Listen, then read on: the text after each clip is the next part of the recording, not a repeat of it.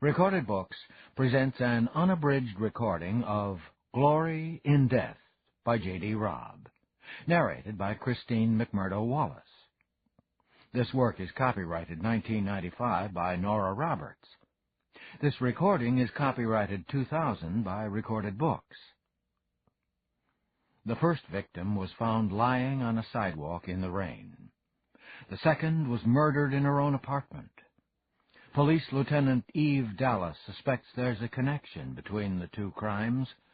Rich, beautiful, glamorous, and powerful, the two dead women had many friends and acquaintances.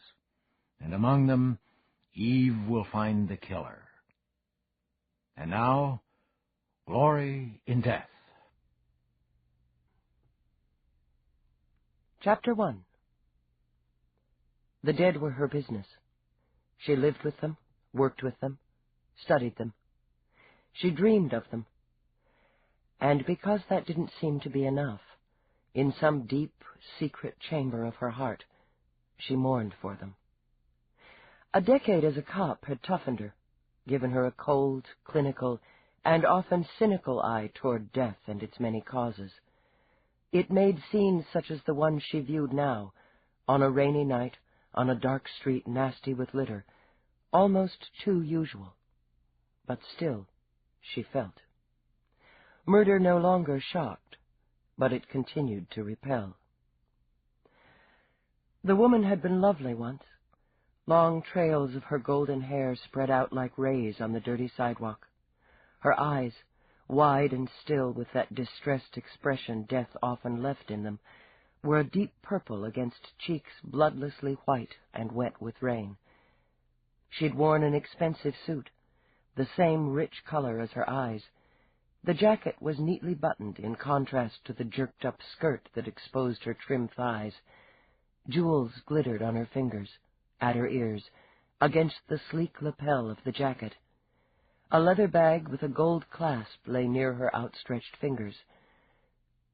Her throat had been viciously slashed. Lieutenant Eve Dallas crouched down beside death and studied it carefully.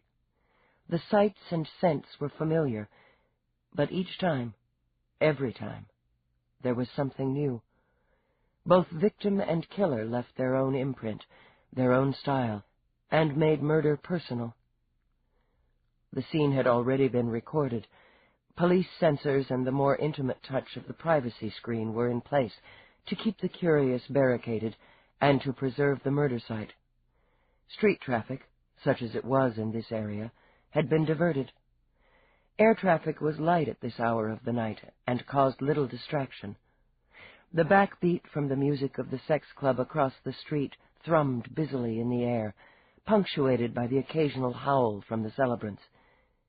The colored lights from its revolving sign pulsed against the screen, splashing garish colors over the victim's body. Eve could have ordered it shut down for the night, but it seemed an unnecessary hassle. Even in 2058, with the gun ban, even though genetic testing often weeded out the more violent hereditary traits before they could bloom, murder happened, and it happened with enough regularity that the fun-seekers across the street would be miffed at the idea of being moved along for such a minor inconvenience as death. A uniform stood by, continuing video and audio. Beside the screen, a couple of forensic sweepers huddled against the driving rain and talked shop and sports. They hadn't bothered to look at the body yet, hadn't recognized her. Was it worse? Eve wondered, and her eyes hardened as she watched the rain wash through blood. When you knew the victim? She'd had only a professional relationship with prosecuting attorney Cicely Towers, but enough of one to have formed a strong opinion of a strong woman. A successful woman, Eve thought. A fighter, one who had pursued justice doggedly. Had she been pursuing it here, in this miserable neighborhood? With a sigh, Eve reached over and opened the elegant and expensive bag to corroborate her visual ID. Cicely Towers, she said for the recorder. Female, age 45, Divorced. Resides 2132 East 83rd, number 61B. No robbery. Victim still wearing jewelry. Approximately... She flipped through the wallet. 20 in hard bills. 50 credit tokens, 6 credit cards left at scene. No overt signs of struggle or sexual assault. She looked back at the woman sprawled on the sidewalk. What the hell were you doing out here, Towers? She wondered. Here, away from the power center, away from your classy home address. And dressed for business, she thought. Eve knew Cicely Towers' authoritative wardrobe well, had admired it in court and at City Hall. Strong colors, always camera-ready, coordinated accessories, always with a feminine touch. Eve rose, rubbed absently at the wet knees of her jeans. Homicide, she said briefly. Dagger. It was no surprise to Eve that the media had caught the scent of murder, and were already hunting it down before she'd reached the glossy building where Cicely Towers had lived. Several remotes and eager reporters were camped on the pristine sidewalk. The fact that it was 3 a.m. and raining buckets didn't deter them. In their eyes, Eve saw the wolf gleam. The story was the prey, ratings the trophy. She could ignore the cameras that swung in her direction. The questions shot out like stinging darts. She was almost used to the loss of her anonymity. The case she had investigated and closed during the past winter had catapulted her into the public eye. The case, she thought now, as she aimed a steely glance at a reporter who had the nerve to block her path, and her relationship with Roarke. The case had been murder, and violent death, however exciting, soon passed out of the public interest. But Roarke was always news. What do you have, Lieutenant? Do you have a suspect? Is there a motive? Can you confirm that Prosecuting Attorney Towers was decapitated? Eve slowed her ground-eating stride briefly and swept her gaze over the huddle of soggy, feral-eyed reporters. She was wet, tired, and revolted, but she was careful. She'd learned that if you gave the media any part of yourself, it squeezed it, twisted it, and wrung it dry. The department has no comment at this time, other than that the investigation into Prosecuting Attorney Towers' death is proceeding. Are you in charge of the case? I'm primary, she said shortly, then swung between the two uniforms guarding the entrance to the building. The lobby was full of flowers, long banks and flows of fragrant, colorful blooms that made her think of spring in some exotic place. The island where she had spent 3 dazzling days with Roarke while she'd recovered from a bullet wound and exhaustion. She didn't take time to smile over the memory, as she would have under other circumstances, but flashed her badge and moved across the terracotta tiles to the first elevator. There were more uniforms inside. 2 were behind the lobby desk handling the computerized security. Others watched the entrance. Still others stood by the elevator tubes. It was more manpower than necessary, but as PA, Towers had been one of their own. Her apartment secured? Eve asked the closest cop. Yes, sir. No one's been in or out since your call at 0210. I'll want copies of the security disks. She stepped into the elevator. For the last 24 hours to start. She glanced down at the name on his uniform. I want a detail of 6, for door-to-doors beginning at 700 Biggs. Floor 61, she ordered, and the elevator's clear doors closed silently. She stepped out into the 61st's lush carpet and museum quiet. The halls were narrow, as they were in most multi-habitation buildings erected within the last half-century. The walls were a flawless, creamy white, with mirrors at rigid intervals to lend the illusion of space. Space was no problem within the units, Eve mused. There were only 3 on the entire floor. She decoded the lock on 61B using her police and security MasterCard and stepped into quiet elegance. Cicely Towers had done well for herself, Eve decided. And she liked to live well. As Eve took the pocket video from her field kit and clipped it onto her jacket, she scanned the living area. She recognized 2 paintings by a prominent 21st-century artist hanging on the pale rose-toned wall, above a wide U-shaped conversation area done in muted stripes of pinks and greens. It was her association with Roarke that had her identifying the paintings, and the easy wealth and the simplicity of decor and selected pieces. How much does a PA pull in per year? She wondered, as the camera recorded the scene. Everything was tidy, meticulously so. But then, Eve reflected, from what she knew of Towers, the woman had been meticulous, in her dress, in her work, in maintaining her privacy.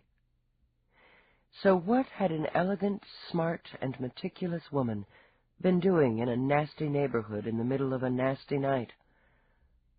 Eve walked through the room. The floor was white wood, and shone like a mirror beneath lovely rugs that echoed the dominant colors of the room. On a table were framed holograms of children in varying stages of growth, from babyhood on through to the college years. A boy and girl, both pretty, both beaming. Odd, Eve thought. She'd worked with Towers on countless cases over the years. Had she known the woman had children? With a shake of her head, she walked over to the small computer built into a stylish workstation in the corner of the room. Again, she used her MasterCard to engage it. List appointments for Cicely Towers, May 2. Eve's lips pursed as she read the data. An hour at an upscale private health club prior to a full day in court, followed by 6 o'clock with a prominent defense attorney, then a dinner engagement. Eve's brow lifted. Dinner with George Hammet. Roarke had dealings with Hammet, Eve remembered. She'd met him now twice, and knew him to be a charming and canny man who made his rather exorbitant living with transportation. And Hammet was Cicely Towers' final appointment of the day. Print, she murmured, and tucked the hard copy in her bag. She tried the telelink next, requesting all incoming and outgoing calls for the past 48 hours. It was likely she would have to dig deeper, but for now she ordered a recording of the calls, tucked the disc away, and began a long, careful search of the apartment. By 5 a.m., her eyes were gritty and her head ached. The single hour's sleep she had managed to tuck in between sex and murder was beginning to wear on her. According to known information, she said wearily for the recorder, the victim lived alone. No indication from initial investigation to the contrary. No indication that the victim left her apartment other than voluntarily, and no record of an appointment that would explain why the victim traveled to the location of the murder. Primary has secured data from her computer and telelink for further investigation.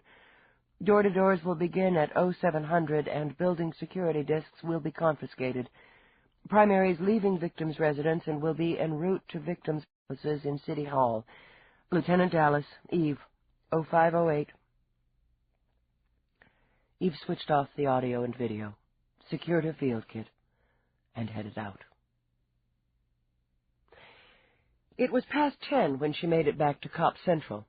In concession to her hollow stomach, she zipped through the eatery, disappointed but not surprised to find most of the good stuff long gone by that hour. She settled for a soy muffin, and what the eatery liked to pretend was coffee. As bad as it was, she downed everything before she settled in her office. It was just as well, as her link beeped instantly. Lieutenant. She bit back a sigh as she stared into Whitney's wide, grim-eyed face. Commander? My office. Now.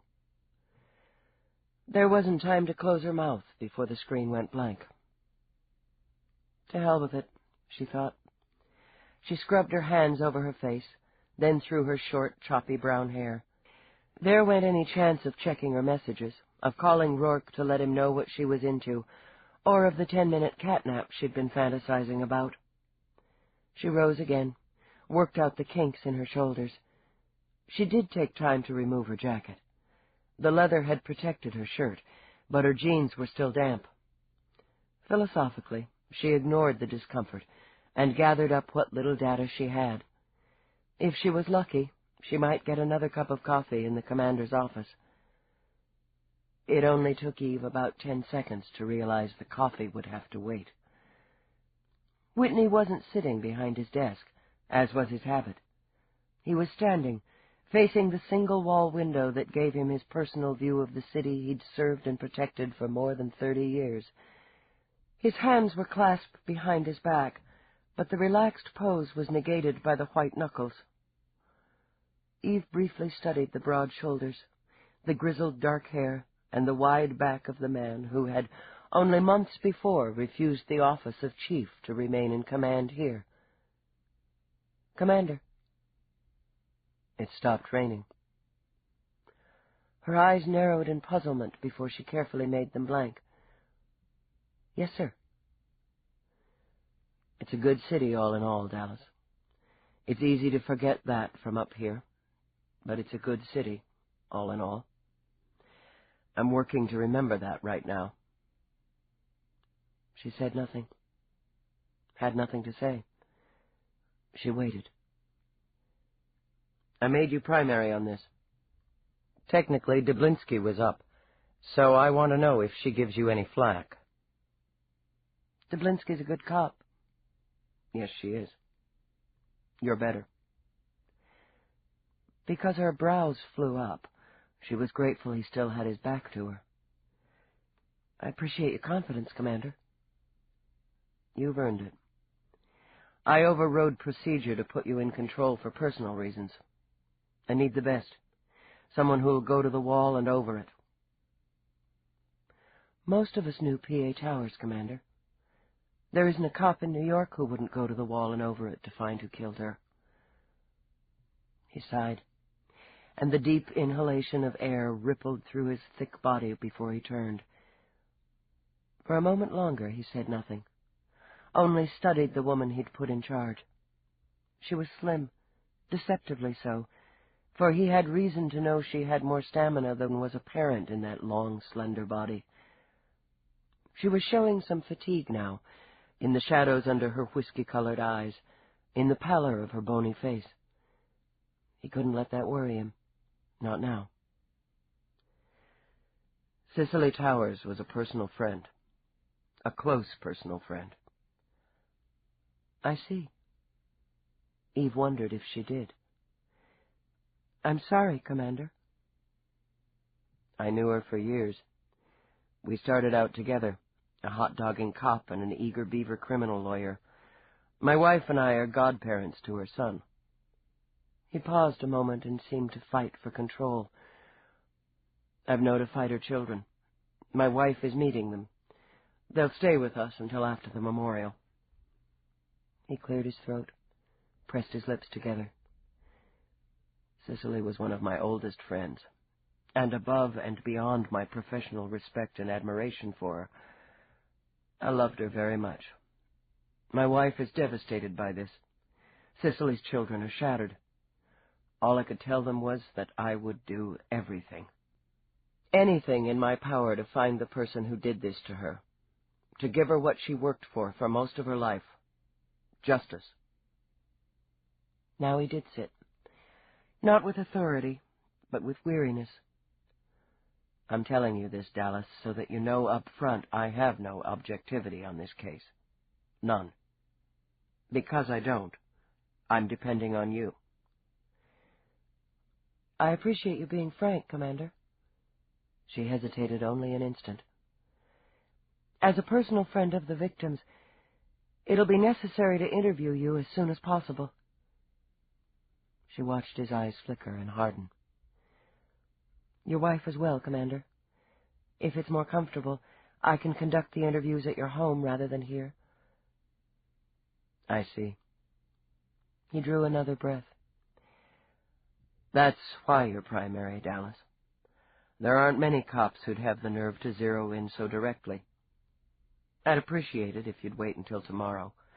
Perhaps even a day or two longer to see my wife. And if you'd see her at home. I'll set it up. Yes, sir. What have you got so far? I did a recon on the victim's residence and her office. I have files of the cases she had pending and those that she closed over the last 5 years. I need to cross-check names to see if anyone she sent up has been released recently, their families and associates, particularly the violent offenders. Her batting average was very high. Cicely was a tiger in the courtroom, and I never knew her to miss a detail. Until now. Why was she there, Commander? In the middle of the night. Prelim autopsy puts time of death at 1:16. It's a rough neighborhood. Shakedowns, muggings, sex joints. There's a known chemical trading center a couple of blocks away from where she was found. I don't know. She was a careful woman, but she was also arrogant. He smiled a little. Admirably so. She'd go head-to-head with the worst this city's got to offer. But to put herself in deliberate jeopardy? I don't know. She was trying a case. Fuentes, murder 2. Strangulation of a lady friend. His lawyer's using the passion defense, but word is Towers was going to send him away. I'm checking it out. Is he on the street or in a cage? On the street. First violent offense, bail was dead low. Being it was murder, he was required to wear a homing bracelet, but that doesn't mean diddly if he knew anything about electronics. Would she have met with him? Absolutely not. It would corrupt her case to meet a defendant out of the courtroom. Thinking of Cicely, remembering Cicely, Whitney shook his head. That she'd never risk. But he could have used other means to lure her there. Like I said, I'm checking it out. She had a dinner appointment last night with George Hammet. Do you know him? Socially. They saw each other occasionally. Nothing serious, according to my wife. She was always trying to find the perfect man for Cicely. Commander, it's best if I ask now off the record. Were you sexually involved with the victim? A muscle in his cheek jerked, but his eyes stayed level. No, I wasn't. We had a friendship, and that friendship was very valuable. In essence, she was family. You wouldn't understand family, Dallas. No. Her voice was flat. I suppose not. I'm sorry for that. Squeezing his eyes shut, Whitney rubbed his hands over his face. That was uncalled for and unfair. And your question was relevant. He dropped his hands. You've never lost anyone close to you, have you, Dallas? Not that I can remember. It shreds you to pieces, he murmured. She supposed it would. In the decades she had known Whitney, she had seen him furious, impatient, even coldly cruel, but she had never seen him devastated. If that was what being close and losing did to a strong man, Eve supposed she was better off as she was. She had no family to lose, and only vague, ugly flashes of her childhood. Her life, as it was now, had begun when she was 8 years old, and had been found, battered and abandoned, in Texas. What had happened before that day didn't matter. She told herself constantly that it didn't matter. She had made herself into what she was, who she was. For friendship she had precious few she cared enough for, trusted enough in. As for more than friendship, there was Roarke.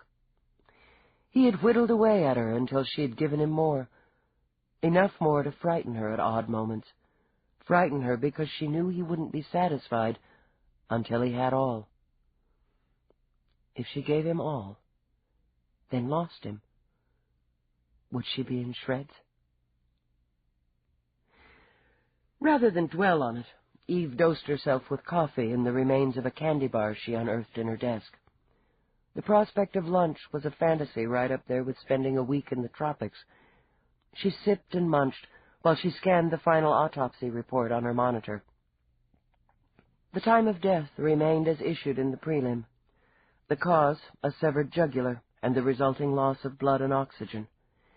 The victim had enjoyed a meal of sea scallops and wild greens, wine, real coffee, and fresh fruit with whipped cream. Ingestion estimated at 5 hours before death. The call had come in quickly. Cicely Towers had been dead only 10 minutes before a cab driver, brave or desperate enough to work the neighborhood, had spotted the body and reported it. The first cruiser had arrived 3 minutes later. Her killer had moved fast, Eve mused. Then again, it was easy to fade in a neighborhood like that, to slip into a car, a doorway, a club. There would have been blood. The jugular gushed and sprayed, but the rain would have been an asset, washing it from the murderer's hands. She would have to comb the neighborhood, ask questions that were unlikely to receive any sort of viable answer. Still, bribes often worked where procedure or threats wouldn't. She was studying the police photo of Cicely Towers with her necklace of blood when her link beeped. Dallas, homicide. A face flashed on her screen, young, beaming, and sly. Lieutenant, what's the word? Eve didn't swear, though she wanted to. Her opinion of reporters wasn't terribly high, but CJ Morse was on the lowest end of her scale. You don't want to hear the word I've got for you, Morse. His round face split with a smile. Come on, Dallas. The public's right to know, remember? I've got nothing for you. Nothing? You want me to go on air saying that Lieutenant Eve Dallas, the finest of New York's finest, has come up empty in the investigation of the murder of one of the city's most respected, most prominent, and most visible public figures? I could do that, Dallas, he said, clicking his tongue. I could, but it wouldn't look good for you. And you figure that matters to me. Her smile was thin and laser-sharp, and her finger hovered over the disconnect. You figure wrong. Maybe not to you personally, but it would reflect on the department. His girlishly long lashes fluttered. On Commander Whitney for pulling strings to put you on as primary. And there's the backwash on Roarke. Her finger twitched, then curled into her palm. Cicely Towers' murder is a priority with the department, with Commander Whitney, and with me. I'll quote you. Fucking little bastard.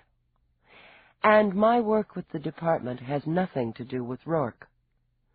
Hey, Brown Eyes, anything that touches you touches Roarke now, and vice versa. And you know, the fact that your man had business dealings with the recently deceased, her ex-husband, and her current escort ties it up real pretty. Her hands balled into fists of frustration. Roarke has a lot of business dealings with a lot of people. I didn't know you were back on the gossip beat, CJ. That wiped the smarmy little smile off his face. There was nothing CJ Morse hated more than being reminded of his roots in gossip and society news, especially now that he'd wormed his way into the police beat. I've got contacts, Dallas. Yeah. You've also got a pimple in the middle of your forehead. I'd have that taken care of. With that cheap but satisfying shot, Eve cut him off. Springing up, she paced the small square of her office, jamming her hands into her pockets, pulling them out again. God damn it. Why did Rourke's name have to come up in connection with the case?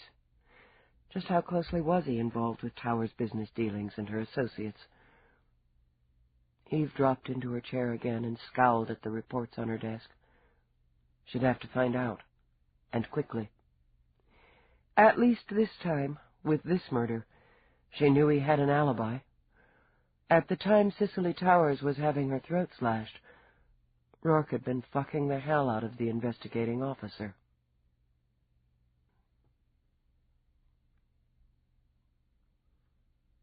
Chapter 2.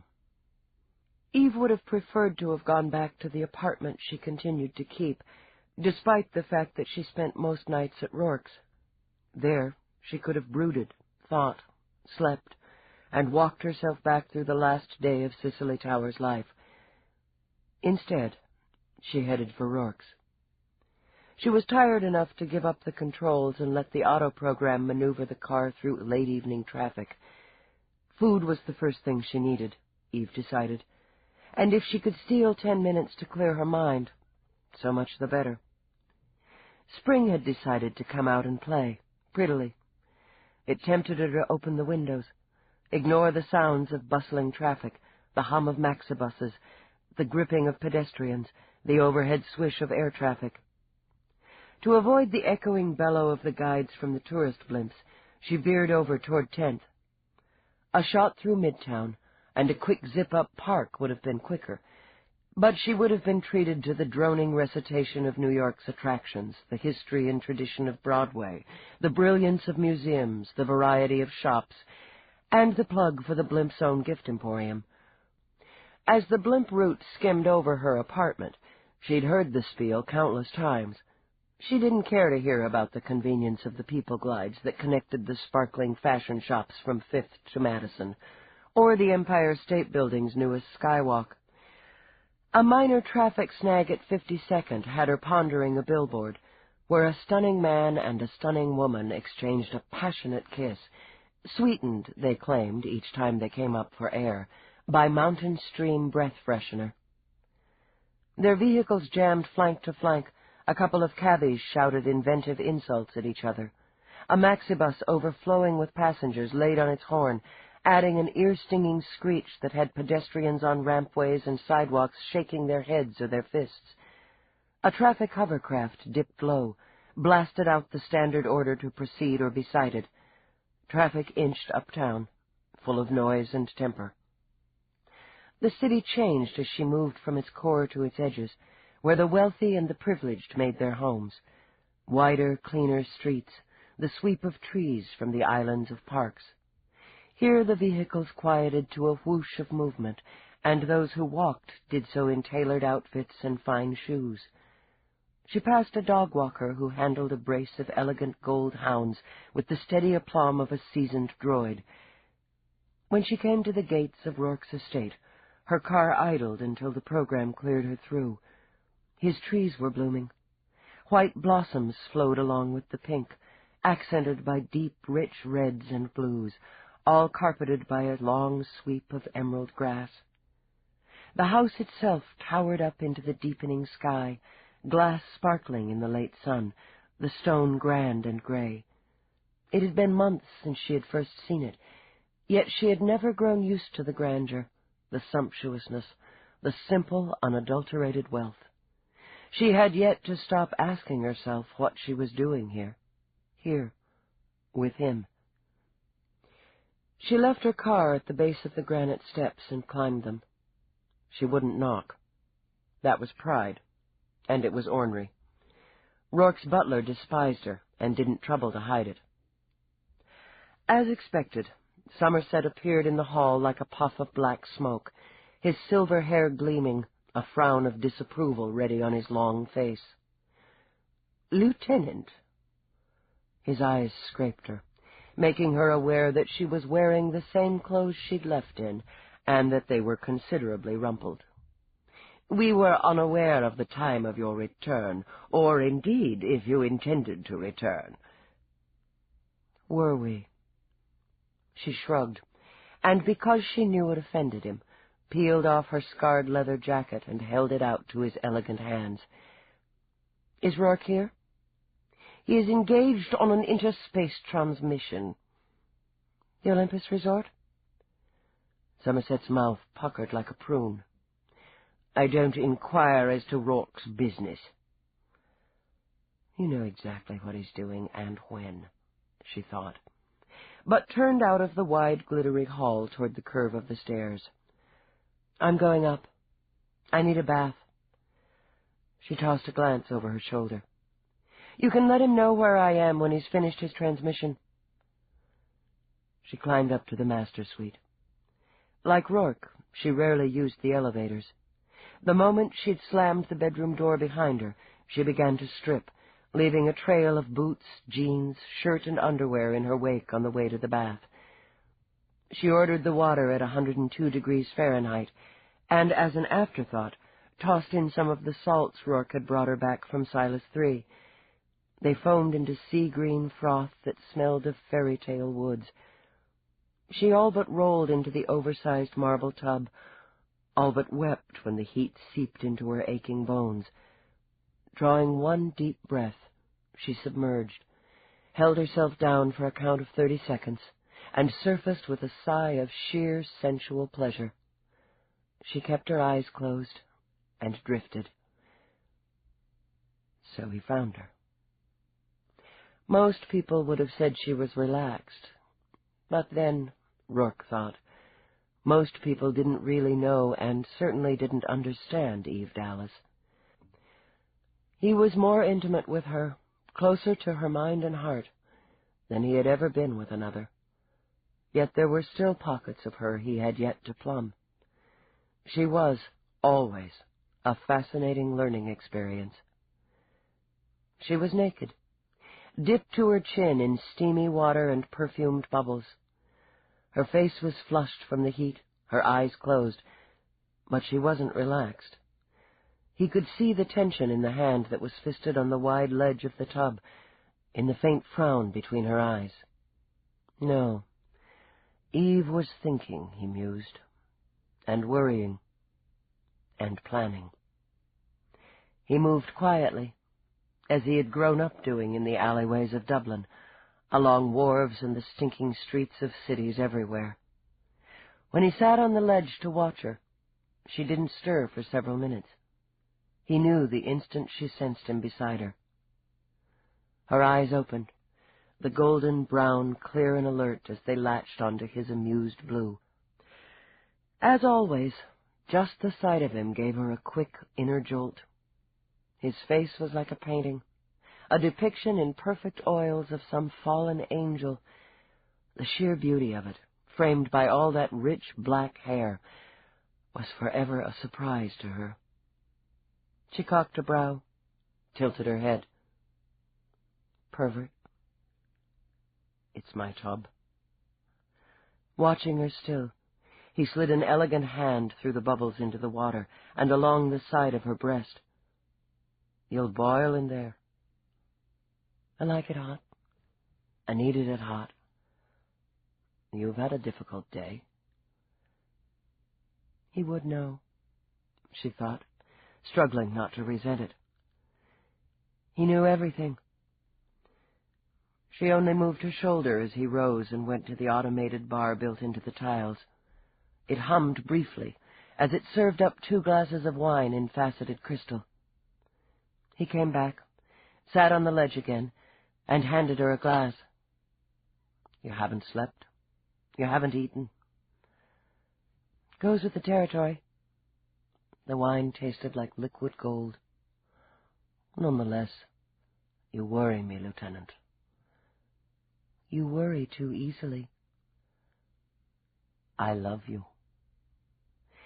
It flustered her to hear him say it in that lovely voice that hinted of Irish mists, to know that somehow, incredibly, it was true. Since she had no answer to give him, she frowned into her wine. He said nothing until he'd managed to tuck away irritation at her lack of response. Can you tell me what happened to Cicely Towers? You knew her, Eve countered. Not well. A light social acquaintance, some business dealings, mostly through her former husband. He sipped his wine, watched the steam rise from her bath. I found her admirable, wise, and dangerous. Eve scooted up until the water lapped at the tops of her breasts. Dangerous? To you? Not directly. His lips curved slightly before he brought the wine to them. To nefarious practices, to illegalities, small and large, to the criminal mind. She was very like you in that respect. It's fortunate I've mended my ways. Eve wasn't entirely sure of that, but she let it slide. Through your business dealings and your light social acquaintance, are you aware of anyone who would have wanted her dead?" He sipped again, more deeply.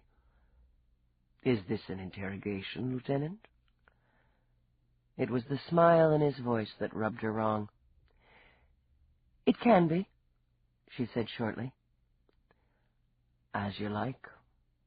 He rose, set his glass aside, and began to unbutton his shirt. "What are you doing?" "Getting into the swim, so to speak." He tossed the shirt aside, unhooked his trousers. "If I'm going to be questioned by a naked cop in my own tub, the least I can do is join her." "Damn it, Roarke, this is murder." He winced as the hot water all but scalded him. "You're telling me." He faced her across the sea of froth. "What is it in me that is so perverse it thrives on ruffling you?" "And," he continued before she could give him her short, pithy opinion, "what is it about you that pulls at me, even when you're sitting there with an invisible badge pinned to your lovely breast?" He skinned a hand under, along her ankle, her calf, and to the spot on the back of her knee he knew weakened her. "I want you," he murmured, "right now." Her hand had gone limp on the stem of her glass before she managed to shift away. "Talk to me about Cicely Towers." Philosophically, Roarke settled back. He had no intention of letting her out of the tub until he was finished, so he could afford patience. She, her former husband, and George Hammet were on the board of one of my divisions. Mercury, named after the god of speed. Import-export for the most part. Shipping, deliveries, rapid transports. "I know what Mercury is," she said testily, dealing with the annoyance of not knowing that, too, was one of his companies. "It was a poorly organized and failing business when I acquired it about 10 years ago. Marco Angelini, Cicely's ex, invested, as did she. They were still married at the time, I believe, or just divorced. The termination of their marriage, apparently, was as amicable as such things can be. Hammet was also an investor. I don't believe he became personally involved with Cicely until some years later." "And this triangle, Angelini, Towers, Hammet, was that amicable too?" "It seemed so." Idly he tapped a tile. When it flipped open to reveal the hidden panel, he programmed in music, something low and weepy. "If you're worried about my end of it, it was business, and successful business at that." "How much smuggling does Mercury do?" His grin flashed. "Really, Lieutenant?" Water lapped as she sat forward. "Don't play games with me, Roarke." "Eve, it's my fondest wish to do just that." She gritted her teeth, kicked at the hand that was sneaking up her leg. Cicely Towers had a rep for being a no-nonsense prosecutor, dedicated, clean as they come. If she'd discovered any of Mercury's dealings skirted the law, she'd have gone after you with a vengeance. "So, she discovered my perfidy, and I had her lured into a dangerous neighborhood and ordered her throat cut." His eyes were level and entirely too bland. "Is that what you think, Lieutenant?" "No, damn it, you know it's not, but—" "Others might," he finished, "which would put you in a delicate position." "I'm not worried about that." At the moment, she was worried only about him. "Roarke, I need to know. I need you to tell me if there's anything at all, that might involve you in the investigation." "And if there is?" She went cold inside. "I'll have to turn it over to someone else." "Haven't we been through all this before?" "It's not like the de Blas case. Not anything like that. You're not a suspect." When he cocked a brow, she struggled to put reason rather than irritation in her voice. Why was everything so complicated when it touched on Roarke? I don't think you had anything to do with Cicely Towers' murder. Is that simple enough? You haven't finished the thought. All right. I'm a cop. There are questions I have to ask. I have to ask them of you, of anyone who's even remotely connected to the victim. I can't change that. How much do you trust me? It has nothing to do with trusting you. That doesn't answer the question. His eyes went cool, remote, and she knew she'd taken the wrong step. If you don't trust me by now, believe in me, then we have nothing but some rather intriguing sex. You're twisting this around. She was fighting to stay calm because he was scaring her. I'm not accusing you of anything. If I had come into this case without knowing you or caring about you, I would have put you on the list on principle. But I do know you, and that's not what this is about. Hell. She closed her eyes and rubbed wet hands over her face. It was miserable for her to try to explain her feelings. I'm trying to get answers that will help to keep you as far out of it as I can, because I do care. And I can't stop trying to think of ways I can use you because of your connection with Towers. And your connections, period. It's hard for me to do both. It shouldn't have been so hard to simply say it, he murmured, then shook his head. Mercury is completely legitimate now, because there's no need for it to be otherwise. It runs well, makes an acceptable profit. And though you might think I'm arrogant enough to engage in criminal acts with a prosecuting attorney on my board of directors, you should know I'm not stupid enough to do so. Because she believed him, the tightness that she'd carried in her chest for hours broke apart. All right. There'll still be questions, she told him. And the media has already made the connection. I know. I'm sorry for it. How difficult are they making it for you? They haven't even started. In one of her rare shows of easy affection, she reached for his hand and squeezed it. I'm sorry, too. Looks like we're in for another one. I can help. He slid forward so that he could bring their joint hands to his lips. When she smiled, he knew she was, finally, ready to relax. It isn't necessary for you to keep me out of anything. I can handle that myself. And there's no need to feel guilty or uncomfortable for considering that I could be useful to you in the investigation. I'll let you know when I figure out how you might be. This time she only arched her brows when his free hand snaked up her thigh. If you try to pull that off in here, we're going to need diving equipment. He levered himself to her, over her, so that water sloshed dangerously at the lip of the ledge. Oh, I think we can manage just fine on our own. And he covered her grinning mouth with his to prove it. Late in the night, when she slept beside him, Roarke lay awake, watching the stars whirl through the sky window over the bed. Worry he hadn't let her see was in his eyes now. Their fates had intertwined, personally, professionally. It was murder that had brought them together, and murder that would continue to poke fingers into their lives. The woman beside him defended the dead, as Cicely Towers had often done, he thought, and wondered if that representation is what had cost her her own life. He made it a point not to worry too much or too often about how Eve made her living. Her career defined her. He was very much aware of that. Both of them had made themselves, remade themselves, from the little or nothing they had been. He was a man who bought and sold, who controlled, and who enjoyed the power of it, and the profit. But it occurred to him that there were pockets of his business that would cause her trouble if the shadows came to light. It was perfectly true that Mercury was clean, but it hadn't always been true. He had other holdings, other interests that dealt in the gray areas. He had grown up in the darker portions of those gray areas, after all. He had a knack for them. Smuggling, both terrestrial and interstellar, was a profitable and entertaining business.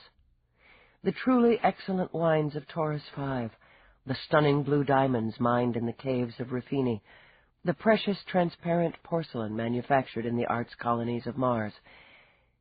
True, he no longer had to bypass the law to live, and live well, but old habits die hard. The problem remained. What if he hadn't yet converted Mercury into a legitimate operation? What he saw as a harmless business diversion would have weighed on Eve like a stone. Added to that was the humbling fact that despite what they had begun to build together, she was far from sure of him. She murmured something, shifted. Even in sleep, he mused, she hesitated before turning to him. He was having a very difficult time with that. Changes were going to be necessary, soon, for both of them. For the moment, he would deal with what he could control. It would be very simple for him to make a few calls and ask a few questions relating to Cicely Towers. It would be less simple and take a bit more time to convert all of those gray areas of his concerns into the light. He looked down to study her. She was sleeping well. Her hand opened and relaxed on the pillow. He knew sometimes she dreamed badly, but tonight her mind was quiet. Trusting it would remain so, he slipped out of bed to begin. Eve woke to the fragrance of coffee, genuine, rich coffee, ground from beans cultivated on Roarke's plantation in South America. The luxury of that was, Eve could admit, one of the first things she'd grown accustomed to, indeed, come to depend on, when it came to staying at Roarke's. Her lips were curved before her eyes opened. Christ, heaven couldn't be better than this. I'm glad you think so. Her eyes might still have been bleary, but she managed to focus on him. He was fully dressed in one of the dark suits that made him look both capable and dangerous. In the sitting area below the raised platform where the bed stood, he seemed to be enjoying breakfast and his quick daily scan of the day's news on his monitor. The gray cat she'd named Galahad lay like a fat slug on the arm of the chair and studied Roarke's plate with bicolored, avaricious eyes. "What time is it?" she demanded, and the bedside clock murmured the answer, 0600. "Jesus, how long have you been up?" "A while.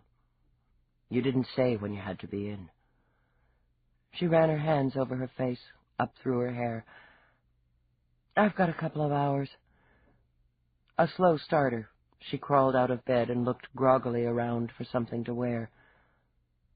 Roarke watched her a moment. It was always a pleasure to watch Eve in the morning, when she was naked and glassy-eyed. He gestured toward the robe the bedroom droid had picked up from the floor and hung neatly over the foot of the bed. Eve groped into it, too sleepy yet to be baffled by the feel of silk against her skin. Roarke poured her a cup of coffee and waited while she settled into the chair across from him and savored it. The cat, thinking his luck might change, thudded onto her lap with enough weight to make her grunt. "You slept well." "Yeah."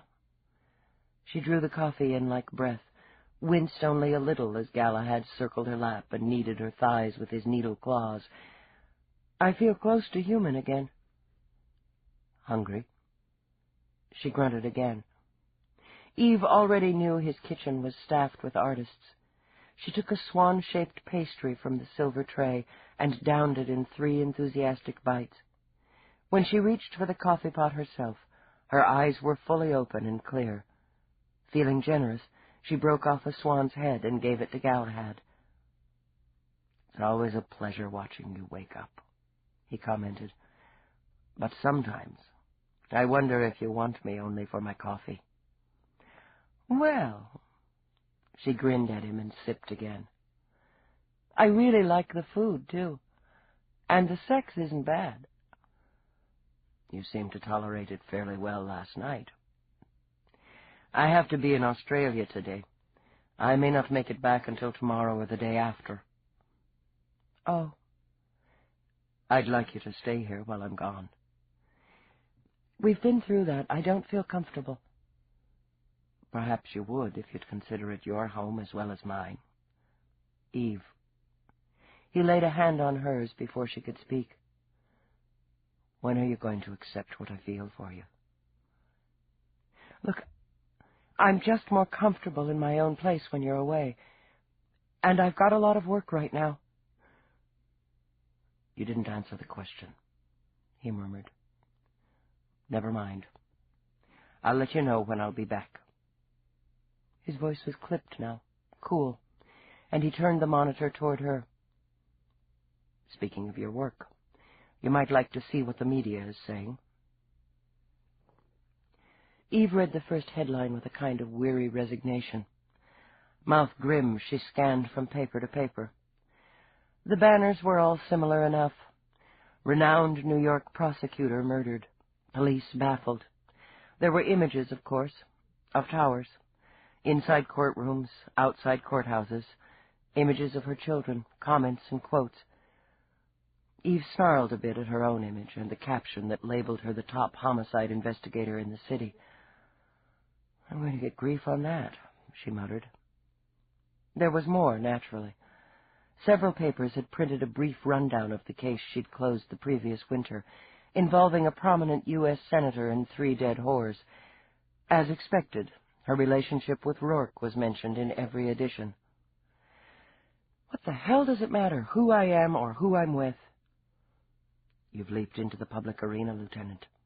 Your name now sells media chips. I'm a cop, not a socialite. Fuming, she swiveled to the elaborate grillwork along the far wall. Open viewing screen, she ordered. Channel 75. The grill slid open, revealing the screen. The sound of the early broadcast filled the room. Eve's eyes narrowed, her teeth clenched. There's that fang-toothed, dickless weasel. Amused, Roarke sipped his coffee and watched CJ Morse give his 6 o'clock report.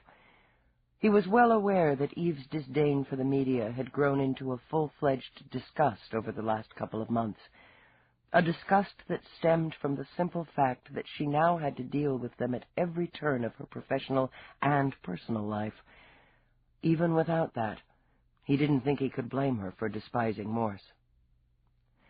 And so, a great career has been cut off cruelly, violently. A woman of conviction, dedication, and integrity has been murdered on the streets of this great city, left there to bleed in the rain. Cicely Towers will not be forgotten, but will be remembered as a woman who fought for justice in a world where we struggle for it. Even death can't dim her legacy. But will her killer be brought to the justice she lived her entire life upholding? The Police and Security Department of New York as yet offers no hope. Primary Investigating Officer Lieutenant Eve Dallas, a jewel of the department, is unable to answer that question. Eve all but growled when her image filled the screen. Morse's voice continued. When reached by link, Lieutenant Dallas refused to comment on the murder and the progress of the investigation. No denial was issued as to the speculation that a cover-up is in process. Why, that smarmy-faced bastard. He never asked about a cover-up. What cover-up? The slap of her hand on the arm of the chair made Galahad leap away to safer ground. I've barely had the case for 30 hours. Shh, Roarke said mildly, and left her to spring up and stalk the room. The long list of prominent names that are linked with Prosecutor Towers, among them Commander Whitney, Dallas's superior. The commander recently refused the offer of the position of Chief of Police and Security, a long-standing, intimate friend of the victim. That's it. Furious, Eve slapped the screen off manually. I'm going to slice that worm into pieces. Where the hell is Nadine First? If we've got to have a reporter sniffing up our ass, at least she's got a mind. I believe she's on Penal Station Omega, a story on prison reform. You might consider a press conference, Eve. The simplest way to deal with this kind of heat is to toss a well-chosen log on the fire. Fuck that. What was that broadcast, anyway? A report or an editorial? There's little difference since the revised media bill passed 30 years ago. A reporter has the right to flavor a story with his opinion, as long as it's expressed as such. I know the damn law. The robe, brilliant with color, swirled around her legs as she turned. He's not going to get away with insinuating a cover-up. Whitney runs a clean department. I run a clean investigation. And he's not going to get away with using your name to cloud it, either. She continued. That's what he was leading up to with that excuse for news. That was next. He doesn't worry me, Eve. He shouldn't worry you. He doesn't worry me. He pisses me off. She closed her eyes and drew a deep breath to settle herself. Slowly, very slowly and very wickedly, she began to smile. I've got the perfect payback. She opened her eyes again. How do you think that little bastard would like it if I contacted first? Gave her an exclusive. Roarke set aside his cup. Come here. Why? Never mind. He rose and went to her instead. Cupping her face in his hands, he kissed her hard. I'm crazy about you. I take that to mean you think it's a pretty good idea. My late, unlamented father taught me one valuable lesson. Boy, he would say to me in the thick brogue of a champion drunk, the only way to fight is to fight dirty. The only place to hit is below the belt. I have a feeling you'll have Morse nursing his balls before the day's out. No, he won't be nursing them. Delighted with herself, Eve kissed him back. Because I'll have sliced them right off. Roarke gave a mock shudder. Vicious women are so attractive. Did you say you had a couple of hours? Not anymore. I was afraid of that. He stepped back, took a disc from his pocket. You might find this useful. What is it? Some data I put together, on Towers X, on Hammet, files on Mercury. Her fingers chilled as they closed over the disc. I didn't ask you to do this. No, you didn't. You'd have gotten access to it, but it would have taken you longer. You know if you require my equipment, it's available to you. She understood he was talking about the room he had, the unregistered equipment that the sensors of CompuGuard couldn't detect. I prefer going through proper channels for the moment. As you like. If you change your mind while I'm gone, Somerset's aware you have access. Somerset wishes I had access to hell, she muttered. Excuse me? Nothing. I've got to get dressed. She turned away, then stopped. Roarke, I'm working on it. On what? On accepting what you seem to feel for me. He lifted a brow. Work harder, he suggested. Chapter 3. Eve didn't waste time. Her first order of business when she hit her office was to contact Nadine first. The link buzzed and crackled over the galactic channel. Sunspots, a satellite dink, or simply the aging equipment held up the transmission for several minutes.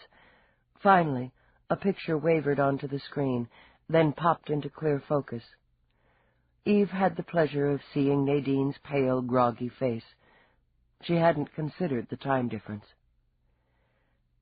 Dallas! Nadine's normally fluid voice was scratchy and weak. Jesus, it's the middle of the night here. Sorry. You awake, Nadine? Awake enough to hate you? Have you been getting Earth news up there? I've been a little busy. Nadine pushed back her tumbled hair and reached for a cigarette. "When did you start that?" With a wince, Nadine drew in the first drag. "If you terrestrial cops ever came up here, you'd give tobacco a shot. Even this dog shit you can buy in this rat hole. And anything else you could get your hands on. It's a fucking disgrace." She hitched in more smoke. 3 people to a cage, most of them zoned on smuggled chemicals. The medical facilities are like something out of the 20th century. They're still sewing people up with string. "And limited video privileges," Eve finished. "Imagine, treating murderers like criminals. My heart's breaking." "You can't get a decent meal anywhere in the entire colony," Nadine griped. "What the hell do you want?" "To make you smile, Nadine. How soon will you be finished up there and back on planet?" "Depends." As she began to waken fully, Nadine's senses sharpened. "You have something for me." Prosecuting attorney Cicely Towers was murdered about 30 hours ago. Ignoring Nadine's yelp, Eve continued briskly. Her throat was slashed and her body was discovered on the sidewalk of 144th between 9th and 10th. "Towers. Jesus wept. I had a one-on-one with her 2 months ago after the DeBlas case." 144th? The wheels were already turning. "Mugging?" "No. She still had her jewelry and credit tokens. A mugging in that neighborhood wouldn't have left her shoes behind." "No." Nadine closed her eyes a moment. "Damn, she was a hell of a woman. Your primary?" "Right the first time." "Okay." Nadine let out a long breath. "So why is the primary on what has to be the top case in the country contacting me?" "The devil you know, Nadine. Your illustrious associate Morse is drooling down my neck." "Asshole," Nadine muttered, tamping out the cigarette in quick, jerky bumps. "That's why I didn't get word of it. He'd have blocked me out." "You play square with me, Nadine. I play square with you." Nadine's eyes sharpened. Her nostrils all but quivered. "Exclusive?" "We'll discuss terms when you get back. Make it fast." "I'm practically on planet." Eve smiled at the blank screen. "That ought to stick in your greedy craw, CJ," she mused. She was humming as she pushed away from her desk. She had people to see. By 9 a.m., Eve was cooling her heels in the plush living area of George Hammet's uptown apartment. His taste ran to the dramatic, she noted. Huge squares of crimson and white tiles were cool under her boots. The tinkling music of water striking rock sang from the audio of the hologram sweeping an entire wall with an image of the tropics. The silver cushions of the long, low sofa glittered, and when she pushed a finger into one, it gave like silken flesh. She decided she'd continue to stand. Objets d'art were placed selectively around the room. A carved tower that resembled the ruins of some ancient castle, the mask of a woman's face embedded in translucent rose-colored glass, what appeared to be a bottle that flashed with vivid changing colors with the heat of her hand. When Hammet entered from an adjoining room, Eve concluded that he was every bit as dramatic as his surroundings. He looked pale, heavy-eyed, but it only increased his stunning looks. He was tall and elegantly slim. His face was poetically hollowed at the cheeks. Unlike many of his contemporaries, Eve knew him to be in his 60s. He had opted to let his hair gray naturally. An excellent choice for him, she thought, as his thick lion's mane was as gleaming a silver as one of Roarke's Georgian candlesticks. His eyes were the same striking color, though they were dulled now with what might have been grief or weariness. He crossed to her, cupped her hand in both of his. Eve. When his lips brushed her cheek, she winced. He was making the connection personal. She thought they both knew it.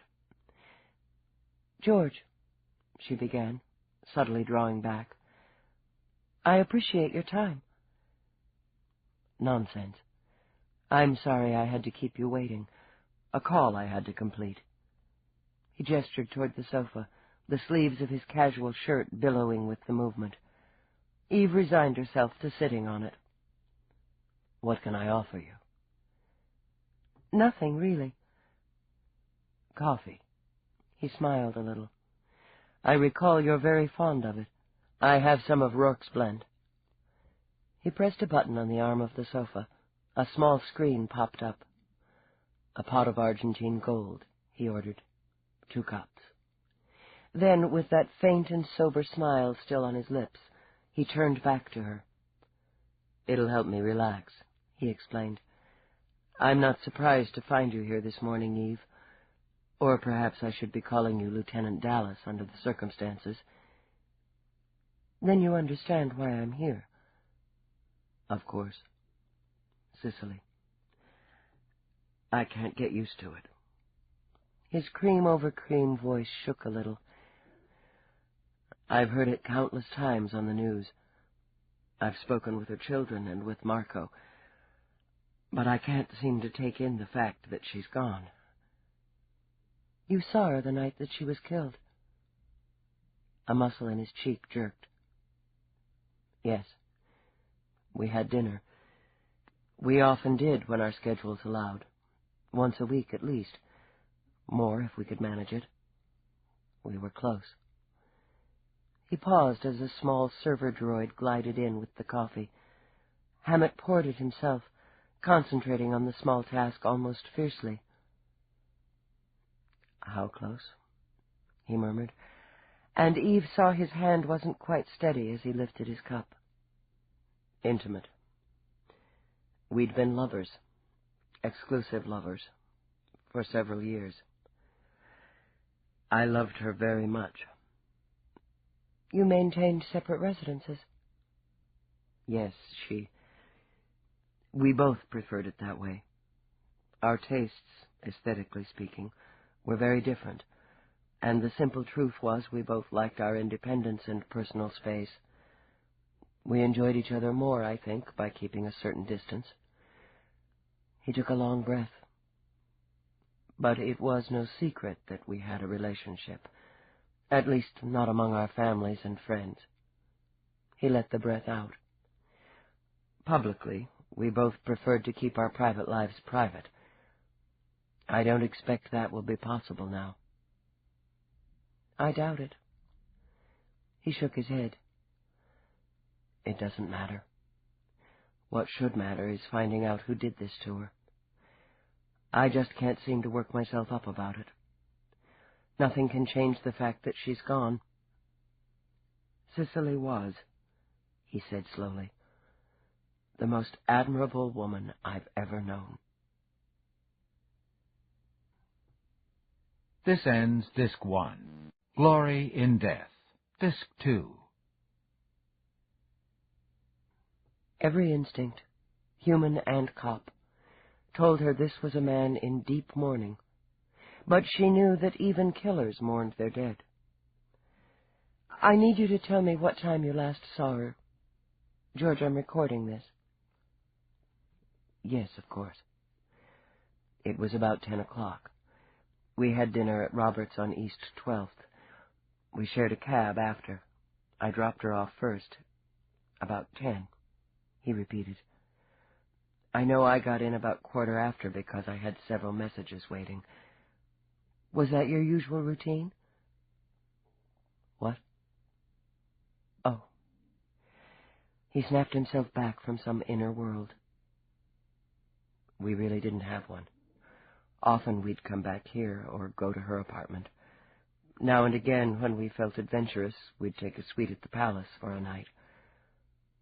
He broke off, and his eyes were suddenly blank and devastated as he shoved off the soft silver sofa. "Oh, God. My God." "I'm sorry." Useless, she knew, against grief. "I'm so sorry." "I'm starting to believe it," he said in a voice thick and low. "It's worse, I realize, when you begin to believe it." She laughed when she got out of the cab, and she blew me a kiss from her fingertips. She had such beautiful hands. And I went home and forgot about her, because I had messages waiting. I was in bed by midnight, took a mild trank because I had an early meeting. While I was in bed, safe, she was lying dead in the rain.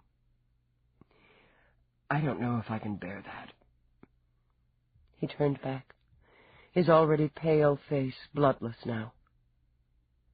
I don't know if I can bear it. She couldn't help him.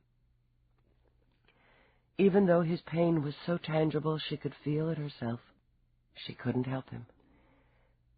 I wish I could do this later, give you time, but I just can't. As far as we know, you're the last person who saw her alive. Except her killer. He drew himself up. Unless, of course, I killed her. It would be best for everyone if I ruled that out quickly. Yes, naturally it would, Lieutenant. She accepted the bitterness in his voice and did her job. If you could give me the name of the cab company so that I can verify your movements. The restaurant called for one. I believe it was a Rapid. Did you see or speak with anyone between the hours of midnight and 2 a.m.? I told you I took a pill and was in bed by midnight, alone. She could verify that with the building security discs, though she had reason to know such things could be doctored. Can you tell me her mood when you left her? She was a bit distracted. The case she was prosecuting, optimistic about it. We talked a bit about her children, her daughter in particular. Marina's planning on getting married next fall. Cicely was pleased with the idea, and excited because Marina wanted a big wedding with all the old-fashioned trimmings. Did she mention anything that was worrying her? Anything or anyone she was concerned about? Nothing that would apply to this. The right wedding gown, flowers. Her hopes that she could swing the maximum sentence in the case. Did she mention any threats, any unusual transmissions, messages, contacts? No. He put a hand over his eyes briefly, let it drop to his side. Don't you think I'd have told you if I had the slightest inkling of why this happened? Why would she have gone to the Upper West Side at that time of night? I have no idea.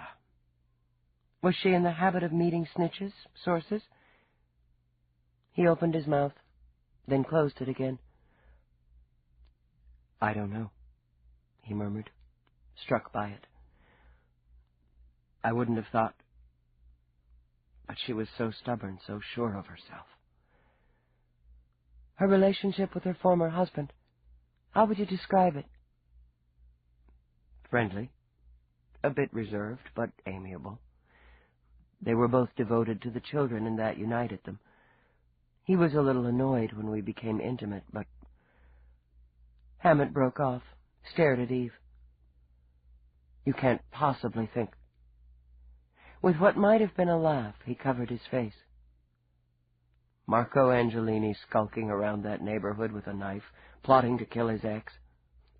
No, Lieutenant. He dropped his hands again.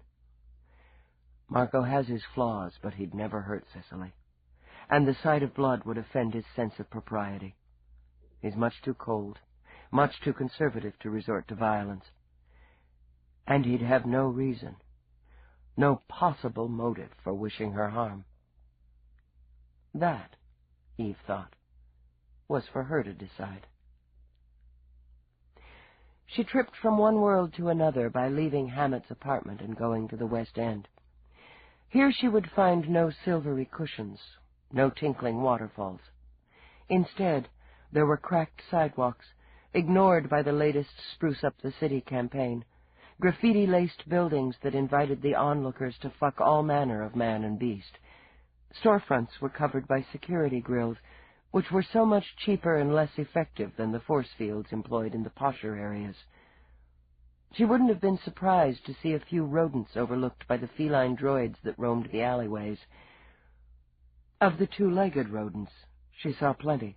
One chemi-head grinned at her toothily and rubbed his crotch proudly. A street hawker sized her up quickly and accurately as Cop, ducked his head under the wreath of feathers he sported around his magenta hair, and scurried off to safer pastures. A selected list of drugs were still illegal. Some cops actually bothered to pay attention. At the moment, Eve wasn't one of them, unless a little arm-twisting helped her get answers. The rain had washed most of the blood away. The sweepers from the department would have sucked up anything in the immediate area that could be sifted through for evidence, but she stood for a moment over the spot where Towers had died, and she had no trouble envisioning the scene. Now she needed to work backward. Had she stood here, Eve wondered, facing her killer? Most likely. Did she see the knife before it sliced across her throat? Possibly, but not quickly enough to react with anything more than a jerk, a gasp. Lifting her gaze, Eve scanned the street. Her skin prickled, but she ignored the stares of those leaning against the buildings or loitering around rusting cars. Cicely Towers had come uptown, not by cab. There was no date, no record of a pickup or drop-off from any of the official companies. Eve doubted she would have been foolish enough to try a gypsy. The subway, she deduced. It was fast and, with the scanners and droid cops, safe as a church, at least until you hit the street. Eve spotted the signal for the underground less than half a block away. The subway, she decided. Maybe she was in a hurry, annoyed to be dragged out on a wet night. Sure of herself, as Hammet had said, she wouldn't have been afraid. She marched up the stairs to the street in her power suit, her expensive shoes. Stopping, Eve narrowed her eyes. No umbrella? Where was her damn umbrella? A meticulous woman, a practical, organized woman, didn't go out in the rain without protection. Briskly, Eve pulled out her recorder and muttered a note to herself to check on it. Was the killer waiting for her on the street? In a room? She studied the disintegrating brick of the unrehabbed buildings. A bar? One of the flesh clubs? Hey, white girl. Brows knit. Eve turned at the interruption. The man was tall as a house, and from the deepness of his complexion, a full black. He sported, as many did in this part of town, feathers in his hair. His cheek tattoo was vivid green, and in the shape of a grinning human skull. He wore an open red vest and matching pants snug enough to show the bulge of his cock. "Hey, black boy," she said in the same casually insulting tone. He flashed a wide, dazzling grin at her from an unbelievably ugly face. "You looking for action?" He jerked his head toward the garish sign of the all-nude club across the street. "You a little skinny, but they be hiring. Don't get many white as you, mostly mixed." He chucked her under the chin with fingers the width of soy wieners. "I be the bouncer. Put in a word for you." "Now, why would you do that?" "Out of the goodness of my heart and 5% of your tips, honeypot. A long white girl like you make plenty jiggling her stuff." "I appreciate the thought, but I've got a job." Almost with regret, she pulled out her badge. He whistled through his teeth. "Now how come I don't be seeing that? White girl, you just don't smell like cop." "Must be the new soap I'm using." "Got a name?" "They just call me Crack.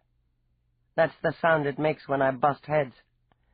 He grinned again, and illustrated by bringing his two huge hands together. "Crack. Get it?" "I'm catching on. Were you on the door night before last, Crack?" "No. I'm sorry to say I was otherwise engaged, and missed all the excitement. That'd be my night off, and I spent it catching up on cultural events. And those events were? Vampire Flick Festival down to Gramercy, with my current young nibble. I sure do enjoy watching them bloodsuckers. But I hear we had ourselves a show right here. Got ourselves a dead lawyer. Big, important, fancy one, too. White girl, wasn't she? Just like you, honeypot. That's right. What else do you hear? Me? He trailed a finger down the front of his vest.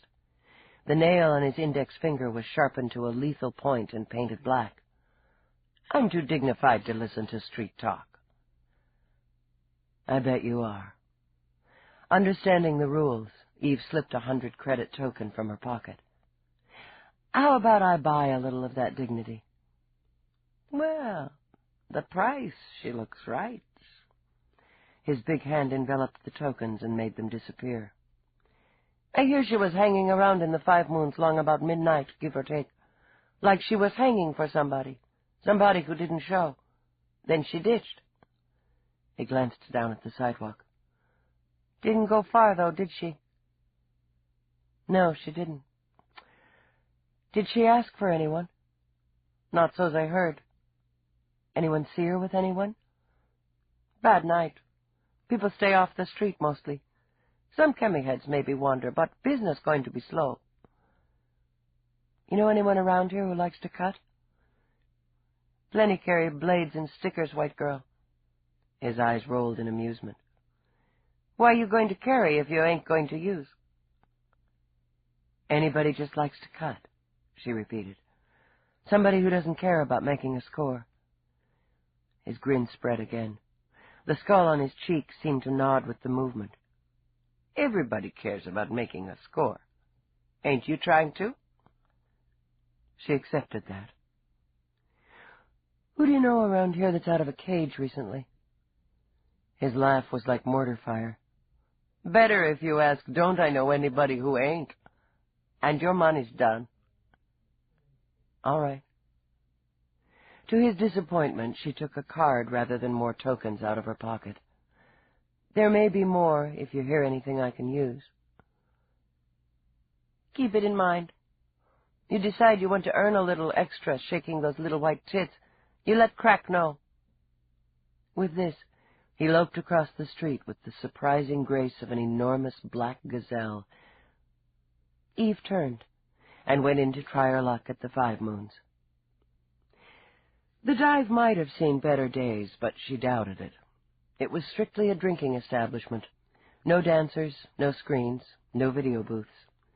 The clientele who patronized the 5 Moons weren't there to socialize. From the smell that slapped Eve the moment she stepped through the door, burning off stomach lining was the order of the day. Even at this hour, the small square room was well populated.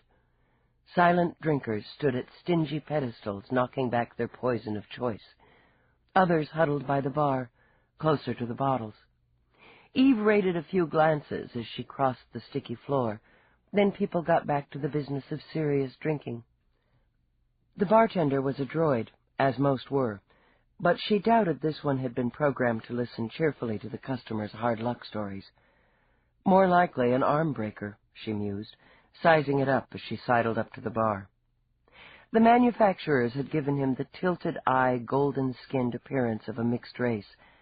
Unlike most of the drinkers, the droid didn't sport feathers or beads, but a plain white smock over a wrestler's body. Droids couldn't be bribed, she thought with some regret, and threats had to be both clever and logical. "Drink?" the droid demanded. His voice had a ping to it, a slight echo that indicated overdue maintenance problems. No. Eve wanted to keep her health. She showed her badge and had several customers shifting toward corners. There was a murder 2 nights ago. Not in here. But the victim was. She was alive then. At some signal Eve didn't catch, the droid took a smudged glass from a drinker mid-bar, poured some noxious-looking liquid into it, and slid it back. You were on duty? I'm a 24/7, he told her, indicating he was programmed for full operation without required rest or recharge periods. Did you ever see the victim before, in here, around the area? No. Who did she meet here? No one. Eve drummed her fingers on the cloudy surface of the bar. Okay, let's just make this simple. You tell me what time she came in, what she did, when she left, and how she left. I am not required to maintain surveillance on the customers. Right. Slowly, Eve rubbed a finger on the bar. When she lifted it, she pursed her lips at the smear of gunk staining the tip. I'm homicide, but I'm not required to overlook health violations. You know, I think if I called the censor bugs in here and they did a sweep, why, they'd be shocked. So shocked they'd delete the liquor license. As threats went, she didn't think it was particularly clever, but it was logical. The droid took a moment to access the probabilities. The woman came in at 0:16. She didn't drink. She left at 1:12, alone. Did she speak to anyone? She said nothing. Was she looking for someone? I didn't ask. Eve lifted a brow. You observed her. Did it appear she was looking for someone? It appeared, but she found no one. But she stayed nearly an hour. What did she do? Stood, looked, frowned, checked her watch often, left. Did anyone follow her outside? No. Absently, Eve scrubbed her soiled finger on her jeans. Did she have an umbrella? The droid looked as surprised by the question as droids were capable of looking. Yes, a purple one, the same color as her suit. Did she leave with it? Yes, it was raining. Eve nodded, then worked her way through the bar, questioning unhappy customers. All she really wanted when she returned to Cop Central was a long shower. An hour in the 5 moons had left what felt like a thin layer of muck on her skin. Even her teeth, she thought, running her tongue over them.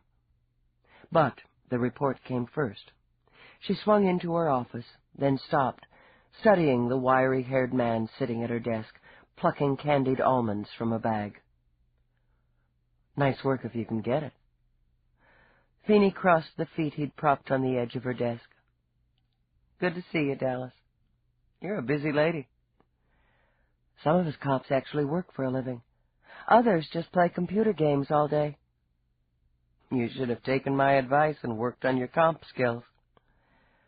With more affection than annoyance, she knocked his feet from the desk and plopped her butt down in the vacated space. You just passing by? I've come to offer my services, old pal. Generously, he held out the bag of nuts. She munched and watched him. He had a hangdog face, one he had never bothered to have enhanced. Baggy eyes, the beginning of jowls, ears that were slightly too big for his head. She liked it just the way it was. Why? Well, I got 3 reasons. First, the commander made an unofficial request. Second, I had a lot of admiration for the prosecutor. Whitney called you? Unofficially, Finey explained again. He thought that if you had someone with my outstanding skills working the data route with you, we'd tie this thing up faster. Never hurts to have a direct line to the electronic detection division. She considered it, and because she knew Finey's skills were indeed outstanding, she approved. Are you going to sign on the case officially or unofficially? That's up to you. Then let's make it officially, Finey. He grinned and winked. I figured you'd say that. The first thing I need you to do is run the victim's link. There's no record either on the log or on the security tapes that she had a visitor the night she was killed, so somebody called her, arranged a meet. Good as done. And I need a run on everybody she put away. Everybody? He interrupted, only slightly appalled. Everybody. Her face broke into sunny smiles. I figure you can do it in about half the time I could. I need relatives, loved ones, associates, too. Also cases in progress and pending. Jesus, Dallas. But he rolled his shoulders, flexed his fingers like a pianist about to play a concert. My wife's gonna miss me. Being married to a cop sucks, she said, patting his shoulder. Is that what Roarke says? She dropped her hand. We're not married. Finey merely hummed in his throat. He enjoyed seeing Eve's quick frown, quick nerves. So, how's he doing? He's fine. He's in Australia. Her hands found their way into her pockets. He's fine. Uh-huh. Got the two of you on the news a few weeks ago. Some fancy do at the palace. You look real sharp in a dress, Dallas. She shifted uncomfortably, caught herself, and shrugged. I didn't know you took in the gossip channels. Love them, he said unrepentantly. Must be interesting, leading that high life. It has its moments, she muttered. Are we going to discuss my social life, Finey, or investigate a murder? We'll have to make time to do both. He rose and stretched. I'll go run the check on the victim's link before I get started on the years of perps she put away. I'll be in touch. Finey. When he turned at her door, she cocked her head. You said there were 3 reasons you wanted in. You only gave me 2. Number 3? I missed you, Dallas. He grinned. Damn if I haven't missed you. She was smiling when she sat down to work. Damn if she hadn't missed him, too. Chapter 4. The blue squirrel was one teetering step up from the 5 moons. Eve had a cautious affection for it. There were times she even enjoyed the noise, the press of bodies, and the ever-changing costumes of the clientele. Most of the time she enjoyed the stage show. The featured singer was one of the rare people Eve considered a genuine friend. The friendship might have had its roots in Eve's arrest of Mavis Freestone several years earlier, but it had flowered, nevertheless. Mavis might have gone straight, but she would never go ordinary. Tonight, the slim, exuberant woman was screeching out her lyrics against the scream of trumpets, the brass waved by a 3-piece female band on the holoscreen backdrop. That, and the quality of the single wine Eve had risked, were enough to make her eyes water. For tonight's show, Mavis's hair was a stunning emerald green. Eve knew Mavis preferred jewel colors. She continued the theme with the single swatch of glistening sapphire material she had somehow draped over herself to cover one generous breast and her crotch. Her other breast was decorated with shimmering stones with a strategically placed silver star over the nipple. One misplaced stud or swatch, and the blue squirrel could be fined for exceeding its license. The proprietors weren't willing to pay the hefty fee for nude class. When Mavis whirled, Eve saw that the singer's heart-shaped butt was similarly decorated on each slim cheek. Just, she mused, within the limits of the law. The crowd loved her. When she stepped from the stage after her set, it was to thunderous applause and drunken cheers. Patrons in the private smoking booths thumped fists enthusiastically on their tiny tables. "How do you sit down in that?" Eve asked, when Mavis arrived at her booth. "Slowly, carefully, and with great discomfort," Mavis demonstrated, then let out a sigh. "What did you think of the last number?" "A real crowd pleaser." "I wrote it." "No shit." Eve hadn't understood a single word, but pride swelled nonetheless. "That's great, Mavis. I'm awed." "I might have a shot at a recording contract." Beneath the glitter on her face, Mavis's cheeks flushed. "And I got a raise." "Well, here's to it." In toast, Eve lifted her glass. "I didn't know you were coming in tonight." Mavis punched her code into the menu and ordered bubble water. She had to baby her throat for the next set. "I'm meeting someone." "Roarke?" Mavis's eyes, currently green, shone. "Is he coming? I'll have to do that last number again." "He's in Australia. I'm meeting Nadine first." Mavis's disappointment at the opportunity to impress Roarke shifted quickly to surprise. "You're meeting a reporter? On purpose?" "I can trust her." Eve lifted a shoulder. "I can use her." "If you say so." "Hey, you think maybe she'd do a piece on me?" Not for worlds would Eve have extinguished the light in Mavis's eyes.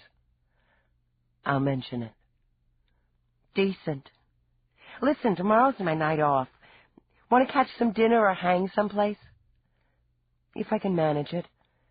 But I thought you were seeing that performance artist, the one with the pet monkey." "Flicked him off," Mavis illustrated by brushing a finger over her bare shoulder. "He was just too static. Gotta go." She slid out of the booth, her butt decor making little scraping sounds. Her emerald hair gleamed in the swirling lights as she edged through the crowd. Eve decided she didn't want to know what Mavis considered too static. When her communicator hummed, Eve pulled it out and punched in her code. Rourke's face filled the mini-screen. Her first reaction, unbidden, was a huge, delighted smile. "Lieutenant, I've tracked you down." "Apparently so."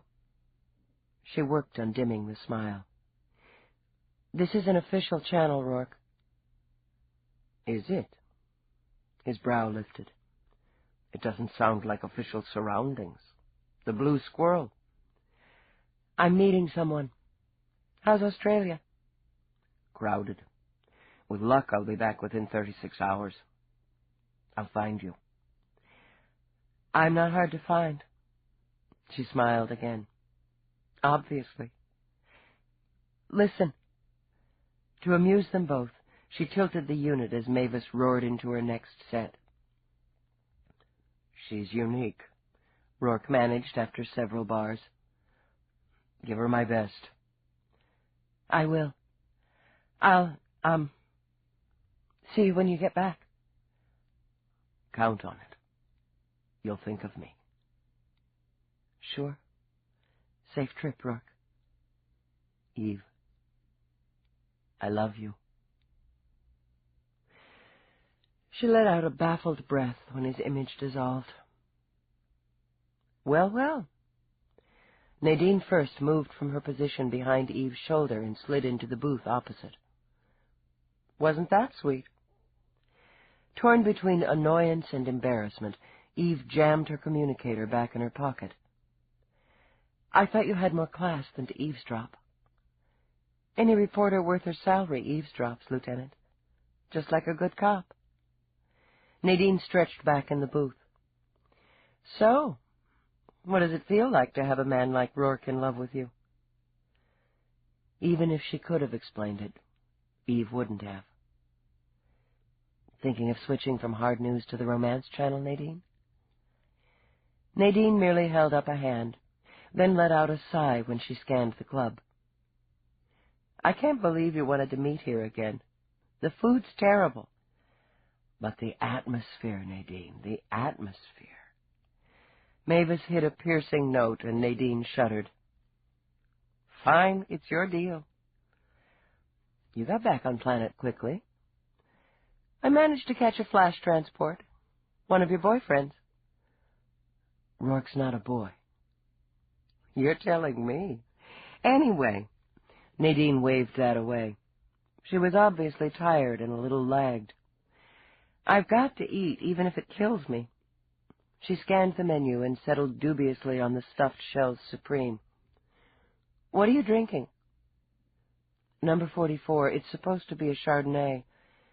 Experimentally, Eve sipped again. "It's at least 3 steps up from horse piss. I recommend it." "Fine." Nadine programmed her order and sat back again. I was able to access all the data available on Tower's homicide on the trip back. Everything the media has broadcast so far. Morse know you're back? Nadine's smile was thin and feral. Oh, he knows. I've got seniority on the crime beat. I'm in, he's out. And is he pissed? Then my mission is a success. But it's not complete. You promised an exclusive. And I'll deliver. Eve studied the noodle dish that slid through the serving slot. It didn't look half bad. Under my terms, Nadine. What I feed you, you broadcast when I give you the light. What else is new? Nadine sampled the first shell, decided it was nearly palatable. I'll see that you get more data, and that you get it ahead of the pack. And when you've got a suspect, you'll get the name first. Trusting Eve's word, Nadine nodded as she forked up another shell. Plus, a one-on-one with the suspect and another with you. I can't guarantee the suspect, you know I can't. Eve continued before Nadine could interrupt. The perp has the rights to choose his own media or to refuse it at all. The best I can do is suggest, maybe even encourage. I want pictures. Don't tell me you can't guarantee. You can find a way to see that I get a video of the arrest. I want to be on the scene. I'll weigh that when the time comes. In exchange, I want everything you have. Every tip that comes in, every rumor, every story lead. No broadcast surprises. Nadine slipped pasta between her lips. I can't guarantee, she said sweetly. My associates have their own agenda. What you know, when you know it, Eve said flatly. And anything that comes out of intramedia espionage. At Nadine's innocent expression, Eve snorted. Stations spy on stations, reporters spy on reporters. Getting the story on air first is the name of the game. You've got a good batting average, Nadine, or I wouldn't be bothering with you. I'll say the same. Nadine sipped her wine. And for the most part, I trust you, even if you have no taste in wine. This is barely one step up from horse piss. Eve sat back and laughed. It felt good. It felt easy. And when Nadine grinned in return, they had a deal. Let me see yours, Nadine requested, and I'll let you see mine. The biggest thing I've got, Eve began, is a missing umbrella. Eve met Finey at Cicely Tower's apartment at 10 the following morning. One look at his hangdog expression, and she knew the news wasn't going to be sunny. What wall did you hit? On the link. He waited while Eve disarmed the police security on the door, then followed her inside. She had plenty of transmissions, kept the unit on auto-record.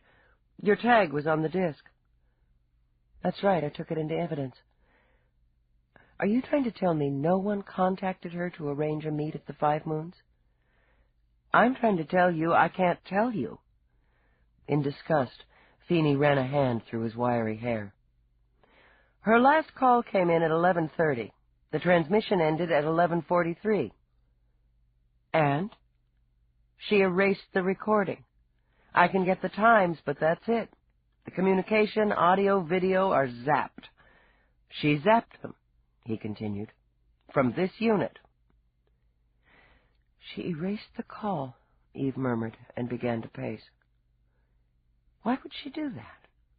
She had the unit on auto. That's standard for law enforcers, even for personal calls. But she erased this one, because she didn't want any record of who called and why.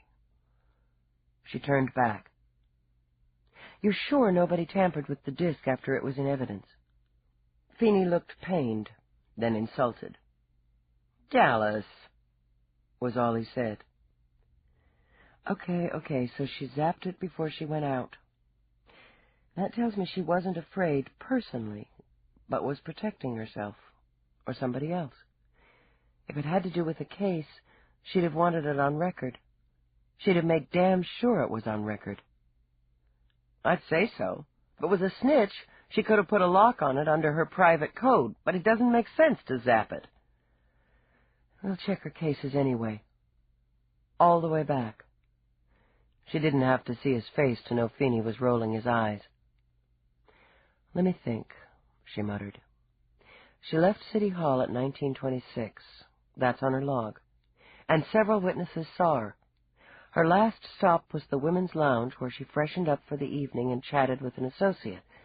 The associate tells me her mood was calm but upbeat. She'd had a good day in court. Fuentes is going up.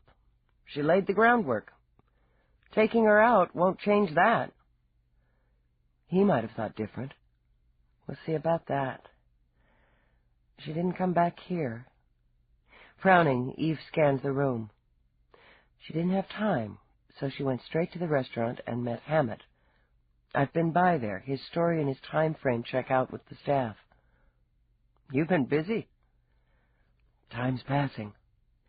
The maitre d' called them a cab, a rapid. They were picked up at a 21:48. It was starting to rain. In her mind, Eve pictured it. The handsome couple in the back of the cab, chatting, maybe brushing fingertips while the cab zipped uptown with raindrops pattering on the roof. She'd been wearing a red dress and matching jacket, according to their server, power colors for court that she'd dressed up with good pearls and silver heels for the evening. The cab dropped her off first, Eve continued. She told Hammet not to get out. Why get wet? She was laughing when she ran for the building, then turned and blew him a kiss. Your report said they were tight. He loved her. More from habit than hunger, she dipped a hand into the bag Finey held out. Doesn't mean he didn't kill her, but he loved her. According to him, they were both happy with their arrangement, but... She lifted her shoulders. If he wasn't, and was looking to set up a good alibi, he set a nice, romantic, cozy stage. Doesn't work for me, but it's early yet. So she came up, Eve continued, moving to the door. Her dress is a little damp, so she goes to the bedroom to hang it up. As she spoke, Eve followed the projected route, walking over the lovely rugs into the spacious bedroom with its quiet colors and lovely antique bed. She ordered lights to brighten the area. The police shields on the windows not only frustrated the flybys, but blocked most of the sunlight. To the closet, she said, and pressed the button that opened the long, mirrored sliding doors. She hangs up the suit. Eve pointed to the red dress and jacket, neatly arranged in a wardrobe ordered in sweeps of color. Puts away her shoes, puts on a robe. Eve turned to the bed. A long flow of ivory was spread there, not folded, not neatly arranged as was the rest of the room, but rumpled, as though it had been impatiently tossed. She puts her jewelry in the safe in the side wall of the closet, but she doesn't go to bed. Maybe she goes out to catch the news, to have a nightcap. With Finey following, Eve went back to the living area. A briefcase, neatly closed, sat on the table in front of the sofa with a single empty glass beside it. She's relaxing, maybe thinking over the evening, rehearsing her court strategy for the next day, or her planning her daughter's wedding. Her link beeps. Whoever it was, whatever they tell her, gets her moving. She's settled in for the night, but she goes back to the bedroom after she's zapped the record. She dresses again, another power suit. She's going to the West End. She doesn't want to blend. She wants to exude authority, confidence. She doesn't call a cab. That's another record. She decides she'll take the subway. It's raining. Eve moved to a closet tucked into the wall near the front door and pressed it to open. Inside were jackets, wraps, a man's overcoat she suspected was Hammet's, and a fleet of umbrellas in varying colors. She takes out the umbrella she bought to match the suit. It's automatic. Her mind is on her meat. She doesn't take a lot of money, so it's not a payoff. She doesn't call anyone because she wants to handle it herself. But when she gets to the 5 Moons, nobody meets her. She waits nearly an hour, impatient, checking her watch. She leaves a few minutes after 1, back into the rain. She's got her umbrella and starts to walk back to the subway. I figure she's steamed. Classy woman, kicking in a dive for an hour for a no-show? Finey popped another nut. Yeah, steamed would be my take. So she heads out. It's raining pretty hard. Her umbrella's up. She only gets a few feet. Someone's there, probably been close by all along, waiting for her to come out. Doesn't want to see her inside, Finey put in. Doesn't want to be seen. Right. They have to talk a couple of minutes according to the time frame. Maybe they argue. Not much of an argument, there isn't time. Nobody's on the street. Nobody who'd pay attention anyway. A couple of minutes later, her throat's slashed. She's bleeding on the sidewalk. Did he plan to do her all along? Lots of people carry stickers in that area. Thoughtful, Finey rubbed his chin. Couldn't get premeditated on that by itself. But the timing, the setup... Yeah, that's how it shakes down to me. Me too. 1 slice. No defensive wounds, so she didn't have time to feel threatened. The killer doesn't take her jewelry, the leather bag, her shoes, or her credits. He just takes her umbrella, and he walks away. Why the umbrella? Finey wondered. Hell, it's raining. I don't know. An impulse, a souvenir. As far as I can see, it's the only mistake he made. I've got grunts out checking a 10-block area to see if he ditched it. If he ditched it in that area, some chemi-head's walking around with a purple parasol. Yeah. A visual of that almost made her smile. How could he be sure she'd zap the recording, Finey? He had to be sure. Threat? PA lives with threats. One like Towers would shake them off like lint. If they were aimed at her, he agreed. She's got kids. He nodded toward the framed holograms. She wasn't just a lawyer, she was a mother. With a frown, Eve walked over to the holograms. Curious, she picked up one of the boy and girl together as young teenagers. A flick of her finger over the back had the audio bubbling out. Hey, Big Shot. Happy Mother's Day. This will last longer than the flowers. We love you. Oddly disturbed, Eve set the frame down again. They're adults now. They're not kids anymore. Dallas, once a parent, always a parent. You never finish the job. Hers had, she thought. A long time finished. Then I guess my next stop is Marco Angelini. Angelini had offices in Roarke's building on 5th. Eve stepped into the now familiar lobby with its huge tiles and pricey boutiques. The cooing voices of computer guides offered assistance to various locations. She scanned one of the moving maps and, ignoring the glides, hiked her way to the elevators along the south end. The glass tube shot her to the 58th floor, then opened onto solemn gray carpet and blinding white walls. Angelini Exports claimed a suite of 5 offices in this location. After one quick scan, Eve noted that the company was small potatoes in relation to Roarke Industries. Then again, she thought with a tight smile, what isn't? The receptionist in the greeting area showed great respect and not a little nerves at the sight of Eve's badge. She fumbled and swallowed so much Eve wondered if the woman had a cache of illegal substances in her desk drawer. But the fear of cop had her all but shoving Eve into Angelini's office after less than 90 seconds of lag time. Mr. Angelini, I appreciate your time. My sympathies for your loss. Thank you, Lieutenant Dallas. Please sit. He wasn't elegant, as Hammet was, but he was powerful. A small man, solidly built with jet hair combed slickly back from a prominent widow's peak. His skin was a pale, dusky gold, his eyes bright, hard marbles of azure under thick brows. He had a long nose, thin lips, and the glitter of a diamond on his hand.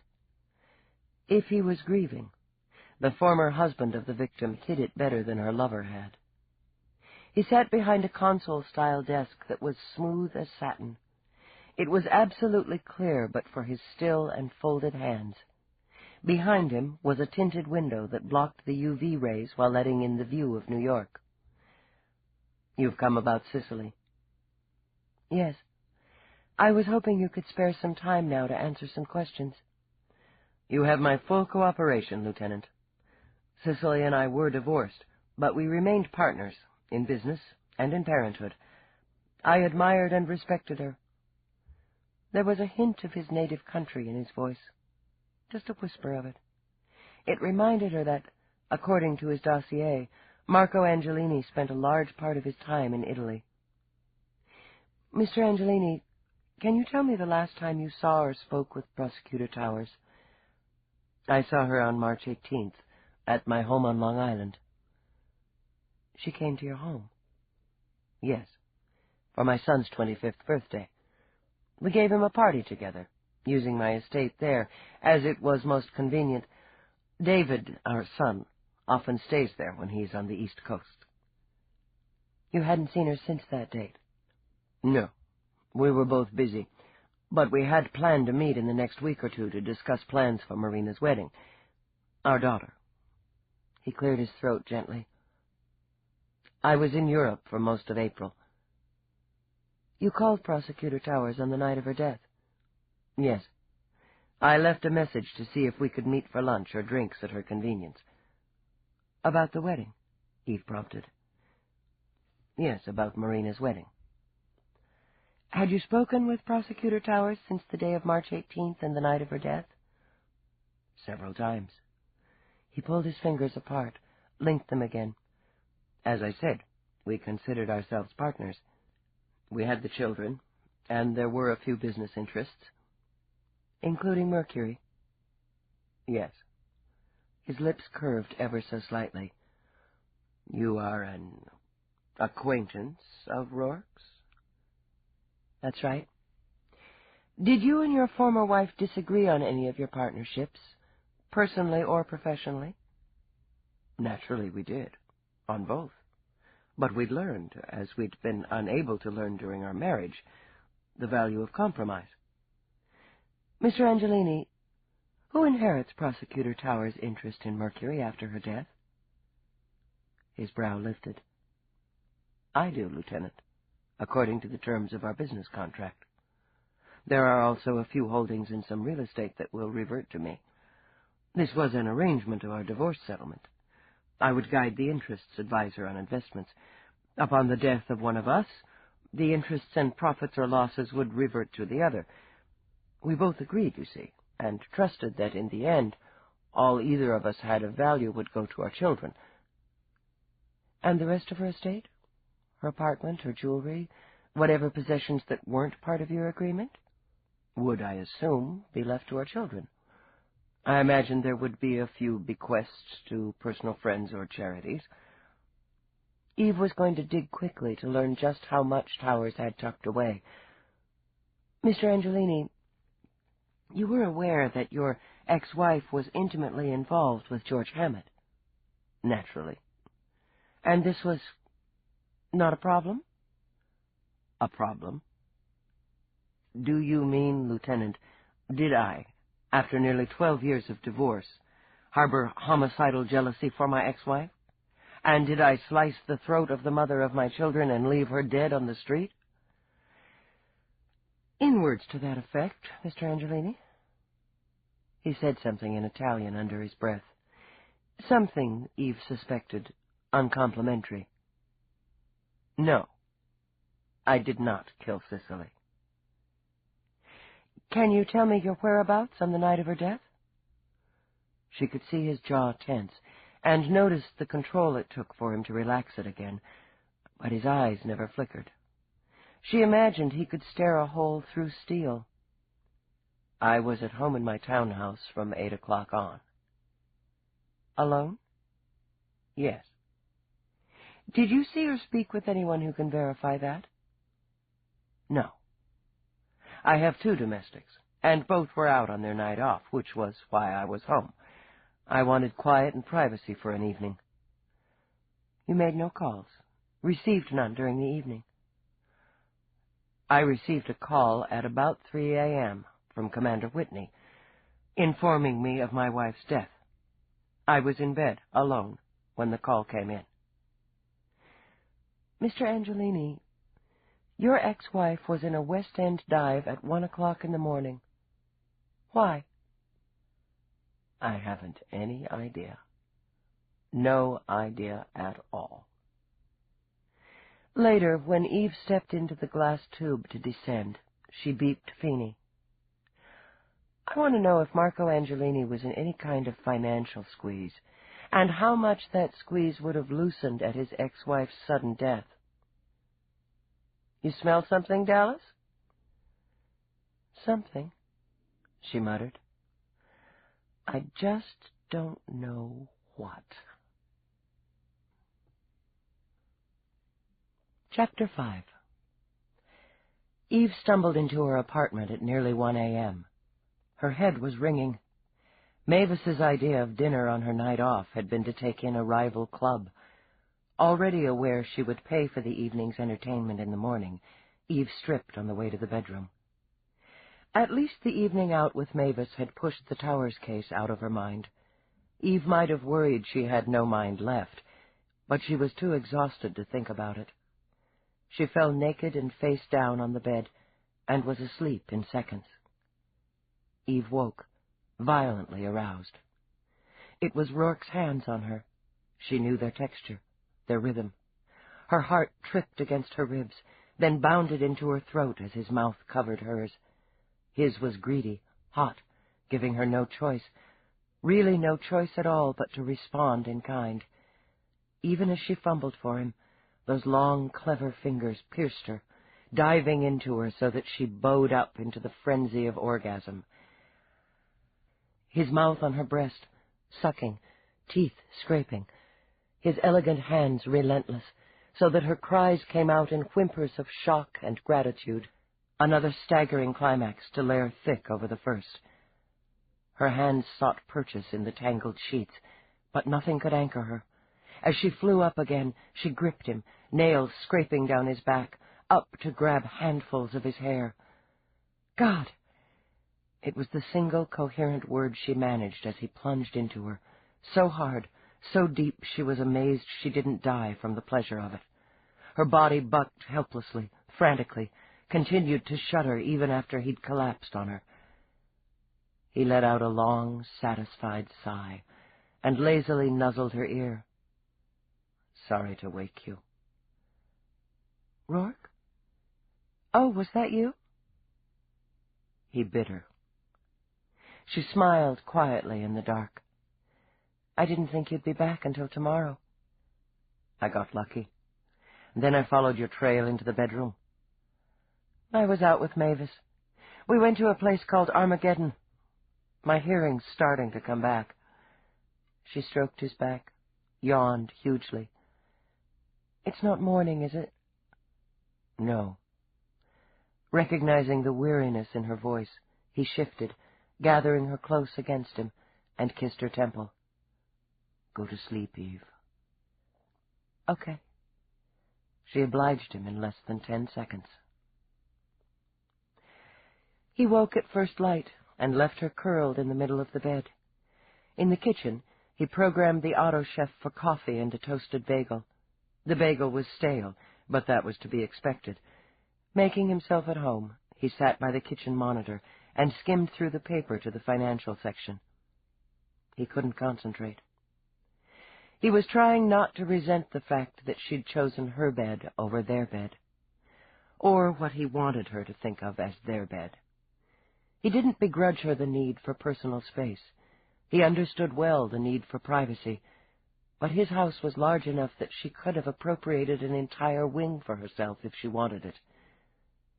Pushing away from the monitor, he paced to the window, He wasn't used to this struggle, this war to balance his needs with someone else's. He'd grown up thinking of himself, first and last. He'd had to, in order to survive, and then to succeed. One was every bit as important to him as the other. The habit was difficult to break, or had been, until Eve. It was humiliating to admit, even to himself, that every time he went away to see to business, a seed of fear rooted in his heart that she would have shaken herself loose of him by the time he returned. The simple fact was, he needed the one thing she had refused him, a commitment.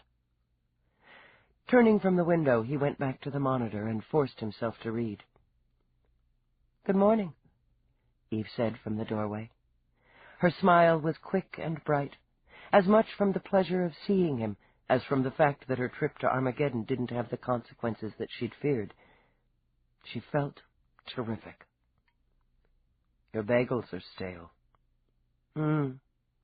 She tested by trying a bite of the one on the table. "You're right. Coffee was always a better bet. Anything in the news I should worry about?" "Are you concerned with the Trigro takeover?"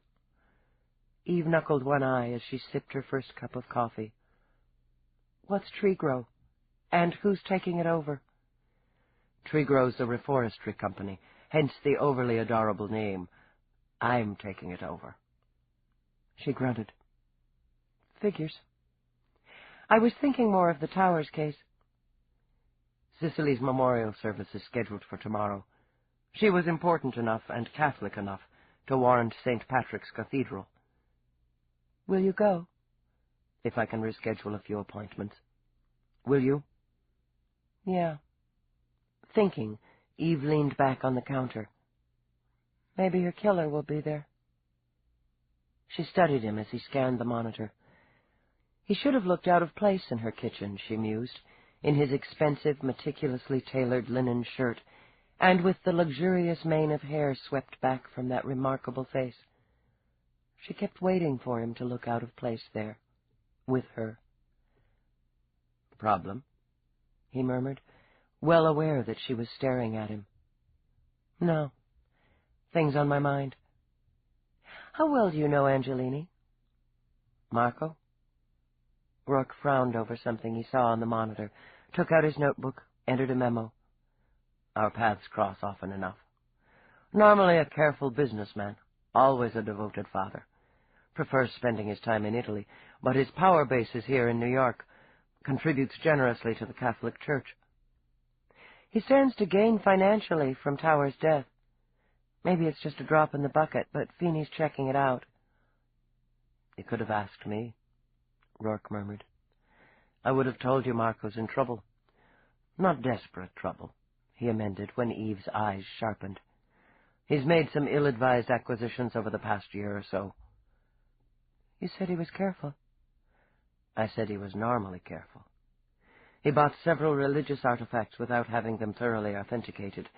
His zeal got in the way of his business sense. They were forgeries, and he's taken a hard loss." "How hard?" "In excess of $3 million. I can get you exact figures if necessary." "He'll recover." Roarke added with a shrug for $3 million Eve knew she would never get used to. "He needs to focus and downsize a bit here and there. I'd say his pride was hurt more than his portfolio." "How much was Tower's share of Mercury worth?" "On today's market?" He took out his pocket diary, jiggled some numbers. "Somewhere between 5 and 7. "Million?" "Yes," Roarke said with the faintest hint of a smile. "Of course." Good Christ, no wonder she could live like a queen. Marco made very good investments for her. He would have wanted the mother of his children to live comfortably. "You and I have dramatically different ideas about comfort." "Apparently." Roarke tucked the diary away and rose to refill his coffee and hers. An Airbus rumbled by the window, chased by a fleet of private shuttles. "You suspect that Marco killed her to recoup his losses?" "Money's a motive that never goes out of style. I interviewed him yesterday. I knew something didn't quite fit. Now it's beginning to. She took the fresh coffee he offered, paced to the window where the noise level was rising, then away again. Her robe was slipping off her shoulder. Casually, Roarke tucked it back into place. Bored commuters often carried long-range viewers for just such an opportunity. Then there's the friendly divorce, she went on. But whose idea was it? Divorce is complicated for Catholics when there are children involved. Don't they have to get some sort of clearance? Dispensation, Roarke corrected. A complex business, but both Cicely and Marco had connections with the hierarchy. He's never remarried, Eve pointed out, setting her coffee aside. I haven't been able to find even a whiff of a steady or serious companion, but Towers was having a long-term intimate relationship with Hammet. Just how did Angelini feel about the mother of his children snuggling with a business partner? If it were me, I'd kill the business partner. That's you, Eve said with a quick glance. And I imagine you'd kill both of them. You know me so well. He stepped toward her, put his hands on her shoulder. On the financial end, you may want to consider that whatever Cicely's share of Mercury was, Angelini's matches it. They held equal shares. Fuck. She struggled with it. Still, money's money. I have to follow that scent until I get a new one. He continued to stand there, his hands cupping her shoulders, his eyes on hers. What are you looking at? The gleam in your eye. He touched his lips to hers once, then again. I have some sympathy for Marco, you see, because I remember what it's like to be on the receiving end of that look, and that tenacity. You hadn't killed anyone, she reminded him. Lately. Ah, but you weren't sure of that for a time, and still you were drawn. Now we're... The beeper on his watch pinged. Hell. He kissed her again, quick and distracted. We'll have to reminisce later. I have a meeting. Just as well, Eve thought. Hot blood interfered with a clear head. I'll see you later, then. At home? She fiddled with her coffee cup. At your place, sure. Impatience flickered in his eyes as he shrugged into his jacket. The slight bulge in the pocket reminded him. I'd nearly forgotten. I bought you a present in Australia. With some reluctance, Eve took the slim gold box. When she opened it, reluctance scattered. There was no room for it in shocked panic. Jesus bleeding Christ, Roarke! Are you insane? It was a diamond. She knew enough to be sure of that. The stone graced a twisted gold chain and glinted fire. Shaped like a tear, it was as long and wide as the first joint of a man's thumb. They call it the giant's tear, he said, as he casually took it from the box and draped the chain over her head. It was mined about 150 years ago. It happened to come up for auction while I was in Sydney. He stepped back and studied its shooting sparks against the plain blue robe she wore. Yes, it suits you. I thought it would. Then he looked at her face and smiled. Oh, I see you were counting on Kiwi. Well, perhaps next time. When he leaned in to kiss her goodbye, he was brought up short by the slap of her hand against his chest. Problem? This is crazy. You can't expect me to take something like this. You do occasionally wear jewelry. To prove his point, he flicked a finger at the gold dangling from her ear. Yeah, and I buy it from the street stall on Lex. I don't, he said easily. You take this back. She started to pull at the chain, but he closed his hands over hers. It doesn't go with my suit, Eve. A gift is not supposed to make the blood drain out of your cheeks. Suddenly exasperated, he gave her a quick shake. It caught my eye, and I was thinking of you. Damn you, I always am. I bought it because I love you. Christ Jesus, when are you going to swallow that? You're not going to do this to me. She told herself she was calm, very calm, because she was right, very right. His temper didn't worry her. She'd seen it flare before, but the stone weighed around her neck, and what she feared it represented worried her very much. Do what to you, Eve? Exactly what? You're not going to give me diamonds. Terrified and furious, she shoved away from him. You're not going to pressure me into taking what I don't want, or being what I can't be. You think I don't know what you've been doing these past few months? Do you think I'm stupid? His eyes flashed, hard as the stone between her breasts. No, I don't think you're stupid. I think you're a coward. Her fist came up automatically. Oh, how she would have loved to have used it to wipe that self-righteous sneer from his face. If he hadn't been right, she could have. So she used other weapons. You think you can make me depend on you, get used to living in that glorified fortress of yours and wearing silk? Well, I don't give a damn about any of that. I'm well aware of that. I don't need your fancy food, or your fancy gifts, or your fancy words. I see the pattern, Roarke. Say I love you at regular intervals until she learns to respond, like a well-trained pet. Like a pet, he repeated as his fury froze into ice. I see I'm wrong. You are stupid. You really think this is about power and control? Have it your way. I'm tired of having you toss my feelings back in my face.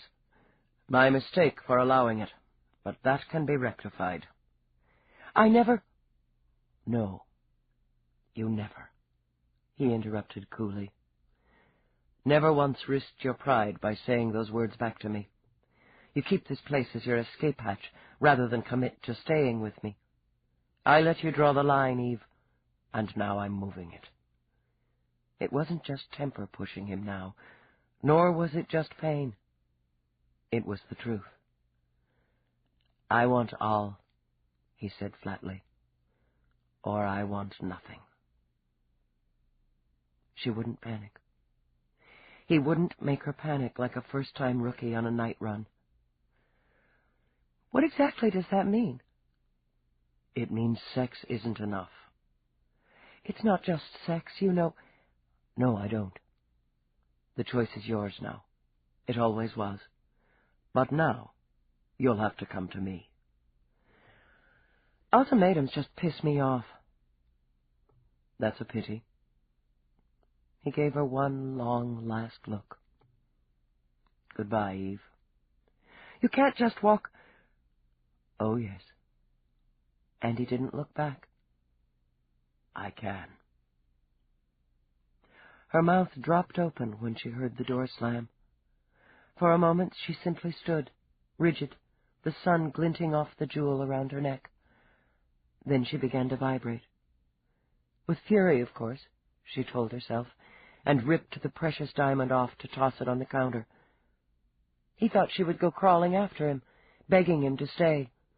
Well, he could go on thinking that into the next millennium. Eve Dallas didn't crawl, and she didn't beg. She closed her eyes against a pain more shocking than a laser strike. Who the hell is Eve Dallas? She wondered. And isn't that the core of it all? She blocked it out. What choice did she have? The job came first. Had to come first. If she wasn't a good cop, she was nothing. She was as empty and as helpless as the child she had been, lying broken and traumatized in a dark alley in Dallas. She could bury herself in work, the demands and pressures of it.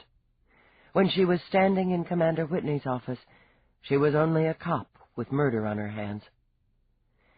She had plenty of enemies, Commander. Don't we all?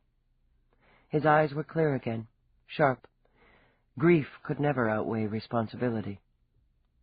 Feeney's run a list of her convictions. We're breaking them down, concentrating on the lifers first, family and known associates.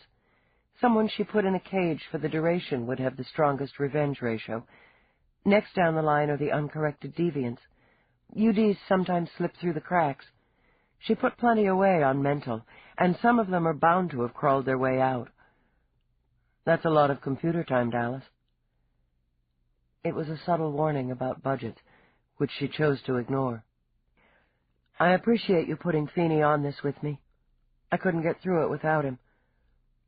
Commander, these checks are SOP, but I don't think this was an attack on the prosecutor. He sat back, inclined his head, waiting. I think it was personal. She was covering something, for herself, for somebody else. She zapped the link recording. I read your report, Lieutenant. Are you telling me you believe Prosecuting Attorney Powers was involved in something illegal? Are you asking me as my friend, or as my commander? He bared his teeth before he could control himself. After a short internal struggle, he nodded. Well put, Lieutenant. As your commander. I don't know if it was illegal. It's my opinion at this stage of the investigation that there was something on that recording the victim wanted kept private. It was important enough to have her get dressed and go out again into the rain to meet someone. Whoever that was certain she would come alone, and that she would leave no record of the contact.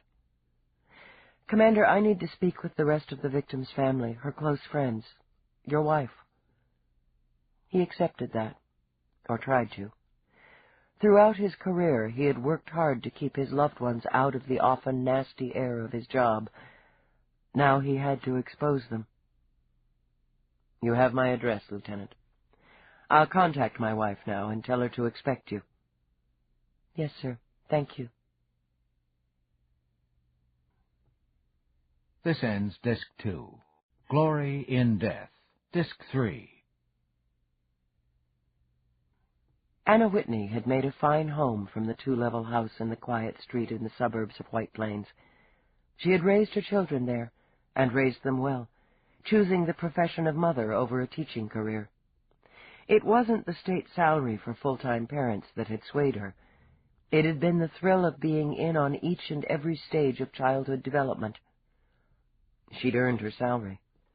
Now, with her children grown, she earned a retirement stipend by putting the same dedication into nurturing her home, her husband, and her reputation as a hostess. Whenever she could, she filled the house with her grandchildren. In the evenings, she filled it with dinner parties. Anna Whitney hated solitude. But she was alone when Eve arrived. As always, she was perfectly groomed. Her cosmetics were carefully and expertly applied, and her pale blonde hair was coiffed in a swept-back style that suited her attractive face. She wore a one-piece suit of good American cotton, and held out a hand adorned only with a wedding ring to welcome Eve. Lieutenant Dallas, my husband said you would come. I'm sorry to intrude, Mrs. Whitney. Don't apologize, I'm a cop's wife. Come in. I've made some lemonade. It's tablet, I'm afraid. Fresh or frozen is so monstrously hard to come by. It's a little early for lemonade, but I had a yen for it today. Eve let Anna chatter as they walked into the formal living area, with its stiff-backed chairs and straight-edged sofa. The lemonade was fine, and Eve said so after the first sip. You know the memorial service is at 10 tomorrow? Yes, ma'am. I'll be there. There are so many flowers already. We've made arrangements to have them distributed after... But that's not why you're here. Prosecutor Towers was a good friend to you. She was a very good friend to me, and my husband. Her children are staying with you? Yes, they've gone with Marco just now to speak with the Archbishop about the service. They're close to their father. Yes. Mrs. Whitney, why are they staying here, rather than with their father? We all thought it best. The house, Marco's house, holds so many memories. Cicely lived there when the children were young. Then there's the media. They don't have our address, and we wanted to keep the children from dealing with reporters. They've swamped poor Marco. It'll be different tomorrow, of course. Her pretty hands plucked at the knee of her suit, then calmed and lay still again. They'll have to face it. They're still in shock. Even Randall Slade, Marina's fiancé. He'd gotten very close to Cicely. He's here as well. He'd never leave Marina alone at such a time. She's a strong young woman, Lieutenant, but even strong young women need an arm to lean on now and then. Eve blocked out the quick image of Roarke that popped into her brain. As a result of the effort, her voice was a bit more formal than usual as she led Anna through the routine questions. I've asked myself over and over what could have possessed her to go to that neighborhood, Anna concluded. Cicely could be stubborn and certainly strong-willed, but she was rarely impulsive and never foolish. She talked to you, confided in you. We were like sisters. Would she have told you if she was in trouble of some kind? If someone close to her was in trouble? I would have thought so. She would have handled it herself, or tried to first. Her eyes swam, but the tears didn't fall. But sooner or later, she would have blown off steam with me. If she'd had time, Eve thought. You can think of nothing she was concerned about before her death. Nothing major. Her daughter's wedding, getting older. We joked about her becoming a grandmother. No, Anna said with a laugh as she recognized Eve's look. Marina isn't pregnant, though that would have only pleased her mother.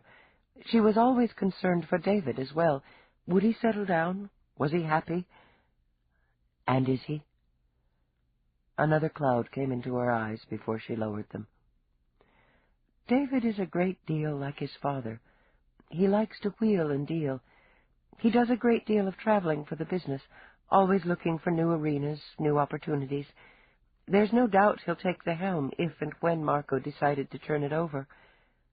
She hesitated, as if about to add something, then smoothly switched gears. Marina, on the other hand, prefers to live in one spot. She manages a boutique in Rome. That's where she met Randall. He's a designer. Her shop handles his line exclusively now. He's quite talented. This is his, she said, indicating the slim suit she wore. It's lovely. So, as far as you know, Prosecutor Towers had no reason to be concerned for her children. Nothing she would have felt obliged to smooth out or cover over. Cover over? No, of course not. They're both bright, successful people. And her ex-husband. He's having some business difficulties. Marco? Is he? Anna shrugged that off. I'm sure he'll straighten them out. I never shared Cicely's interest in business. She was involved, then, in business. Directly? Of course. Cicely insisted on knowing exactly what was going on and having a say in it. I never knew how she could keep so many things in her head. If Marco was having difficulties, she'd have known, and probably have suggested a half-dozen ways to right things. She was quite brilliant. When her voice broke, Anna pressed a hand to her lips. I'm sorry, Mrs. Whitney. No, it's all right. I'm better. Having her children with me helped me so much. I feel I can stand for her with them. I can't do what you do and look for her killer, but I can stand for her with her children. They're very lucky to have you, Eve murmured, surprised to hear herself say it and mean it. Odd. She'd always considered Anna Whitney a mild pain in the ass. Mrs. Whitney, can you tell me about Prosecutor Towers' relationship with George Hammet? Anna pokered up. They were dear, good friends. Mr. Hammet has told me they were lovers. Anna huffed out a breath. She was a traditionalist and unashamed of it. Very well, that's true. But he wasn't the right man for her. Why? Set in his ways. I'm very fond of George, and he made an excellent escort for Cicely. But a woman can hardly be completely happy when she goes home to an empty apartment most nights, to an empty bed. She needed a mate. George wanted it both ways, and Cicely deluded herself into thinking she wanted that, too. And she didn't. She shouldn't have, Anna snapped, obviously going over an old argument. Work isn't enough, as I pointed out to her many times. She simply wasn't serious enough about George to risk. Risk? I'm speaking of emotional risk, Anna said impatiently. You cops are so literal-minded. She wanted her life tidy more than she wanted the mess of a full-time relationship. I had the impression that Mr. Hammet regretted that he loved her very much. If he did, why didn't he push? Anna demanded, and tears threatened. She wouldn't have died alone then, would she? She wouldn't have been alone. Eve drove out of the quiet suburbs, and on impulse she pulled her car over to the curb and slumped down in the seat. She needed time to think. Not about Roarke, she assured herself. There was nothing to think about there. That was settled. On a hunch, she called up her computer at the office and had it get to work on David Angelini. If he was like his father, maybe he had also made a few poor investments. While she was at it, she ordered a run on Randall Slade in the boutique in Rome. If anything popped up, she would have a scan on the flights from Europe to New York. Damn it, a woman who had nothing to worry about didn't leave her warm, dry apartment in the middle of the night. Stubbornly, Eve retraced all the steps in her head. As she thought it through, she studied the neighborhood. Nice old trees spreading shade, neat postcard-sized yards with 1- and 2-story fully detached houses. What would it have been like to have been raised in a pretty, settled community? Would it make you secure, confident, the way being dragged from filthy room to filthy room, from stinking street to stinking street, made her jittery, moody? Maybe there were fathers here who snuck into their little girls' bedrooms, too, but it was hard to believe it. The fathers here couldn't smell of bad liquor and sour sweat and have thick fingers that pushed themselves into innocent flesh. Eve caught herself rocking in the seat and choked back a sob. She wouldn't do it. She wouldn't remember. She wouldn't let herself conjure up that face looming over her in the dark, or the taste of that hand clamping over her mouth to smother her screams. She wouldn't do it. It had all happened to someone else, some little girl whose name she couldn't even remember. If she tried to, if she let herself remember it all, she would become that helpless child again and lose Eve. She laid her head back on the seat and concentrated on calming herself. If she hadn't been wallowing in self-pity, she would have seen the woman breaking the window at the side of the modified rancher across the street before the first shard fell. As it was, Eve scowled, asked herself why she'd had to pull over at just this spot, and did she really want the hassle of dealing with intra-jurisdiction paperwork? Then she thought about the nice family who would come home that night and find their valuables gone. With a long-suffering sigh, she got out of the car. The woman was half in and half out of the window when Eve reached her. The security shield had been deactivated by a cheap jammer, available at any electronic outlet. With a shake of her head for the naivete of suburbanites, Eve tapped the thief smartly on the butt that was struggling to wiggle through the opening. "Forget your code, ma'am?" Her answer was a hard donkey-style kick to the left shoulder. Eve considered herself lucky it had missed her face. Still, she went down, crushing some early tulips. The perp popped out of the window like a cork and bolted across the lawn. If her shoulder hadn't been aching, Eve might have let her go. She caught her quarry in a flying tackle that sent them both sprawling into a bed of sunny-faced pansies. "Get your fucking hands off me or I'll kill you!" Eve thought briefly that it was a possibility. The woman outweighed her by a good 20 pounds. To ensure it didn't happen, She jammed an elbow against the woman's windpipe and dug for her badge. "You're busted." The woman's dark eyes rolled in disgust. "What the hell's a city cop doing here? Don't you know where Manhattan is, asshole?" "Looks like I'm lost." Eve kept her elbow in place, adding just a little more pressure for her own satisfaction, while she pulled out her communicator and requested the closest burb cruiser. Chapter 6. By the next morning, her shoulder was singing as fiercely as Mavis on a final set.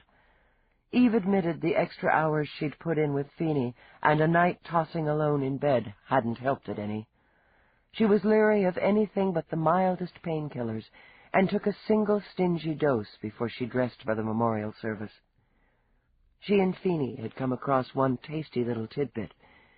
David Angelini had withdrawn 3 large payments from his accounts over the last 6 months, to a grand total of $1,632 American. That was more than 3/4 of his personal savings, and he'd drawn it in anonymous credit tokens and cash. They were still digging on Randall, Slade, and Marina, but so far they were both clean, just a happy young couple on the brink of matrimony. God knew how anybody could be happy on the brink, Eve thought, as she located her gray suit. The damn button on the jacket was still missing, she realized, as she started to fasten it. And she remembered Roarke had it, carried it like some sort of superstitious talisman. She'd been wearing the suit the first time she'd seen him, at a memorial for the dead. She ran a hasty comb through her hair and escaped the apartment and the memories. St. Patrick's was bulging by the time she arrived. Uniforms in the best dress blues flanked the perimeter for a full 3 blocks on 5th, a kind of honor guard, Eve mused, for a lawyer who cops had respected. Both street and air traffic had been diverted from the usually choked avenue, and the media was thronged like a busy parade across the wide street. After the 3rd uniform stopped her, Eve attached her badge to her jacket and moved unhampered into the ancient cathedral and the sounds of the dirge. She didn't care for churches much. They made her feel guilty for reasons she didn't care to explore. The scent of candle wax and incense was ripe. Some rituals, she thought, as she slipped into a side pew, were as timeless as the moon. She gave up any hope of speaking directly with Cicely Tower's family that morning, and settled down to watch the show. Catholic rites had gone back to Latin sometime in the last decade. Eve supposed it added a kind of mysticism and a unity. The ancient language certainly seemed appropriate to her in the Mass for the dead. The priest's voice boomed out, reaching to the lofty ceilings, and the congregation's responses echoed after. Silent and watchful, Eve scanned the crowd. Dignitaries and politicians sat with bowed heads. She'd positioned herself just close enough to catch glimpses of the family. When Finey slipped in beside her, she inclined her head. "Angelini," she murmured. That would be the daughter beside him. With her fiancé on her right. Mm-hmm. Eve studied the couple. Young, attractive. The woman was of slight build with golden hair, like her mother. The unrelieved black she wore swept down from a high neck, covered her arms to the wrists, and skimmed her ankles. She wore no veil or shaded glasses to shield her red-rimmed, puffy eyes. Grief, simple, basic, and undiluted, seemed to shimmer around her. Beside her, Randall Slade stood tall, one long arm supporting her shoulders. He had a striking, almost brutally handsome face, which Eve remembered well from the image she'd generated on her computer screen. Large jaw, long nose, hooded eyes. He looked big and tough, but the arm around the woman lay gently. Flanking Angelini's other side was his son. David stood just a space apart. That sort of body language hinted at friction. He stared straight ahead, his face a blank. He stood slightly shorter than his father, as dark as his sister was fair. And he was alone, Eve thought. Very much alone. The family pew was completed by George Hammet. Directly behind were the commander, his wife, and his family. She knew Roarke was there. She had already glimpsed him once at the end of an aisle beside a teary-eyed blonde. Now, when Eve skimmed a glance his way, she saw him lean down to the woman and murmur something that had her turning her face into his shoulder. Furious at the quick pang of jealousy, Eve scanned the crowd again. Her eyes met CJ Morse's. How'd that little bastard manage to get in? Finey, a good Catholic, winced at the use of profanity in church. Who? Morse, at 8 o'clock. Shifting his eyes, Finey spotted the reporter. A crowd like this, I guess some of the slippery ones could slide through security. Eve debated hauling him out just for the satisfaction of it, then decided the scuffle would give him just the kind of attention he craved. Fuck him. Finey made a sound like a man who'd been pinched. Christ Jesus, Dallas, you're in St. Pat's. If God's going to make little weasels like him, she's going to have to listen to complaints. Have some respect. Eve looked back to Marina, who lifted a hand to her face.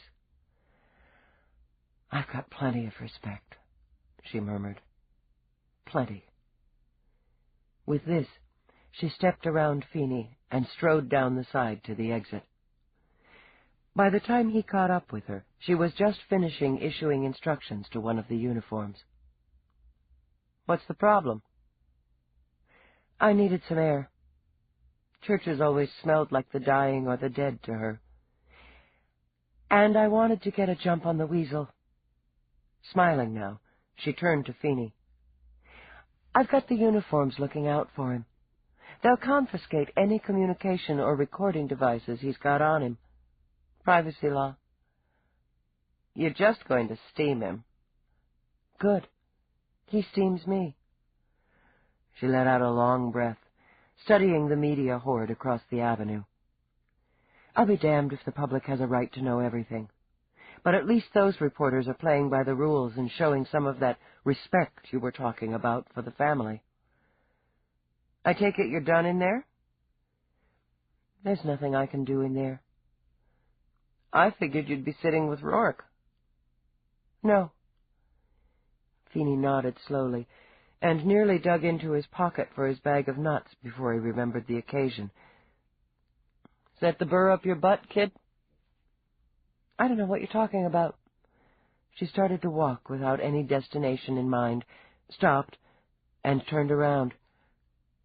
Who the hell was that blonde he was wrapped around? I couldn't say. He sucked air through his teeth. She was a looker, though. Want me to rough him up for you? Just shut up. She jammed her hands in her pockets. The commander's wife said they were having a small private memorial at their home.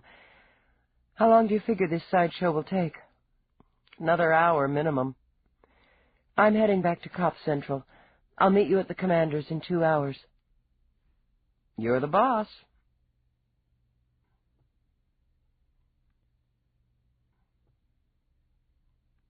Small and private meant there were more than 100 people packed into the commander's suburban home. There was food to comfort the living, liquor to dull the grieving. The perfect hostess, Anna Whitney, hurried over the moment she spotted Eve. She kept her voice down and a carefully pleasant expression on her face. Lieutenant, must you do this now? Here and now? Mrs. Whitney, I'll be as discreet as I possibly can. The sooner I complete the interview stage, the sooner we'll find Prosecutor Towers' killer. Her children are devastated. Poor Marina can barely function. It would be more appropriate if you'd... Anna. Commander Whitney laid a hand on his wife's shoulder. Let Lieutenant Dallas do her job.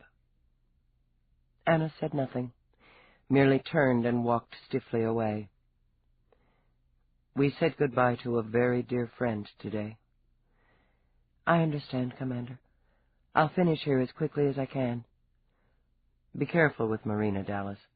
She's very fragile at the moment. Yes, sir. Perhaps I could speak to her first, privately. I'll see to it. When he left her alone, Eve backed up toward the foyer and turned directly into Roarke. Lieutenant. Roarke. She glanced at the glass of wine in his hand. I'm on duty. So I see. This wasn't for you. Eve followed his gaze to the blonde sitting in the corner. Right. She could all but feel the marrow of her bones turn green. You move fast. Before she could step aside, he put a hand on her arm. His voice, like his eyes, was carefully neutral. Susanna is a mutual friend of mine, and Cicely's. The widow of a cop killed in the line of duty. Cicely put his murderer away. Susanna Kimball, Eve said, battling back shame. Her husband was a good cop. So I'm told. With the faintest trace of amusement shadowing his mouth, he skimmed a glance down her suit. I'd hoped you'd burned that thing. Gray's not your color, Lieutenant. I'm not making a fashion statement. Now, if you'll excuse me. The fingers on her arm tightened. You might look into Randall Slade's gambling problem. He owes considerable sums to several people, as does David Angelini. Is that right? That's quite right. I'm one of the several. Her eyes hardened. And you've just decided I might be interested. I've just discovered my own interest. He's worked up a rather impressive debt at one of my own casinos on Vegas, too.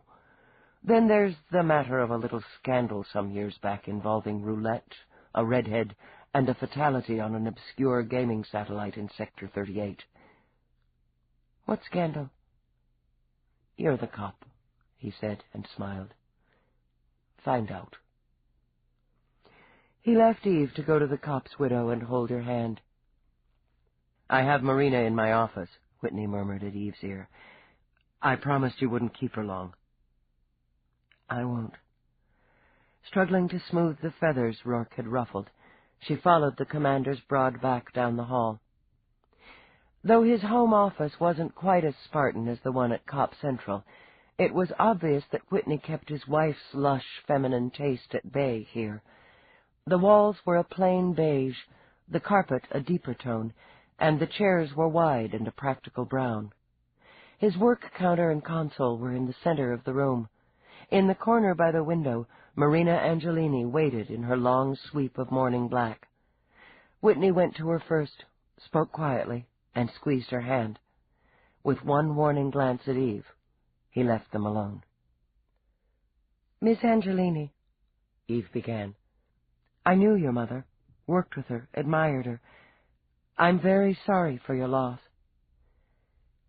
Everyone is, Marina responded, in a voice as fragile and pale as her white cheeks. Her eyes were dark, nearly black and glassy. Except the person who killed her, I suppose. I'll apologize ahead of time if I'm of little help to you, Lieutenant Dallas. I bowed to pressure and let myself be tranked. I am, as anyone will tell you, taking this rather hard. You and your mother were close. She was the most wonderful woman I've ever known. Why should I have to be calm and composed when I've lost her like this? Eve came closer, sat in one of the wide brown chairs. I can't think of any reason why you should be. My father wants a public show of strength. Marina turned her face to the window. I'm letting him down. Appearances are important to my father. Was your mother important to him? Yes. Their personal and professional lives were twined together. The divorce didn't change that. He's hurting. She drew in a shaky breath. He won't show it because he's proud. But he's hurting. He loved her. We all loved her. Miss Angelini, Tell me about your mother's mood, what you spoke of, who you spoke of, the last time you had contact. The day before she died, we were on the link for an hour, maybe more. Wedding plans? Tears dripped out and spilled over the pale cheeks. We were both so full of wedding plans. I'd send her transmissions of dresses, wedding dresses, mother of the bride ensembles. Randall was designing them. We talked about clothes. Doesn't that seem shallow, Lieutenant? That the last time I'll ever speak with my mother, I spoke of fashion. No, it doesn't seem shallow. It seems friendly, loving. Marina pressed a hand to her lips. Do you think? Yes, I do. What do you talk to your mother about? I don't have a mother. I never did. Marina blinked, focused again. How odd. What does it feel like? There was no way to describe what simply was. It wouldn't be the same for you, Miss Angelini, Eve said gently. When you were speaking to your mother, did she mention anything? Anyone who was concerning her? No. If you're thinking about her work, we rarely talked of it. I wasn't very interested in the law. She was happy, excited that I was coming over for a few days. We laughed a lot. I know she had this image, her professional image. But with me, with the family, she was softer, looser. I teased her about George, saying that Randy could design her wedding dress while he was doing mine. Her reaction? We just laughed. Mama liked to laugh, she said, a little dreamy now as the trank began to work. She said she was having too much fun being mother of the bride to spoil it with the headaches of being a bride herself. She was very fond of George, and to think they were good together, but I don't suppose she loved him. Don't you? Why, no.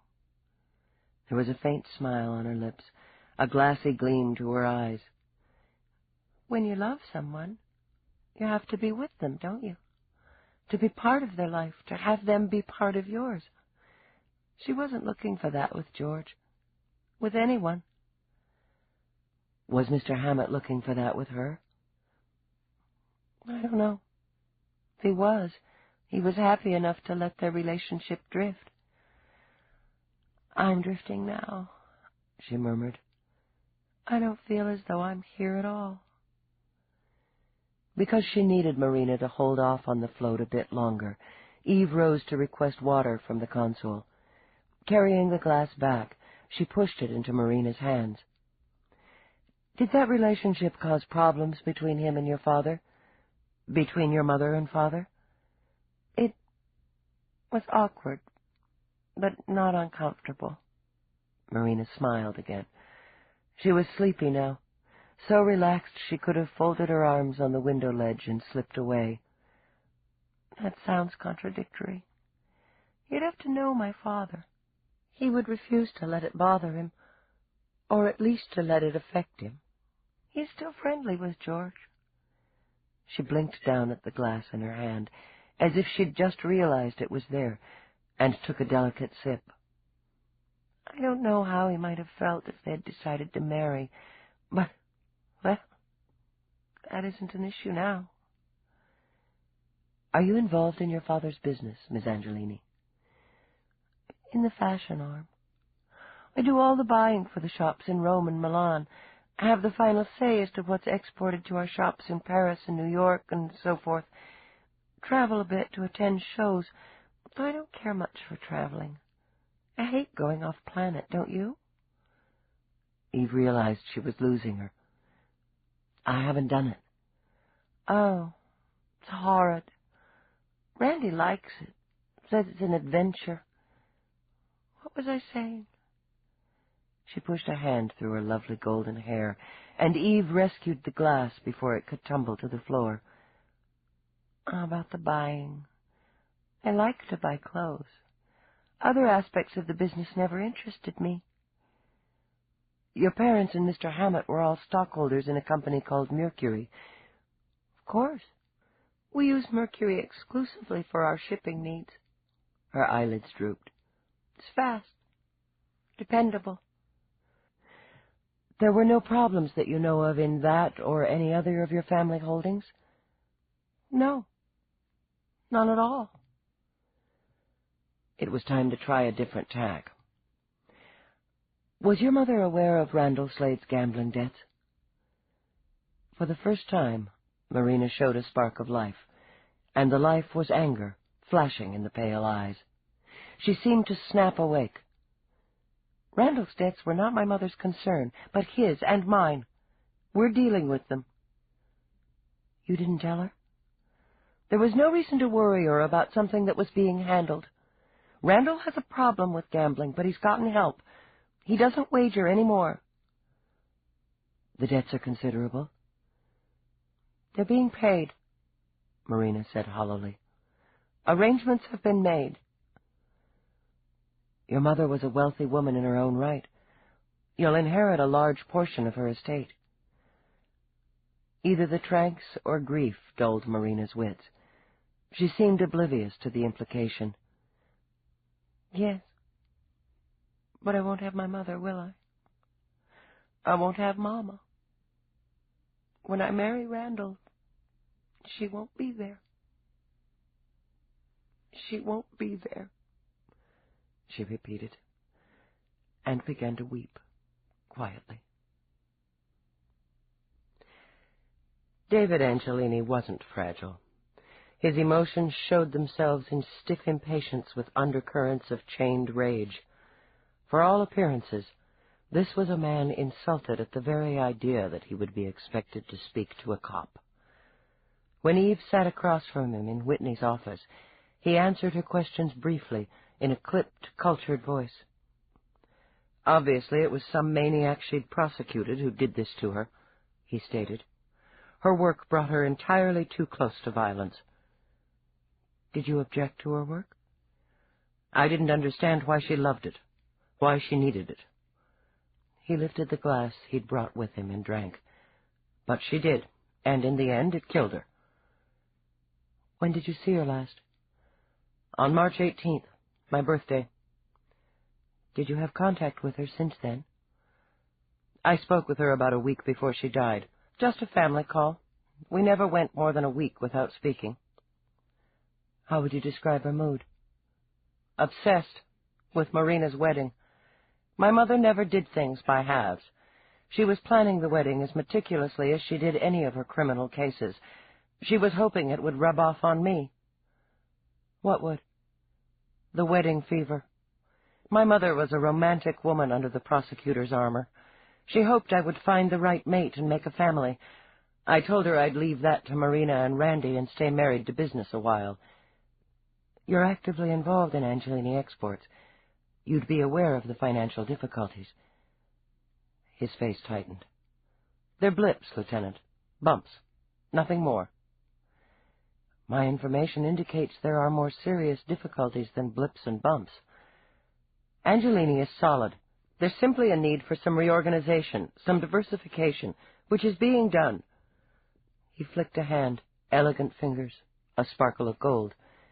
A few key people have made unfortunate mistakes that can and will be rectified, and that has nothing to do with my mother's case. It's my job to explore all angles, Mr. Angelini. Your mother's estate is substantial. Your father will come into a number of holdings, as will you. David got to his feet. You're speaking of my mother. If you suspect that anyone in the family would cause her harm, then Commander Whitney has made a monstrous error in judgment putting you in charge of the investigation. You're entitled to your opinion. Do you gamble, Mr. Angelini? What business is that of yours? Since he was going to stand, Eve rose to face him. It's a simple question. Yes, I gamble on occasion, as do countless others. I find it relaxing. How much do you owe? His fingers tightened on the glass. I believe at this point my mother would have advised me to consult counsel. That's certainly your right. I'm not accusing you of anything, Mr. Angelini. I'm fully aware that you were in Paris on the night of your mother's death, just as she was fully aware that shuttles skimmed across the Atlantic hourly. It's my job to get a clear picture, a full and clear picture. You're under no obligation to answer my question, but I can, with very little trouble, access that information. The muscles in his jaw worked a moment. 800,000, give or take a few dollars. Are you unable to settle the debt? I am neither a Welsher nor a pauper, Lieutenant Dallas, he said stiffly.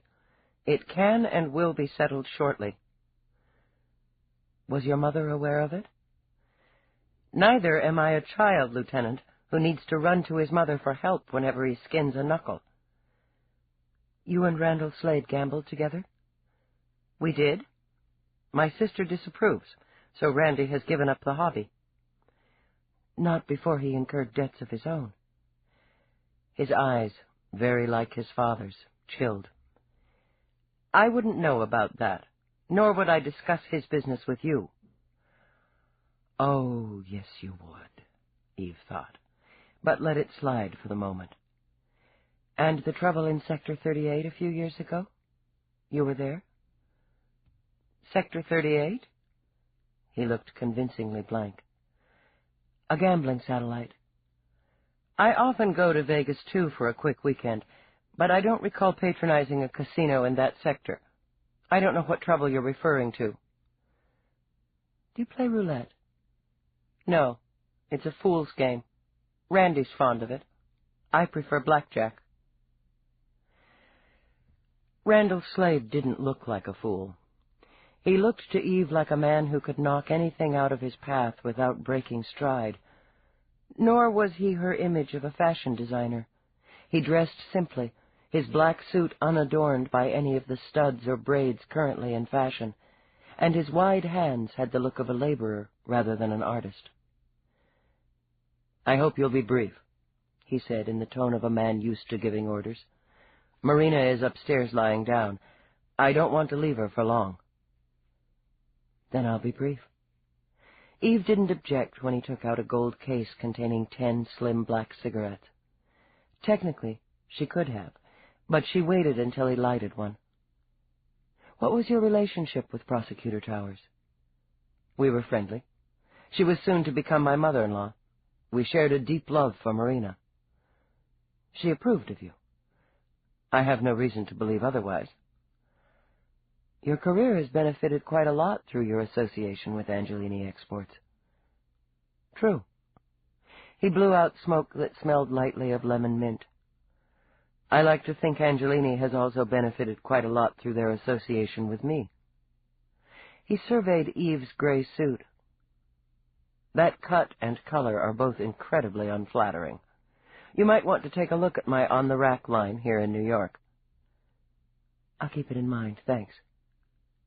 I dislike seeing attractive women in unattractive clothes. He smiled, and surprised Eve with a flare of charm. You should wear bolder colors, sleeker lines. A woman with your build would carry them well. So I'm told, she muttered, thinking of Roarke. You're about to marry a very wealthy woman. I'm about to marry the woman I love. It's a happy coincidence that she's wealthy. It is. And money is something you have a need for. Don't we all? Smooth, unoffended, again amused. You have debts, Mr. Slade. Large, outstanding debts in an area that can cause considerable pain in the collecting process. That's accurate. He drew smoke in again. I'm a gambling addict, Lieutenant. Recovering. With Marina's help and support, I've undergone treatment. I haven't made a wager in 2 months, 5 days. Roulette, wasn't it? I'm afraid so. And the amount you owe, in round figures? 500,000. And the amount of your fiancé's inheritance? Probably triple that, in round figures. More, considering the stocks and holdings that wouldn't be converted into credit or cash. Killing my fiancée's mother would certainly have been one way to solve my financial difficulties. He stubbed his cigarette out thoughtfully. Then again, so would the contract I've just signed for my fall line. Money isn't important enough to me to kill for it. But gambling was important enough? Gambling was like a beautiful woman, desirable, exciting, capricious. I had a choice between her and Marina. There was nothing I wouldn't do to keep Marina. Nothing? He understood and inclined his head. Nothing at all. Does she know about the scandal in Sector 38? His amused, faintly smug expression froze, and he paled. That was nearly 10 years ago. That has nothing to do with Marina, nothing to do with anything. You haven't told her? I didn't know her. I was young, foolish, and I paid for my mistake. Why don't you explain to me, Mr. Slade, how you came to make that mistake? It has nothing to do with this. Indulge me. Damn it, it was one night out of my life. One night. I'd had too much to drink, was stupid enough to mix the liquor with chemicals. The woman killed herself. It was proven the overdose was self-inflicted. Interesting, Eve thought. But you were there, she hazarded. I was zoned. I'd lost more heavily than I could afford at roulette, and between us we made a scene. I told you I was young. I blamed my bad luck on her. Maybe I did threaten her. I just don't remember. Yes, we argued publicly. She struck me and I struck her back. I'm not proud of it. Then I just don't remember. Don't remember, Mr. Slade? As I testified, the next thing I remember is waking up in some filthy little room. We were in bed, naked, and she was dead. I was still groggy. Security came in. I must have called them. They took pictures.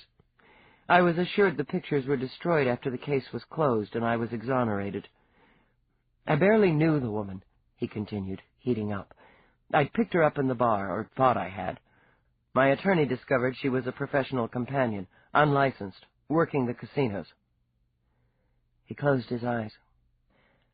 Do you think I want Marina to know that I was, however briefly, accused of murdering an unlicensed whore? No, Eve said quietly. I don't imagine you do. And as you said, Mr. Slade, you'd do anything to keep her. Anything at all. Hammet was waiting for her the moment she stepped out of the commander's office. The hollows in his cheeks seemed deeper, his skin grayer. I'd hoped to have a moment, Lieutenant. Eve. She gestured behind her, let him slip into the room first, then closed the door on the murmurs of conversation. This is a difficult day for you, George. Yes, very difficult.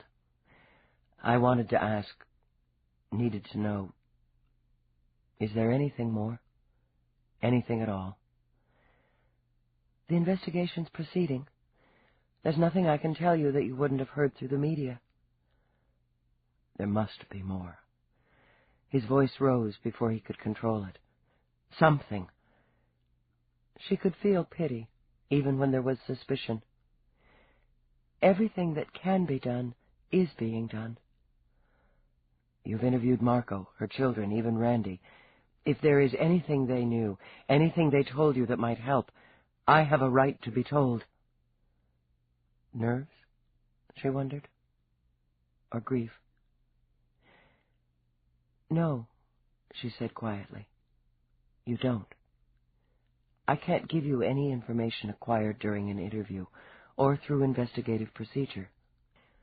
We're talking about the murder of the woman I loved. He exploded with it, his pale face flushing dark. We might have been married. Were you planning to be married, George? We discussed it. He passed a hand over his face, a hand that shook slightly. We'd discussed it, he repeated, and the flush washed away from his skin. There was always another case, another summation to prepare. There was supposed to be plenty of time. With his hands balled into fists, he turned away from her. I apologize for shouting at you. I'm not myself. It's all right, George. I'm very sorry. She's gone. He said it quietly, brokenly. She's gone. There was nothing left for her to do but give him privacy. She closed the door behind her, then rubbed a hand at the back of her neck where tension was lodged. On her way out, Eve signaled to Finey. Need you to do some digging, she told him as they headed outside. Old case, about 10 years past, on one of the gambling hells in Sector 38. What you got, Dallas? Sex, scandal, and probable suicide. Accidental. Hot damn, Finey said mournfully.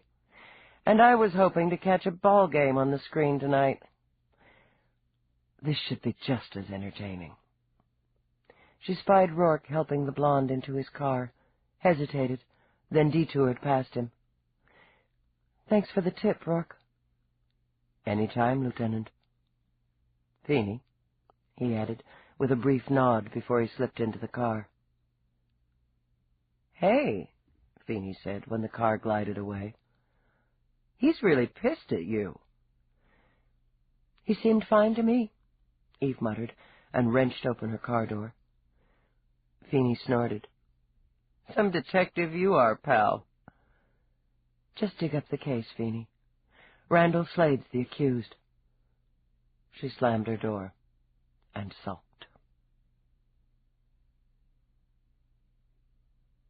Chapter 7. Finey knew Eve wasn't going to like the data he'd unearthed.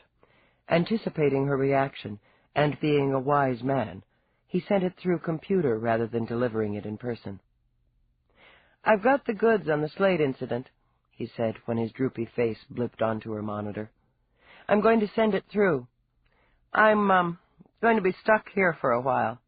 I've got about 20% of Tower's conviction list eliminated. It's slow going. Try to speed it up, Finey. We've got to narrow the field. Right. Ready for transmission. His face blinked off. In its place was the police report from Sector 38. Eve frowned over it as the data scrolled. There was little more information above what Randall Slade had already told her. Suspicious death, overdose. The victim's name was Carol Lee, age 24, birthplace New Chicago Colony, unemployed. The image showed a young, black-haired woman of mixed heritage, with exotic eyes and coffee-toned skin. Randall looked pale, his eyes glazed in his mugshot. She skimmed through, searching for any detail Randall might have left out. It was bad enough as it was, Eve mused. The murder charges had been dropped, but he'd copped to soliciting an unlicensed companion, possession of illegal chemicals, and contributing to a fatality.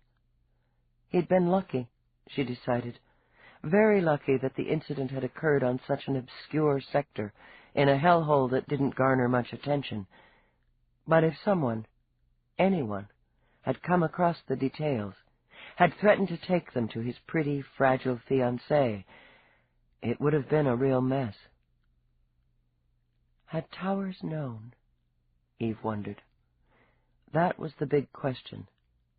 And if she had, how would she have handled it? The attorney might have looked at the facts, weighed them, and dismissed the case as resolved. But the mother? Would the loving mother who chatted about fashion for an hour with her daughter, the devoted parent who carved out time to help plan the perfect wedding, have accepted the scandal as the wild oats of a young, foolish man? Or would she have stood like a barricade between the older, less foolish man and what he wanted most? Eve narrowed her eyes and continued to scan the documents. Then she stopped cold when Rourke's name jumped out at her. Son of a bitch, she muttered, slamming a fist on the desk. Son of a bitch. Within 15 minutes, she was striding across the glossy tiles of the lobby of Roarke's building in Midtown. Her jaw was set as she accessed the code, then slapped her palm onto the handplate of his private elevator. She hadn't bothered to call, but let righteous fury zip her up to the top floor. The receptionist in his elegant outer office started to smile in greeting. One look at Eve's face had her blinking. "Lieutenant Dallas?" "Tell him I'm here, and that I see him now or down at Cop Central." He's in a meeting." "Now." "I'll call through." She swiveled and punched a button for private communication. She murmured the message and apologies while Eve stood fuming. "If you would wait in his office for a moment, Lieutenant," the receptionist began and rose. "I know the way," Eve snapped, striding across the plush carpet through the towering double doors and into Roarke's New York sanctum. There had been a time when she would have helped herself to a cup of coffee, or wandered over to admire his view from 150 stories up. Today she stood, every nerve quivering with temper, and beneath that was fear. The panel on the east wall slid open silently, and he walked through. He still wore the dark suit he'd chosen for the memorial service. As the panel closed behind him, he fingered the button in his pocket that belonged on Eve's gray jacket. "You were quick," he said easily. "I thought I would finish my board meeting before you came by." "You think you're clever," she shot back, "giving me just enough to start digging with. Damn it, Roarke, you're right in the middle of this." "Am I?" Unconcerned, he walked to a chair, sat, stretched out his legs. "And how is that, Lieutenant?" "You owned the damn casino where Slade was gambling. You owned the fucking Fleabag Hotel where the woman died. You had an unlicensed hooker working your hellhole." "Unlicensed companions in Sector 38? He smiled a little. "Why, I'm shocked." "Don't get cute with me. It connects you. Mercury was bad enough, but this is deeper. Your statement's on record." "Naturally." "Why are you making it so hard for me to keep your name out of this?" "I'm not interested in making it hard or easy for you, Lieutenant." "Fine, then. Just fine." If he could be cold, so could she. "Then we'll just get the questions and answers out of the way and move on. You knew Slade?" "Actually, I didn't. Not personally. Actually, I'd forgotten all about it, and him, until I did some research of my own. Wouldn't you like some coffee?" "You forgot you were involved in a murder investigation?" "Yes." Idly he steepled his hand. "It wasn't the first brush I'd had with the police, nor, apparently, is it the last. In the grand scheme of things, Lieutenant, it really didn't concern me." "Didn't concern you," she repeated. "You had Slade tossed out of your casino." "I believe the manager of the casino handled that." "You were there?" "Yes, I was there. Somewhere on the premises, in any case. Dissatisfied clients often become rowdy. I didn't pay much attention at that time." She took a deep breath. "If it meant so little, and the entire matter slipped your mind, why did you sell the casino, the hotel, everything you owned in Sector 38 within 48 hours of Cicely Towers' murder?" He said nothing for a moment, his eyes on hers. "For personal reasons." "Roarke, just tell me so I can put this whole connection to bed. I know the sale didn't have anything to do with Towers' murder, but it looks dicey. For personal reasons isn't good enough." "It was for me. At the time." "Tell me, Lieutenant Dallas, are you thinking I decided to blackmail Cicely over her future son-in-law's youthful indiscretion? Had some henchman in my employ lure her to the West End, and when she didn't cooperate, slit her throat?" She wanted to hate him for putting her in the position of having to answer. "I told you I didn't believe you had anything to do with her death, and I meant it. You've put me in a position where it's a scenario we'll have to work with. One that will take time and manpower away from finding the killer. Damn you, Eve. He said it quietly. So quietly, so calmly, her throat burned in reaction. What do you want from me, Roarke? You said you'd help, that I could use your connections. Now, because you're pissed about something else, you're blocking me. I've changed my mind. His tone was dismissive as he rose and walked behind his desk. About several things, he added, watching her with eyes that sliced at her heart. If you would just tell me why you sold, the coincidence of that can't be ignored. He considered for a moment his decision to reorganize some of his less-than-legal enterprises and shake loose of what couldn't be changed. No, he murmured. I don't believe I will. Why are you putting me in this position? She demanded. Is this some sort of punishment? He sat, leaned back, steepled his fingers. If you like. You're going to be pulled into this, just like the last time.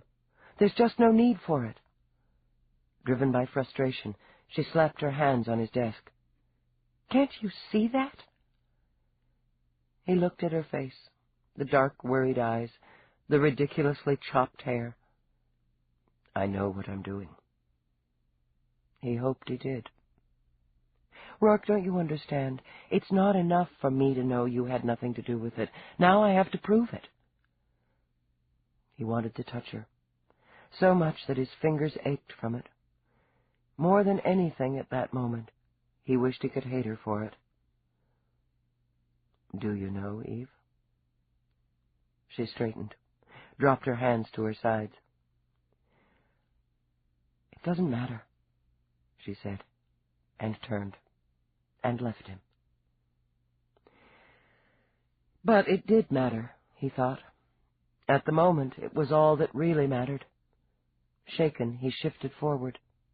He could curse her now that those big, whiskey-colored eyes were no longer staring into him. He could curse her for bringing him so low he was nearly ready to beg for whatever scraps of her life she was willing to share with him. And if he begged, if he settled, he would probably grow to hate her almost as much as he would hate himself. He knew how to outweight a rival, how to outmaneuver an opponent. He certainly knew how to fight for what he wanted or intended to have, but he was no longer sure he could outweight, outmaneuver, or fight Eve. Taking the button out of his pocket, he toyed with it, studied it as though it were some intriguing puzzle to be solved. He was an idiot, Roarke realized. It was humiliating to admit what an incredible fool love could make of a man. He stood, slipped the button back in his pocket. He had a board meeting to complete, business to take care of. And, he thought, some research to do on whether any details of the Slade arrest had left Sector 38, and if they had, how and why. Eve couldn't put off her appointment with Nadine. The necessity of it irritated, as did the fact she had to schedule the time between Nadine's evening and late live broadcasts. She plopped down at a table at a small cafe near Channel 75 called Images. It was, with its quiet corners and leafy trees, several large steps away from the Blue Squirrel. Eve winced at the prices on the menu. Broadcasters were paid a great deal more than cops, and settled on a classic Pepsi. You ought to try the muffins, Nadine told her. The place is famous for them. I bet it is. At about $5 a rehydrated blueberry, Eve thought. I don't have a lot of time. Neither do I. Nadine's on-camera makeup was still perfectly in place. Eve could only wonder how anyone could stand having their pores gunked for hours at a time. You go first. Fine. Nadine broke open her muffin, and it steamed fragrantly. Obviously the memorial is the big news of the day. Who came? Who said what? Lots of side stories about the family. Focus is tight on the grieving daughter and her fiancé. Why? Human interest, Dallas. Big splashy wedding plans interrupted by violent murder. Words leaked that the ceremony will be postponed until the first part of next year. Nadine took a bite of muffin. Eve ignored the envious reaction of her stomach juices. Gossip isn't what I'm after, Nadine. But it adds color. Look, it was more like a plant than a leak.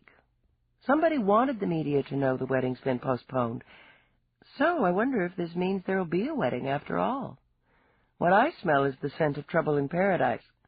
Why would Marina turn away from Slade at a time like this? Seems to me they'd have a nice, quiet, private ceremony so he'd be there to comfort her. Maybe that's the plan exactly, and they're throwing you off the scent. It's possible. Anyway, without Towers as buffer, speculation's running that Angelini and Hammet will dissolve their business associations. They were very cool to each other, never spoke during the service, before or after it either. How do you know? Nadine smiled, feline and pleased. I have my sources. Angelini needs income and fast. Roarke's made him an offer for his shares, which now include Towers' interest in Mercury. Has he? You didn't know. Interesting. Sly as a cat, Nadine licked crumbs from her fingertips. I thought it was interesting, too, that you didn't attend the service with Roarke. I was there in an official capacity, Eve said shortly. Let's stick to the point. More trouble in paradise, Nadine murmured. Then her eyes sobered. Look, Dallas, I like you. I don't know why, but I do. If you and Roarke are having problems, I'm sorry for it. Buddy-to-buddy confidences were something Eve was never comfortable with. She shifted, surprised that she was tempted, even for an instant, to share. Then she set it down to Nadine's skill as a reporter. The point, she repeated. Okay. Nadine moved a shoulder and took another bite of muffin. Nobody knows Dick, she said briefly. We've got speculation. Angelini's financial difficulties, the son's gambling habits, the Fuentes case. You can forget the Fuentes case, Eve interrupted. He's going down. Both he and his lawyer know it. The evidence is clean. Taking Towers out won't change a thing. He might have been pissed. Maybe. But he's small time. He doesn't have the contacts or the money to buy a hit the size of Towers. Doesn't check out. We're running everybody she ever put away. So far, we've got zip. You've cooled off on the revenge theory, haven't you? Yeah. I think it was closer to home. Anyone in particular? No. Eve shook her head when Nadine studied her. No, she repeated. I don't have anything solid yet. Here's what I want you to look into, and I need you to hold it off the air until I clear it. That was the deal. Briefly, Eve told her of the incident in Sector 38. Holy shit, that's hot. And it's public record, Dallas. That may be. But you wouldn't know where to look unless I tipped you. Stick with the deal, Nadine. You hold it off the air and you poke around. See if you can find out if anyone knows or cares. If there's a connection to the murder, I'll hand it to you. If not, I guess it'll be up to your conscience whether you want to broadcast something that could ruin the reputation of a man and his relationship with his fiancée. Low blow, Dallas. Depends on where you're standing. Keep the cover on it, Nadine. Mm-hmm. Her mind was humming. Slade was in San Francisco the night of the murder. She waited a beat. Wasn't he? So the record shows. And there are dozens of coast-to-coast shuttles, public and private, running every hour back and forth. That's right. You keep in touch, Nadine, Eve said as she rose. and you keep the cover on. Eve made it an early night. When her link beeped at 1, she was screaming her way out of a nightmare. Sweating, shaking, she tore off the covers that wrapped around her, fought off the hands that were groping over her body. She choked back another scream, pressed her fingers against her eyes, and ordered herself not to be sick. She answered the call without turning the lights on, and blocked video. Dallas. Dispatch. Voice print verified. Probable homicide, female. Report 532 Central Park South, rear of building, code yellow. Acknowledged. Eve ended the transmission and, still trembling from the aftershocks of the dream, crawled out of bed. It took her 20 minutes. She'd needed the comfort of a hot shower, even if it had only been for 30 seconds. It was a trendy neighborhood, peopled by residents who patronized fashionable shops and private clubs, and who aspired to move just another notch up the social and economic ladder. The streets were quiet here, though it wasn't quite out of the realm of public taxis and into private transpo cars. Upper middle class all the way, she mused as she made her way around to the back of a sleek steel building with its pleasant view of the park. Then again, murder happened everywhere. It had certainly happened here. The rear of the building couldn't boast a view of the park, but the developers had made up for it with a nice plot of green. Beyond the trim trees was a security wall that separated one building from the next. On the narrow stone path through a border of gold petunias, the body sprawled, face down. Female, Eve noted, flashing her badge at the waiting uniforms. Dark hair, dark skin, well-dressed. She studied the stylish red and white striped heel that lay point up on the path. Death had knocked her out of her shoes. Pictures? Yes, sir, Lieutenant. M.E. on the way. Who reported it? Neighbor. Came out to let his dog use the facilities. We've got him inside. Do we have a name on her? Yvonne Metcalf, Lieutenant. She lives in 1126. Actress, Eve murmured as the name struck a chord. Up and coming. Yes, sir. One of the uniforms looked down at the body. She won an Emmy last year. Been doing the talk show rounds. She's pretty famous. Now she's pretty dead. Keep the camera running. I need to turn her over. Even before she used the protective spray to seal her hands, before she crouched down to turn the body, Eve knew. Blood was everywhere. Someone hissed sharply as the body rolled face up, but it wasn't Eve. She'd been braced for it.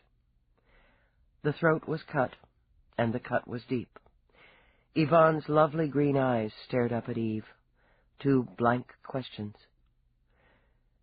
What the hell did you have to do with Cicely Towers? She murmured. Same M.O. 1 wound to the throat, severed jugular. No robbery. No signs of sexual assault or struggle. Gently, Eve lifted one of Yvonne's limp hands, shone her light at the nails, under them. They were painted a sparkling scarlet with tiny white stripes. And they were perfect. No chips, no snags, no scrapes of flesh or stains of blood under them. All dressed up and no place to go, Eve commented, studying the victim's flashy red and white striped bodysuit. Let's find out where she'd been or where she was going, Eve began. Her head came around as she heard the sound of approaching feet. But it wasn't the medical examiner and his team, nor was it the sweepers. It was, she saw with disgust, CJ Morse and a crew from Channel 75. Get that camera out of here. Temper vibrating, she sprang to her feet, instinctively shielding the body. This is a crime scene. You haven't posted it, Morse said, smiling sweetly. Until you do, it's public access. Sherry, get a shot of that shoe. Post the goddamn scene, Eve ordered a uniform. Confiscate that camera, the recorders. You can't confiscate media equipment until the scene's posted, CJ reminded her, as he tried to rubberneck around her to get a good look. "Sherry, get me a nice pan, then focus on the lieutenant's pretty face." "I'm going to kick your ass, Morse." "Oh, I wish you'd try, Dallas." Some of his bubbling resentment simmered into his eyes. "I'd love to bring you up on charges and broadcast it after that stunt you pulled on me." "If you're still on this scene when it's posted, you'll be the one facing charges." He only smiled again, backing off. He calculated he had another 15 seconds of video time before he ran into trouble. Channel 75 has a fine team of lawyers. "Detain him and his crew." Eve flashed a snarl at a uniform. "Off scene until I'm through. Interfering with media—" "Kiss ass, Morse." "I bet yours is tasty." He continued to grin as he was escorted away. This ends Disc 3. Glory in Death. Disc 4. When Eve came around the building, he was doing a sober stand-up report on the recent homicide. Without missing a beat, he angled himself toward her. "Lieutenant Dallas, will you confirm that Yvonne Metcalf, the star of Tune In, has been murdered?" "The department has no comment to make at this time." "Isn't it true that Ms. Metcalf was a resident of this building, and that her body was discovered this morning on the rear patio? Hadn't her throat been cut?"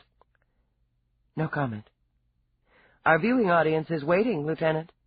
2 prominent women have been violently murdered by the same method, and in all likelihood by the same person, barely a week apart, and you have no comment."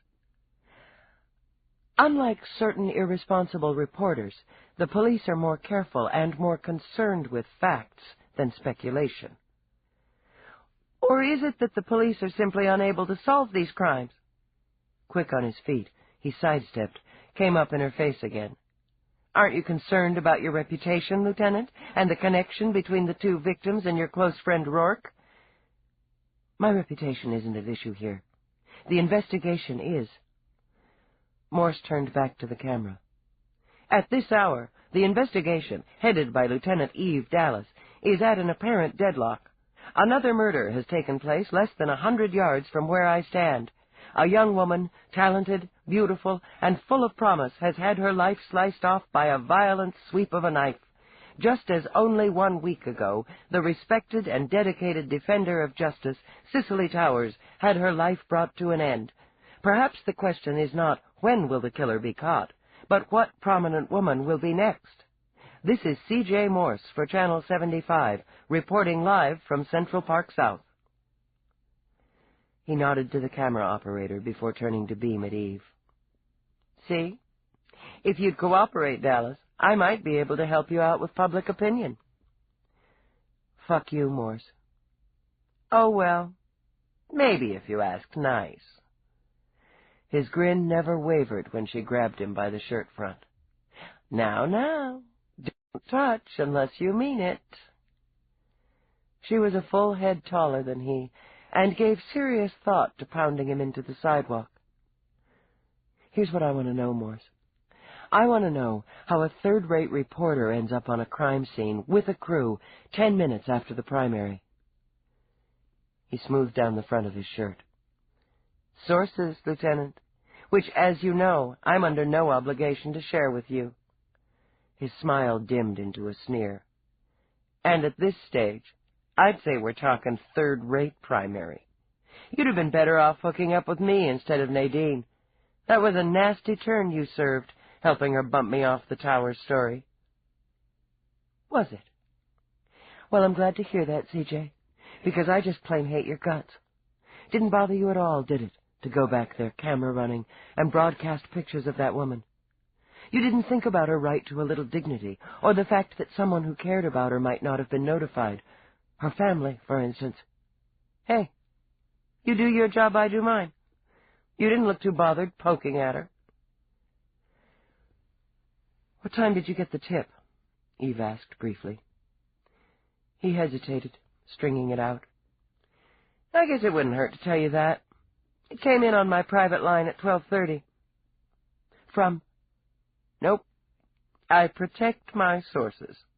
I called the station, drummed up a crew. Right, Sherry? Right.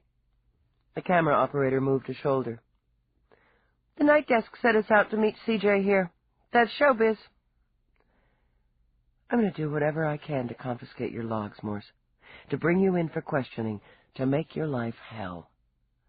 Oh, I hope you do. His round face gleamed. You give me double my usual airtime and put my popularity quotient through the roof. And you know what's going to be fun? The side story I'm going to work up on Roarke and his cozy relationship with Yvonne Metcalf. Her stomach shuddered, but she kept her voice bland. Watch your step there, CJ. Roarke's not nearly as nice as I am. Keep your crew off scene, she warned. Put one toe on, and I confiscate your equipment. She turned, and when she was far enough away, pulled out her communicator. She was going outside of procedure, risking a reprimand or worse, but it had to be done. She could tell when Roarke answered that he hadn't yet been to bed. Well, Lieutenant, this is a surprise. I've only got a minute. Tell me what your relationship was with Yvonne Metcalf. He lifted a brow. We're friends. We're close at one time. You were lovers? Yes, briefly. Why? Because she's dead, Roarke. His faint smile faded. Oh, Christ. How? She had her throat cut. Stay available. Is that an official request, Lieutenant? He asked, and his voice was hard as rock. It has to be. Roarke. She hesitated. I'm sorry. So am I.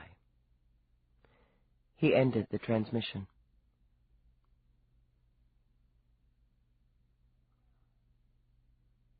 Chapter 8. Eve had no problem listing several connections between Cicely Towers and Yvonne Metcalf. Number 1 was murder, the method and the perpetrator. They had both been women in the public eye, well respected, and held in great affection. They were successful in their chosen fields and were dedicated to that field. They both had families who loved and who mourned. Yet they had worked and played in dramatically different social and professional circles.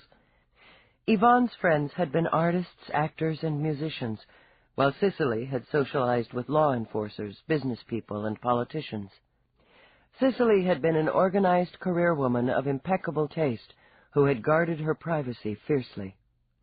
Yvonne had been a cheerfully disorganized, borderline messy actor who courted the public eye. But someone had known them both well enough and felt strongly enough about both to kill them. The only name Eve found in Cicely's tidy address book and Yvonne's disordered one that matched was Roarke.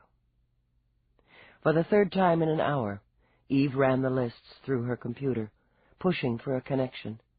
A name that clicked with another name, an address, a profession, a personal interest. The few connections that came through were so loosely linked, she could barely justify taking the next step toward the interview. But she would do it, because the alternative was Roarke. While the computer handled the short list, she took another pass through Yvonne's electronic diary. Why the hell didn't the woman put in names? Eve muttered. There were times, dates, occasionally initials, often little side notes or symbols of Yvonne's mood. 1 o'clock, lunch at the Crown Room with B.C. Yippee. Don't be late, Yvonne, and wear the green number with the short skirt. He likes prompt women with legs. Beauty day at Paradise, thank God. 10 o'clock. Should try to hit Fitness Palace at 8 for workout. Ugh. Fancy lunches, Eve mused. Pampering in the top salon in the city. Sweating a little in a luxury gym. Not a bad life, all in all. Who had wanted to end it? She flipped through to the day of the murder. 8 o'clock, power breakfast, little blue suit with matching shoes, Look professional, for Christ's sake, Yvonne. 11 o'clock. PP's office to discuss contract negotiations. Maybe sneak in some shopping first. Shoe sale at Saks, hot damn. Lunch. Skip dessert, maybe. Tell Cutie he was wonderful in show. No penalty for lying to pals about their acting. God, wasn't he awful? Call home. Hit Saks if you missed it earlier. 5-ish, drinks. Stick with spring water, babe. You talk too much when you're loose. Be bright, sparkle, push tune in. $. Don't forget photo layout in morning, and stay away from that wine. Go home, take a nap. Midnight meeting, could be hot stuff. Wear the red and white striped number and smile, smile, smile. Bygones are bygones, right? Never close that door. Small world and so on. What a dumbass. So she'd documented the meeting at midnight. Not who, not where, not what, but what she'd wanted to be well dressed for it. Someone she'd known, had a history with, bygones, a past problem with. Lover? Eve mused. She didn't think so. Yvonne hadn't put little hearts around the notation or told herself to be sexy, sexy, sexy. Eve thought she was beginning to understand the woman. Yvonne had been amused at herself, ready for fun, enjoying her lifestyle. And she'd been ambitious. Wouldn't she have told herself to smile, smile, smile for a career opportunity? A part, good press, a new script, an influential fan? What would she have said about Roarke? Eve wondered. Most likely she'd have noted him down with a big, bold-faced capital R. She would have put hearts around the date, or dollar signs, or smiles, as she had 18 months before she died. Eve didn't have to look at Yvonne's previous diaries. She remembered perfectly the woman's last notation on Roarke. Dinner with R, 8:30, yum yum. Wear the white satin, matching teddy. Be prepared, might get lucky. The man's body is awesome. Wish I could figure out his head. Oh, well, just think sexy and see what happens. Eve didn't particularly want to know if Yvonne had gotten lucky. Obviously they'd been lovers. Roarke had said so himself. So why hadn't she put down any more dates with him after the white satin? It was something she supposed she'd have to find out. For investigative purposes only. Meanwhile, she would make another trip to Yvonne's apartment, try again to reconstruct the last day of her life. She had interviews to schedule, and, as Yvonne's parents called her at least once a day, Eve knew she would have to talk with them again, steel herself against their horrible grief and disbelief. She didn't mind the 14- and 16-hour days. In fact, at this stage of her life, she welcomed them. 4 days after Yvonne Metcalf's murder, Eve was running on empty. She had questioned over 36 people extensively, exhaustively. Not only had she been unable to discover a single viable motive, she'd found no one who hadn't adored the victim. There wasn't a hint of an obsessed fan. Yvonne's mail had been mountainous, and Finey and his computer were still scanning the correspondence. But among the first section, there had been no threats, veiled or overt, no weird or unsavory offers or suggestions. There had been a hefty percentage of marriage proposals and other propositions. Eve culled them out with little hope or enthusiasm. There was still a chance that someone who had written to Yvonne had written or contacted Cicely. As time passed, the chance became a long shot. Eve did what was expected in unsolved multiple homicides, what departmental procedure called for at this stage of an investigation. She made an appointment with the shrink. While she waited, Eve struggled with her mixed feelings for Dr. Meera. The woman was brilliant, insightful, quietly efficient, and compassionate. Those were the precise reasons Eve dragged her feet. She had to remind herself again that she hadn't come to Meera for personal reasons, or because the department was sending her for therapy. She wasn't going through testing. They weren't going to discuss her thoughts, her feelings, or her memory. They were going to dissect the mind of a killer. Still, she had to concentrate on keeping her heart rate level, her hands still and dry. When she was gestured into Meera's office, Eve told herself her legs were shaky because she was tired. Nothing more. Lieutenant Dallas. Meera's pale blue eyes skimmed over Eve's face, noted the fatigue. I'm sorry you had to wait. No problem. Though she would have preferred standing, Eve took the blue scoop chair beside Meera's. I appreciate you getting to the case so quickly. We all do our jobs as best we can, Meera said in her soothing voice. And I had a great deal of respect and affection for Cicely Towers. You knew her? We were contemporaries, and she consulted me on many cases. I often testified for the prosecution, as well as the defense, she added, smiling a little. But you knew that. Just making conversation.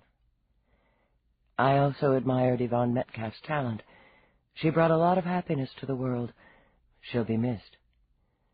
Someone isn't going to miss either of them. True enough. In her smooth, graceful way, Meera programmed her auto chef for tea. I realize you might be a bit pressed for time, but I work better with a little stimulation, and you look as though you could use some. I'm fine. Recognizing the tightly controlled hostility in the tone, Meera only lifted a brow. Overworked, as usual. It happens to those who are particularly good at their jobs. She handed Eve a cup of tea in one of the pretty china cups. Now, I've read over your reports, the evidence you've gathered, and your theories. My psychiatric profile, she said, tapping a sealed disc on the table between them. You've completed it. Eve didn't trouble to mask the irritation. You could have transmitted the data and saved me a trip. I could have, but I preferred to discuss this with you, face to face. Eve, you're dealing with someone very dangerous. I think I picked up on that, Doctor. 2 women have had their throats slashed. 2 women thus far, Meera said quietly, and sat back. I'm very much afraid there will be more, and soon. Because she believed the same, Eve ignored the quick chill that sprinted up her spine. Why? It was so easy, you see, and so simple. A job well done. There's a satisfaction in that. There's also the attention factor. Whoever accomplished the murders can now sit back in his or her home and watch the show. The reports, the editorials, the grieving, the services, the public arena of the investigation. She paused to savor her tea. You have your theory, Eve. You're here so that I can corroborate it or argue against it. I have several theories. Only one you believe in. Meera smiled her wise smile, aware that it made Eve bristle. Fame. What else did these 2 women have in common but their public prominence? They didn't share the same social circle or professional one, knew few of the same people, even on a casual level. They didn't patronize the same shops, health centers, or cosmetic experts. What they did share was fame, public interest, and a kind of power, which the killer envied. I would say exactly that. Resented as well, and wished, by killing them, to bask in the reflected attention. The murders themselves were both vicious and uncommonly clean. Their faces weren't marred, nor their bodies. One quick slice across the throat, according to the M.E., from the front, face to face. A blade is a personal weapon, an extension of the hand. It isn't distant like a laser or aloof like poison. Your murderer wanted the feel of killing, the sight of blood, the smell of it, the full experience that makes him or her one who appreciates having control, following through on a plan. You don't believe it was a hired hit? There's always that possibility, Eve, but I'm more inclined to see the killer as an active participant rather than a hireling. And then there are the souvenirs. Towers' umbrella. And Metcalf's right shoe. You've managed to keep that out of the press. Barely. Eve scowled over the memory of Morse and his crew invading the murder scene. A pro wouldn't have taken a souvenir, and the killings were too well thought out to have been planned by a street hit. I agree. You have an organized mind, an ambitious one. Your murderer is enjoying his work, which is why there'll be another. Or hers, Eve put in. The envy factor can be leaned toward a female. These two women were what she wanted to be. Beautiful, successful, admired, famous, strong. It's often the weak who kill. Yes, quite often. No, it isn't possible to determine gender from the data we have at this point, only to access the probability factor that the killer targets females who have reached a high level of public attention. What am I supposed to do about that, Dr. Meera? Put a security beeper on every prominent, well-known or successful woman in the city, including yourself? Odd. I was thinking more about you. Me? Eve jiggled the tea she hadn't touched, then set it on the table with a snap. That's ridiculous. I don't think so. You've become a familiar face, Eve. For your work, certainly, and most particularly since the case last winter. You're very respected in your field. And, she continued before Eve could interrupt, you also have one more important connection to both victims. All of you have had a relationship with Roarke. Eve knew her blood drained from her face. That wasn't something she could control, but she could keep her voice level and hard. Roarke had a business partnership, a relatively minor one, with Towers. With Metcalf, the intimate side of their relationship has been over for quite some time. Yet you feel the need to defend him to me. I'm not defending him, Eve snapped. I'm stating facts. Roarke's more than capable of defending himself. Undoubtedly. He's a strong, vital, and clever man. Still, you worry for him. In your professional opinion, is Roarke the killer? Absolutely not. I have no doubt that were I to analyze him, I would find his killer instinct well developed. The fact was, Meera would have loved the opportunity to study Roarke's mind, but his motive would have to be very defined, great love or great hate. I doubt there is much else that would push him over the line. Relax, Eve, Meera said quietly. You're not in love with a murderer. I'm not in love with anyone, and my personal feelings aren't at issue here. On the contrary, the investigator's state of mind is always an issue. And if I'm required to give my opinion on yours, I'll have to say I found you near exhaustion, emotionally torn, and deeply troubled. Eve picked up the profile disc and rose. Then it's fortunate you're not going to be required to give your opinion. I'm perfectly capable of doing my job. I don't doubt it for a moment.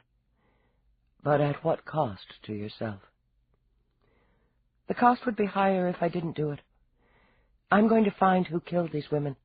Then it'll be up to someone like Cicely Towers to put them away. Eve tucked the disc in her bag. There's a connection you left out, Dr. Meera. Something these two women had in common. Eve's eyes were hard and cold. Family. Both of them had close family that was a large and important part of their lives. I'd say that lets me out as a possible target, wouldn't you? Perhaps. Have you been thinking of your family, Eve? Don't play with me. You mentioned it, Meera pointed out. You're always careful in what you say to me, so I must assume family is on your mind. I don't have family, Eve shot back. And I've got murder on my mind. If you want to report to the commander that I'm unfit for duty, that's just fine. When are you going to trust me? There was impatience, for the first time in Eve's memory, in the careful voice. Is it so impossible for you to believe that I care about you? Yes, I care, Meera said, when Eve blinked in surprise. and I understand you better than you wish to admit. I don't need for you to understand me. But there were nerves in Eve's voice now. She heard them herself. I'm not in testing or here for a therapy session. There are no recorders on here. Meera had set her tea down with a snap that had Eve jamming her hands in her pockets. Do you think you're the only child who lived with horror and abuse? The only woman who struggled to overcome it? I don't have to overcome anything. I don't remember. My stepfather raped me repeatedly from the time I was 12 until I was 15, Meera said calmly, and stopped Eve's protest cold. For those 3 years I lived never knowing when it would happen, only that it would, and no one would listen to me. Shaken, sick, Eve wrapped her arms around her body. I don't want to know this. Why are you telling me this? Because I look in your eyes and see myself. But you have someone who will listen to you, Eve. Eve stood where she was, moistened her dry lips. Why did it stop? Because I finally found the courage to go to an abuse center, tell the counselor everything, to submit to the examinations, both physical and psychiatric.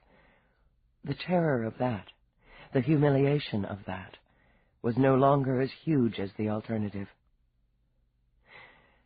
Why should I have to remember it? Eve demanded. It's over. Why aren't you sleeping? The investigation. Eve. The gentle tone had Eve closing her eyes. It was so hard, so trying, to fight that quiet compassion. Flashbacks, she murmured, hating herself for the weakness. Nightmares. Of before you were found in Texas. Just blips, just pieces. I can help you put them together. Why should I want to put them together? Haven't you already started to? Now Meera rose. You can work with this haunting your subconscious. I've watched you do so for years, but happiness eludes you, and will continue to do so until you've convinced yourself you deserve it. It wasn't my fault. No. Meera touched a gentle hand to Eve's arm.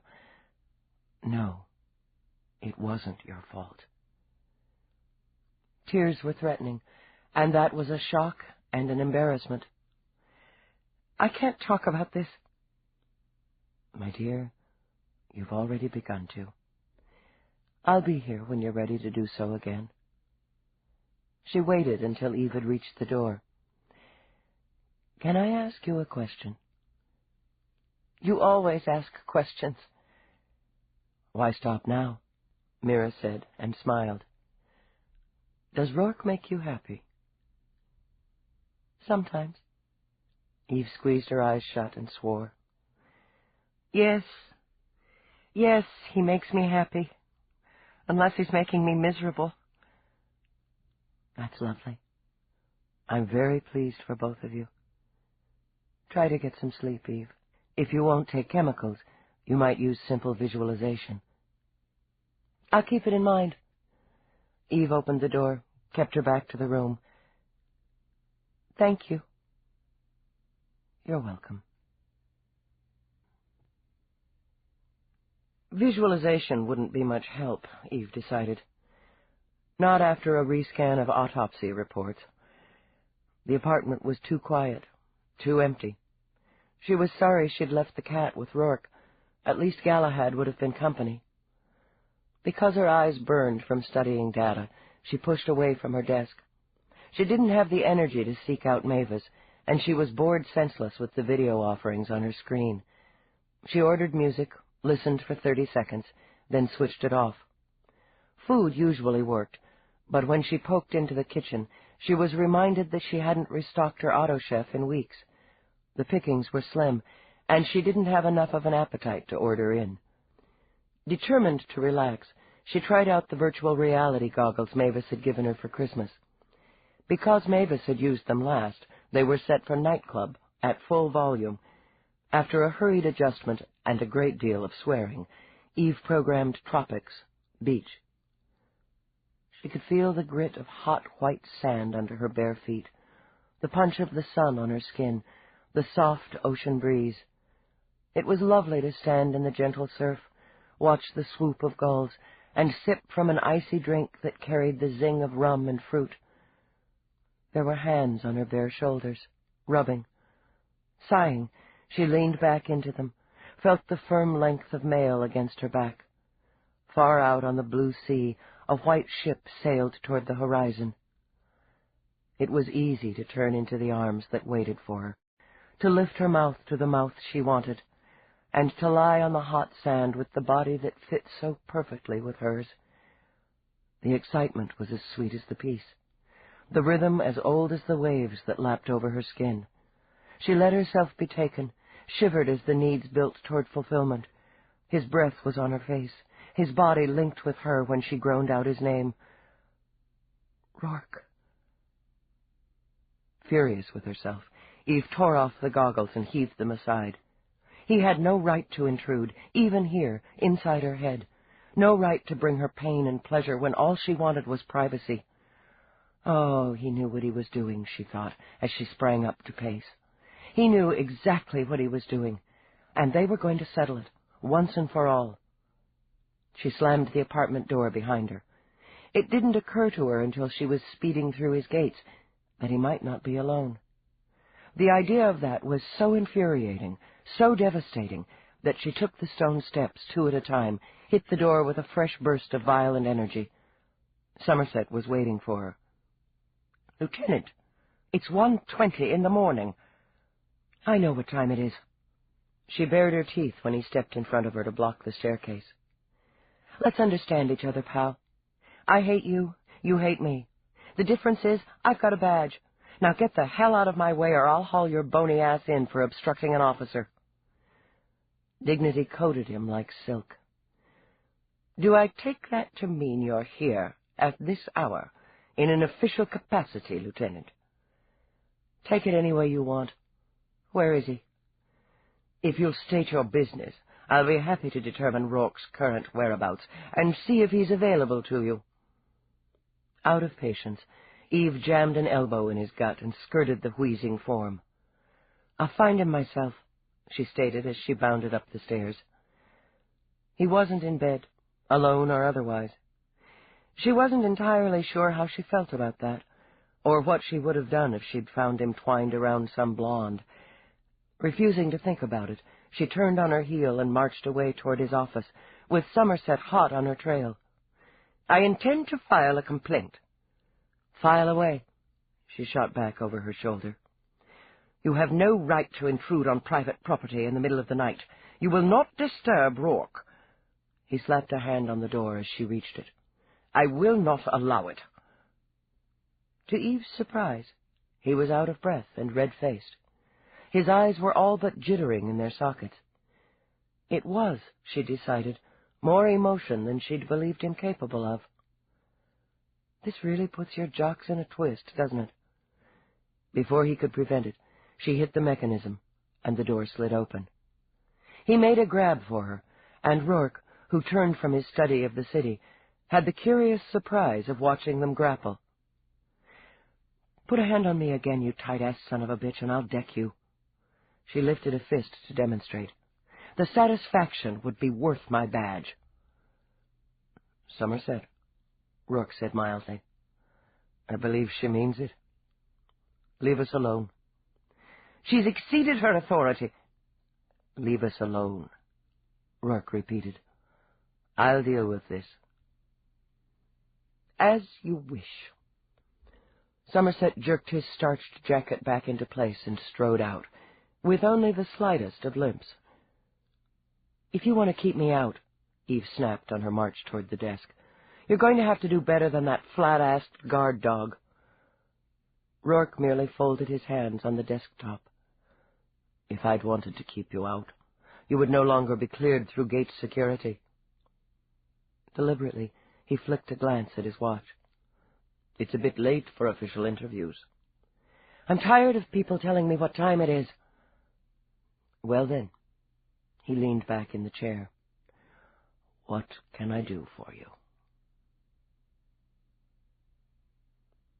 Chapter 9. Attack was the emotional choice. Eve could justify it as the logical one as well. You were involved with Yvonne Metcalf. As I told you, we were friends. He opened an antique silver box on the desk and took out a cigarette. At one time, intimate friends. Who changed the aspect of your relationship, and when? Who? Roarke thought it over as he lighted the cigarette, blew out a thin haze of smoke. I believe it was a mutual decision. Her career was rising quickly, causing numerous demands on her time and energy. You could say we drifted apart. You quarreled? I don't believe we did. Yvonne was rarely quarrelsome. She found life too amusing. Would you like a brandy?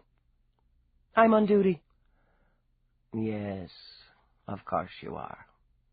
I'm not. When he rose, Eve saw the cat spring from his lap. Galahad examined her with his bicolored eyes before plunking down to wash. She was too busy scowling at the cat to note that Rourke's hands weren't quite steady as he stood at the carved liquor cabinet, pouring brandy from decanter to snifter. Well, he said, swirling the glass with half the width of the room between them. Is that all? No, she thought. That was far from all. If he wouldn't help her voluntarily, she would poke and prod and use his canny brain without mercy and without a qualm. The last time you're noted in her diary was 1.5 years ago. So long, Roarke murmured. He had regret, a great deal of it, for Yvonne. But he had his own problems at the moment, the biggest of which was standing across the room, watching him with turbulent eyes. I didn't realize. Was that the last time you saw her? No, I'm sure it wasn't. He stared into his brandy, remembering her. I recall dancing with her at a party, last New Year's Eve. She came back here with me. You slept with her? Eve said evenly. Technically, no. His voice took on a clip of annoyance. I had sex with her. Conversation. Brunch. You resumed your former relationship? No. He chose a chair and ordered himself to enjoy his brandy and cigarette. Casually, he crossed his feet at the ankles. We might have, but we were both quite busy with our own projects. I didn't hear from her again for 6 weeks, maybe 7. And? He'd brushed her off, he recalled, casually, easily, perhaps thoughtlessly. I told her I was involved. He examined the bright tip of his cigarette. At that time, I was falling in love with someone else. Her heartbeat hitched. She stared at him, jammed her hands in her pockets. I can't eliminate you from the list unless you help me. Can't you? Well then. Damn it, Roarke. You're the only one who was involved with both victims. And what's my motive, Lieutenant? Don't use that tone with me. I hate it when you do that. Cold, controlled, superior. Giving up, she began to pace. I know you didn't have anything to do with the murders, and there's no evidence to support your involvement, but that doesn't break the link. And that makes it difficult for you, because your name is, in turn, linked with mine. Or was. I can handle that. Then why have you lost weight? He demanded. Why are there shadows under your eyes? Why do you look so unhappy? She yanked out her recorder, slapped it on his desk, a barrier between them. I need you to tell me everything you know about these women, every small, insignificant detail. Damn it, damn it, damn it! I need help. I have to know why Towers would go to the West End in the middle of the night, why Metcalf would dress herself up and go out to the patio at midnight. He tapped out his cigarette, then rose slowly. "You're giving me more credit than I deserve, Eve. I didn't know Cicely that well. We did business, socialized in the most distant of fashions. Remember my background and her position. As to Yvonne, we were lovers. I enjoyed her energy, her zest. I know she had ambition. She wanted stardom, and she earned it, deserved it. But I can't tell you the minds of either of these women." "You know people," she argued. "You have a way of getting inside their heads. Nothing ever surprises you." "You do," he murmured. "Continually." She only shook her head. "Tell me why you think Yvonne Metcalf went out to meet someone on the patio." He sipped brandy, shrugged. "For advancement, glory, excitement, love. Probably in that order. She would have dressed carefully because she was vain. Admirably so. The time of the meeting wouldn't have meant anything to her. She was impulsive, entertainingly so." She let out a little breath. This was what she needed. He could help her see the victims. Were there other men? He was brooding, he realized, and forced himself to stop. She was lovely, entertaining, bright, excellent in bed. I imagine there were a great many men in her life. Jealous men? Angry men? He lifted a brow.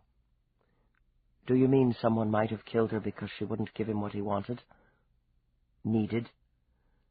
His eyes stayed steady on hers. "It's a thought. A man could do a great deal of damage to a woman for that, if he wanted or needed badly enough. Then again, I haven't killed you. Yet." "This is a murder investigation, Roarke. Don't get cute with me." "Cute!" He stunned them both by flinging the half-empty snifter across the room. Glass shattered on the wall, liquor sprayed. "You come bursting in here, without warning, without invitation, and expect me to sit cooperatively, like a trained dog, while you interrogate me? You ask me questions about Yvonne, a woman I cared for, and expect me to cheerfully answer them while you imagine me in bed with her." She'd seen his temper spurt and flash before. She usually preferred it to his icy control, but at the moment her nerves had shattered along with the glass. "It's not personal, and it's not an interrogation.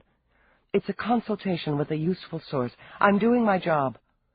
"This has nothing to do with your job, and we both know it. If there's even a germ of belief in you that I had anything to do with slitting the throats of those two women, then I've made even a bigger mistake than I imagined. If you want to poke holes in me, Lieutenant, do it on your own time, not mine." He scooped her recorder off the desk and tossed it to her. "Next time, bring a warrant."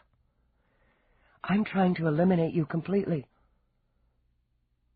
"Haven't you done that already?" He moved back behind his desk and sat wearily. "Get out. I'm done with this." She was surprised she didn't stumble on her way to the door, the way her heart was pounding and her knees were shaking. She fought for breath as she reached for it. At the desk, Roarke cursed himself for a fool and hit the button to engage the locks. Damn her. Damn himself. But she wasn't walking out on him. He was opening his mouth to speak when she turned, inches from the door. There was fury on her face now. "All right. God damn it, all right, you win. I'm miserable. Isn't that what you want? I can't sleep, I can't eat. It's like something's broken inside me, and I can barely do my job. Happy now?" He felt the first tingle of relief loosen the fist around his heart. "Should I be?" "I'm here, aren't I? I'm here because I couldn't stay away anymore." Dragging at the chain under her shirt, she strode to him. "I'm wearing the damn thing." He glanced at the diamond she thrust in his face. It flashed at him, full of fire and secrets. "As I said, it suits you." A lot you know, she muttered and swung around. It makes me feel like an idiot. This whole thing makes me feel like an idiot. So fine, I'll be an idiot. I'll move in here. I'll tolerate that insulting robot you call a butler. I'll wear diamonds. Just don't... She broke, covering her face as the sobs took over. I can't take this anymore. Don't. For Christ's sake, don't cry. I'm just tired. She rocked herself for comfort. I'm just tired, that's all. Call me names. He rose, shaken and more than a little terrified by the storm of weeping. Throw something. Take a swing at me. She jerked back when he reached for her. Don't. I need a minute when I'm making a fool of myself. Ignoring her, he gathered her close. She pulled back twice, was brought back firmly against him. Then, in a desperate move, her arms came around him, clutched. Don't go away. She pressed her face to his shoulder. Don't go away. I'm not going anywhere. Gently, he stroked her back, cradled her head. Was there anything more astounding or more frightening to a man, he wondered, than a strong woman in tears? I've been right here all along. I love you, Eve, almost more than I can stand. I need you. I can't help it. I don't want to. I know. He eased back, tucking a hand under her chin to lift her face to his. We're going to have to deal with it. He kissed one wet cheek, then the other. I really can't do without you. You told me to go. I locked the door. His lips curved a little before they brushed over hers. If you'd waited a few more hours, I would have come to you. I was sitting here tonight, trying to talk myself out of it, and not having any luck. Then you stalked in. I was perilously close to getting on my knees. Why? She touched his face. You could have anyone. You probably have. Why? He tilted his head. That's a tricky one. Could it be your serenity, your quiet manner, your flawless fashion sense? It did his heart good to see her quick, amused grin. No, I must be thinking of someone else. It must be your courage, your absolute dedication to balancing scales, that restless mind, and that sweet corner of your heart that pushes you to care so much about so many. That's not me. Oh, but it is you, darling Eve. He touched his lips to hers. Just as that taste is you, the smell, the look, the sound. You've undone me. We'll talk, he murmured, brushing his thumbs over drying tears. We'll figure out a way to make this work for both of us. She drew in a shuddering breath. I love you. And let it out. God. The emotion that swept through him was like a summer storm, quick, violent, then clean. Swamped with it, he rested his brow on hers. You didn't choke on it. I guess not. Maybe I'll get used to it. And maybe her stomach wouldn't jump like a pond of frogs next time. Angling her face up, she found his mouth. In an instant, the kiss was hot, greedy, and full of edgy need. The blood was roaring in her head, so loud and fierce she didn't hear herself say the words again, but she felt them, in the way her heart stuttered and swelled. Breathless and already wet, she tugged at his slacks. Now, right now. Absolutely now. He'd dragged her shirt over her head before they hit the floor. They rolled, groping for each other, limbs tangled. Giddy with hunger, she sank her teeth into his shoulder as he yanked down her jeans. He had a moment to register the feel of her skin under his hands, the shape of her, the heat of her. Then it was a morass of the senses, a clash of scents and textures abrading against the urgent need to mate. Finesse would have to wait, as would tenderness. The beast clawed at them both, devouring even when he was deep inside her, pumping wildly. He could feel her body clutch and tense, heard her long, low moan of staggering release, and let himself empty, heart, soul, and seed.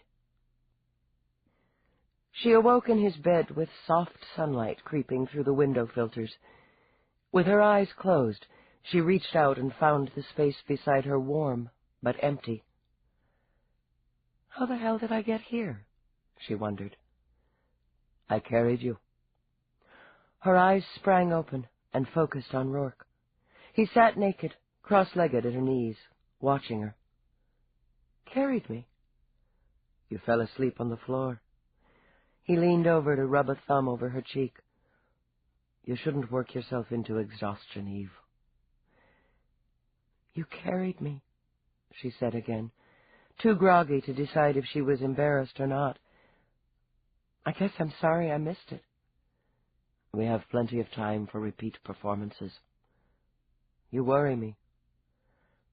I'm fine. I'm just... She caught the time on the bedside clock. Holy Christ, 10 a.m.?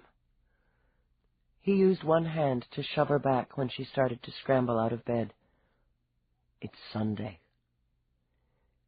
Sunday? Completely disoriented now, she rubbed her eyes clear. I lost track. She wasn't on duty, she remembered, but regardless... You needed sleep, he said, reading her mind. And you needed fuel, something other than caffeine. He reached for the glass on the nightstand and held it out. Eve studied the pale pink liquid dubiously. What is it? Good for you. Drink it. To make sure she did, he held the glass to her lips. He could have given her the energy booster in pill form, but he knew well her dislike for anything resembling drugs. It's a little something one of my labs has been working on. We should have it on the market in about 6 months. Her eyes narrowed. Experimental. It's quite safe. He smiled and set the empty glass aside. Hardly anyone's died. Ha ha. She sat back again, feeling amazingly relaxed, amazingly alert. I have to go into Cop Central, do some work on the other cases on my desk. You need some time off. He held up a hand before she could argue. A day, even an afternoon. I'd like you to spend it with me, but even if you spend it alone, you need it. I guess I could take a couple of hours. She sat up, linked her arms around his neck. What did you have in mind? Grinning, he rolled her back onto the bed. This time, there was finesse, and there was tenderness. Eve wasn't surprised to find a pile of messages waiting. Sunday had stopped being a day of rest decades before. Her message disk beeped along, recounting transmissions from Nadine first, the arrogant weasel Morse, another from Yvonne Metcalf's parents that had her rubbing her temples, and a short message from Marina Angelini.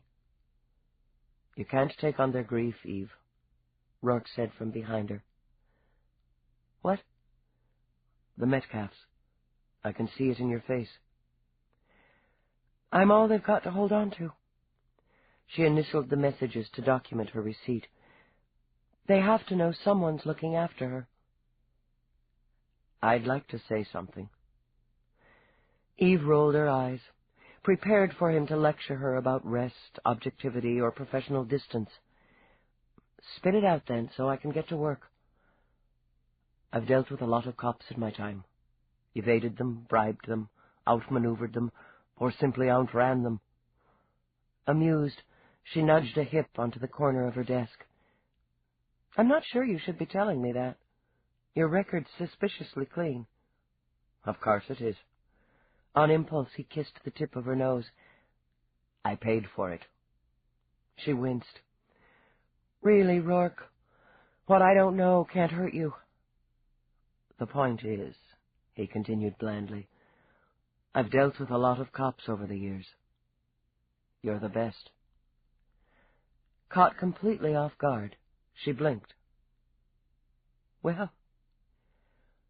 "You'll stand, Eve, for the dead and the grieving. I'm staggered by you." "Cut it out." Miserably embarrassed, she shifted. "I mean it." "You can use that when you call Morse back and run up against his irritating whine." "I'm not calling him back." "You initialed the transmissions." "I zapped his first." She smiled. "Oops."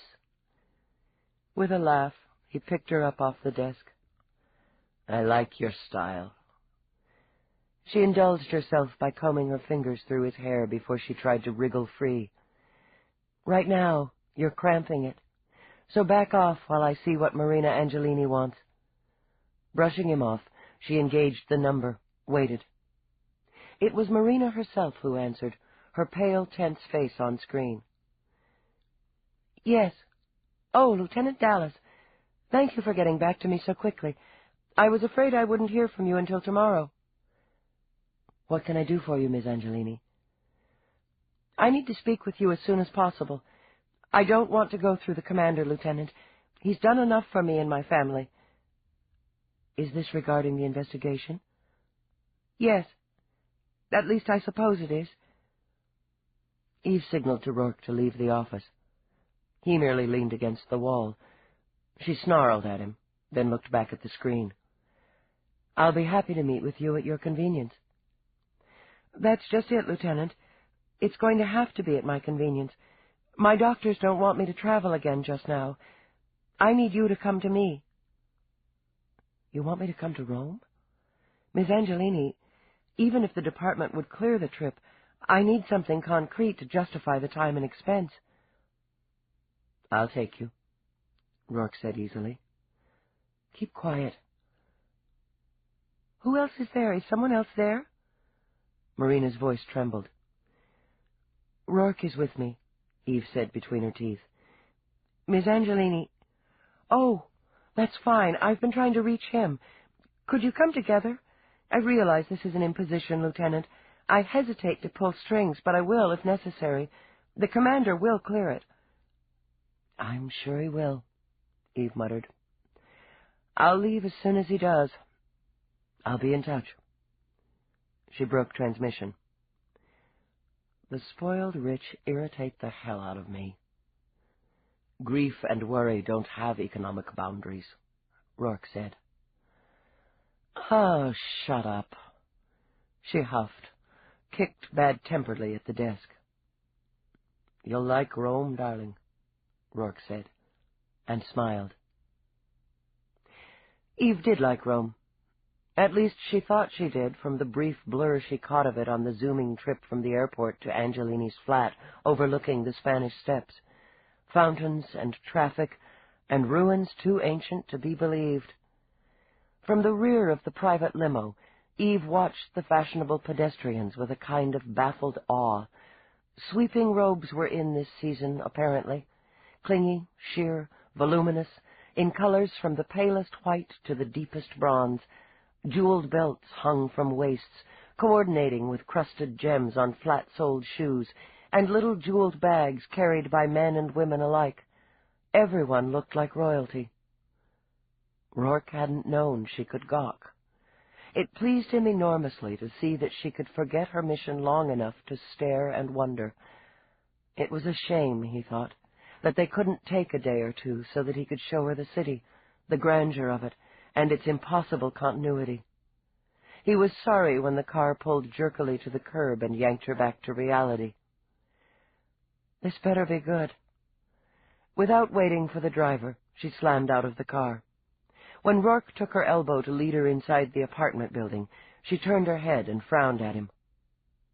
"Aren't you even the least bit annoyed at being summoned across a damn ocean for a conversation?" "Darling, I often go a great deal farther for less, and without such charming company." She snorted, and had nearly taken out her badge to flash at the security droid before she remembered herself. "Eve Dallas and Roarke for Marina Angelini." "You're expected, Eve Dallas and Roarke." The droid glided to a gilt-barred elevator and keyed in a code. "You could get one of those." Eve nodded toward the droid before the elevator's door closed. "And ditch Somerset."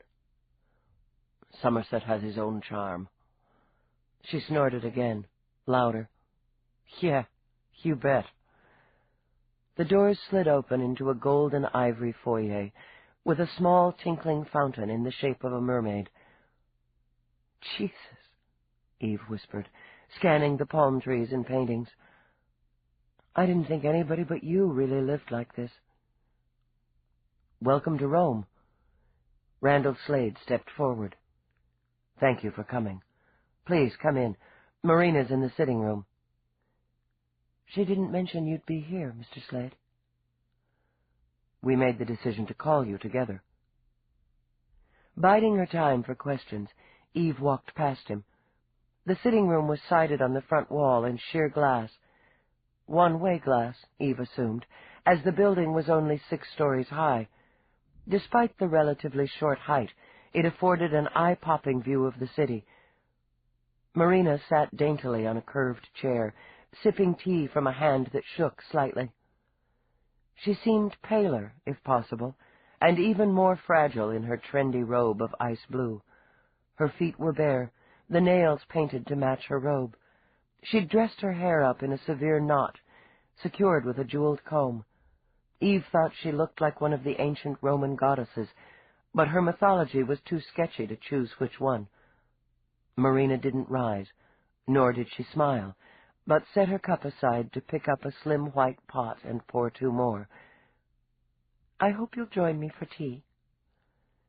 "I didn't come for a party, Miss Angelini." "No, but you've come, and I'm grateful."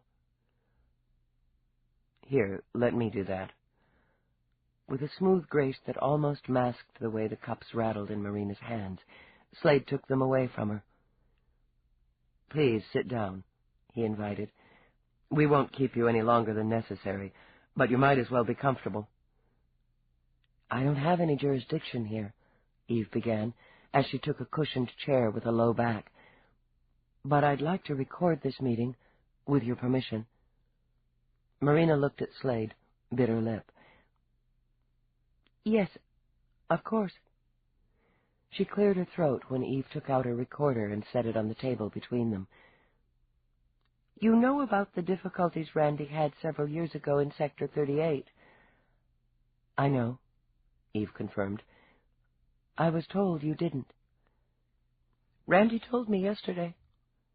Marina reached up blindly, and his hand was there. "You're a strong, confident woman, Lieutenant. It may be difficult for you to understand those of us who aren't so strong. Randy didn't tell me before because he was afraid I wouldn't handle it well. My nerves." She moved her thin shoulders. "Business crises energize me. Personal crises devastate me. The doctors call it an avoidance tendency. I'd rather not face trouble." "You're delicate," Slade stated, squeezing her hand. "It's nothing to be ashamed of." "In any case, this is something I have to face. You were there," she said to Roarke, "during the incident." "I was on the station, probably in the casino." "And the security at the hotel? The security Randy called? They were yours." "That's right. Everyone has private security. Criminal cases are transferred to the magistrate, unless they can be dealt with privately." "You mean through bribes?" "Naturally." "Randy could have bribed security. He didn't." "Marina." He hushed her with another squeeze of his hand. "I didn't bribe them because I wasn't thinking clearly enough to bribe them.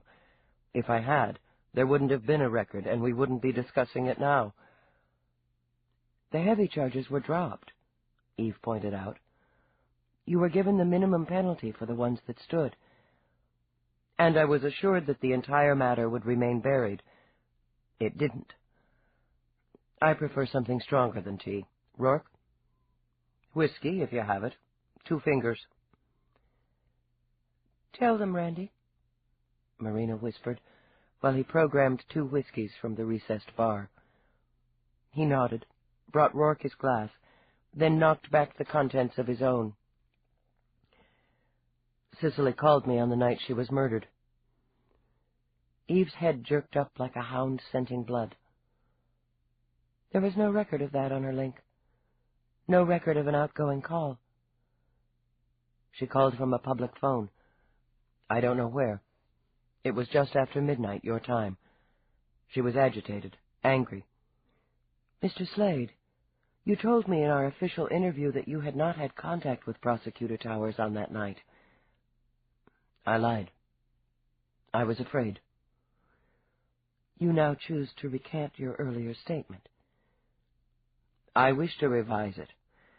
Without benefit of counsel, Lieutenant, and fully aware of the penalty for giving a false statement during a police investigation, I'm telling you now that she contacted me shortly before she was killed. That, of course, gives me an alibi, if you like. It would have been very close to impossible for me to have traveled cross-country and killed her in the amount of time I had. You can, of course, check my transmission records. Be sure that I will.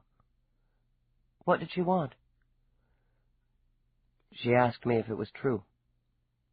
Just that, at first. I was distracted, working. It took me a moment to realize how upset she was, and then when she was more definite, to understand she was referring to Sector 38. I panicked, made some excuses. But you couldn't lie to Cicely. She pinned me to the wall. I was angry, too, and we argued. He paused, his eyes going to Marina. He watched her, Eve thought, as if he waited for her to shatter like glass.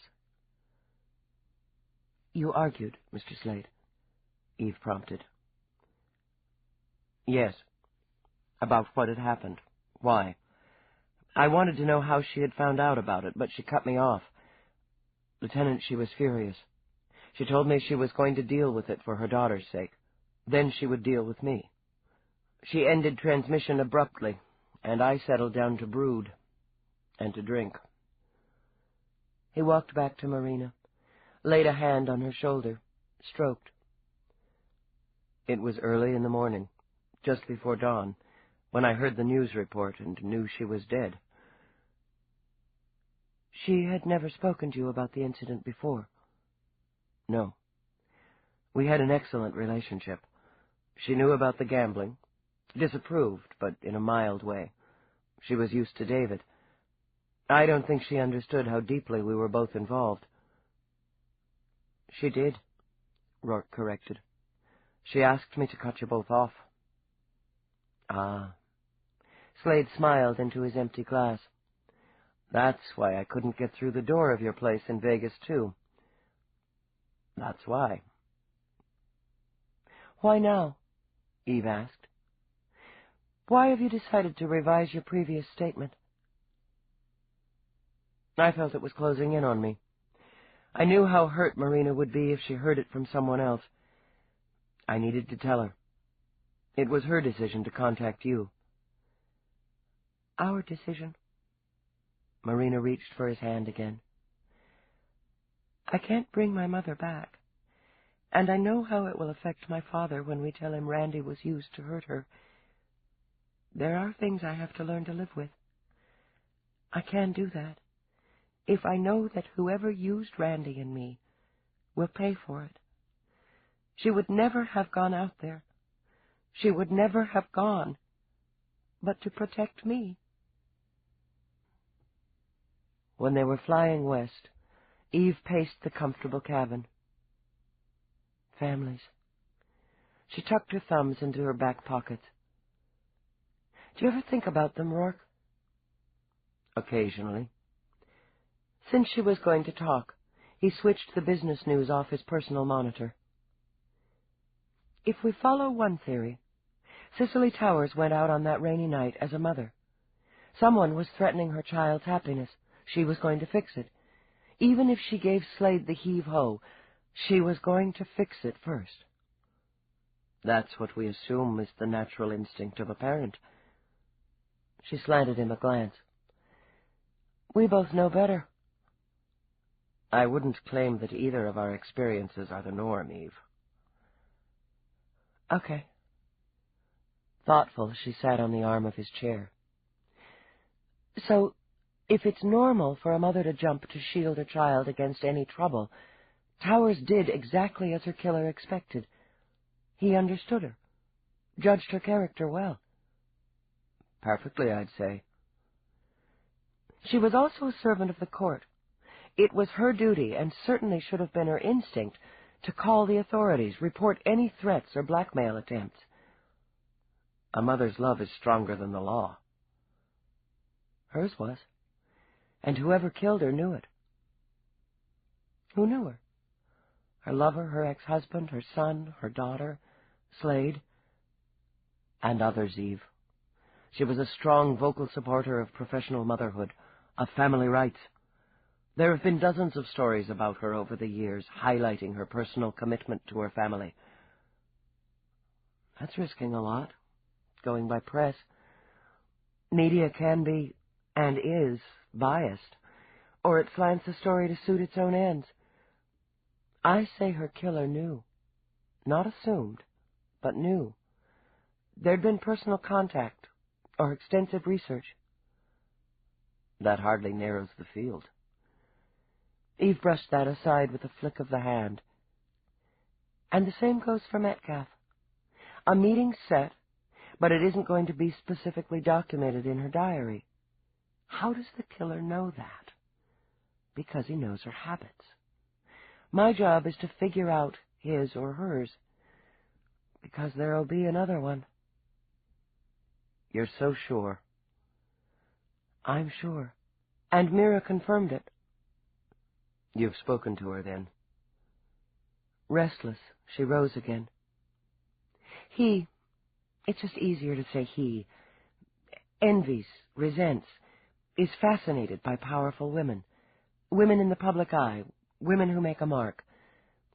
Meera thinks the killings may be motivated by control, but I wonder.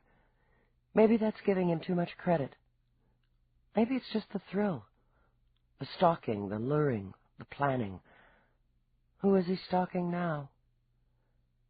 Have you looked in the mirror? Do you realize how often your face is on the screen, in the papers? Fighting back fear, he rose and put his hands on her shoulders and read her face.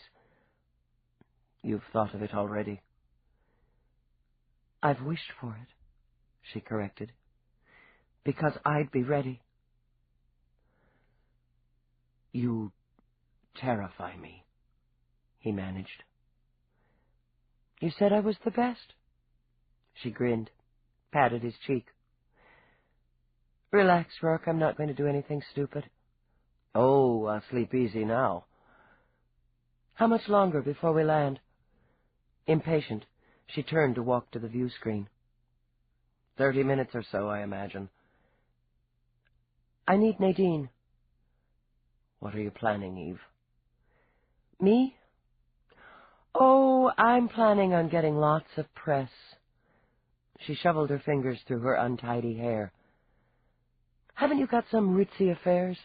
The kind the media just love to cover, that we can go to? He let out a sigh. I suppose I could come up with a few. Great.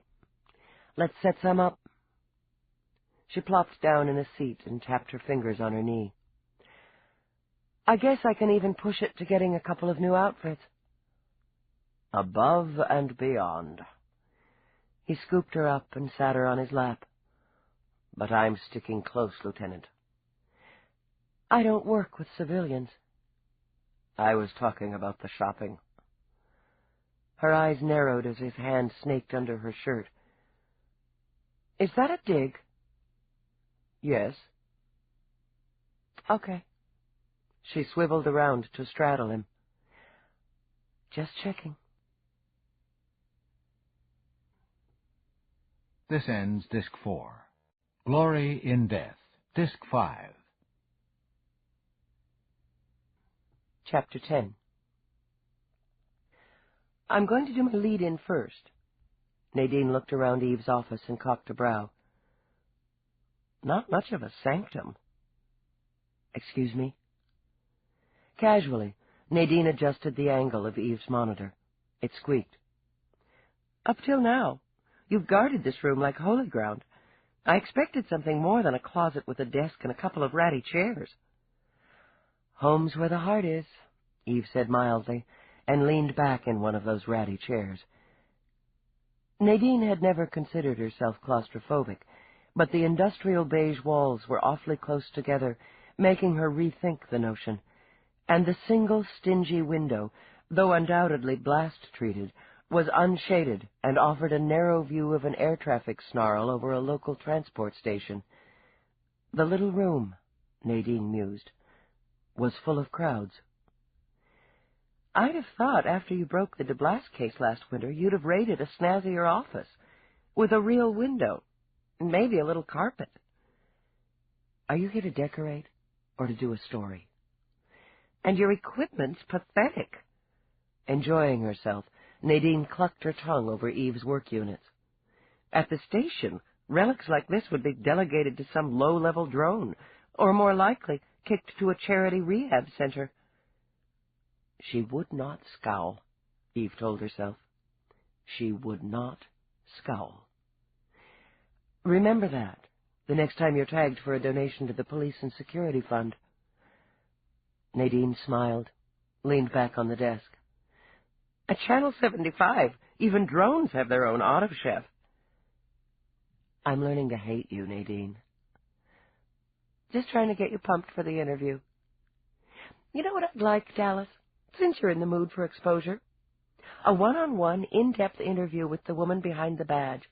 The life and loves of Eve Dallas, NYPSD. The personal side of the public servant. Eve couldn't stop it. She scowled. Don't push your luck, Nadine. Pushing my luck's what I do best. Nadine dropped down into a chair, shifted it. How's the angle, Pete?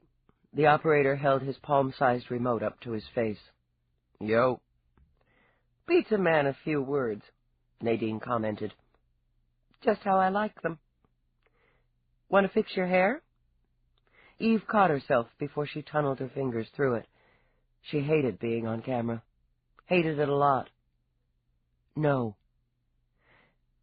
Suit yourself. Nadine took a small mirrored compact out of her oversized bag, patted something under her eyes, checked her teeth for lipstick smears. Okay. She dropped the compact back in her bag, crossed her legs smoothly with the faintest whisper of silk against silk, and turned toward camera. Roll. Rolling. Her face changed. Eve found it interesting to watch. The minute the red light glowed, her features became glossier, more intense. Her voice, which had been brisk and light, slowed and deepened, demanding attention. This is Nadine First, reporting direct from Lieutenant Eve Dallas's office in the Homicide Division of Cop Central. This exclusive interview centers on the violent and, as yet, unsolved murders of Prosecutor Cicely Towers and award-winning actor Yvonne Metcalf. Lieutenant, are these murders linked? The evidence indicates that probability. We can confirm from the medical examiner's report that both victims were killed by the same weapon and by the same hand. There's no doubt of that. None.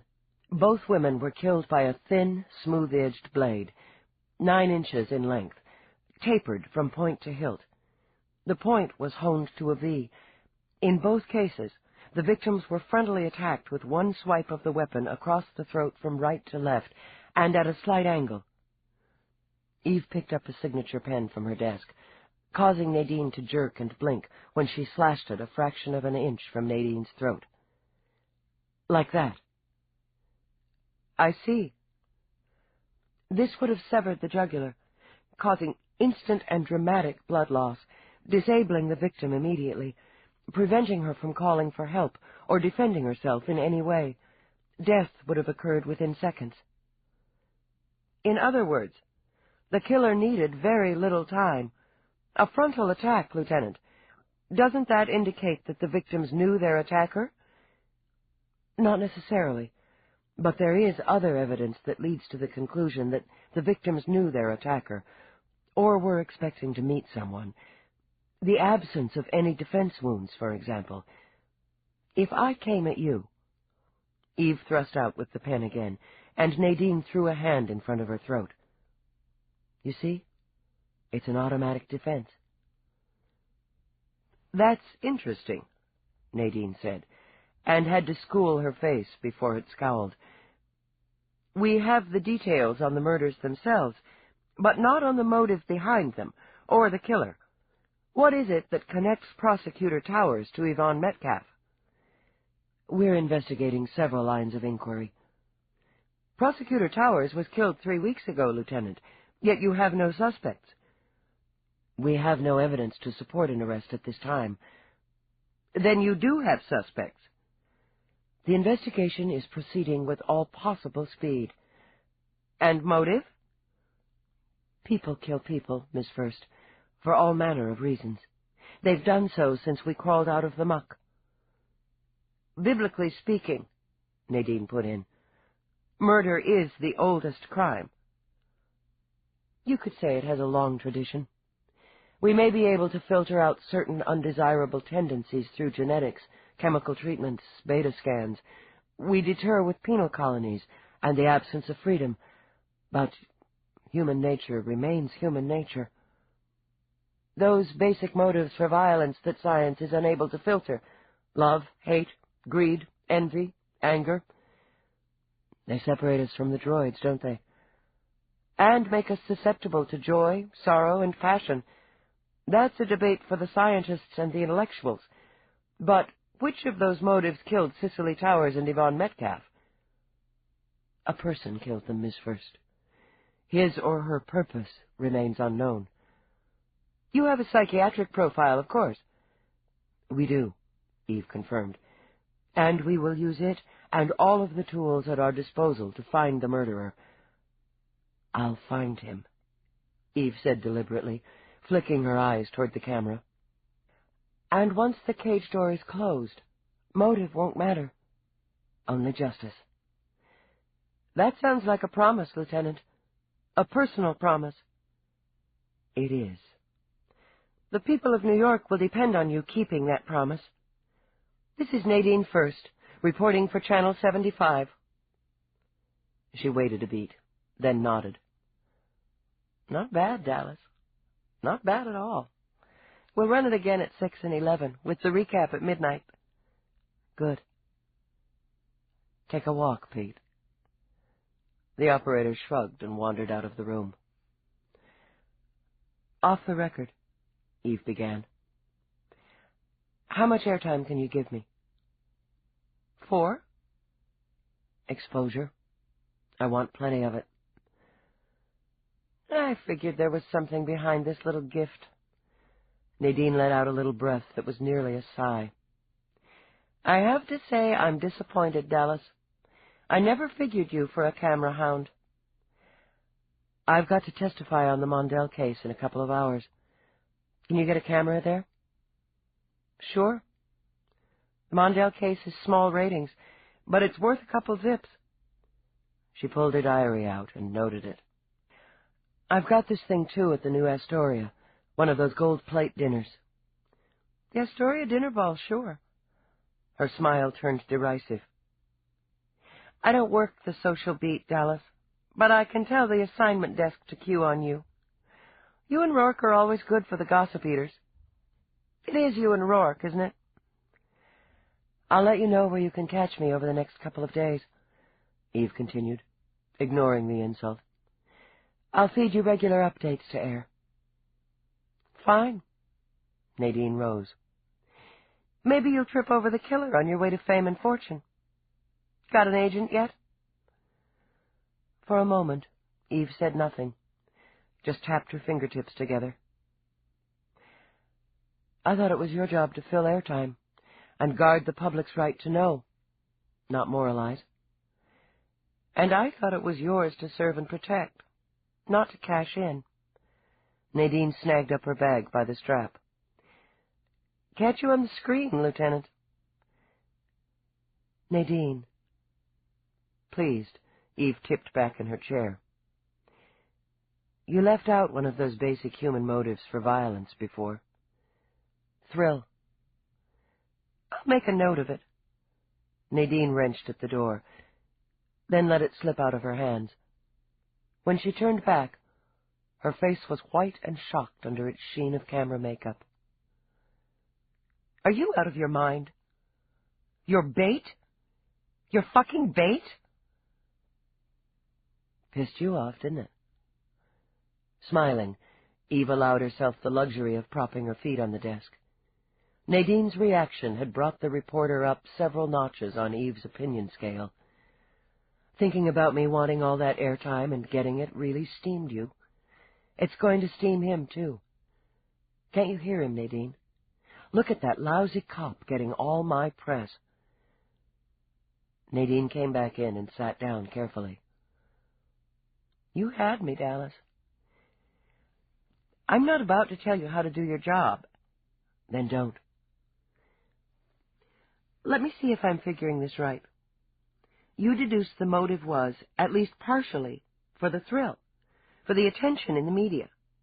Kill a couple of ordinary citizens, you get press, sure, but not so intense, not so complete. Kill 2 prominent citizens, familiar faces, and the sky's the limit. So you make yourself a target. It's just a hunch. Thoughtfully, Eve scratched a vague itch on her knee. It could be that all I'll end up with is a lot of idiotic blips of me on the screen. Or a knife at your throat. Gee, Nadine, I'm going to start to think you care. I think I do. She spent a moment studying Eve's face. I've worked with, around, and through cops for a long time now. You get instincts on who's putting in time and who gives a damn. You know what worries me, Dallas? You give too much of a damn. I carry a badge, Eve said soberly, and made Nadine laugh. Obviously, you've been watching too many old videos, too. Well, it's your neck. Literally. I'll see to it that you get it exposed. Thanks. One more thing, she added when Nadine stood again. If this theory has weight, then future targets would fall into the well-known media-hyped female variety. Keep an eye on your own neck, Nadine. Jesus. Shuddering, Nadine rubbed fingers over her throat. Thanks for sharing that, Dallas. My pleasure. Literally. Eve had time to chuckle between the time the door closed and the call came through from the commander's office. Obviously, he'd heard about the broadcast. She was still stinging a bit when she bolted up the steps of the courthouse. The cameras were there, as Nadine had promised. They were there in the evening at the New Astoria, when she stepped out of Roarke's limo and tried to pretend she was enjoying herself. After 2 days of tripping over a camera every time she took 3 steps, she was surprised she didn't find one zooming over her in bed, and she said as much to Roarke. You asked for it, darling. She was straddling him, in what was left of the 3-piece cocktail suit he'd chosen for her to wear to the governor's mansion.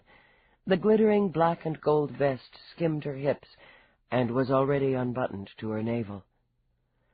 I don't have to like it. How do you stand it? You live with this stuff all the time. Isn't it creepy?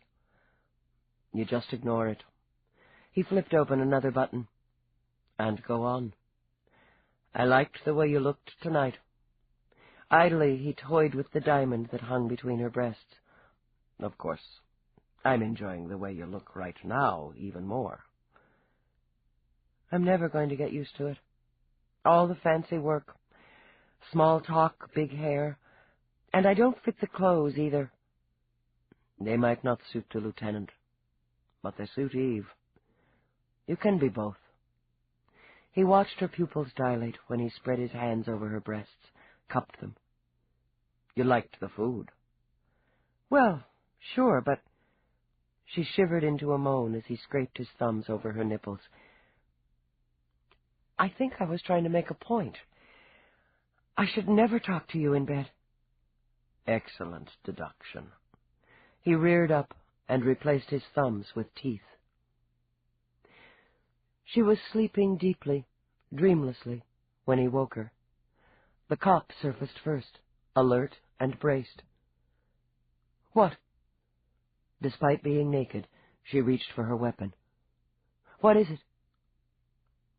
I'm sorry. When he leaned over the bed to kiss her, she could tell from the vibrations of his body that he was laughing. It's not funny. If I'd been armed, you'd have been on your ass. Lucky me. Absently, she shoved at Galahad, who'd decided to sit on her head.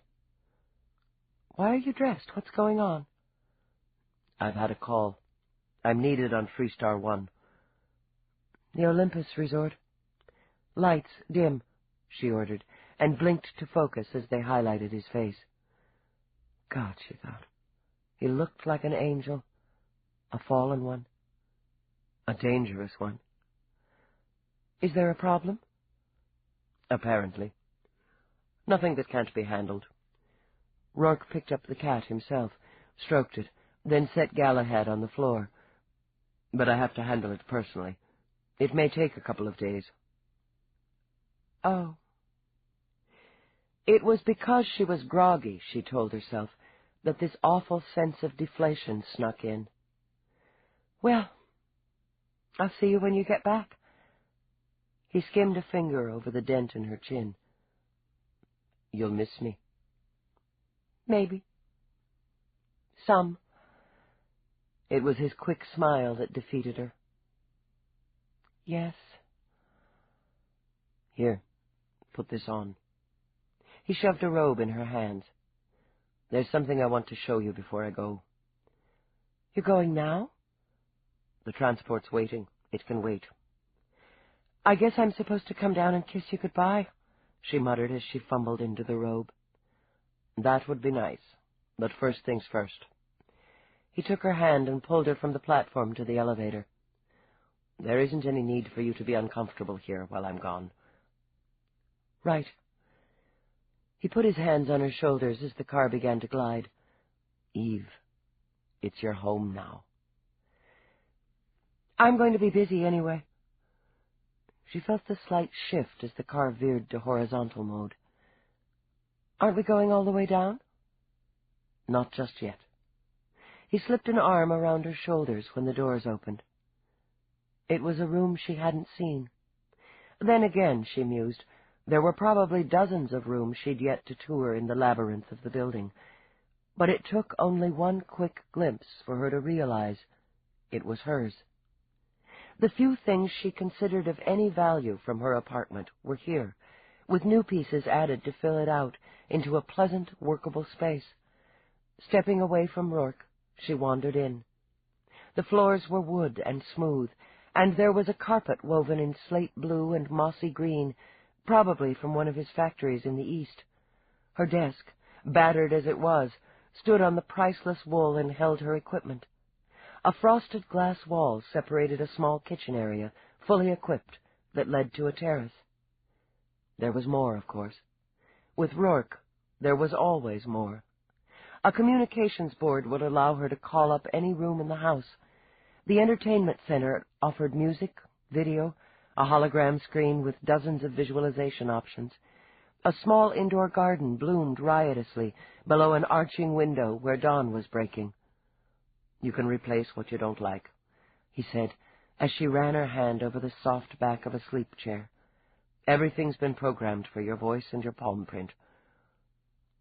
Very efficient, she said, and cleared her throat. Very nice. Surprised to find himself riddled with nerves, he tucked his hands in his pockets. Your work requires your own space. I understand that.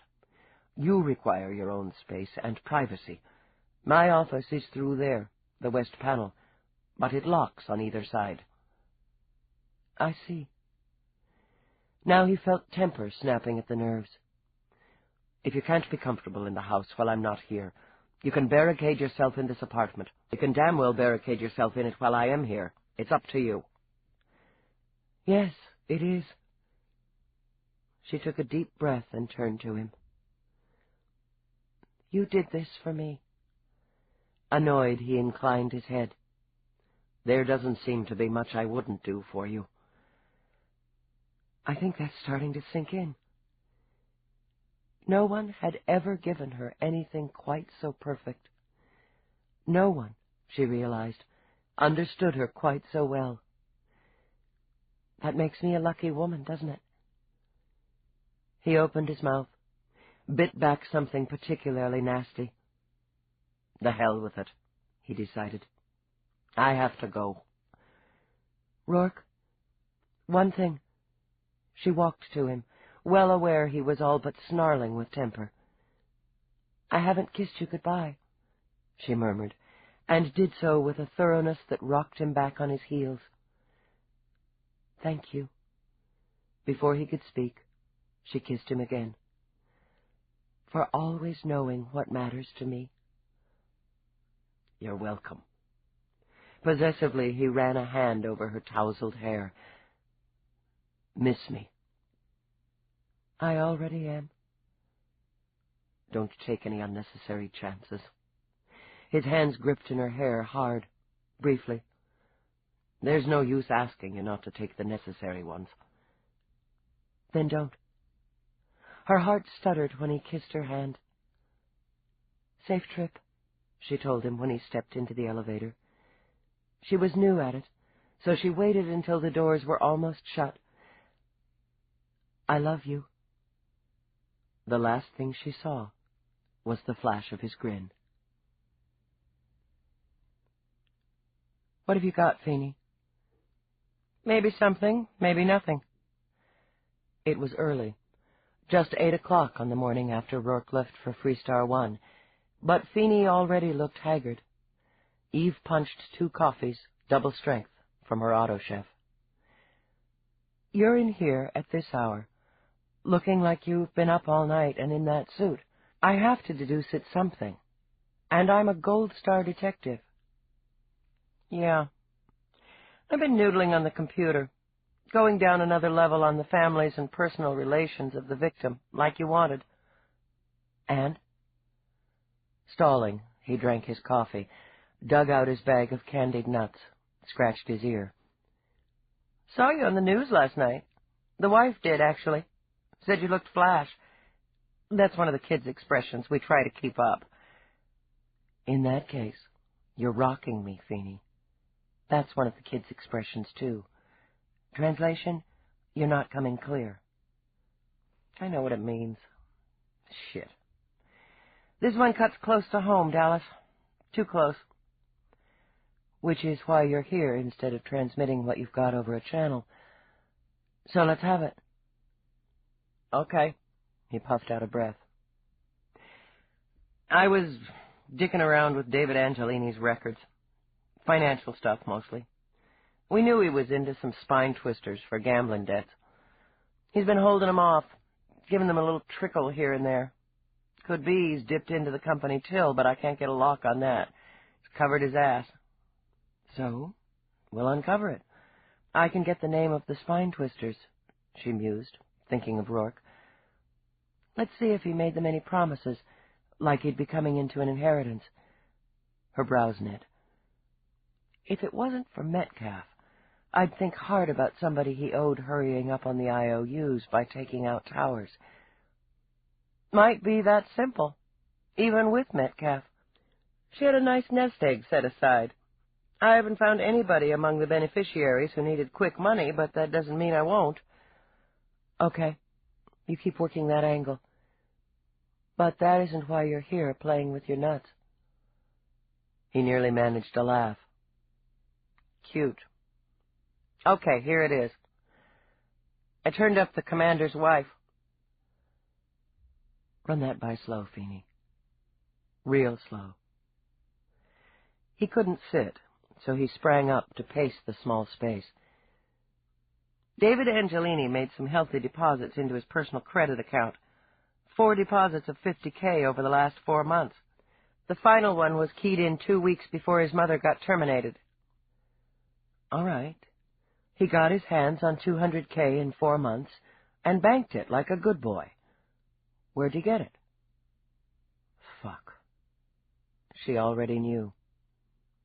Yeah. I accessed the e-transactions. Backtracked. She transferred it to his New York bank, and he flipped it over into his personal account in Milan. Then he withdraws it, in cash, hard bills, at an autotel on Vegas, too. Jesus Christ, why didn't she tell me? Eve pressed her balled fists to her temples. Why the hell did she make us look for it? It wasn't like she tried to hide it, Finey said quickly. When I clicked over to her records, it was all out front. She has an account of her own, just like the commander. He cleared his throat at Eve's level stare. I had to look, Dallas. He hasn't made any unusual transactions out of his or out of their joint, but she's cut her principal in half, doling out to Angelini. Christ, he was bleeding her. Blackmail, Eve speculated, struggling to think coolly. Maybe they had an affair. Maybe she was stuck on the bastard. Oh, man. Oh, Jesus. Finey's stomach did a long, sickening roll. The commander. I know. We have to go to him with this. I knew you were going to say that. Mournfully, Finey took a disc out of his pocket. I got it all. How do you want to play it? What I want to do is go out to White Plains and knock Mrs. Whitney on her perfect ass. Barring that, we go to the commander's office and lay it out for him. They've still got some of that old body armor down in storage, Finey suggested as Eve rose. Good thinking. They could have used it. Whitney didn't climb over his desk and body slam them, nor did he pull out his stunner. He did all the damage necessary with the lethal glare of his eyes. You accessed my wife's personal accounts, Finey. Yes, sir, I did. And took this information to Lieutenant Dallas. As per procedure. As per procedure, Whitney repeated. Now you're bringing it to me. To the commanding officer, Finey began, then drooped. Oh, hell, Jack, was I supposed to bury it? You could have come to me first. But then... Whitney trailed off, shifted his hard eyes to Eve's. Your stand on this, Lieutenant. Mrs. Whitney paid David Angelini a sum of $200,000 over a 4-month period. This fact was not volunteered during either primary or follow-up interviews. It's necessary to the investigation that... She broke off. We have to know why, Commander. The apology was in her eyes, lurking just behind the cop. We have to know why the money was paid, why there have been no more payments since the death of Cicely Towers.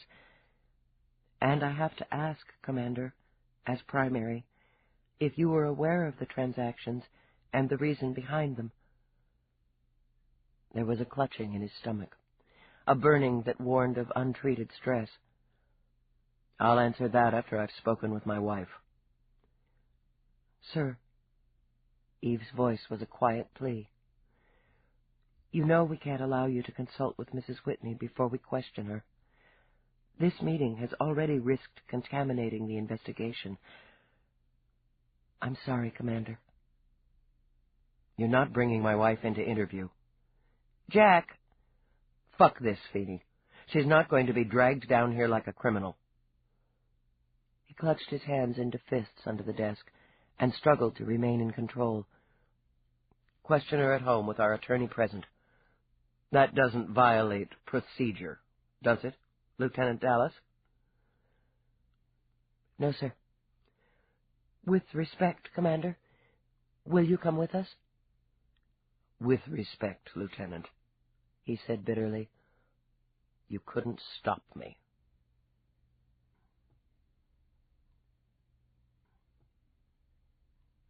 Chapter 11. Anna Whitney met them at the door. Her hands fluttered, then gripped together at her waist. Jack? What's happening? Linda's here. She said you called her and told her I needed counsel. Her gaze darted from Eve to Finey, then back to her husband. Why would I need counsel? It's all right.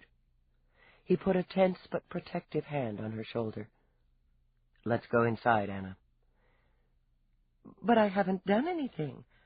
She managed one nervous laugh.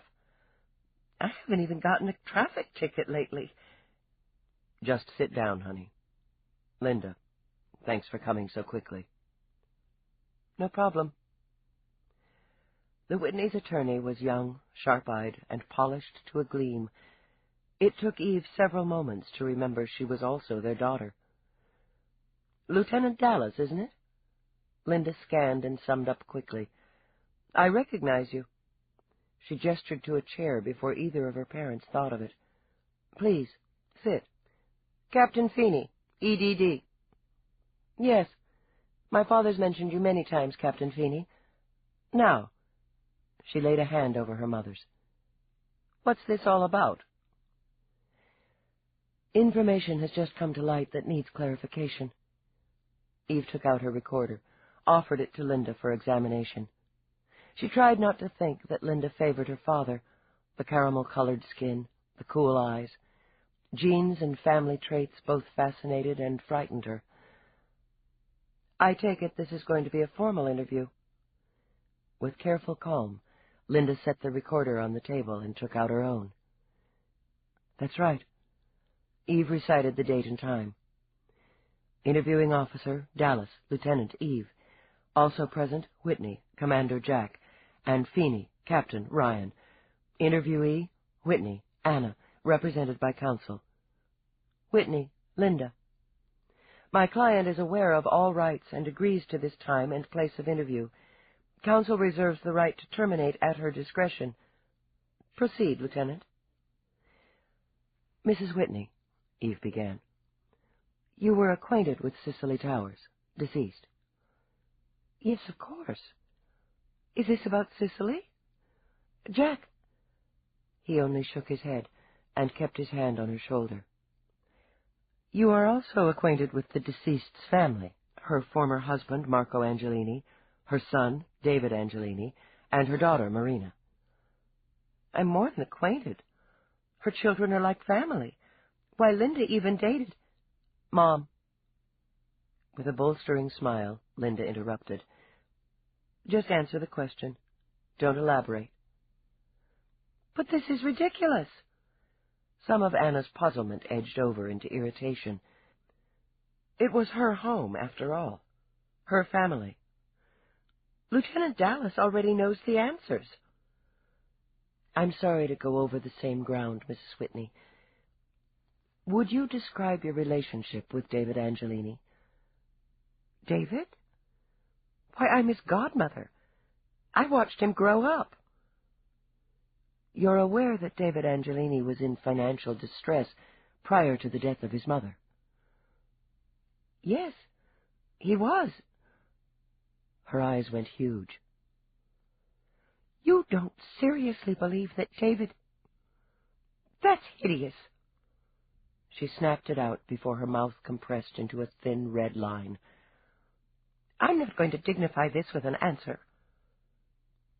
I understand you feel protective toward your godson, Mrs. Whitney.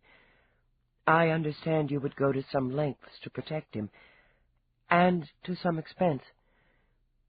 $200,000. Anna's face whitened under her careful cosmetics.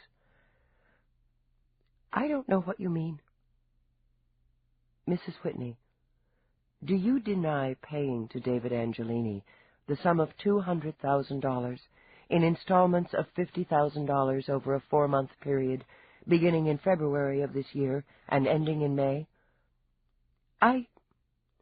She clutched at her daughter's hand, avoided her husband's. Do I have to answer that, Linda? A moment, please, to confer with my client. Briskly, Linda scooped an arm around her mother and led her into the next room. You're very good, Lieutenant, Whitney said tightly. It's been some time since I observed one of your interviews. Jack, Finey sighed, hurting for everyone. She's doing her job. Yes, she is. It's what she's best at. He looked over as his wife came back into the room. She was pale, trembling a little. The burning in his gut flared. We'll continue, Linda said. There was a warrior glint in her eye when she focused on Eve. My client wishes to make a statement. Go ahead, Mom, it's all right. I'm sorry. Tears starred on her lashes. Jack, I'm sorry. I couldn't help it. He was in trouble. I know what you said, but I couldn't help it. It's all right. Resigned, he took the hand that reached out for his and stood beside her. Tell the lieutenant the truth, and we'll deal with it. I gave him the money. Did he threaten you, Mrs. Whitney? What? Shock seemed to dry up the tears swimming in her eyes.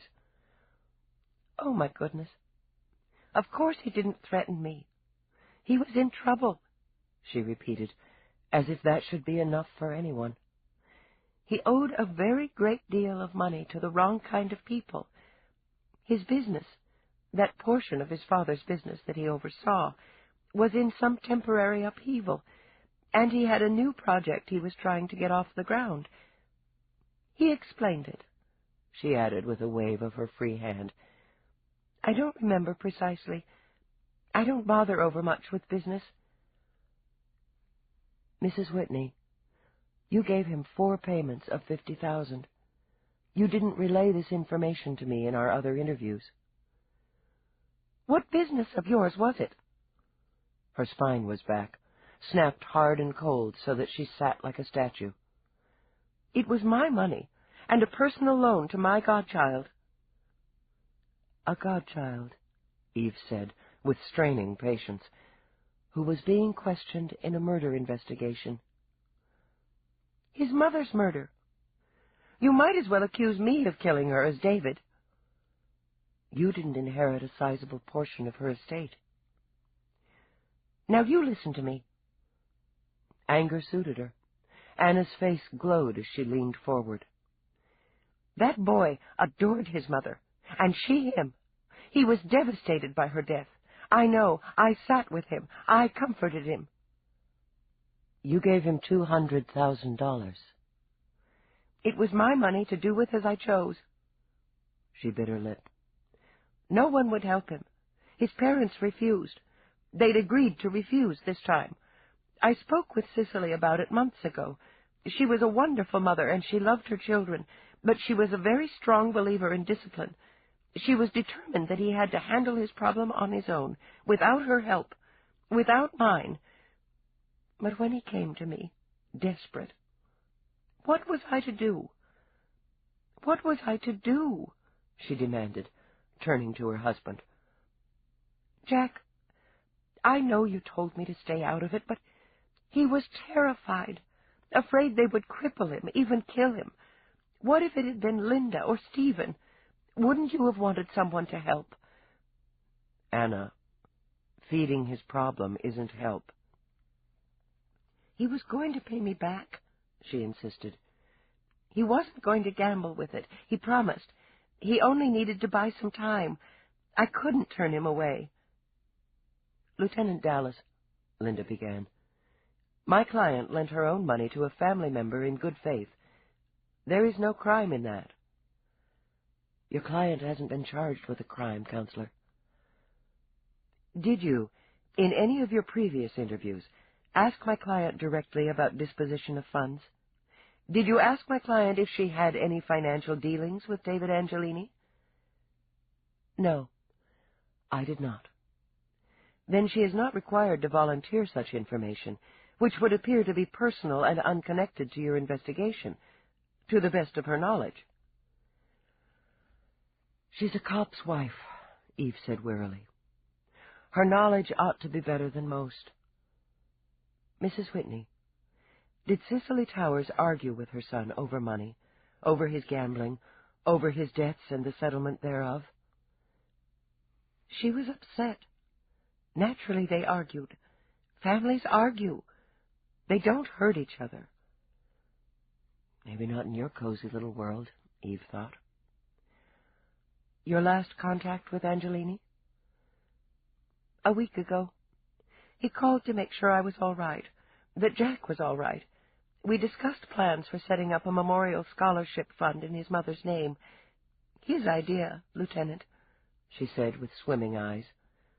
"He wanted her to be remembered."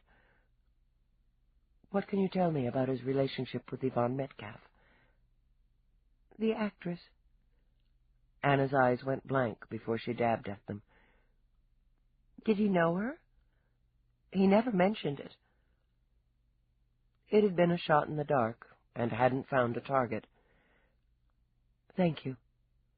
Eve picked up her recorder, logged in the end of the interview. "Counselor, you should advise your client that it would be in her best interest not to mention this interview or any portion of it to anyone outside this room." "I'm a cop's wife." Anna neatly tossed Eve's words back in her face. "I understand the drill." The last glimpse Eve had of the commander as she stepped outside, he was holding his wife and daughter. Eve wanted a drink. By the time she'd logged out for the day, she had spent the better part of the afternoon chasing after David Angelini's tail. He was in a meeting, he was out of contact, he was anywhere but where she looked. Without any other choice, she'd left messages at every possible point on the planet, and figured she'd be lucky to hear from him before the following day. Meanwhile, she was faced with an enormous empty house and a butler who hated the air she breathed. The impulse struck as she zipped through the gates. She grabbed her car link and ordered Mavis's number. "Your night off, right?" she asked, the instant Mavis's face blipped on screen. "You bet. Gotta rest those vocal cords." "Plans?" "Nothing that can't be tossed out for better. What do you have in mind?" "Roarke's off planet. You want to come over here and hang? Stay over? Get drunk?" "Hang at Roarke's? Stay over at Roarke's? Get drunk at Roarke's? I'm on my way." Wait, let's do it up big. I'll send a car for you." "A limo?" Mavis forgot her vocal cords and squealed. "Jesus, Dallas. Make sure the driver wears like a uniform. The people in my building will be hanging out the windows with their eyes popped out." 15 minutes. Eve broke transmission and all but danced up the steps to the door. Somerset was there, just as expected, and she sent him a haughty nod. She'd been practicing. "I'm having a friend over for the evening. Send a car and driver to 28 Avenue C." A friend. His voice was ripe with suspicion. "That's right, Somerset." She glided up the stairs. "A very good, very close friend. Be sure and tell the cook there'll be 2 for dinner." She managed to get out of earshot before doubling over with laughter. Somerset was expecting a tryst, she was sure, but it was going to be even more of a scandal when he got a load of Mavis. Mavis didn't disappoint her, though for Mavis she was conservatively dressed. Her hair de jour was rather tame, a glittery gold fashioned in what was called a half-swing. One glistening side curved to her ear, while the other half skimmed her shoulder. She'd only worn perhaps a half-dozen varied earrings, and all in her ears, a distinguished look for Mavis Freestone. She stepped out of a torrential spring downpour, handing a speechless Somerset her transparent cloak strung with tiny lights, and turned 3 circles. More, Eve thought, in awe of the hallway than to show off her skin-hugging red bodysuit. "Wow!" "My thoughts exactly," Eve said. She'd hovered near the hallway waiting, not wanting Mavis to face Somerset alone. The strategy was obviously unnecessary, as the usually disdainful butler was struck dumb. "It's just Mag," Mavis said in reverent tones. "Really Mag. And you've got the whole digs to yourself?" Eve sent Somerset a cool, sidelong glance. "Just about." "Decent."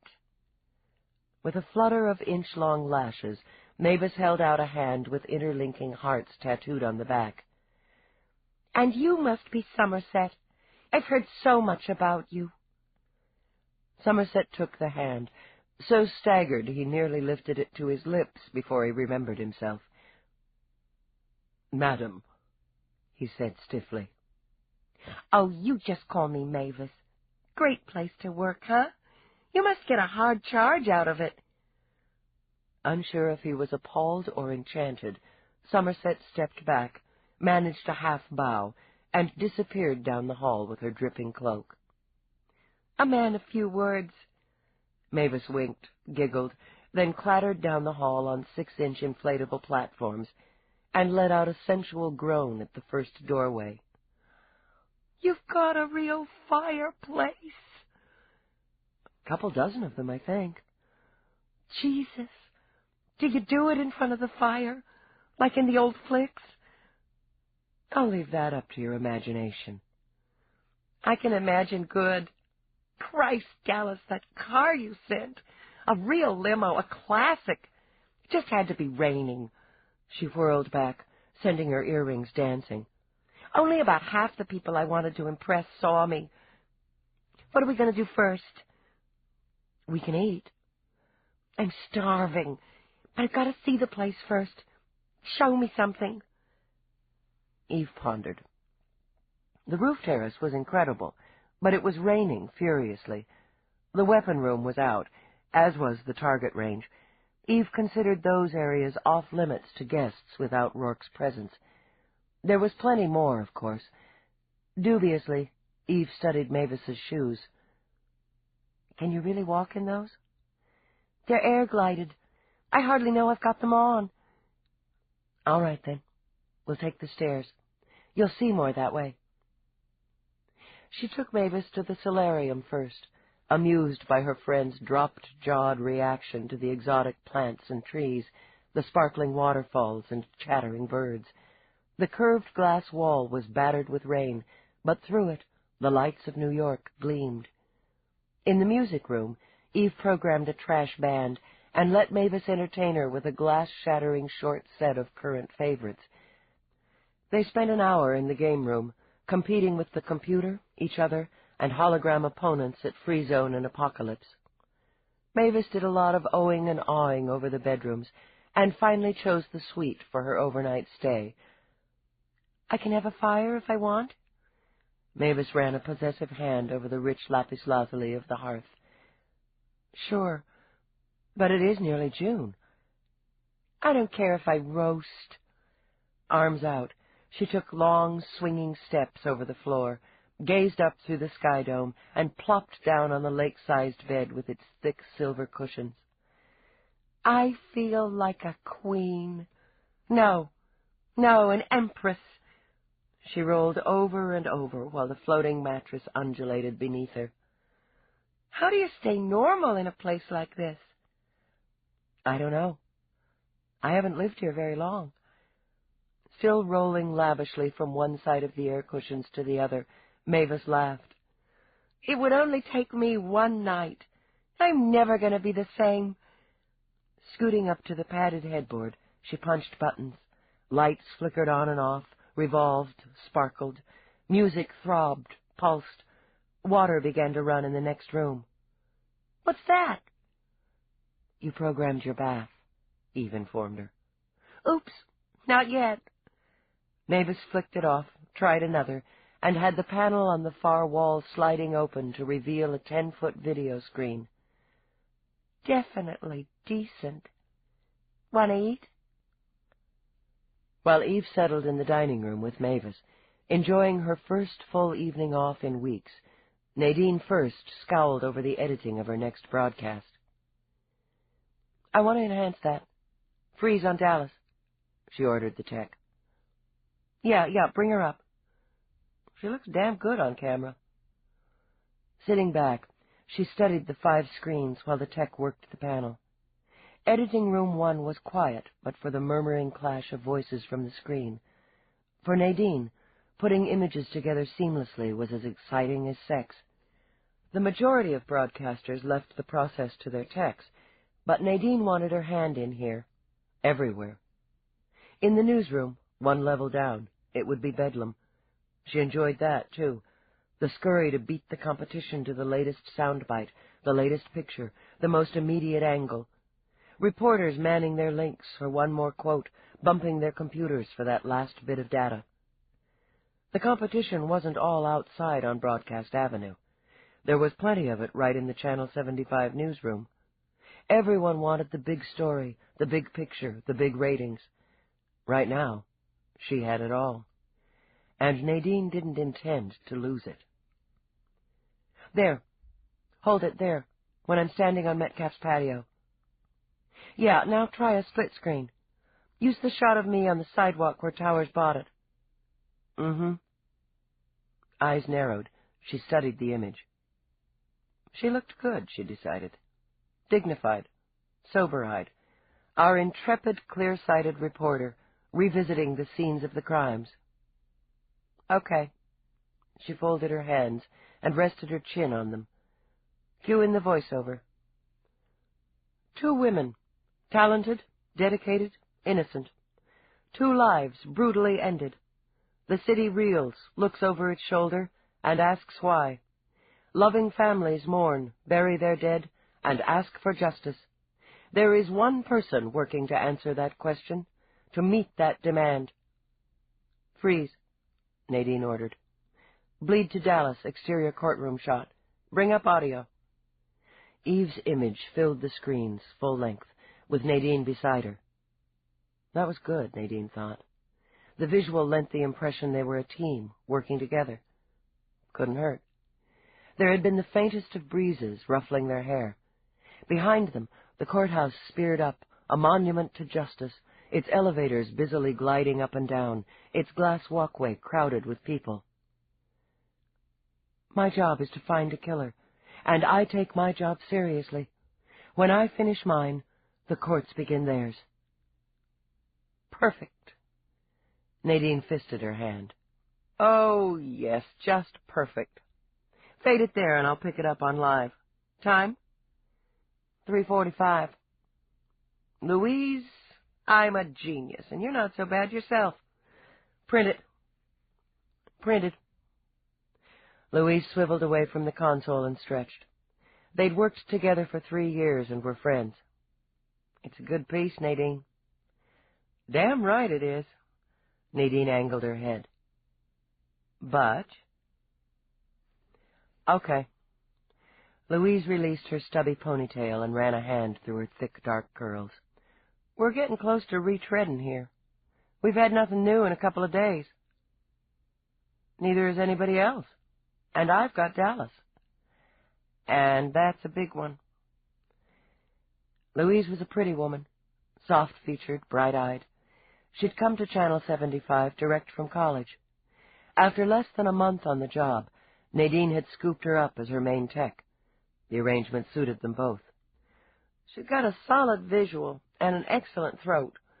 The Roarke factor adds a gold edge. That's not including the fact that she's got a rep as a good cop." "So?" "So I'm thinking," continued Louise, "until you get some new bites on this, you might want to splice in some of the business from the DeBlass case.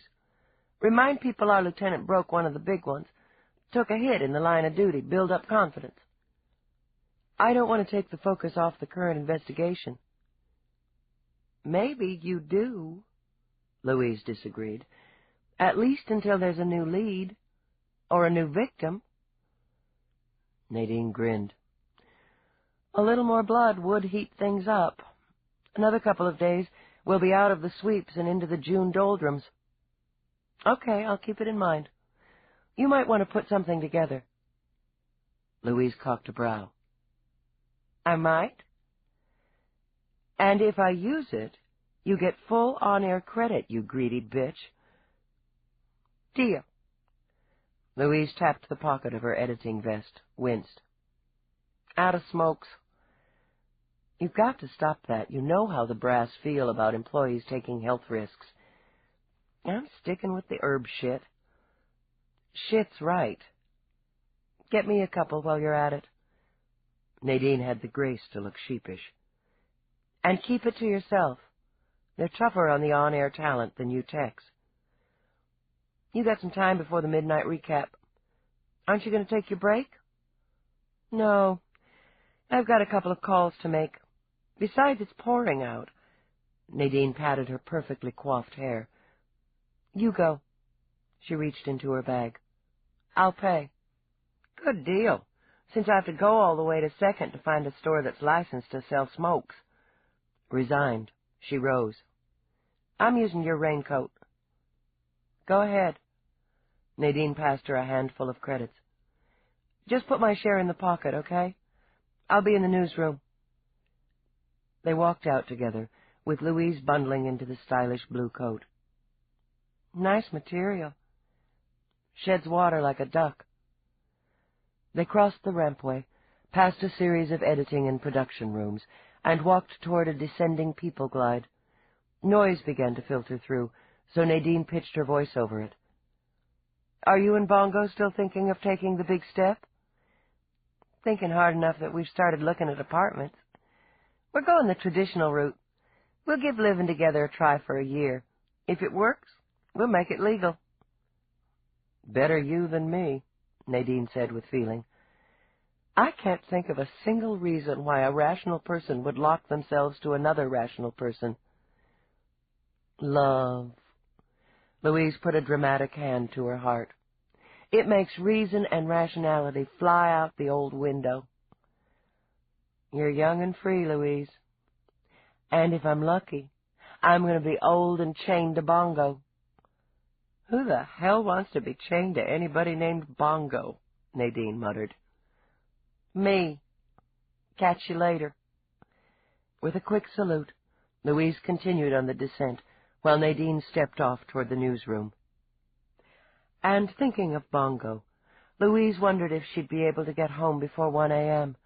It was their night at her place. That was a little inconvenience that would end once they found one suitable apartment, rather than shifting back and forth between his rooms and hers. Idly, she glanced over at one of the many monitors lining the walls, playing Channel 75's current broadcast. Right now, it was a popular sitcom, a dead medium that had been revived over the past couple years by talent such as Yvonne Metcalf's. Louise shook her head over that thought, then chuckled a little as the life-sized actor on screen mugged outrageously for the viewing audience.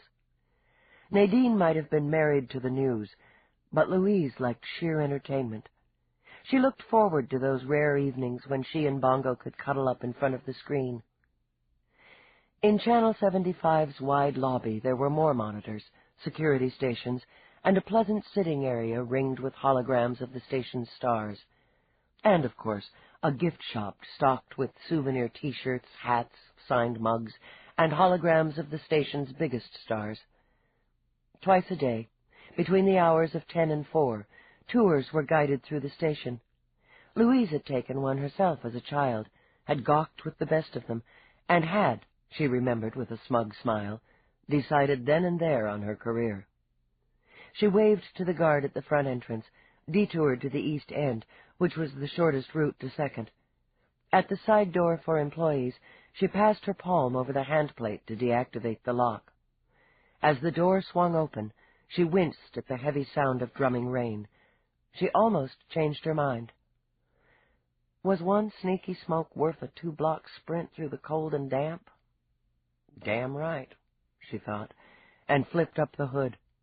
The good, expensive raincoat would keep her dry enough, and she'd been stuck in editing with Nadine for more than an hour. Hunching her shoulders, she bolted outside. The wind kicked so that she broke her stride just long enough to secure the coat at the waist. Her shoes were soaked before she reached the bottom of the steps, and looking down at them, she swore under her breath. "Well, shit." They were the last words she spoke. A movement caught her attention, and she looked up, blinking once to clear the rain from her eyes. She never saw the knife, already in an arching slash, glint wetly in the rain, then slice viciously across her throat. The killer studied her for only a moment, watched the blood fountain, the body collapse like a puppet cut from its strings. There was shock, then anger, then a quick, jittering fear. The gored knife hurried back into a deep pocket before the darkly clad figure ran off into the shadows. "I think I could live like this." After a meal of rare Montana beef, accented with lobsters harvested from Icelandic waters, washed down with French champagne, Mavis lounged in the lush indoor lagoon off the solarium. She yawned, blissfully naked and just a little drunk. "You are living like this." "Sort of." Not quite as free-spirited as Mavis, Eve wore a snug one-piece tank suit. She'd cozied herself on a smooth seat made of stone and was still drinking. She hadn't allowed herself to relax to this extent in too long to remember. "I don't really have a lot of time for this part of it." "Make time, babe." Mavis submerged, popped up again, perfect round breasts gleaming in the showy blue lights she'd programmed. Lazily, she paddled over to a water lily, gave a sniff. "Christ, this is the real thing. You know what you've got here, Dallas." "Indoor swimming?" "What you've got," Mavis began, as she frog-kicked her way over to the float that held a glass, "is a grade 1 fantasy, the kind you can't get from the top-line VR goggles." She took a long sip of icy champagne. "You're not going to get all weirded out and blow it, are you?" "What are you talking about?" "I know you. You'll pick it apart, question everything, analyze." Noting Eve's glass was empty, Mavis did the honors. "Well, I'm telling you, pal, don't." "I don't pick things apart." "You're the champion pick it apart. Gammit, pick it aparter." "Phew. Try saying that 5 times fast when your tongue's numb." She used a bare hip to nudge Eve over and squeezed in next to her. "He's crazy about you, isn't he?" Eve jerked her shoulders and drank. "He's rich. I mean mag-rich. Gorgeous as a god. And that body." "What do you know about his body?" "I got eyes. I use them. I've got a pretty good idea of what he looks like naked." Amused by the glint in Eve's eyes, Mavis licked her lips. "Of course, any time you want to fill in the missing details, I'm here for you." "What a pal." "That's me. Anyway, he's all that stuff. And then there's that power trip. He's got all that power, sort of shoots out from him." She highlighted the statement by splashing up water. "And he looks at you like he could eat you alive, in big, greedy bites. Ah, shit, I'm getting hot." "Keep your hands off me." Mavis snorted. "Maybe I'll go seduce Somerset." "I don't think he has a dick." "Bet I could find out." But she was just too lazy at the moment. "You're in love with him, aren't you?" "Somerset?" "I've had a hell of a time controlling myself around him." "Look me dead in the eye. Come on." To ensure obedience, Mavis snagged Eve's chin, swiveled until they were face to face, glassy eye to glassy eye. "You're in love with Roarke." "It looks that way." "I don't want to think about it." "Good. Don't. Always said you thought too damn much." Holding the glass over her head, Mavis pushed into the lagoon. "Can we use the jets?" "Sure." Impaired with wine, Eve fumbled a bit for the correct control. Once the water started to bubble and spew, Mavis let out a laughing moan. "Christ Jesus, who needs a man when you've got one of these? Come on, Eve, bump up the music. Let's party." Obliging, Eve doubled the volume on the controls so that the music screamed off the walls and water. The Rolling Stones, Mavis's favorite classic artists, wailed. Lounged back, Eve laughed as Mavis improvised dance steps and started to send the server droid after another bottle. "I beg your pardon." "Huh?" Bleary-eyed, Eve studied the glossy black shoes at the lip of the lagoon. Slowly, and with mild curiosity, she let her gaze travel up the smoke-colored, pipe-stemmed pants, the short, stiff jacket, and into Somerset's stony face. "Hey, you want to take a little dip?" "Come on in, Somerset." Water lapped around Mavis's waist and dripped cheerfully from her classy breasts as she waved. "The more the merrier." He sniffed. His lips curled. Sheer habit had the words dropping out of his mouth like knife-edged ice cubes, but his gaze kept wandering back to Mavis's swirling body. "There's a transmission for you, Lieutenant.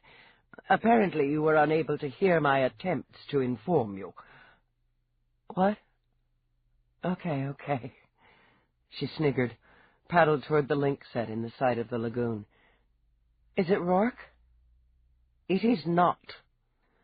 It affronted his dignity to shout, but it would have offended his pride to order the music lower.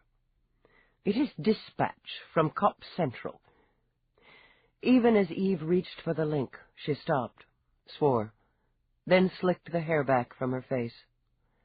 "Music off," she snapped, and had Mick and his pals echoing into silence. "Mavis, stay out of video range, please." Eve sucked in a deep breath, then opened the link. "Dallas."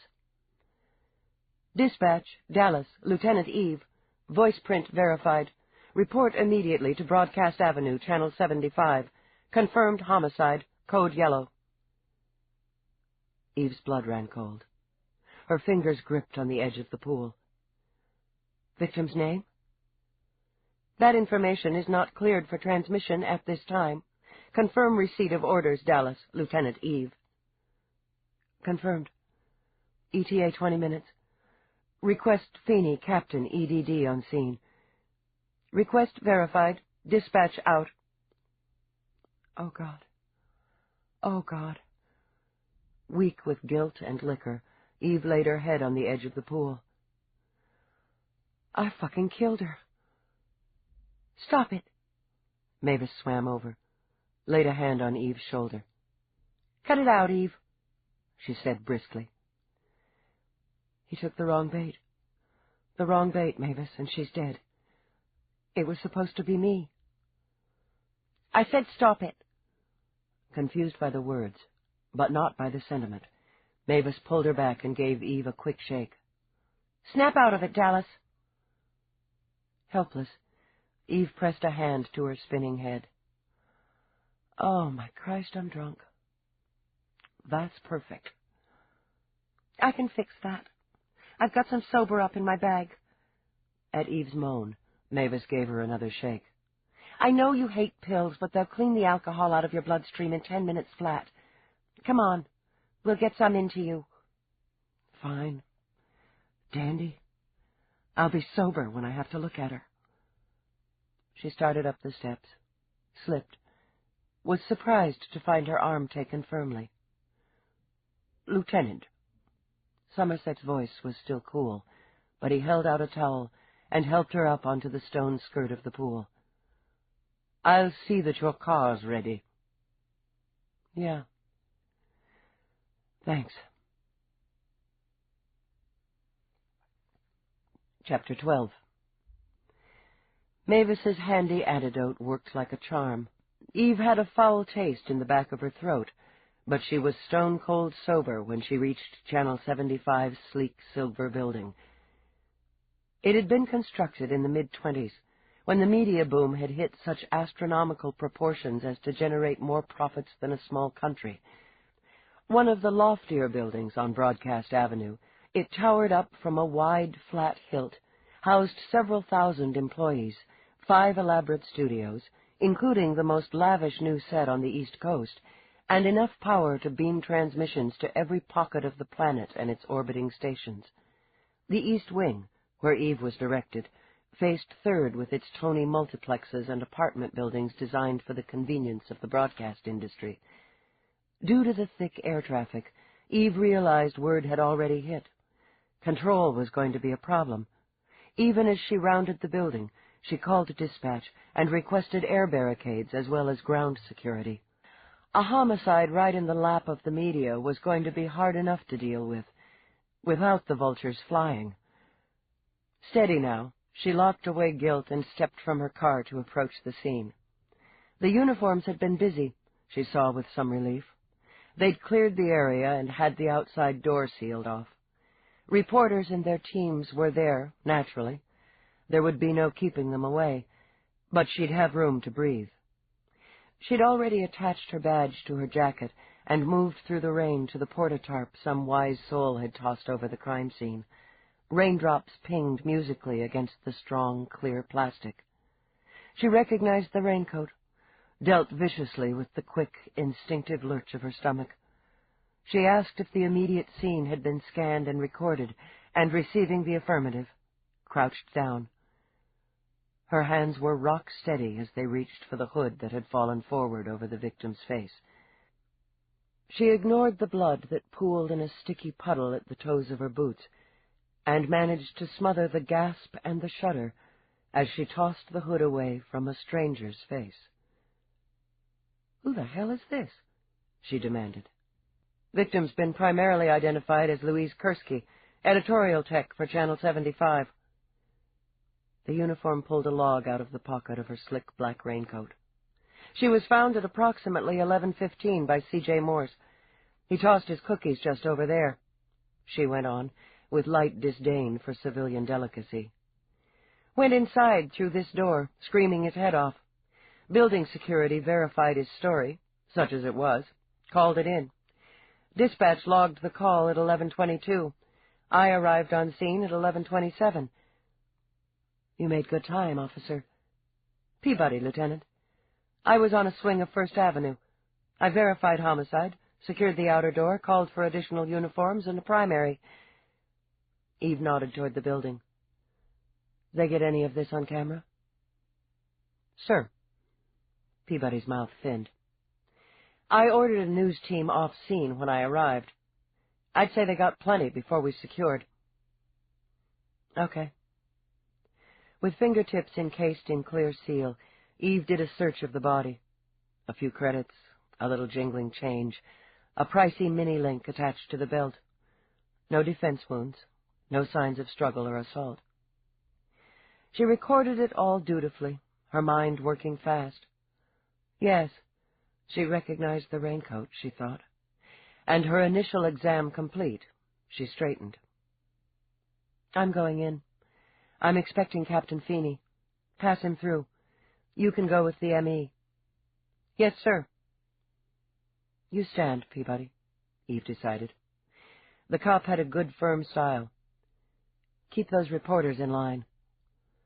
Eve glanced over her shoulder, ignoring the shouted questions, the glint of lenses.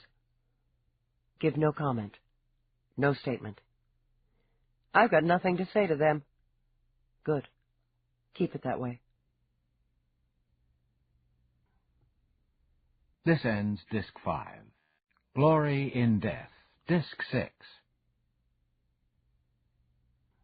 Eve unsealed the door, passed through, resealed it. The lobby was nearly empty. Peabody, or someone like her, had cleared it of all but essential personnel. Eve shot a look at the security behind the main console. "CJ Morse, where?" "His station's on level 6, section 8. Some of your people took him up that way." "I'm expecting another cop. Send him after me." Eve turned and stepped onto the ascent. There were people here and there, some huddled together, others standing against video backdrops, talking furiously to cameras. She caught the scent of coffee, the stale, just-burned fragrance so similar to a cop's bullpen. Another time, it might have made her smile. The noise level was climbing, even as she did. She stepped off on level 6 into the frantic buzz of the newsroom. Consoles were set back to back, with traffic areas snaking through. Like police work, broadcasting was a 24-hour business. Even at this hour, there were more than a dozen stations manned. The difference, Eve noted, was that cops looked overworked, rumpled, even sweaty. This crew was video perfect. Clothes were streamlined, jewelry camera-friendly, faces carefully polished. Everyone seemed to have a job to do. Some were talking quickly to their link screens, feeding their satellites updates, Eve imagined. Others barked at their computers, or were barked at by them, as data was requested, accessed, and transmitted to the desired source. It all looked perfectly normal, except mixed with the stale scent of bad coffee was the sticky odor of fear. One or two noticed her, started to rise, questions in their eyes. Her brutally cold stare was as effective as a steel shield. She turned to the wall where screens hugged against each other. Roarke had a similar setup, and she knew each screen could be used for a separate image, or in any combination. Now the wall was filled with a huge picture of Nadine First on the news set. The familiar three-dimensional view of New York's skyline rose behind her. She, too, looked polished, perfect. Her eyes seemed to meet and hold on Eve's, as Eve stepped closer to listen to the audio. And again tonight, a senseless killing. Louise Kursky, an employee of this station, was murdered only a few steps away from the building where I am now broadcasting this report. Eve didn't bother to curse as Nadine added a few more details and segued to Morse. She had expected this. An ordinary evening, Morse said in a clear reporter's voice. A rainy night in the city, but once again, despite the best offered by our police force, murder happens. This reporter is now able to give you a first-hand view of the horror, the shock, and the waste. He paused, timing perfect as the camera zoomed in on his face. I found Louise Kursky's body crumpled, bleeding at the bottom of the steps of this building where both she and I have worked many nights. Her throat had been slashed, her blood pouring out on the wet pavement. I'm not ashamed to say that I froze, that I was revolted, that the smell of death clogged in my lungs. I stood, looking down at her, unable to believe what I saw with my own eyes. How could this be? A woman I knew, a woman who I had often shared a friendly word with, a woman I had occasionally had the privilege of working with. How could she be lying there, lifeless? The screen dissolved from his pale, serious face to a gruesomely graphic shot of the body. They hadn't missed a beat, Eve thought in disgust, and whirled on the closest manned console. Where's the studio? Excuse me? I said, where's the goddamn studio? She jerked a thumb toward the screen. Well, Furious, she leaned over, caged him between her stiffened arms. You want to see how fast I can shut this place down? Level 12, Studio A. She whirled away, just as Finey stepped off the ascent. Took your sweet time. Hey, I was in New Jersey visiting my folks. He didn't bother to ask, but fell into step with her. I need a gag on the broadcast. Well, he scratched his head as they headed up. We can probably finagle an order to confiscate the pictures of the scene. He moved his shoulders at Eve's glance. I caught some of it on the screen in the car on the way here. They'll get it back, but we can hang them up for a few hours anyway. Get to work on it. I need all the data available on the victim. They should have records here. That's simple enough. Feed them to my office, will you, Finey? I'll be on my way there shortly. No problem. Anything else? Eve stepped off, scowled at the thick white doors of Studio A. I might need some backup in here. That'd be my pleasure. The doors were locked, the on-air sign glowing.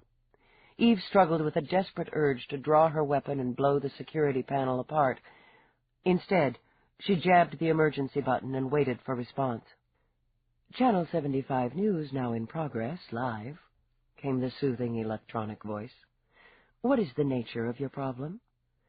Police emergency. She held her ID up to the small scanner. One moment, Lieutenant Dallas, while your request is accessed. It's not a request, Eve said evenly. I want these doors open now, or I'll be forced to break in under Code 83B, subsection J. There was a quiet hum, an electronic hiss, as if the computer were considering, then expressing annoyance. Clearing doors. Please remain quiet and do not pass the white line. Thank you. Inside the studio, the temperature dropped 10 degrees. Eve stalked directly toward a glass partition facing the set, and rapped hard enough to have the news director go white with worry. He held a desperate finger to his lips. Eve held up her badge.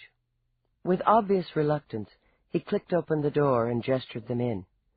"We're live," he snapped, and turned back to his view of the set. "Camera 3 on Nadine. Back image of Louise. Mark." The robotics on set obeyed smoothly. Eve watched the small suspended camera shift. On the control monitor, Louise Kursky smiled cheerily. "Slow down, Nadine. Don't rush it. CJ, ready in 10. "Go to commercial," Eve told him. "We're running without ads on this broadcast." "Go to commercial," she repeated, "or you're going to go to black." He screwed up his forehead, puffed out his chest. "Now listen here." "You listen."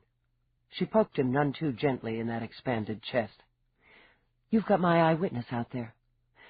You do what you're told, or your competitors are going to have ratings through the roof with the story I'm going to give them on how Channel 75 interfered with a police investigation on the murder of one of its own people." She lifted a brow while he considered. "And maybe I'm going to start to think you look like a suspect. He strike you as the cold-blooded killer type, Finey?" "I was just thinking that. Maybe we need to take him in, have a nice long chat. After a strip search." "Just hold on. He wiped a hand across his mouth. What could a quick 90-second commercial break hurt? "Go to zippy spot in 10. CJ, wind it up. Cue music. Camera 1, pan back. Mark." He let out a long breath. "I'm calling legal on this." "You do that." Eve stepped out of the booth and stalked to the long black console Morse and Nadine shared. "We've got a right to—" "I'm going to tell you all about your rights," Eve interrupted Morse. "You've got a right to call your lawyer and have him meet you at Cop Central." He went dead white. "You're arresting me? Jesus Christ, are you nuts?" "You're a witness, asshole. And you're not going to make any further statements until you've made one to me. Officially." She flicked a scathing gaze in Nadine's direction. "You'll just have to muddle through the rest on your own." "I want to go with you."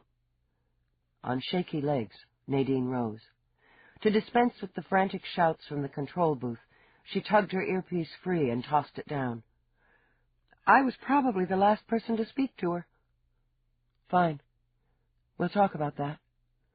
Eve led them out, pausing only to grin nastily toward control. "You could fill it in with some old reruns of NYPD Blue. It's a classic." Well, CJ.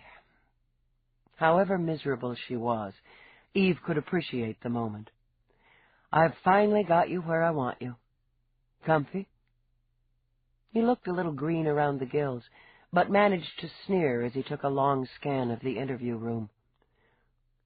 "You guys could use a decorator." "We're trying to work that into the budget." She settled back at the single table in the room. "Record," she requested. June 1. Geez, where did May go? Subject, CJ Morse. Position, interview room C. Interview conducted by Dallas, Lieutenant Eve. Homicide. Victim, Louise Kursky. Time, 00:45. Mr. Morse, you've been advised of your rights. Do you want your attorney present during this interview?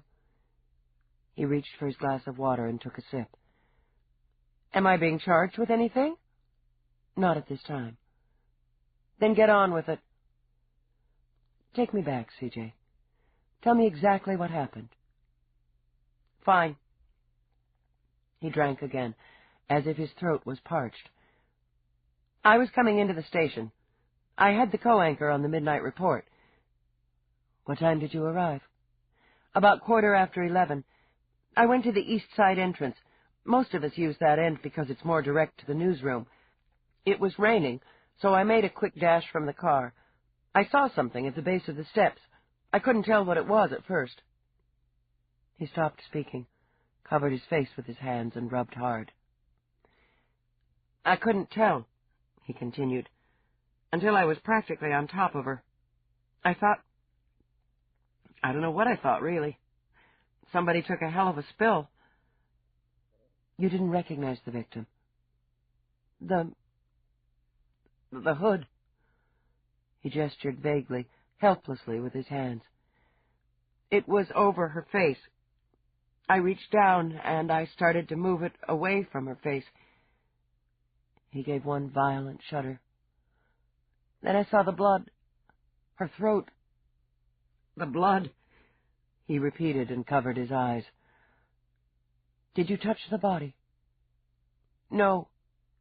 I don't think... No. She was just lying there, and her throat was wide open. Her eyes... No, I didn't touch her. He dropped his hand again, made what appeared to be a Herculean effort for control. I got sick.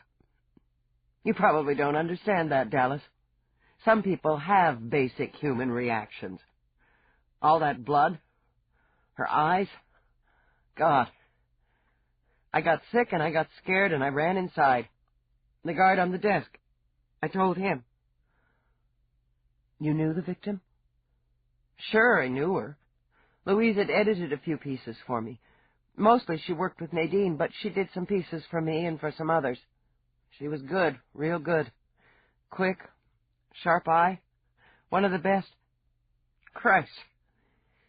He reached for the pitcher on the table. Water sloshed as he poured it. There was no reason to kill her.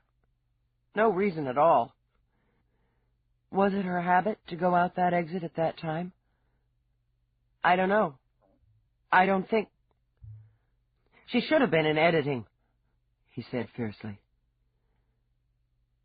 Were you close, personally?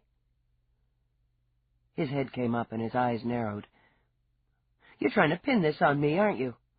You really like that. Just answer the question, CJ. Were you involved with her? She had a relationship. Talked about some guy named Bongo. We worked together, Dallas, that's all. You arrived at Channel 75 at 11:15. Before that? Before that, I was at home. When I have the midnight shift, I catch a couple hours sleep. I didn't have a feature running, so I didn't have much prep.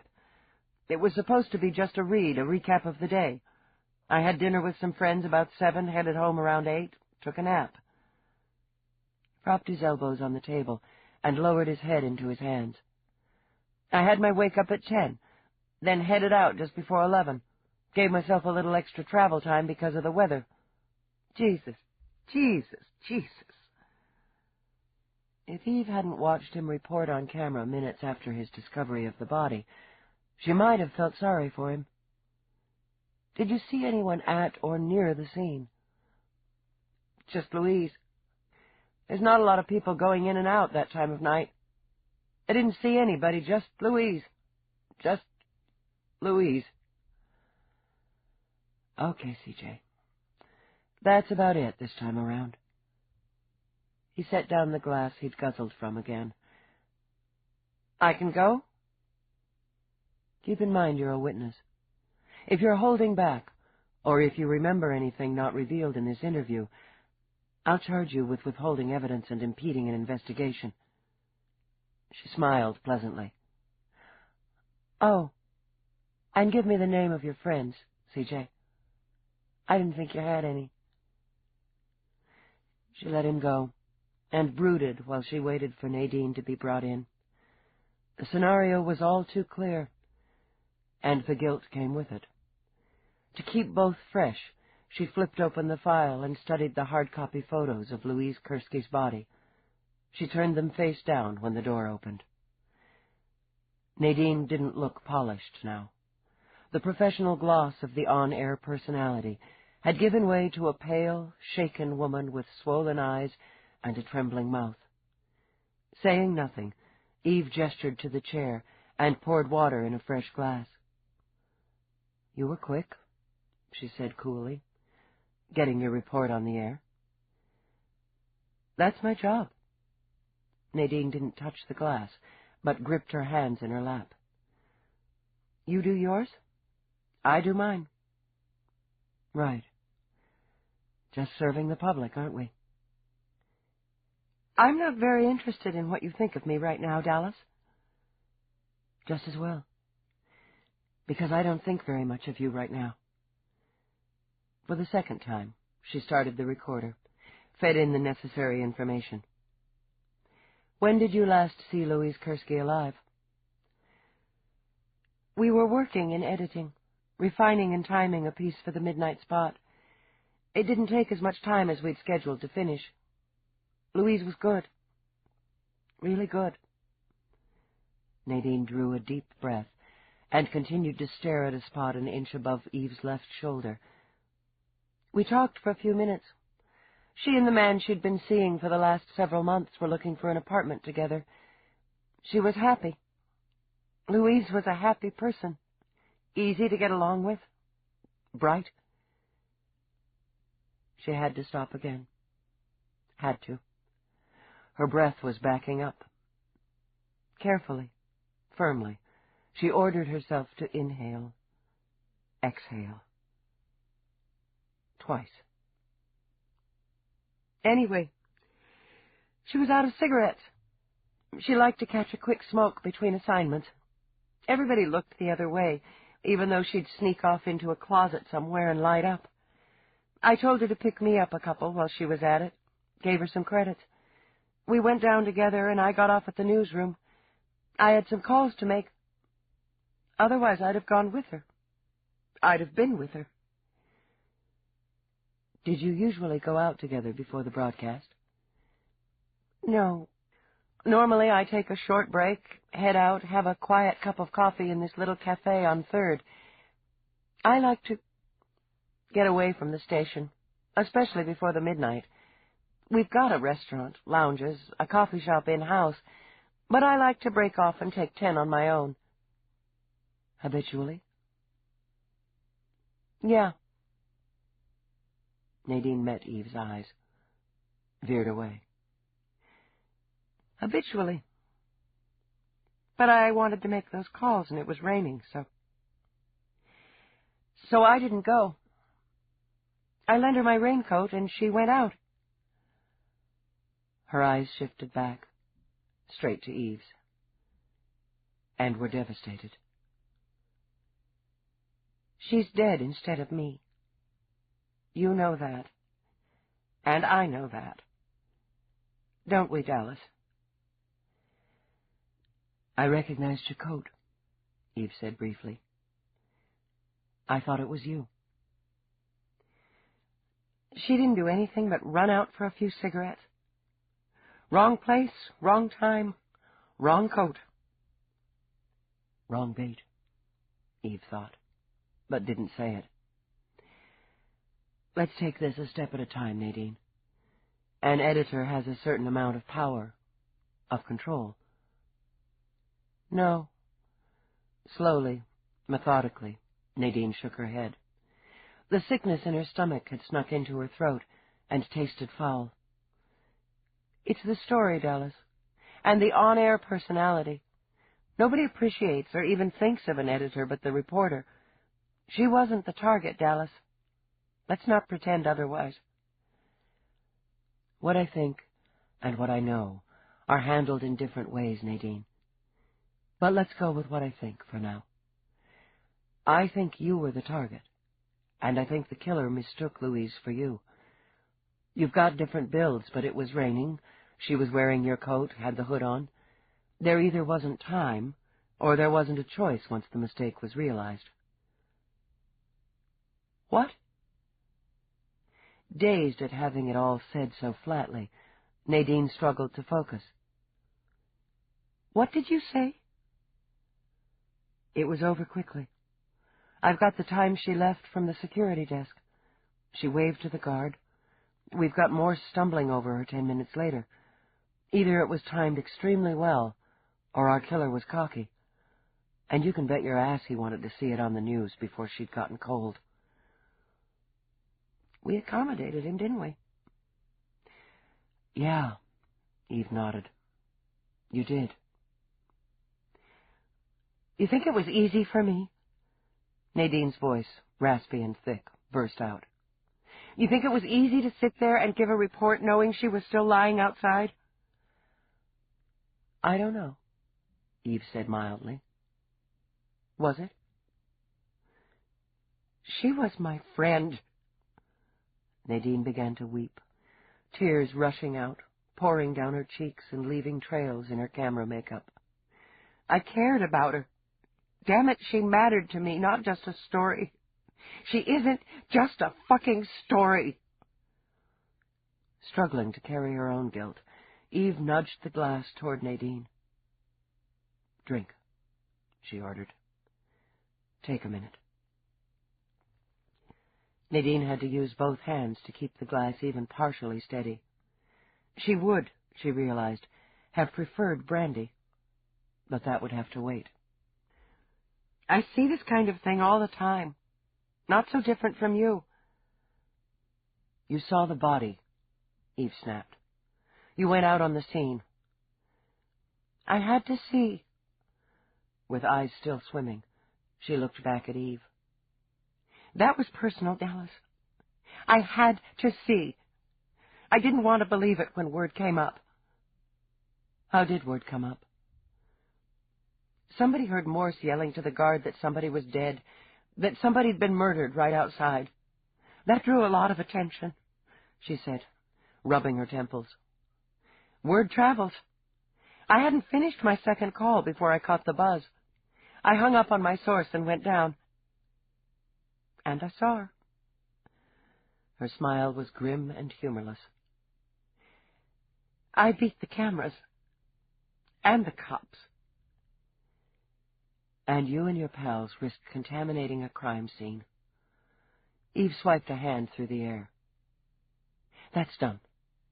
Did anybody touch her? Did you see anybody touch her? No. Nobody was that stupid. It was obvious she was dead.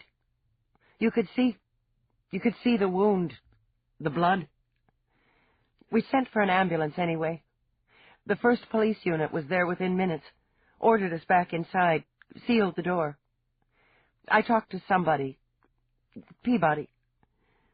Then she rubbed her fingers over her temples. Not because they hurt, because they were numb. I told her it was Louise. Then I went up to prep for broadcast. And the whole time I was thinking, it was supposed to be me. I was alive, facing the camera, and she was dead. It was supposed to be me. It wasn't supposed to be anyone. We killed her, Dallas. Nadine's voice was steady again. You and me. I guess we'll have to live with that. Eve drew a breath and leaned forward. Let's go over the timing again, Nadine. Step by step. Chapter 13. Sometimes, Eve thought, the drudge of routine police work paid off.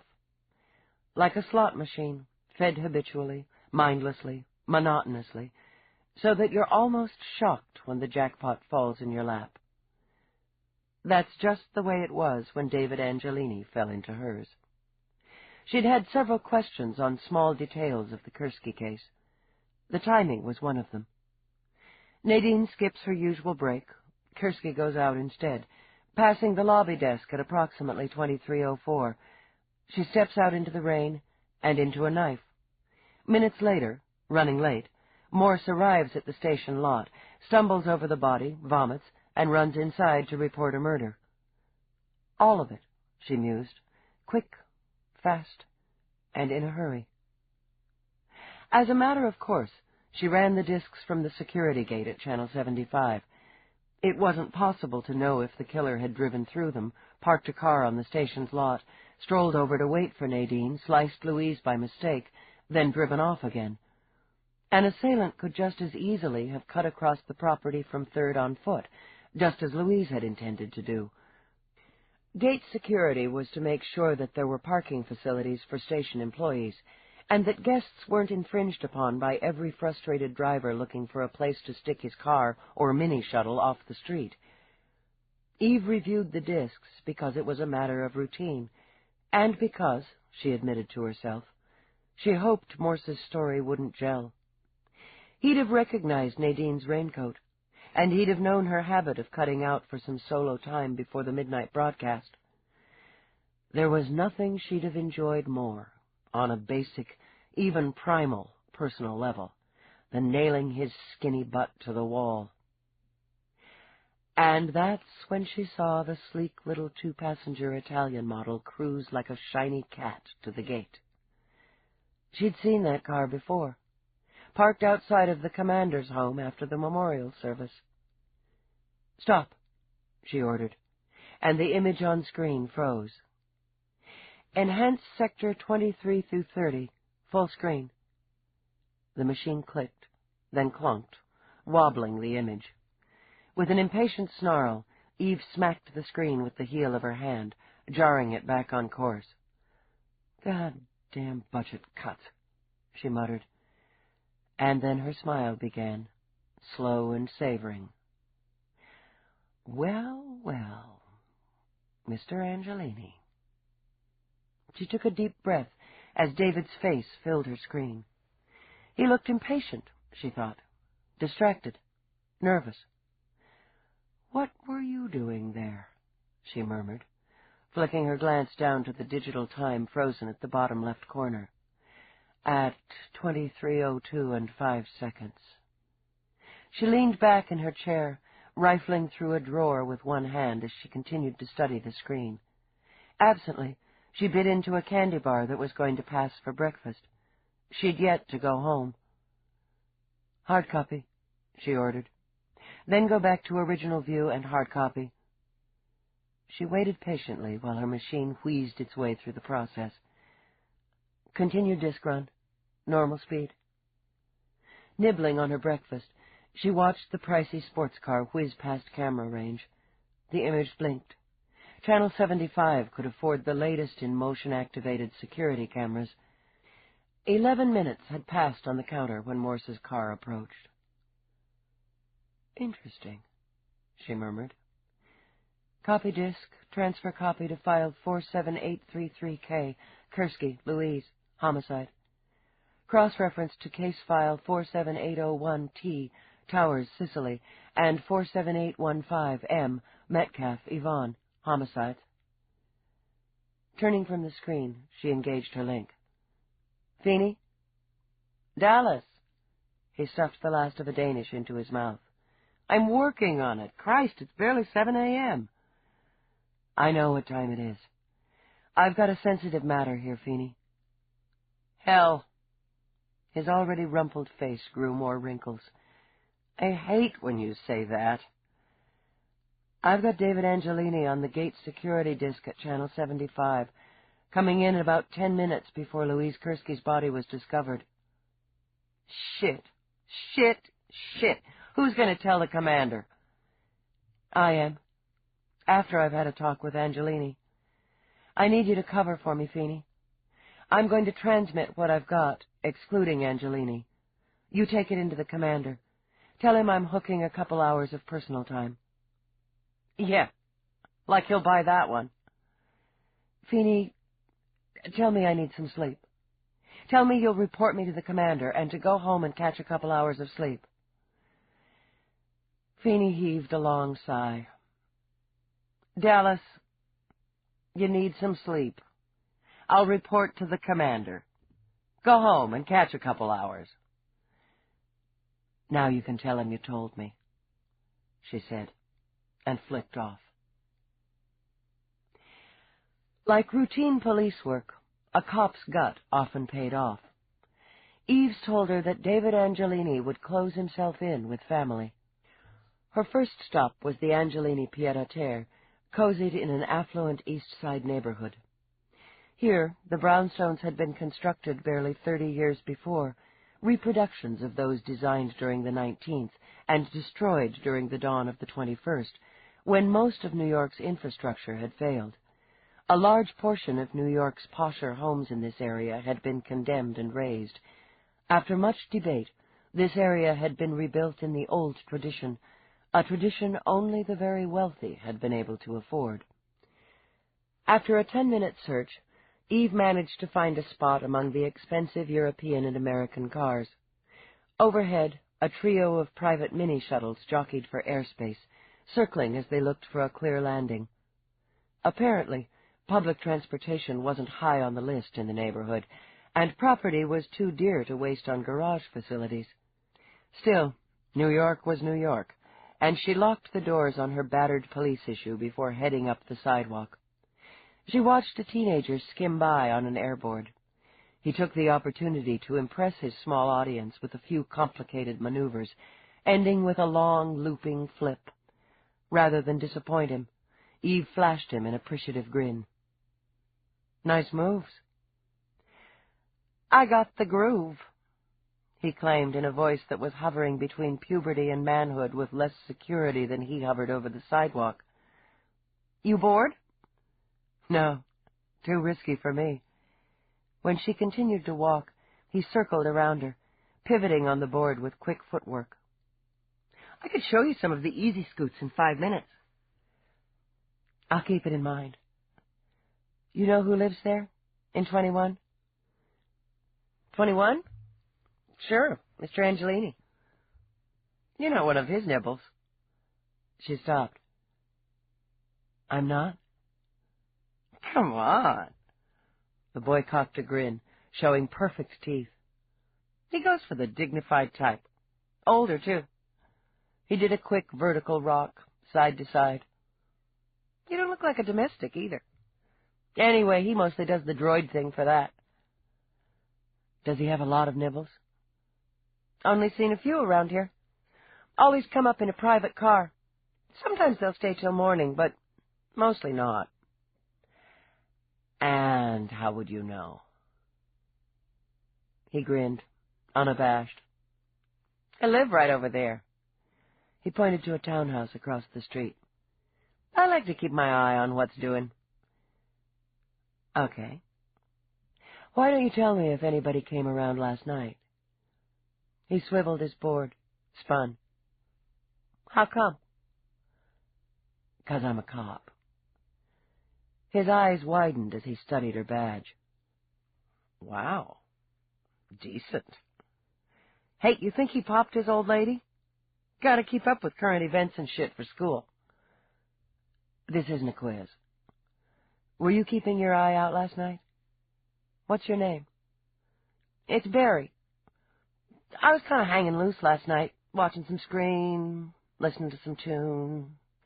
Supposed to be studying for this monster final in Comp Tech." "Why aren't you in school today?" "Hey, you're not with the truant division." His grin turned a little nervous. "It's too early for class. Anyway, I got the 3-day thing. E-school at home." "Okay. Last night?" "While I was hanging, I saw Mr. Angelini go out. About 8, I guess. And then late, probably closing on midnight, this other dude, flash car, pulls up. He didn't get out for a while, just kind of sat there like he couldn't make up his mind." Barry did a quick whirl-a-loop, dancing up the length of the board. "Then he went in, walking funny. I figured he'd been dousing a few. Went right on in, so he knew the code. Didn't see Mr. Angelini come back. I was probably Zing by then. You know, catching winks." "Sleeping. Yeah, I get it.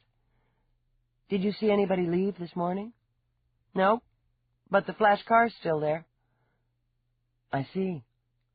Thanks." "Hey." He scooted behind her. "Is being a cop a rockin' thing?" "Sometimes it rocks."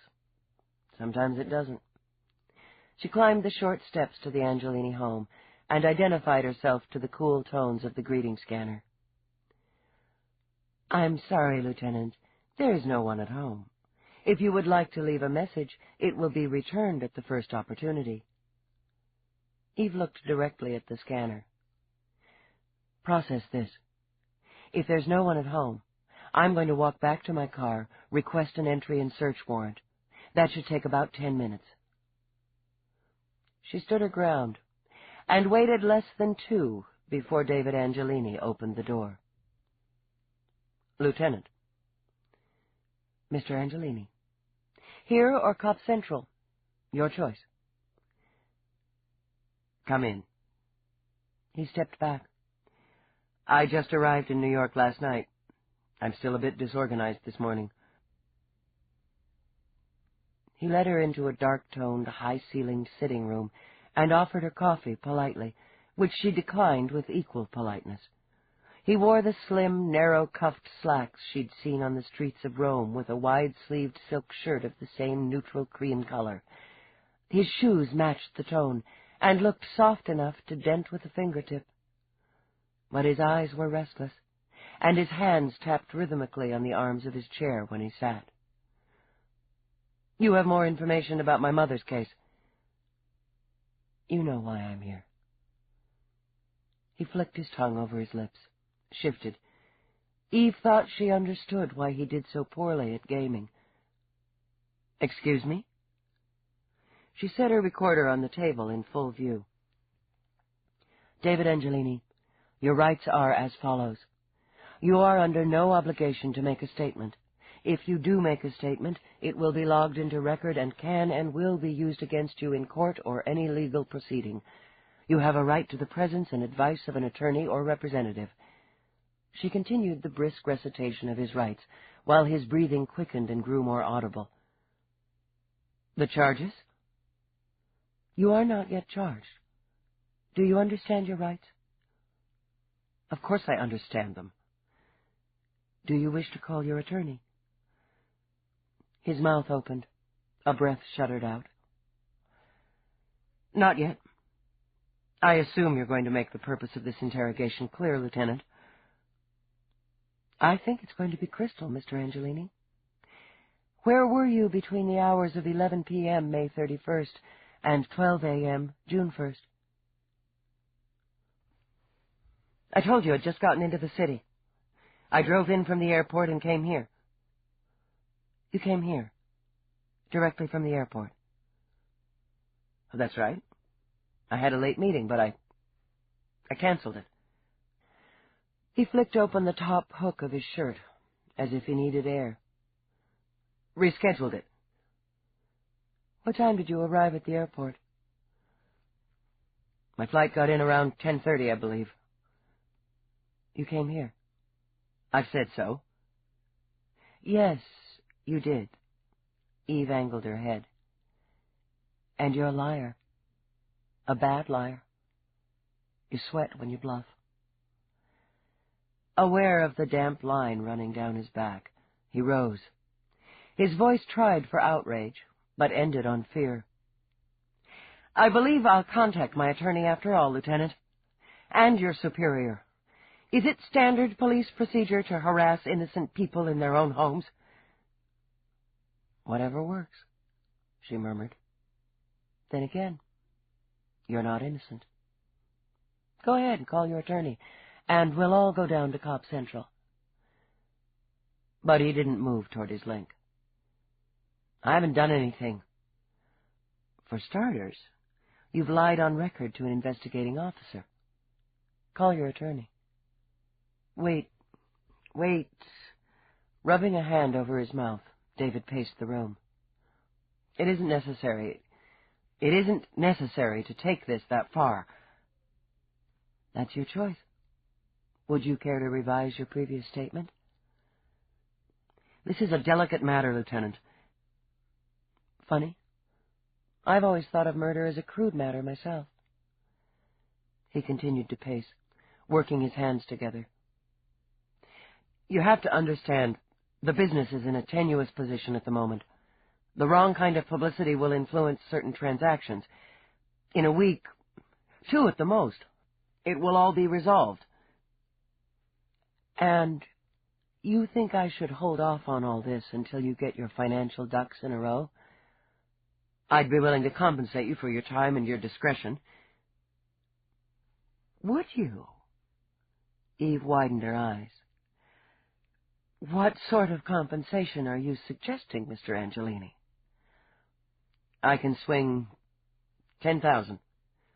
He struggled for a smile. Double that if you simply bury all of this for good. Eve crossed her arms. Let the record show that David Angelini offered a monetary bribe to investigating Primary Lieutenant Eve Dallas, and the aforesaid bribe was refused. Bitch, he said softly. You bet. Why were you at Channel 75 last night? I never said I was. Let's cut the dreck. You were recorded by gate security entering the property. To emphasize, she opened her bag, took out the hard copy of his face, tossed it on the table. Gate security. His legs seemed to fold from under him, and he groped into a chair. I never thought, never considered it. I panicked. Slicing someone's jugular can do that to you. I never touched her. I never went near her. Good God, do I look like a murderer? They come in all styles. You were there. I have documentation. Hands, she said sharply as her own jumped to her shoulder harness. Keep your hands out of your pockets. Name of God, do you think I'm carrying a knife? Slowly he drew out a handkerchief, wiped his brow. I didn't even know Louise Kursky. But you know her name. I saw it on the news. He closed his eyes. I saw it on the news. And I saw him kill her. The muscles in Eve's shoulders bunched, but unlike David, she was good at the game. Both her face and voice were bland. Well then, why don't you tell me all about it? He worked his hands together again, linking fingers, twisting. He wore 2 rings, 1 diamond, 1 ruby, both set in heavy gold.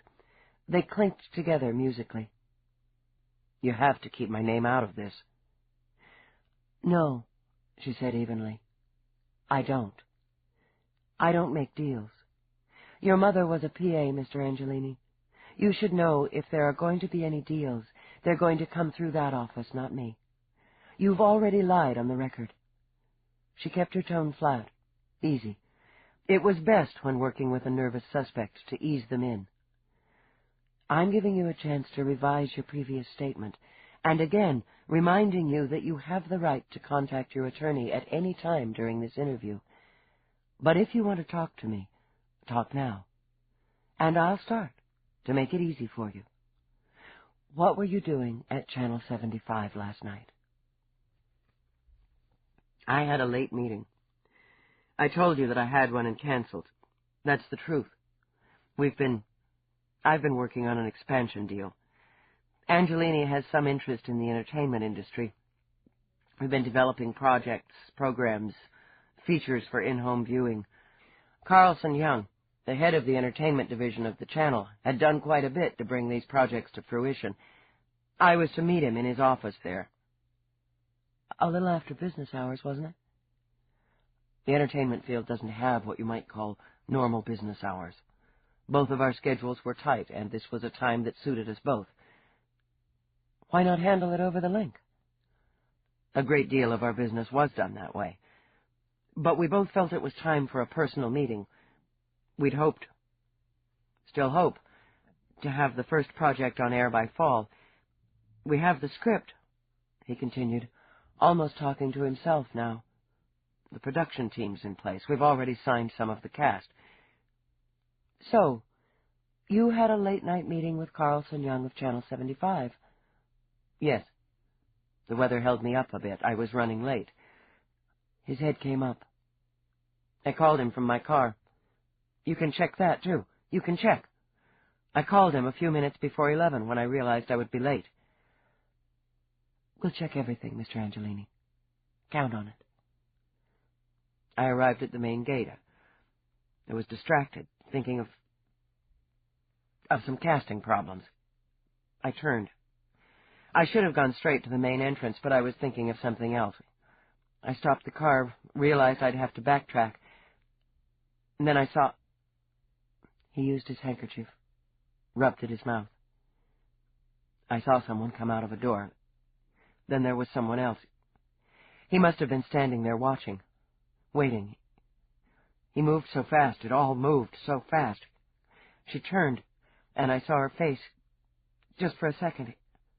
I saw her face in the light.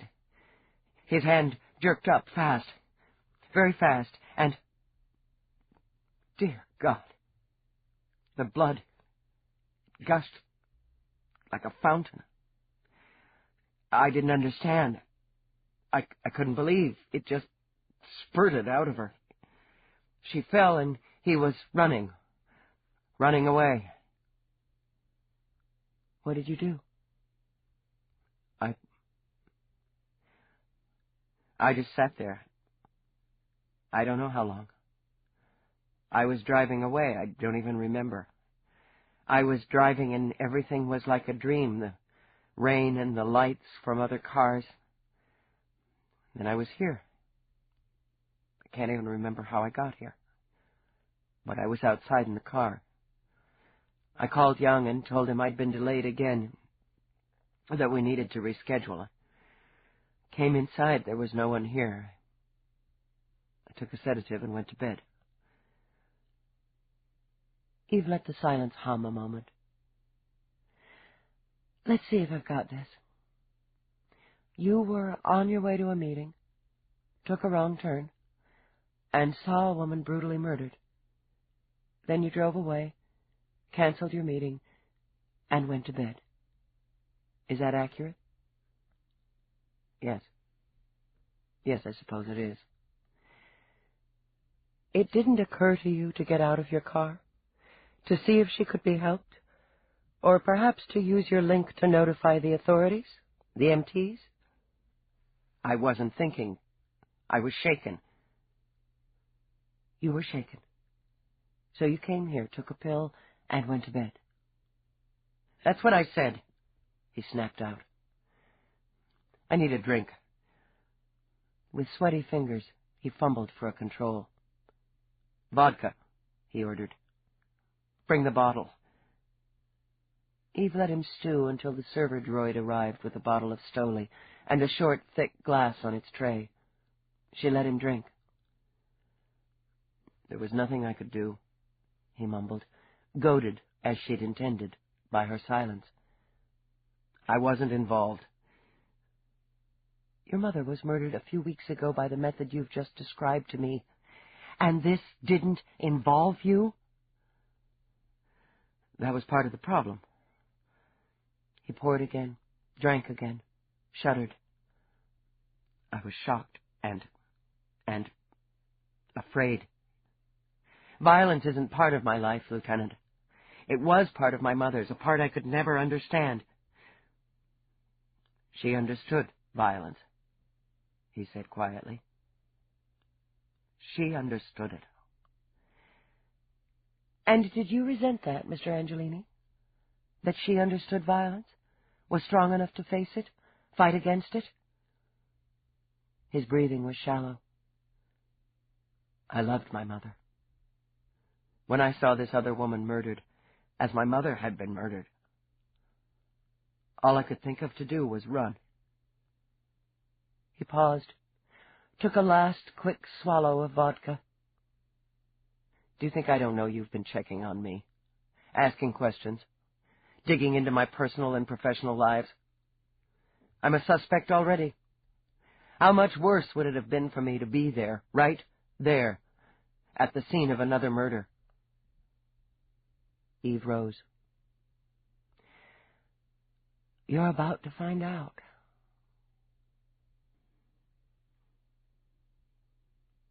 Chapter 14. Eve questioned him again in the less comforting surroundings of Interview Room C. He'd finally taken up his right for counsel, and 3 pinstriped, cold-eyed lawyers ranged beside their client at the conference table. Eve had privately dubbed them Mo, Larry, and Curly. Mo, apparently, was in charge. She was a tough-voiced woman with a severe bowl-cut hairstyle that had inspired Eve to christen her. Her associates said little, but looked sober and occasionally made important-looking notations on the yellow legal pads that lawyers never seemed to tire of.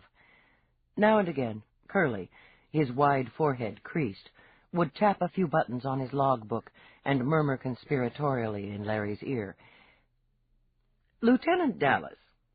Mo folded her hands, which were tipped with wicked-looking, inch-long scarlet nails, on the table. "My client is eager to cooperate." "He wasn't," Eve stated, "as you've seen for yourself from the first interview. After recanting his original story, your client admitted to leaving the scene of the crime and failing to report said crime to the proper authorities." Mo sighed. It was a windy, disappointed sound. "You can, of course, charge Mr. Angelini with those lapses. We will, in turn, claim diminished capacity, shock, and the emotional trauma of his mother's recent murder. This would all be a waste of the court's time and the taxpayer's dollar." "I haven't charged your client with those lapses, as yet.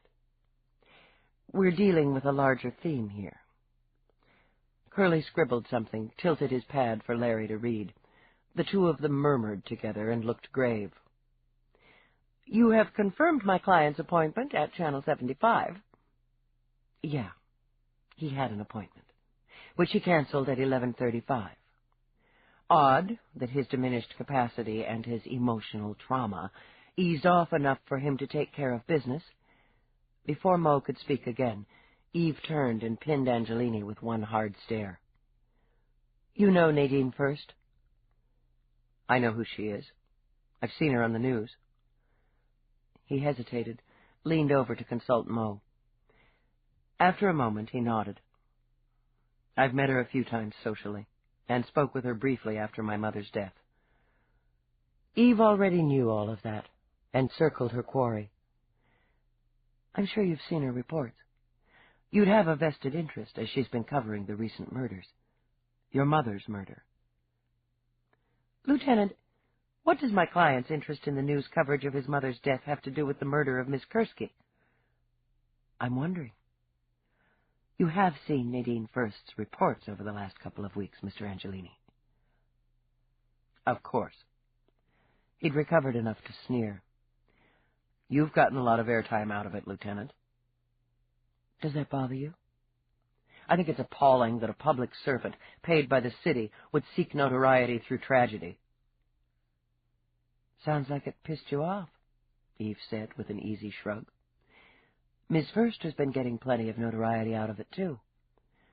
"One learns to expect someone like her to use someone else's pain for her own advancement." "You didn't like the coverage?" "Lieutenant," Mo said, with her patience obviously straining, "where's the point in this?" "This isn't a trial yet. I don't need a point. Were you annoyed by the coverage, Mr. Angelini? Angry?"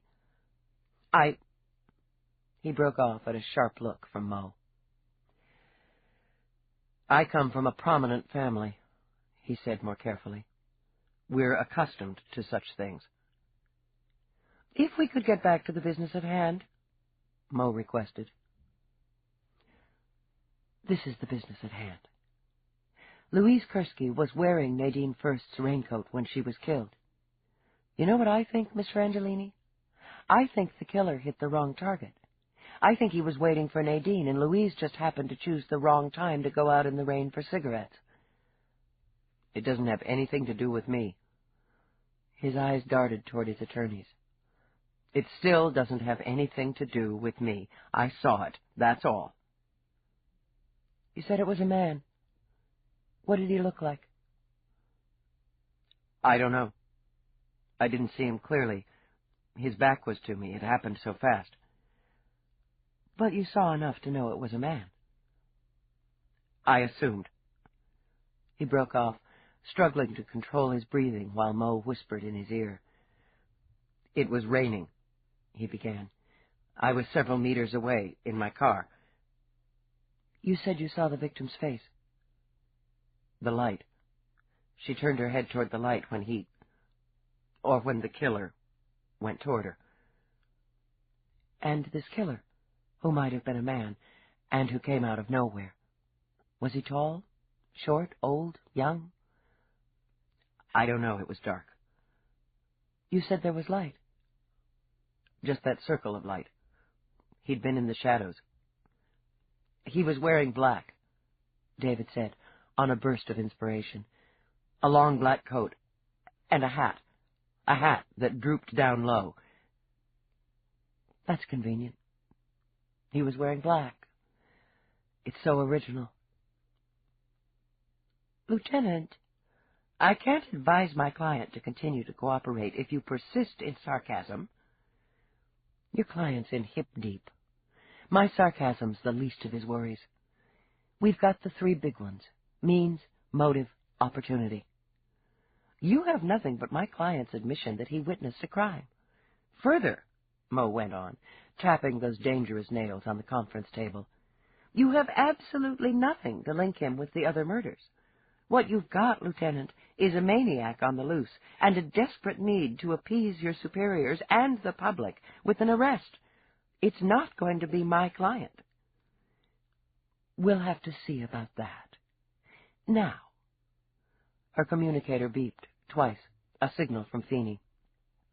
Her adrenaline surged, and she masked it with a bland smile. Excuse me. I'll only be a moment. She stepped out of the room into the hallway. Behind her, through the one-way glass, a huddle was in progress. Give me the good news, Finey. I want to nail this son of a bitch. Good news? Finey rubbed his chin. Well, you might like this. Yvonne Metcalf was in negotiations with our pal in there. Covert negotiations. For? The lead in some flick. Was all on the QT because her contract for Tune In was coming up. I finally pinned her agent down. If she snagged the part, she was willing to ditch the sitcom. But they were going to have to up the ante, guarantee a 3-feature deal, international distribution, and 20 hours straight promo. Sounds like she wanted a lot. She was squeezing him some. My take from what the agent said is he needed Metcalf to guarantee some of the financial backing, but they wanted a chunk on the front end. He was scrambling to come up with it and save his project. He knew her, and she had the controls. According to the agent, he came in to meet Metcalf personally several times. They had a couple of tete-a-tetes at her apartment. He got a little hot, but Metcalf laughed it off. She was banking that he'd come around. I love it when it falls into place, don't you? She turned, studying Angelini through the glass. We've got a connection, Finey. He knew them all.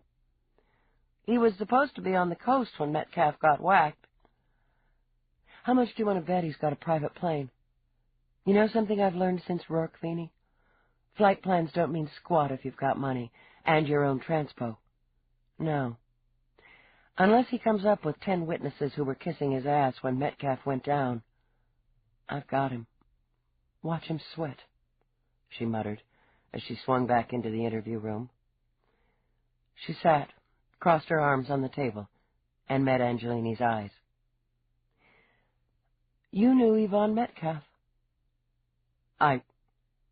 Off balance, David reached up, tugged at the collar of his shirt. Certainly, everyone did. You had business with her, met her personally. You'd been to her apartment. This was obviously news to Mo, who bared her teeth, tossed up a hand. One moment, Lieutenant. I'd like to speak to my client privately. All right. Obliging, Eve rose. Outside, she watched the show through the glass, and thought it a pity that the law prevented her from turning on the audio. Still, she could see Mo fire questions at David, and could gauge his stuttering responses while Larry and Curly looked grim and scribbled furiously on their pads. Mo shook her head at one of David's answers, stabbed him with one of her lethal red nails. Eve was smiling when Mo lifted a hand and signaled her back into the room. My client is prepared to state that he was acquainted with Yvonne Metcalf on a professional level. Uh-huh. This time Eve leaned a hip on the table. Yvonne Metcalf was giving you some grief, wasn't she, Mr. Angelini? We were in negotiations. His hands linked together again, twisted. It's standard for the talent side of a project to demand the moon. We were coming to terms. You met her in her apartment? Argued? We had meetings at several locations. Her home was one of them. We discussed terms and options. Where were you, Mr. Angelini, on the night Yvonne Metcalf was murdered? I'd have to check my diary, he said with surprising control. But I believe I was in New Los Angeles, the Planet Hollywood complex. I stay there whenever I'm in town. And where might you have been between, 7 and midnight, West Coast time? I couldn't say. You're going to want to say, Mr. Angelini. Most likely in my room. I had a great deal of business to see to. The script needed reworking. The script you were tailoring for Miss Metcalf? Yes, actually. And you were working alone? I prefer to be alone when I write. I wrote the script, you see. He flushed a little, the color rising from the collar of his shirt. I put a great deal of time and effort into preparing it. You keep a plane? A plane. Naturally. The way I travel it. Was your plane in New Los Angeles? Yes, His eyes went wide and blank as he realized the implication. You can't seriously believe this. David, sit down, Mo said firmly when he lurched to his feet. You have nothing more to say at this time. She thinks I killed them. That's insane. My own mother, for God's sake. What reason? What possible reason could there be for that? Oh, I've got a few ideas on that. We'll see if the shrink agrees with me. My client is under no obligation to submit to psychiatric testing. I think you're going to advise him to do just that. This interview, Mo said in snippy tones, is terminated. Fine. Eve straightened, enjoyed the moment when her eyes met David's. David Angelini, you're under arrest. You are charged with leaving the scene of a crime, obstruction of justice, and attempted bribery of a police officer. He lunged at her, going ironically, Eve thought, for the throat. She waited until his hands had closed over it, his eyes bulging with fury, before she knocked him down. Ignoring the snapping orders of his attorney, Eve leaned over him. We won't bother with adding assaulting an officer and resisting arrest. I don't think we're going to need it. Book him, she snapped at the uniforms who had charged the door. Nice work, Dallas, Finey congratulated, as they watched David being led away. Let's hope the PA's office thinks so. Enough to block bail. We have to hold him and sweat him. I want him on murder one, Finey. I want him bad. We're close to it, kid. We need the physical evidence. We need the damn weapon, blood, the souvenirs. Meera's psychiatric will help, but I can't bump up the charges without some physical. Impatient, she consulted her watch. Shouldn't take too long to get a search warrant, even with the lawyers trying to block. How long you been up? He wondered. I can count the circles under your eyes.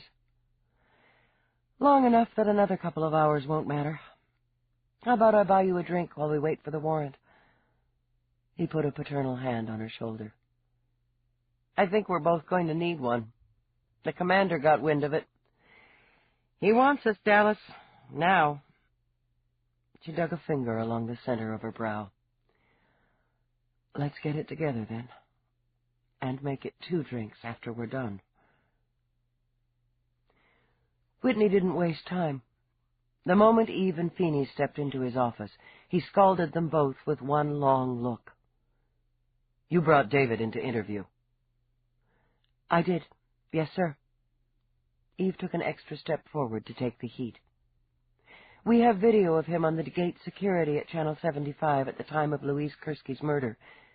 She didn't pause, but streamed through her report, her voice brisk, her eyes level. "David says he saw the murder." "He claims he saw someone, possibly male, in a long black coat and a hat, attack Kursky, then run toward 3rd. "And he panicked," Whitney added, still in control. His hands were quiet on his desk. "Left the scene without reporting the incident." Whitney may have been cursing inwardly. His stomach might have been in greasy knots of tension, but his eyes were cool, hard, and steady. It's not an atypical reaction from a witness to a violent crime. "He denied he was on scene," Eve said calmly. "Tried to cover. Offered a bribe. He had the opportunity, Commander, and he's linked to all 3 victims. He knew Metcalf, was working with her on a project, had been to her apartment." Whitney's only reaction was to curl his fingers, then uncurl them. "Motive, Lieutenant?" "Money first," she said. "He's having financial difficulties that will be eased after his mother's will is probated. The victims, or in the 3rd case, the intended victim, were all strong women in the public eye, were all, in some manner, causing him distress. Unless his lawyers try to block it, Dr. Meera will test him, determine his emotional and mental state, the probability factor of his aptitude toward violence." She thought of the press of his hands around her throat, and figured the probability was going to be nice and high. "He wasn't in New York for the first 2 murders." "Sir." She felt a bolt of pity, but suppressed it. "He has a private plane. He can shuttle anywhere he likes. It's pathetically simple to doctor flight plans. I can't book him for the murders yet, but I want him held until we gather more evidence." "You're holding him on leaving the scene in the bribery charge?" "It's a good arrest, Commander. I'm requesting search warrants. When we find any physical evidence—" "If," Whitney interrupted. He rose now, no longer able to sit behind his desk. "That's a very big difference, Dallas. Without physical evidence, your murder case can't hold." "Which is why he has yet to be charged for murder." She laid a hard copy on his desk. She and Finey had taken the time to swing past her office and use her computer for the probability ratio. "He knew the first 2 victims, and Nadine first, had contact with them, was on the scene of the last murder. We suspect that Towers was covering for someone when she zapped the last call in her link. She would have covered for her son, and their relationship was strained due to his gambling problem and her refusal to bail him out. With known data, the probability factor of guilt is 83.1%. "You haven't taken into account that he's incapable of that kind of violence." Whitney laid his hands on the edge of the desk and leaned forward. "You didn't factor that into the mix, did you, Lieutenant? I know David Angelini, Dallas. I know him as well as I know my own children. He isn't a killer. He's a fool, perhaps. He's weak, perhaps. But he isn't a cold-blooded killer." "Sometimes the weak and the foolish strike out. Commander, I'm sorry. I can't kick him loose." "Do you have any idea what it would do to a man like him to be penned? To know he's suspected of killing his own mother?" There was no choice left for him in Whitney's mind but a plea. "I can't deny that he was spoiled. His father wanted the best for him and for Marina, and saw that they got it. From childhood he was accustomed to asking for something and having it fall into his lap. Yes, his life has been easy, privileged, even indulgent. He's made mistakes, errors in judgment, and they've been fixed for him. But there's no malice in him, Dallas. No violence. I know him." Whitney's voice didn't rise, but it reverberated with emotion. "You'll never convince me that David took a knife and ripped it across his mother's throat. I'm asking you to consider that, and to delay the paperwork on the yellow sheet and recommend his release on his own recognizance." Finey started to speak, but Eve shook her head. He may have outranked her, but she was primary. She was in charge. 3 women are dead, Commander. We have a suspect in custody. I can't do what you're asking. You put me on as primary because you knew I wouldn't. He turned and stared hard out of the window. "Compassion's not your strong suit, is it, Dallas?" She winced, but said nothing. "That's a wrong swing, Jack," Finey said with heat. "And if you're going to take one at her, then you'll have to take one at me, because I'm with Dallas on this. We've got enough to book him on the small shit, to take him off the street, and that's what we're doing." "You'll ruin him." Whitney turned back. "But that's not your problem. You get your warrants, and you do your search. But as your commanding officer, I'm ordering you to keep the case open. You keep looking. Have your reports on my desk by 1400. He flicked a last glance at Dallas. "You're dismissed." She walked out, surprised that her legs felt like glass, the thin, fragile kind that could be shattered with a careless brush of the hand. "He was out of line, Dallas," Finey said, catching at her arm. "He's hurting, and he took a bad shot at you." "Not so bad." Her voice was rough and raw. "Compassion's not my strong suit, is it? I don't know shit about family ties and loyalty, do I?" Uncomfortable, Finey shifted his feet. "Come on, Dallas. You don't want to take it personal." "Don't I? He stood behind me plenty of times. Now he's asking me to stand behind him, and I have to say, sorry, no chance." "That's pretty fucking personal, Finey." She shook off his hand. "Let's take a rain check on the drinks. I'm not feeling sociable." At a loss, Finey dumped his hands in his pockets. Eve strode off in one direction. The commander remained behind closed doors in the other. Finey stood unhappily between them. This ends Disc 6. Glory in Death, Disc 7. Eve supervised the search of Marco Angelini's brownstone personally. She wasn't needed there. The sweepers knew their job, and their equipment was as good as the budget allowed. Still, she sprayed her hands, coated her boots, and moved through the 3-story home looking for anything that would tie up the case, or, thinking of Whitney's face, break it. Marco Angelini remained on the premises. That was his right as owner of the property, and as the father of the prime suspect. Eve blocked out his presence, the cold azure eyes that followed her moves, the haggard look to his face, the quick muscle twitch in his jaw. One of the sweepers did a thorough check of David's wardrobe with a portasensor, looking for bloodstains. While he worked, Eve meticulously searched the rest of the room. "Could have ditched the weapon," the sweeper commented. It was an old, buck-toothed vet nicknamed Beaver. He traced the sensor, the arm of it wrapped over his left shoulder, down a $1,000 sport coat. "He used the same one on all 3 women," Eve answered, speaking more to herself than Beaver. "The lab confirms it. Why would he ditch it now?" "Maybe he was done." The sensor switched from its muted hum to a quick beep. "Just a little salad oil," Beaver announced. "Extra virgin olive. Spotted his pretty tie." "Maybe he was done," Beaver said again. He admired detectives, had once had ambitions to become one. The closest he'd managed to get was as a field tech, but he read every detective story available on disc. "See, 3's like a magic number, an important number." His eyes sharpened behind his tinted glasses as the treated lenses picked up on a minute spot of talc on a cuff. He moved on, warming to the theme. So this guy, see, he fixes on 3 women he knows, sees all the time on the screen. Maybe he's hot for them. The first victim was his mother. Hey! Beaver paused long enough to swivel a look toward Eve.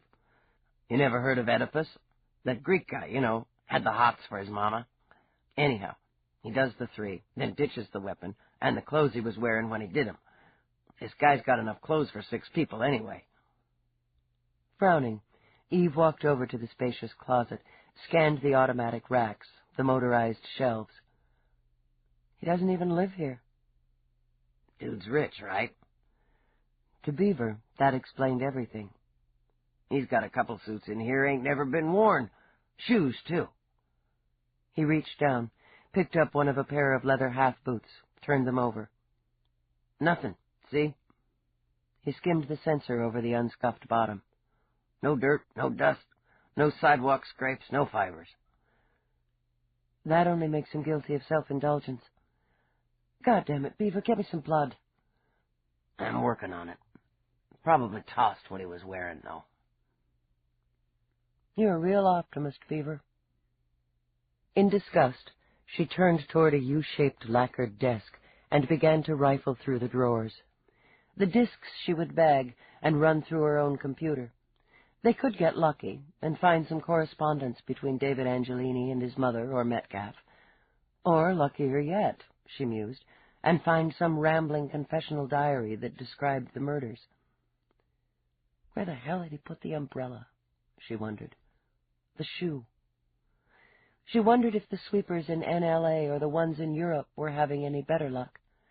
The thought of backtracking and searching all the cozy little homes and luxury hideaways of David Angelini was giving her a bad case of indigestion. Then she found the knife. It was so simple. Open the middle drawer of the work console, and there it was, long, slim, and lethal. It had a fancy handle, carved out of what might have been genuine ivory, which would have made it an antique. Or an international crime. Harvesting ivory, or purchasing it in any form, had been outlawed planet-wide for more than half a century, after the near extinction of African elephants.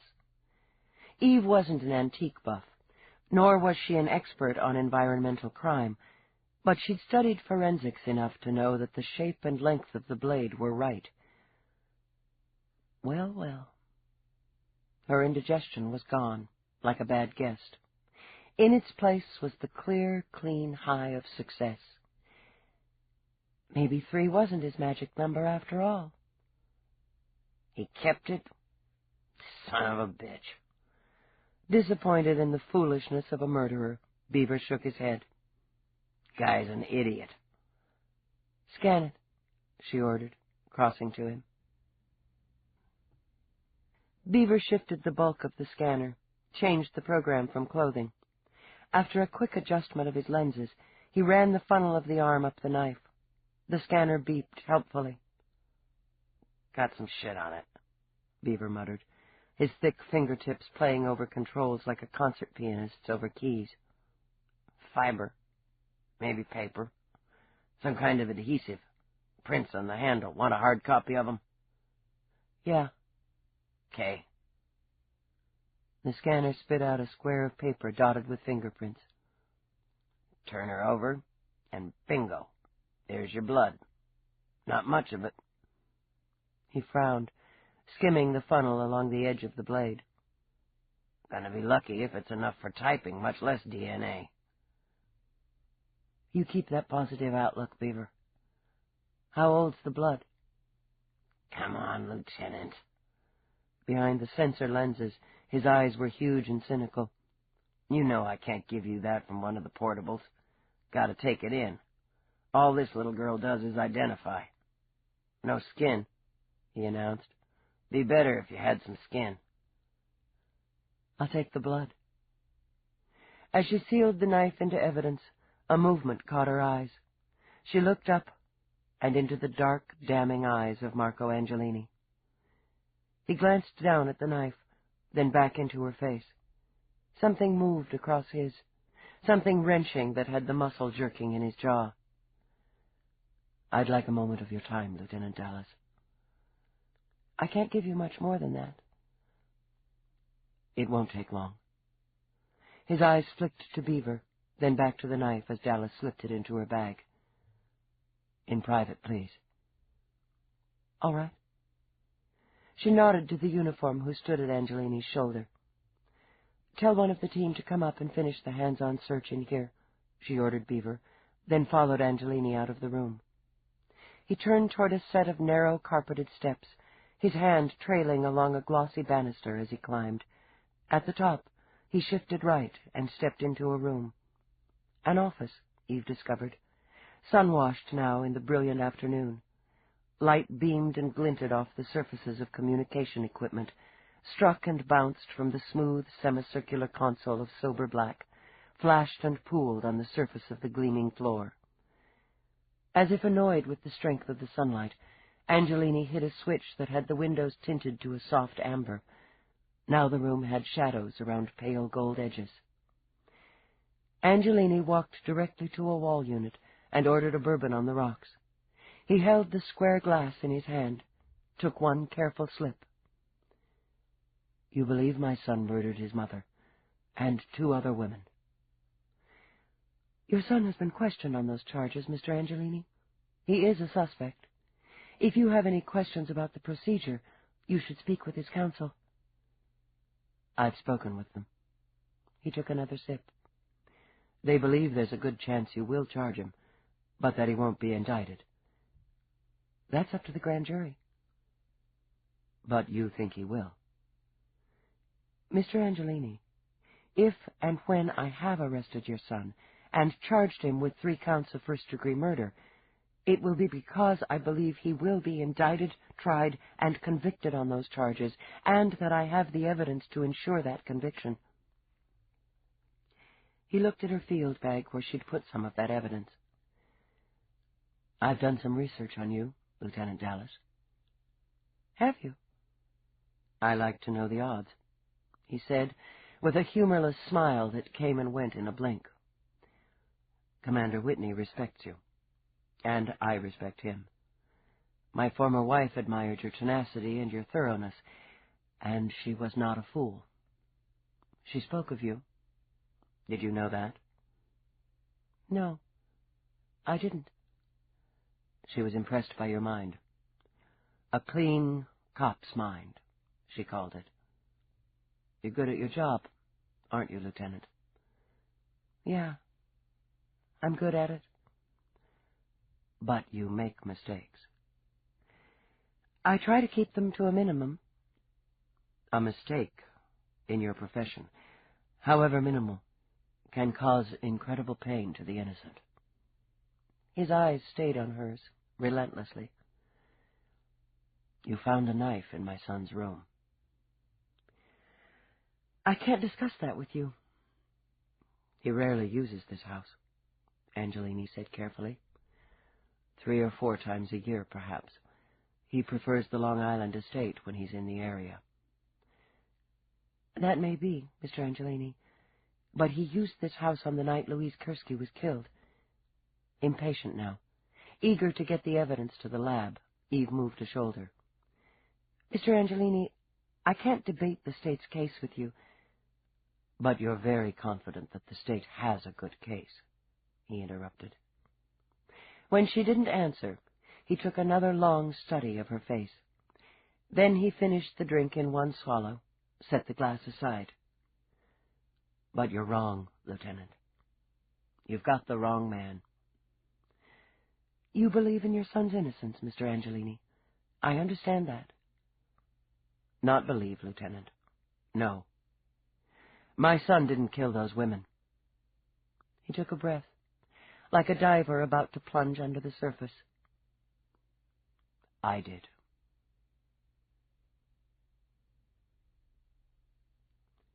Chapter 15. Eve had no choice. She took him in and grilled him. After a full hour, she had a vicious headache, and the calm, unshakable statement from Marco Angelini that he had killed 3 women. He refused counsel, and refused to, or was unable to elaborate. Each time Eve asked him why he had killed, he stared straight into her eyes and claimed it had been impulse. He'd been annoyed with his wife, he stated, personally embarrassed by her continued intimacy with a business partner. He'd killed her because he couldn't have her back. Then he'd gotten a taste for it. It was all very simple, and to Eve's mind, very rehearsed. She could picture him repeating and refining the lines in his head before he spoke them. "This is bullshit," she said abruptly, and pushed back from the conference table. "You didn't kill anybody." "I say I did." His voice was eerily calm. "You have my confession on record." "Then tell me again." Leaning forward, she slapped her hands on the table. "Why did you ask your wife to meet you at the 5 Moons?" "I wanted it to happen somewhere out of our milieu. I thought I could get away with it, you see. I told her there was trouble with Randy. She didn't know the full problem of his gambling. I did. So, of course, she came." "And you slit her throat?" "Yes." His skin whitened slightly. "It was very quick." "What did you do then?" "I went home." "How?" He blinked. "I drove. I'd parked my car a couple of blocks away." "What about the blood?" She peered into his eyes, watching his pupils. "There'd have been a lot of it.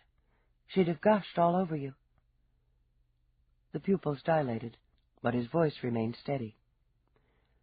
"I was wearing a topcoat, rain-resistant. I discarded it along the way." He smiled a little. "I imagine some itinerant found it and made use of it." "What did you take from the scene?" "The knife, of course." "Nothing of hers?" She waited a beat. "Nothing to make it look like a robbery? A mugging?" He hesitated. She could almost see his mind working behind his eyes. "I was shaken. I hadn't expected it to be so unpleasant. I had planned to take her bag, the jewelry, but I forgot and just ran." "You ran, taking nothing, but were smart enough to ditch your blood-spattered coat." "That's right." "Then you went after Metcalf." She was an impulse. I kept dreaming about what it had been like, and I wanted to do it again. She was easy. His breathing leveled, and his hands lay still on the table. She was ambitious and rather naive. I knew David had written a screenplay with her in mind. He was determined to complete this entertainment project. It was something we disagreed over. It annoyed me, and it would have cost the company resources that are, at the moment, a bit strained. I decided to kill her, and I contacted her. Of course, she agreed to meet me. "What was she wearing?" "Wearing?" He fumbled for a moment. I didn't pay attention. It wasn't important. She smiled, held out both of her hands as I walked toward her. And I did it. "Why are you coming forward now?" As I said, I thought I could get away with it. Perhaps I could have. I never expected my son to be arrested in my place. "So, you're protecting him?" "I killed them, Lieutenant. What more do you want?" "Why did you leave the knife in his drawer, in his room?" His eyes slid away, slid back. As I said, he rarely stays there. I thought it was safe. Then I was contacted about the search warrant. I didn't have time to remove it." "You expect me to buy this? You think you're helping him by clouding the case, by coming forward with this lame confession? You think he's guilty." She lowered her voice, bit off each word. "You're so terrified that your son is a murderer that you're willing to take the rap rather than see him face the consequences. Are you going to let another woman die, Angelini? Or 2 or 3 before you swallow reality? His lips trembled once, then firmed. I've given you my statement. You've given me bullshit. Turning on her heel, Eve left the room. Struggling to calm herself, she stood outside, watched with a jaundiced eye as Angelini pressed his face into his hands. She could break him, eventually. But there was always a chance that word would leak, and the media would scream that there was a confession from someone other than the Prime. She looked over at the sound of footsteps, and her body stiffened like steel. Commander? Lieutenant? Progress? He's sticking to his story. It's got holes you could drive a shuttle through. I've given him the opening to bring up the souvenirs from the first 2 hits. He didn't bite. I'd like to talk to him. Privately, Lieutenant, and off the record. Before she could speak, he held up a hand. I realize it's not procedure. I'm asking you a favor. And if he incriminates himself or his son? Whitney's jaw tightened. I'm still a cop, Dallas, goddammit. Yes, sir. She unlocked the door, then, after only a faint hesitation, darkened the 2-way glass and shut off audio. I'll be in my office. Thank you. He stepped inside. He gave her one last look before shutting the door and turning to the man slumped at the table. Marco, Whitney said on a long sigh. What the fuck do you think you're doing? Jack. Marco offered a thin smile. I wondered if you'd be along. We never did make that golf date. Talk to me. Whitney sat down, heavily. Hasn't your efficient and dogged lieutenant filled you in? The recorder's off, Whitney said sharply. We're alone. Talk to me, Marco. We both know you didn't kill Cicely or anyone else. For a moment, Marco stared up at the ceiling, as if pondering. People never know each other as well as they believe. Not even the people they care for. I loved her, Jack. I never stopped loving her. But she stopped loving me. Part of me was always waiting for her to start loving me again. But she never would have.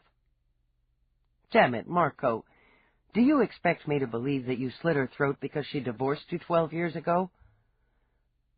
Maybe I thought she might have married Hammet. He wanted that, Marco said quietly. I could see that he wanted that. Cicely was reluctant. His voice remained calm, quiet, faintly nostalgic. She enjoyed her independence, but she was sorry to disappoint Hammet. Sorry enough that she might have given in eventually, married him. It would have really been over then, wouldn't it? You killed Cicely because she might have married another man? She was my wife, Jack. Whatever the courts and the church said. Whitney sat a moment, silent. I've played poker with you too many times over the years, Marco.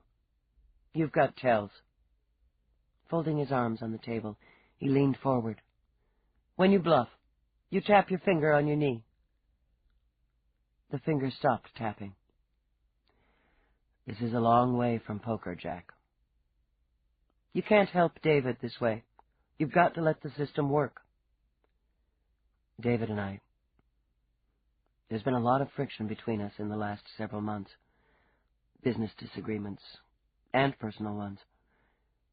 For the first time, he sighed, deep and long and wearily. There shouldn't be distance between father and son over such foolishness. This is hardly the way to mend fences, Marco. The steel came back into Angelini's eyes. There would be no more sighs. Let me ask you something, Jack, just between us. If it was one of yours, and there was the slightest chance, just the slightest, that they'd be convicted of murder, would anything stop you from protecting them? You can't protect David by stepping in with some bullshit confession. Who said it was bullshit? The words sounded like cream in Angelini's cultured voice. I did it, and I'm confessing because I can't live with myself if my own child pays for my crime. Now tell me, Jack, would you stand behind your son or in front of him? Ah, hell, Marco, was all Whitney could say. He stayed for 20 minutes, but got nothing more. For a time, he guided the conversation into casual lines, golf scores, the standings of the baseball team Marco had a piece of. Then, quick and sleek as a snake, he'd toss out a hard leading question on the murders. But Marco Angelini was an expert negotiator and had already given his bottom line. He wouldn't budge. Guilt, grief, and the beginnings of real fear made an unsettling stew in Whitney's stomach as he stepped into Eve's office. She was hunched over her computer, scanning data, calling up more. For the first time in days, his eyes cleared of their own fatigue and saw hers.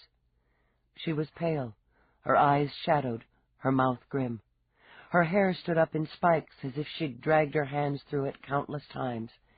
Even as he watched, she did so again, then pressed her fingers to her eyes as if they burned.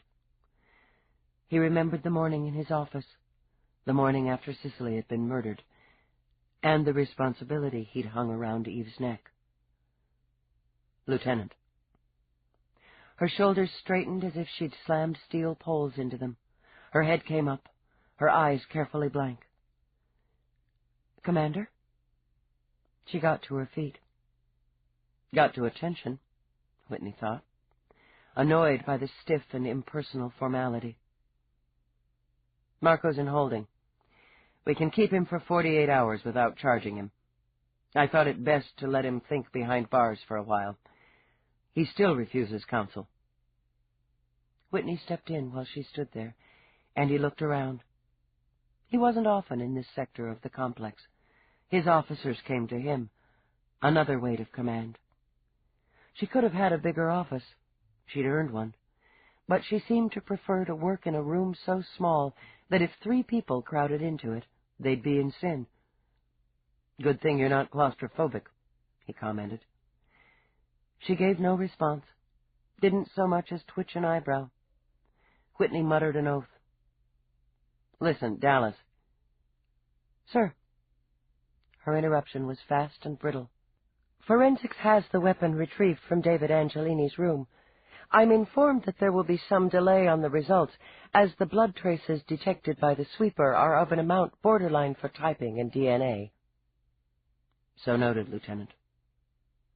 The fingerprints on the weapon in evidence have been matched to those of David Angelini. My report... We'll get to your report momentarily. Her chin jutted up. Yes, sir.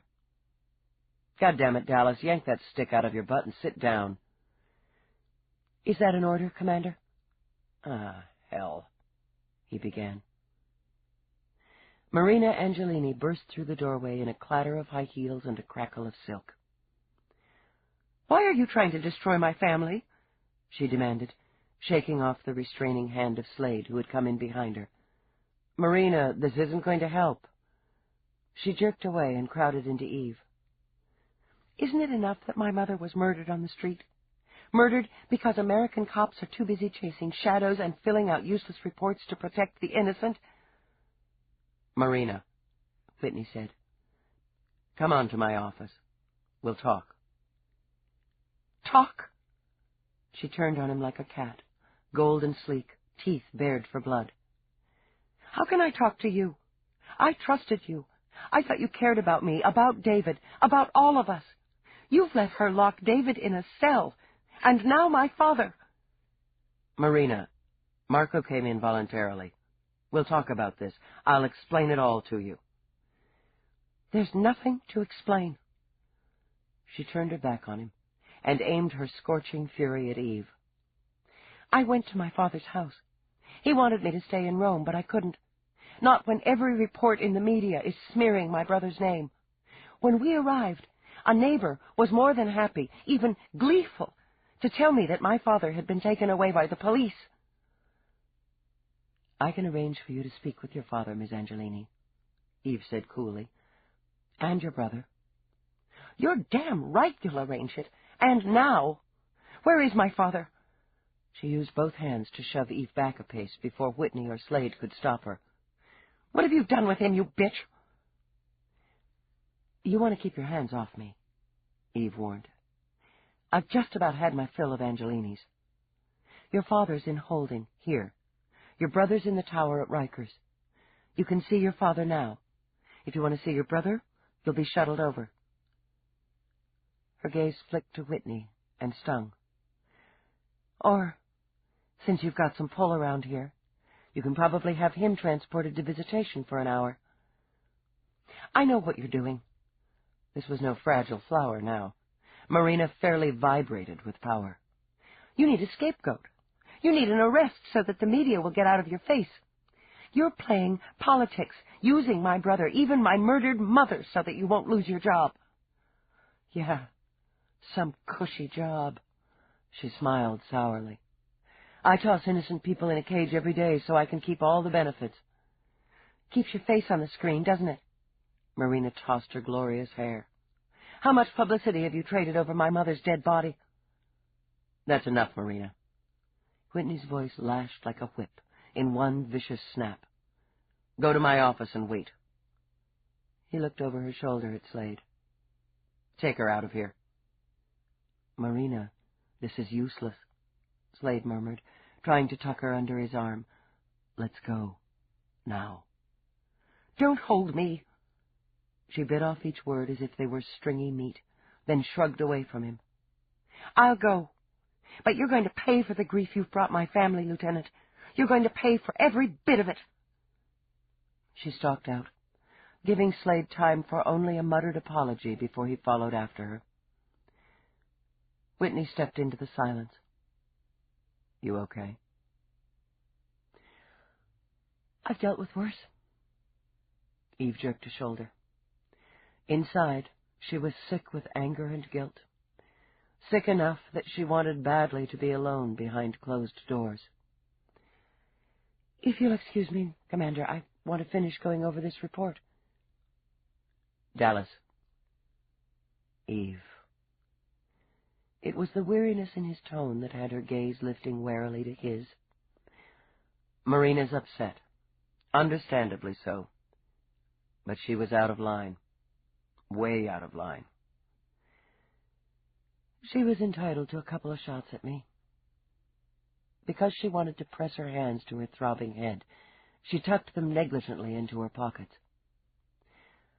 "I've just put what's left of her family in a cage. Who else is she going to be pissed at?" "I can take it."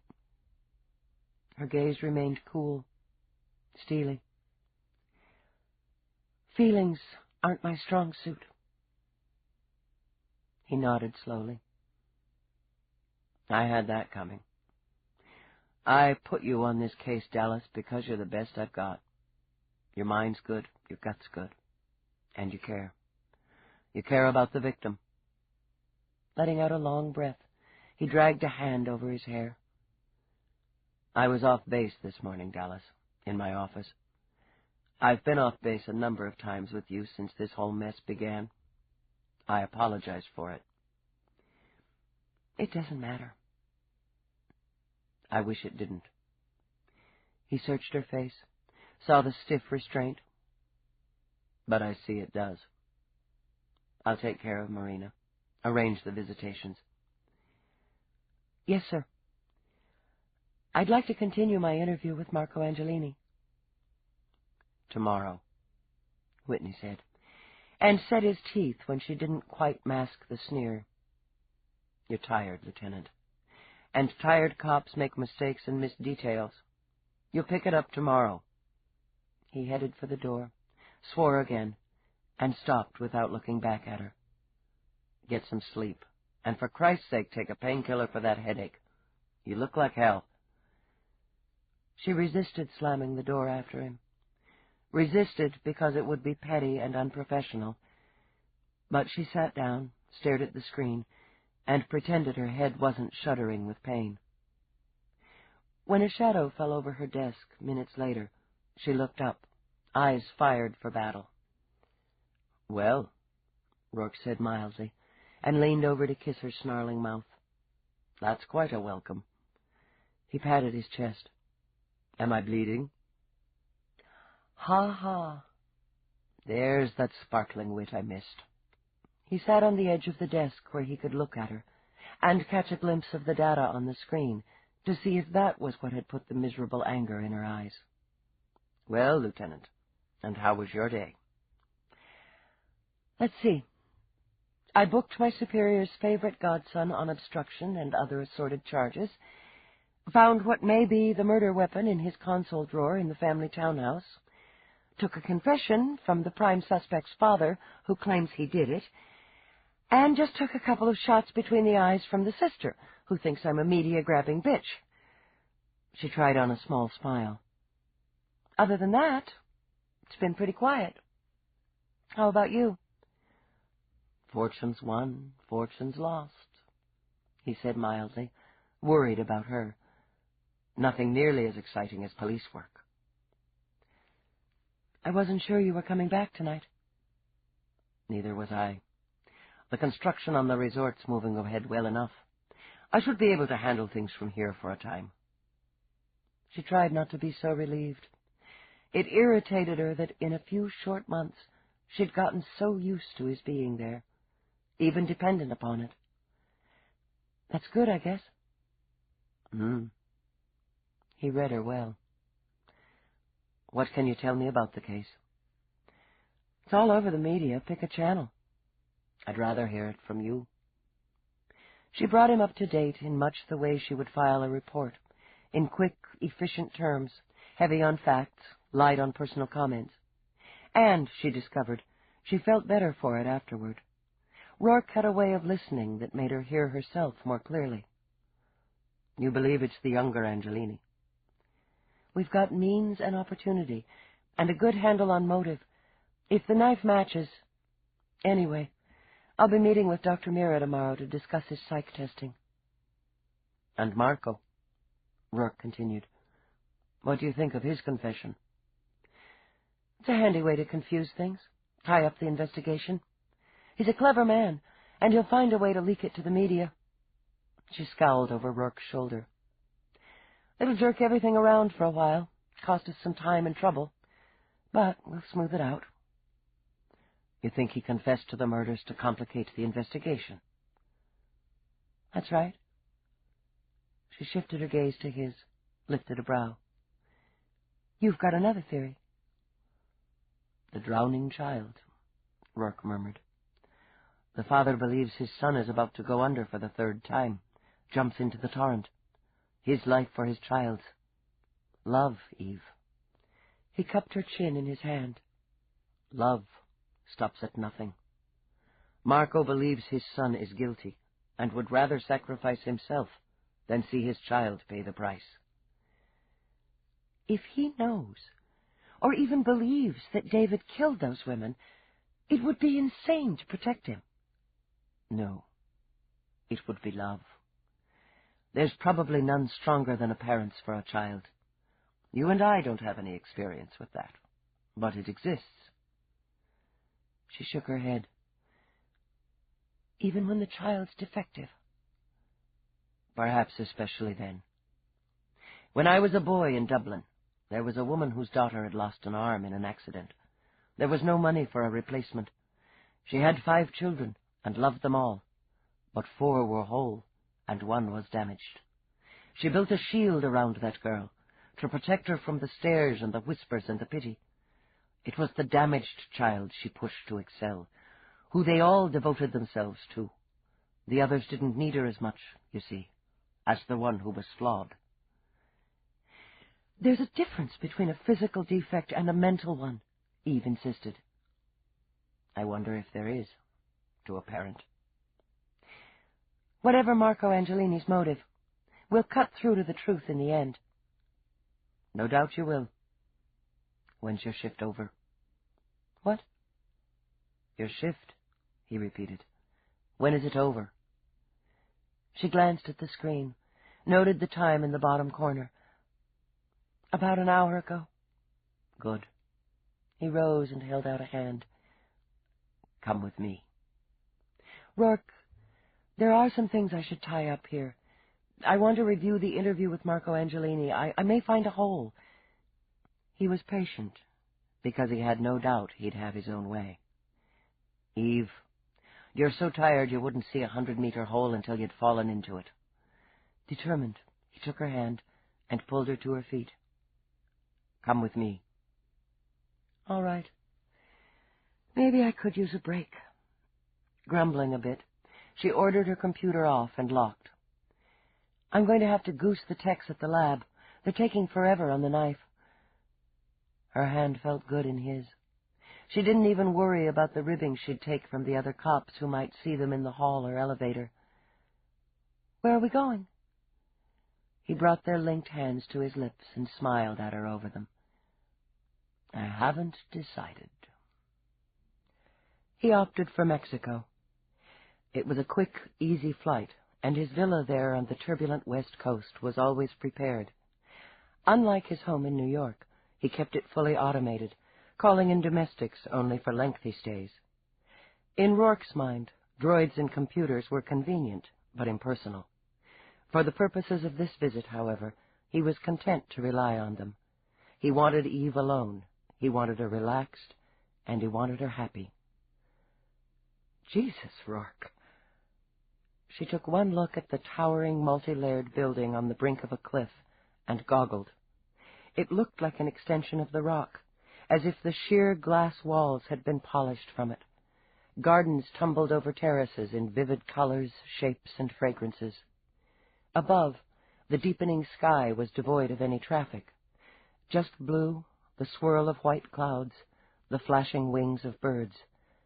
It looked like another world. She'd slept like a stone on the plain, barely surfacing when the pilot had executed a snazzy drop landing that had placed them neatly at the foot of zigzagging stone steps that climbed the towering cliff. She was groggy enough to reach up to be certain he hadn't slipped VR goggles on her while she'd slept. Where are we? Mexico, he said simply. Mexico? Stunned, she tried to rub the sleep and the shock from her eyes. Roarke thought, with affection, that she looked like a cranky child awakened from a nap. But I can't be in Mexico. I have to... Ride or walk? He asked, pulling her along like a stubborn puppy. I have to... Ride, he decided. You're still groggy. She could enjoy the climb later, he thought, and its many views of sea and cliffs. Instead, he nudged her into a sleek little air cart, taking the controls himself and shooting them up to vertical with a speed that knocked the rest of sleep out of her system. Christ, not so fast! Her instinct for survival had her clutching the side, wincing as rocks, flowers, and water whizzed by. He was roaring with laughter when he slipped the little cart into place at the front patio. Awake now, darling? She had her breath back, barely. I'm going to kill you as soon as I make sure all my internal organs are in place. What the hell are we doing in Mexico?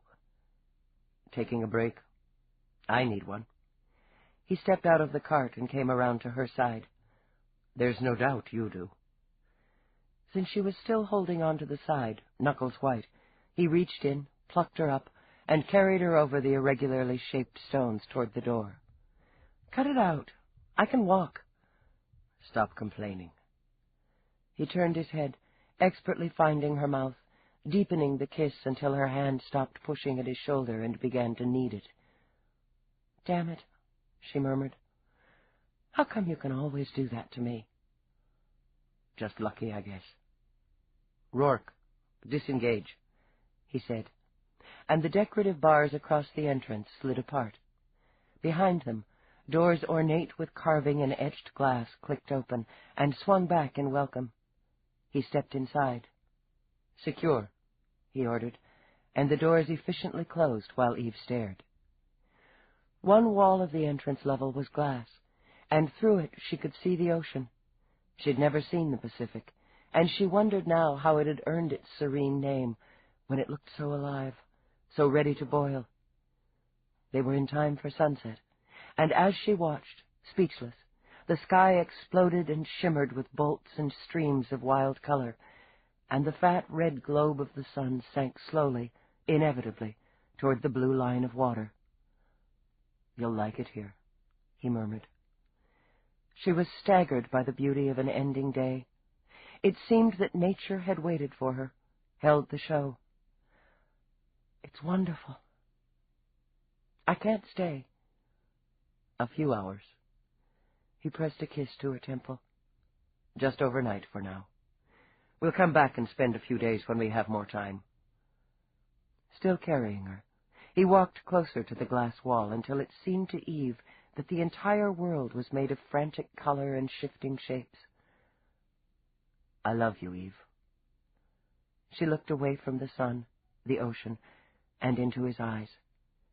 And it was wonderful. And for the moment, it was simple. "I missed you." She pressed her cheek to his and held him tightly. "I really missed you. I wore one of your shirts." She could laugh at herself now, because he was here. She could smell him, touch him. "I actually went into your closet and stole one of your shirts, one of the black silk ones you have dozens of.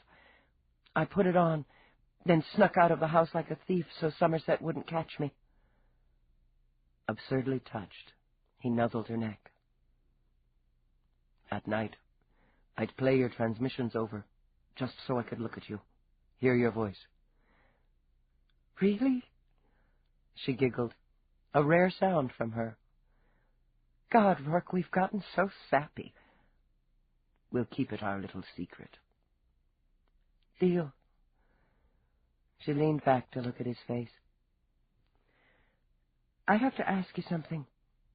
It's so lame, but I have to." "What?" "Was it ever—" She winced, wished she could muffle the need to ask. "Before, with anyone else?" "No." He touched his lips to her brow, her nose, the dip in her chin. "It was never. With no one else." "Not for me, either." She simply breathed him in. "Put your hands on me. I want your hands on me." "I can do that." He did, tumbling with her to a spread of floor cushions while the sun died brilliantly in the ocean. Chapter 16. Taking a break with Roarke wasn't quite like stopping off at the deli for a quick veggie hash salad and soy coffee. She wasn't sure how he managed it all, but then great quantities of money talk, and talk big. They dined on succulent grilled lobster, drenched in real, creamy, rich butter. They sipped champagne so cold it frosted Eve's throat. A symphony of fruit was there for the sampling, exotic hybrids that sprinkled harmonized flavors on the tongue. Long before she could admit that she loved him, Eve had accepted the fact that she was addicted to the food he could summon up with the flick of a wrist. She soaked naked in a small, whirling lagoon, cupped under palm trees and moonlight, her muscles slack from the heated water and thorough sex. She listened to the song of nightbirds, no simulation but the real thing, that hung on the fragrant air like tears. For now, for one night, the pressures of the job were light years away. He could do that to her, and for her, she realized. He could open little pockets of peace. Roarke watched her, pleased at the way the tension had melted from her face with a bit of pampering. He loved seeing her this way, unwound, limp with pleasuring her senses, too lax to remember to be guilty for indulging herself. Just as he loved seeing her revved, her mind racing, her body braced for action. No, it had never been like this for him before, with anyone. Of all the women he'd known, She was the only one he was compelled to be with, driven to touch. Beyond the physical, the basic and apparently unsatiable lust she inspired in him was a constant fascination. Her mind, her heart, her secrets, her scars. He had told her once they were two lost souls. He thought now he'd spoken no more than the truth. But with each other, they'd found something that rooted them. For a man who had been wary of cops all of his life, it was staggering to know his happiness now depended on one. Amused at himself, he slipped into the water with her. Eve managed to drum up enough energy to open her eyes to slits. "I don't think I can move." "Then don't." He handed her another flute of champagne, wrapping her fingers around the stem. "I'm too relaxed to be drunk." But she managed to find her mouth with the glass. "It's such a weird life, yours," she elaborated. "I mean, you can have anything you want. Go anywhere, do anything. You want to take a night off? You zip over to Mexico and nibble on lobster and... What was that stuff again? The stuff you spread on crackers?" "Goose liver." She winced and shuddered. "That's not what you called it when you shoved it in my mouth. It sounded nicer." "Foie gras." "Same thing." "That's better." She shifted her legs, tangled them with his. "Anyway, most people program a video or take a quick trip with their VR goggles, maybe plug a few credits into a simulation booth down at Times Square. But you do the real thing." "I prefer the real thing." "I know. That's another odd piece of you. You like old stuff. You'd rather read a book than scan a disc, rather go to the trouble to come out here, when you could have programmed a simulation in your hollow room." Her lips curved a little, dreamily. "I like that about you." "That's handy." "When you were a kid and things were bad for you, is this what you dreamed about?" "I dreamed about surviving, getting out, having control. Didn't you?" "I guess I did." Too many of her dreams were jumbled and dark. After I was in the system, anyway. Then what I wanted most was to be a cop, a good cop, a smart cop. What did you want?" "To be rich, not to be hungry." "We both got what we wanted, more or less." "You had nightmares while I was gone." She didn't have to open her eyes to see the concern in his. She could hear it in his voice. "They aren't too bad. They're just more regular." "Eve, if you'd work with Dr. Meera..." "I'm not ready to remember it. Not all of it." "Do you ever feel the scars from what your father did to you?" Restless with the memories, he shifted and sank deeper in the hot, frothy water. "A few beatings. Careless cruelty. Why should it matter now?" "You shrug it off." Now she opened her eyes, looked at him, saw he was brooding. "But it made you, didn't it? What happened then made you." "I suppose it did. Roughly." She nodded, tried to speak casually. "Roarke, do you think if some people lack something, and that lack lets them brutalize their kids, the way we were, do you think it passes on? Do you think—" "No." "But—" "No." He cupped a hand over her calf and squeezed. "We make ourselves in the long run. You and I did. If that wasn't true, I'd be drunk in some Dublin slum, looking for something weaker to pummel. And you, Eve, would be cold and brittle and without pity." She closed her eyes again. "Sometimes I am." "No, that you never are. You're strong and you're moral, and sometimes you make yourself ill with compassion for the innocent." Her eyes stung behind her closed lids. "Someone I admire and respect asked me for help, asked me for a favor. I turned him down flat. What does that make me?" "A woman who had a choice to make." "Roarke, The last woman who was killed, Louise Kursky. That's on my head. She was 24, talented, eager, in love with a second-rate musician. She had a cluttered one-room apartment on West 26th and liked Chinese food. She had a family in Texas that will never be the same. She was innocent, Roarke, and she's haunting me. Relieved, Eve let out a long breath. I haven't been able to tell anyone that. I wasn't sure I could say it out loud. I'm glad you could say it to me. Now listen. He set his glass down, scooted forward to take her face in his hands. Her skin was soft, her eyes a narrow slant of dark amber. Fate rules, Eve. You follow the steps, and you plan, and you work. Then fate slips in laughing and makes fools of us. Sometimes we can trick it or outguess it, but most often it's already written. For some, it's written in blood. That doesn't mean we stop, but it does mean we can't always comfort ourselves with blame. Is that what you think I'm doing? Comforting myself? It's easier to take the blame than it is to admit there was nothing you could do to stop whatever happened. You're an arrogant woman, Eve. Just one more aspect of you that I find attractive. It's arrogant to assume responsibility for events beyond our control. I should have controlled it. Ah, yes. He smiled. Of course.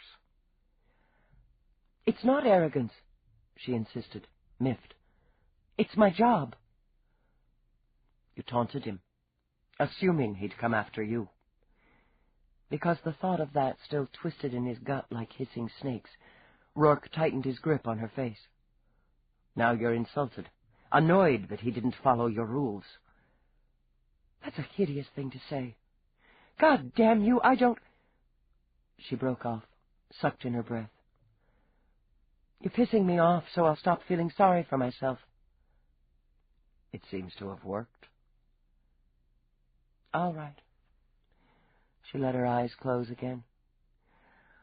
All right. I'm not going to think about it any more right now. Maybe by tomorrow I'll have a better shot at sorting it out. You're pretty good, Roarke, she said with the ghost of a smile. Thousands concur, he murmured, and caught her nipples lightly between his thumb and forefinger. The ripple effect made it all the way down to her toes. That's not what I meant. It's what I meant. He tugged gently, listened to her breath catch. Maybe if I can manage to crawl out of here, I can take you up on your interesting offer. Just relax. Watching her face, he slid his hand between her legs, cupped her. Let me. He managed to catch her glass as it slipped from her hand, and he set it aside. Let me have you, Eve. Before she could answer, he shot her to a fast, racking orgasm. Her hips arched up, pumped against his busy hand, then went lax. She wouldn't think now, he knew. She would be wrapped in layered sensations. She never seemed to expect it, and her surprise, her sweet and naive response was, as always, murderously arousing. He could have pleasured her endlessly for the simple delight of watching her absorb every touch, every jolt. So he indulged himself, exploring that long, lean body, suckling the small, hot breasts, wet with perfumed water, gulping in the rapid breath that gasped from her lips. She felt drugged, helpless, her mind and body burdened with pleasure. Part of her was shocked, or tried to be, not so much at what she let him do, but at the fact that she allowed him complete and total control of her. She couldn't have stopped him, wouldn't have, even when he held her near to screaming on the edge before shoving her over into another shuddering climax. Again. Greedy, he dragged her head back by the hair and stabbed his fingers inside her, worked her ruthlessly until her hands splashed bonelessly in the water. I'm all there is tonight. We're all there is. He savaged her throat on the way to her mouth, and his eyes were like fierce blue suns. Tell me you love me. Say it. I do. I do love you. A moan ripped from her throat when he plunged himself into her, jerked her hips high, and plunged deeper. Tell me again. He felt her muscles squeeze him like a fist, and gritted his teeth to keep from exploding. Tell me again. I love you. Trembling from it, she wrapped her legs around him and let him batter her past delirium. She did have to crawl out of the pool. Her head was spinning, her body limp. I don't have any bones left. Roarke chuckled and gave her a friendly slap on the butt. I'm not carrying you this time, darling. We'd both end up on our faces. Maybe I'll just lie down right here. It was a struggle to remain on her hands and knees on the smooth tiles. You'll get cold.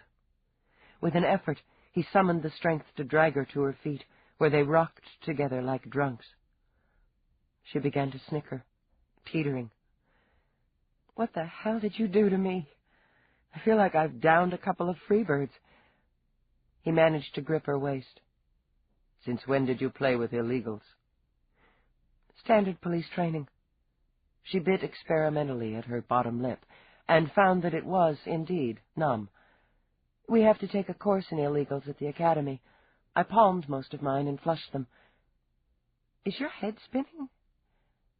I'll let you know when I regain feeling above the waist. He tipped her head back and kissed her lightly. Why don't we see if we can make it inside? We can...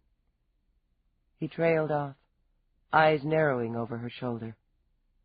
She might have been impaired, but she was still a cop. Instinctively, she whirled and braced, unconsciously shielding his body with hers. What? What is it? Nothing. He cleared his throat, patted her shoulder. Nothing, he repeated. Go on in. I'll be right along. What? She stood her ground, scanning for trouble. It's nothing, really. I neglected to disengage the security camera. It's, activated by motion or voice. Naked, he strode over toward a low stone wall, flicked a switch, and palmed the disc. Camera. Eve held up a finger. There was a recording on the entire time we've been out here? She flicked a narrow-eyed stare at the lagoon. The entire time. Which is why I generally prefer people to automations. We're on there? All on there? I'll take care of it. She started to speak again, then got a good look at his face. The devil took over. I'll be damned, Roarke. You're embarrassed. Certainly not. If he'd been wearing anything but skin, he would have pushed his hands into his pockets. It was simply an oversight. I said I'd take care of it. Let's play it back. He stopped short and gave Eve the rare pleasure of seeing him goggle. I beg your pardon? You are embarrassed. She leaned over to kiss him, and while he was distracted, snatched the disc. That's cute. Really cute. Shut up. Give me that. I don't think so. Delighted, she danced back a step and held the disc out of reach. I bet this is very hot. Aren't you curious? No. He made a grab, but she was very quick. Eve, give me the damn thing. This is fascinating. She edged back toward the open patio doors. The sophisticated, seen-it-all Roarke is blushing. I am not. He hoped to Christ he wasn't. That would top it. I simply see no reason to document lovemaking. It's private. I'm not going to pass it on to Nadine first for broadcast. I'm just going to review it. Right now. She dashed inside while he swore and ran after her. She walked into her office at 9 a.m., sharp, with a spring in her step. Her eyes were clear and unshadowed, her system toned, and her shoulders free of tension. She was all but humming. Somebody got lucky, Finey said mournfully, and kept his feet planted on her desk. Roarke's back on planet, I take it? I got a good night's sleep, she retorted, and shoved his feet aside. He grunted. Be grateful, 'cause you're not going to find much peace today. Lab reports in. The fucking knife doesn't match. Her sunny mood vanished. What do you mean the knife doesn't match? The blade's too thick. A centimeter. Might as well be a meter, goddammit. Well, that could be the angle of the wounds, the thrust of the blow. Mexico vanished like a bubble of air. Thinking fast, she began to pace. What about the blood? They managed to scrape off enough to get type, DNA. His already gloomy face sagged. It matches our boy. It's David Angelini's blood, Dallas. Lab says it's old. 6 months minimum. From the fibers they got, it looks like he used it to open packages. Probably nicked himself somewhere along the line. It's not our weapon. Screw it. She heaved a breath, refused to be discouraged. If he had one knife, he could have had 2. We'll wait to hear from the other sweepers. Taking a moment, she scrubbed her face with her hands. Listen to me, Finey. If we go with Marco's confession as bogus, we have to ask why. He's not a crank or a loony calling in trying to take credit. He's saving his son's ass is what he's doing. So we work on him, and we work hard. I'll bring him into interview, try to crack him. I'm with you there. I've got a session with Meera in a couple hours. We'll just let our main boy stew for a while. Well, we pray one of the teams turns up something. Praying can't hurt. Here's the big one, Finey. Our boy's lawyers get a hold of Marco's confession. It's going to corrupt the hearing on the minor charges. We'll whistle for an indictment. With that, and without physical evidence, he's going back out, Dallas. Yeah. Son of a bitch. Marco Angelini was like a boulder cemented to concrete. He wasn't going to budge. 2 hours of intense interrogation didn't shake his story, though, Eve consoled herself, he hadn't shored up any of the holes in it either. At the moment, she had little choice but to pin her hopes on Meera's report. I can tell you, Meera said, in her usual unruffled fashion, that David Angelini is a troubled young man with a highly developed sense of self-indulgence and protection. Tell me he's capable of slicing his mother's throat. Ah. Meera sat back and folded her neat hands. What I can tell you is, in my opinion, he is more capable of running from trouble than confronting it, on any level. When combining and averaging his placements on the Murdoch-Lowell and the synergy evaluations. Can we skip over the psych buzz, Doctor? I can read that in the report. All right. Meera shifted away from the screen where she had been about to bring up the evaluations. We'll keep this in simple terms for the time being.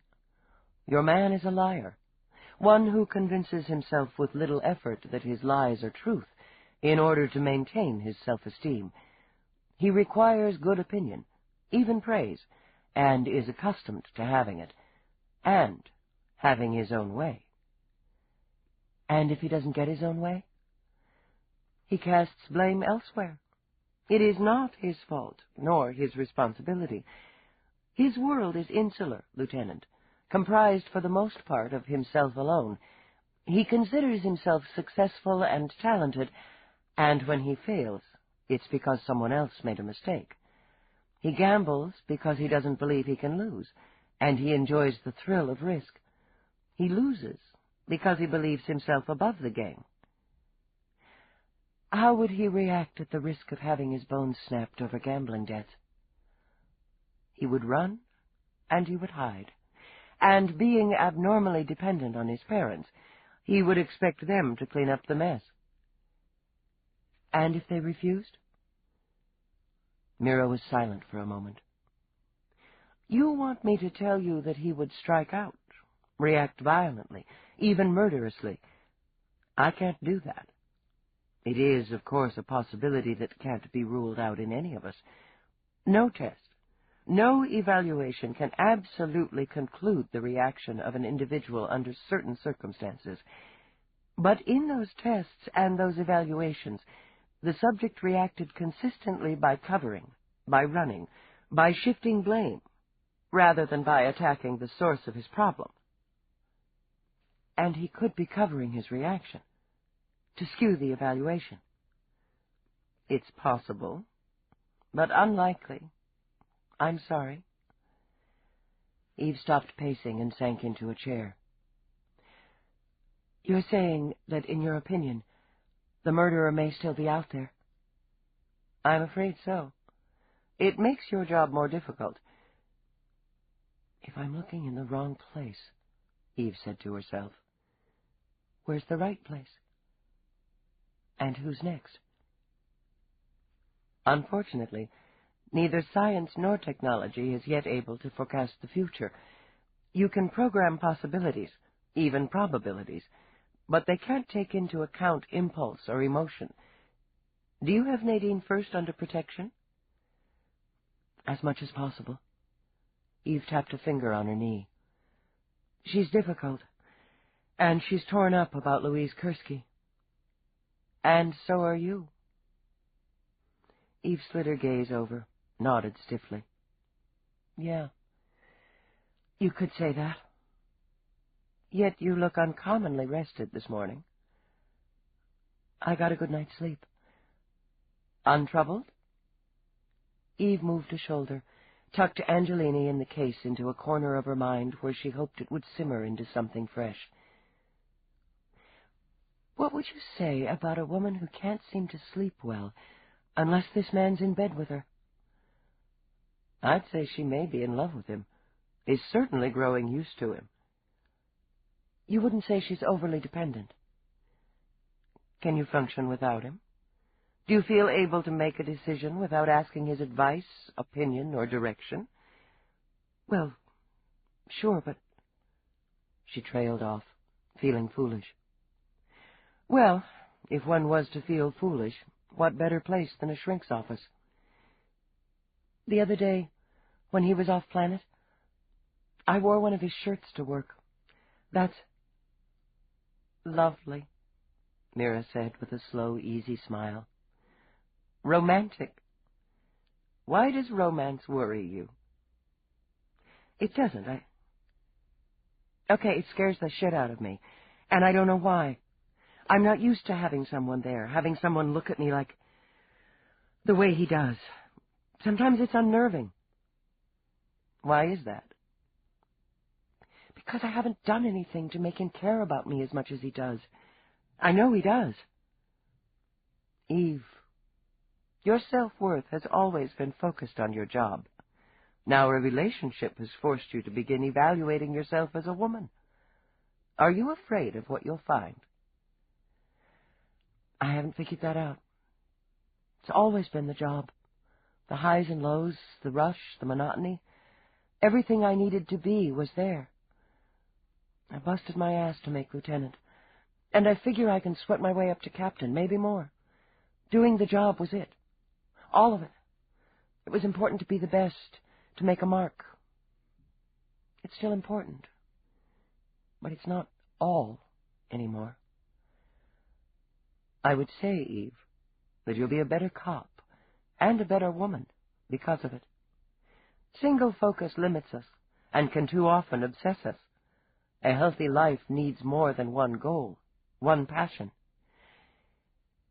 And I guess my life's getting healthier. Eve's communicator beeped, reminding her that she was on the clock, a cop first. Dallas. You're going to want to switch over to public broadcast channel 75, Finey announced. Then get your butt back here to the tower. The new chief wants to fry our asses. Eve cut him off, and Meera had already opened her viewing screen. They came in on CJ Morse's noon update.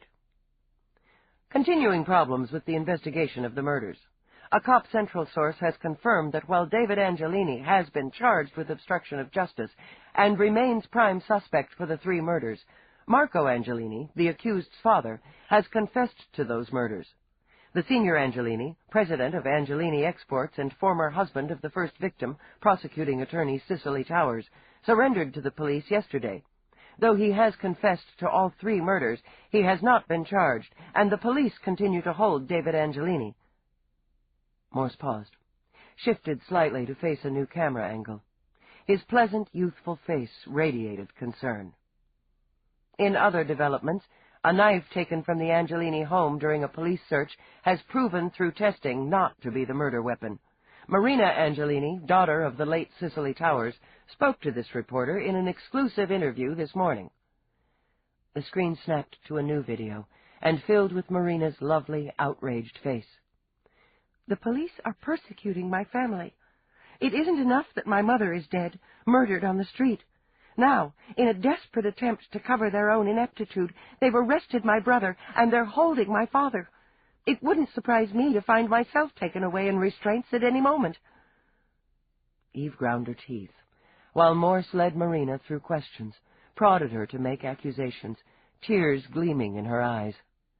When the broadcast switched back to the news desk, he was frowning seriously. A family under siege? There are rumors of cover-ups clouding the investigation. Primary Investigating Officer Lieutenant Eve Dallas could not be reached for comment. Little bastard. Little bastard, Eve muttered, and swung away from the screen. He never tried to reach me for comment. I'd give him a comment. Furious, she snatched up her bag and shot Meera one last look. You ought to analyze that one, she said, jerking her head toward the screen. That little prick has delusions of grandeur. This ends Disc 7. Glory in Death, Disc 8. Chapter 17. Harrison Tibble was a 35-year vet on the police force. He'd plodded his way up from beat cop, working the West Side barrios when cops and their quarries still carried guns. He'd even taken a hit once, 3 nasty rounds in the abdomen that might have killed a lesser man, and would certainly have given most ordinary cops cause to consider their career choices. Tibble had been back on full duty within 6 weeks. He was an enormous man, a full 6'6" and 260 pounds of solid muscle. After the gun ban, he'd used his bulk and cold, terrifying grin to intimidate his quarries. He still had the mind of a street cop, and his record was clean enough to serve tea on. He had a large, square face, skin the color of polished onyx, hands the size of steamship rounds, and no patience for bullshit. Eve liked him, and could privately admit she was a little afraid of him. What is this pile of shit we've got ourselves into, Lieutenant? Sir. Eve faced him, flanked by Finey and Whitney. But at the moment, she knew she was very much alone. David Angelini was on scene the night Louise Kursky was killed. We have that locked. He has no solid alibi for the times of the 2 other murders. He's in debt big time to the spine twisters, and with his mother's death, he comes into a nice, healthy inheritance. It's been confirmed that she had refused to bail him out this time. Look for the money's a tried-and-true investigative tool, Lieutenant. Well, what about the other 2? He knew all of this, Eve thought, and struggled not to squirm. Every word of every report had passed by him. He knew Metcalf, had been to her apartment, was working with her on a project. He needed her to commit, but she was playing coy, covering her bases. The 3rd victim was a mistake. We believe strongly that the intended victim was Nadine First, who, at my suggestion and with my cooperation, was putting a great deal of pressure on the story. He also knew her personally. That's real good so far. His chair creaked under his weight as he shifted back. Real good. You've placed him at one of the scenes, established motives, dug up the links. Now we run into the hard place. You don't have a weapon. You don't have any blood. You don't have diddly as far as physical evidence. Not at this time. You've also got a confession, but not from the accused. That confession's more than a smokescreen, Whitney put in. An attempt by a father to protect his son. So you believe, Tibble said mildly. But the fact is, it's now on record and is public knowledge. The psych profile doesn't fit, the weapon doesn't fit, and in my opinion, the PA's office was too eager to put the spotlight on. It happens when it's one of your own. He held up a plate-sized hand before Eve could speak. I'll tell you what we've got, what it looks like to all those fine people watching their screens. A grieving family hammered by cops, circumstantial evidence, and 3 women with their throats cut open. No one's throat's been cut open since David Angelini's been locked up, and the charges filed against him are clean. True enough. But that handy fact won't get an indictment on the lessers, not when the jury's going to feel sorry for him, and the counsel starts hawking diminished capacity. He waited, scanning faces, tapped his fingers when no one disagreed with him. You're the number whiz, Finey, the electronic genius.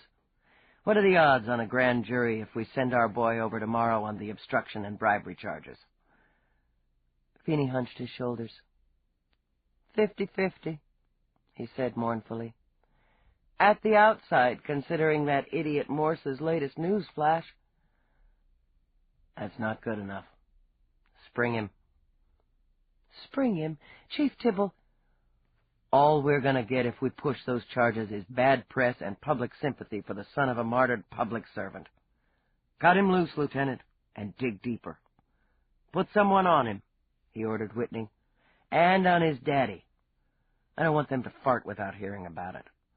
And find the fucking leak, he added, his eyes going hard. I want to know what asshole fed that idiot Morse data. His grin spread suddenly, terrifyingly. And then I want to talk to him. Personally. Keep your distance from the Angelinis, Jack. This isn't any time for friendship. I'd hoped to talk to Marina. I might be able to persuade her to not give any more interviews. It's a little late for damage control there, Tibble considered. Hold off on that. I've worked hard to get the stink of the word cover-up out of this office. I want to keep it that way. Get me a weapon. Get me some blood. And for Christ's sake, do it before somebody else gets sliced. His voice boomed out, fingers jabbing, as he snapped orders. Finey, work some of your magic. Go over the names from the victim's diary again. Cross them with firsts. Find me somebody else who had an interest in those ladies. That'll be all, gentlemen. He got to his feet. Lieutenant Dallas, another moment of your time. Chief Tibble, Whitney began formally. I want it on record that as Lieutenant Dallas's commanding officer, I consider her pursuit of the investigation exemplary. Her work has been top-rate, despite difficult circumstances, both professional and personal, some of which I have caused. Tibble cocked a bushy brow. I'm sure the lieutenant appreciates your review, Jack. He said nothing more, waiting until the men left. Me and Jack, we go back a ways, he began conversationally. Now he thinks since I'm sitting here where that corrupt, pie-faced fucker Simpson used to rest his sorry ass, I'm going to use you as a handy scapegoat and feed you to the media dogs. He held Eve's eyes steadily. Is that what you think, Dallas? No, sir. But you could. Yeah. He scratched the side of his neck. I could. Have you bumbled this investigation, Lieutenant? Maybe I have. It was a hard one to swallow. If David Angelini is innocent... The courts decide innocence or guilt, he interrupted. You gather evidence. You gathered some nice evidence, and the jerk was there for Kursky. If he didn't kill her, the bastard watched some woman get slaughtered and walked away. He don't win any prizes in my book. Tibble steepled his fingers and peered over them. You know what would make me take you off this case, Dallas? If I thought you were carrying around too much baggage about Kursky. When she opened her mouth, then shut it again, he gave her a thin-lipped smile. Yeah, best to keep it shut. You laid out some bait, took a chance. There was a pretty good shot he'd come after you. I'd have done the same thing in my glory days, he added, with some wistful regret that they were over. Problem is, he didn't, and some poor woman with a tobacco habit gets hit instead. You figure you're responsible for that? She struggled with the lie, gave up to the truth. Yes. Get over it, he said with a snap. The trouble with this case is, there's too much emotion. Jack can't get past his grief, you can't get past your guilt. That makes the two of you useless. You want to be guilty, you want to be pissed. Wait till you nail him. Clear? Yes, sir. Satisfied, he leaned back again. You walk out of here. The media's going to be all over you like lice. I can handle the media. I'm sure you can. He blew out a breath. So can I. I got a fucking press conference. Clear out. There was only one place to go, and that was back to the beginning. Eve stood on the sidewalk outside the 5 Moons and stared down. Playing the route back in her mind, she strode to the subway entrance. It was raining, she remembered. I'd have a hand on my umbrella, my purse over my shoulder with a good grip on that, too. Bad neighborhood. I'm pissed. I walk fast, but I keep an eye shifting for anybody who wants my purse as much as I do. She walked into the 5 Moons, ignoring the quick glances and the bland face of the droid behind the bar, as she tried to read Cicely Towers' thoughts. Disgusting place. Dirty. I'm not going to drink. Not even going to sit down. God knows what I'd pick up on my suit. Check the watch. Where the hell is he? Let's get this over with. Why the hell did I meet him here? Stupid. Should have used my office, my turf. Why didn't I? Because it's private, Eve thought, closing her eyes. It's personal. Too many people there. Too many questions. Not city business. Her business. Why not her apartment? Didn't want him there. Too angry, upset, eager to argue when he named the time and place. No, it's just angry, impatient, Eve decided, remembering the droid's statement. She'd checked her watch again and again. She'd frowned, she'd given up, and walked out. Eve followed the route, remembering the umbrella, the purse. Quick steps, heels clicking. Someone's there. She stops. Does she see him? Recognize him? Has to, it's face to face. Maybe she speaks to him. You're late. He does it quick. It's a bad neighborhood. Not much cruising traffic, but you can never tell. Security lights are dinky, always are around here. Nobody complains much because it's safer to score in the dark. But someone might come out of a bar, or the club across the street. One swipe, and she's down. Her blood's all over him. Fucking blood's gotta be all over him. He takes her umbrella. An impulse, or maybe for a shield. Walks away fast. Not to the subway, he's covered with blood. Even around here, somebody would notice. She covered 2 blocks in either direction, then covered them again, questioning anyone who was loitering on the street. Most of the responses were shrugs, angry eyes. Cops weren't popular on the West End. She watched a street hawker, who she suspected was pushing more than fashion beads and feathers, skim around the corner on motor skates. She scowled after him. "You been round here before?" Eve glanced over. The woman was so white she was next to invisible. Her face was like bleached putty, her hair cropped so close it showed her bone-white scalp, and her eyes were colorless, down to the pinprick pupil.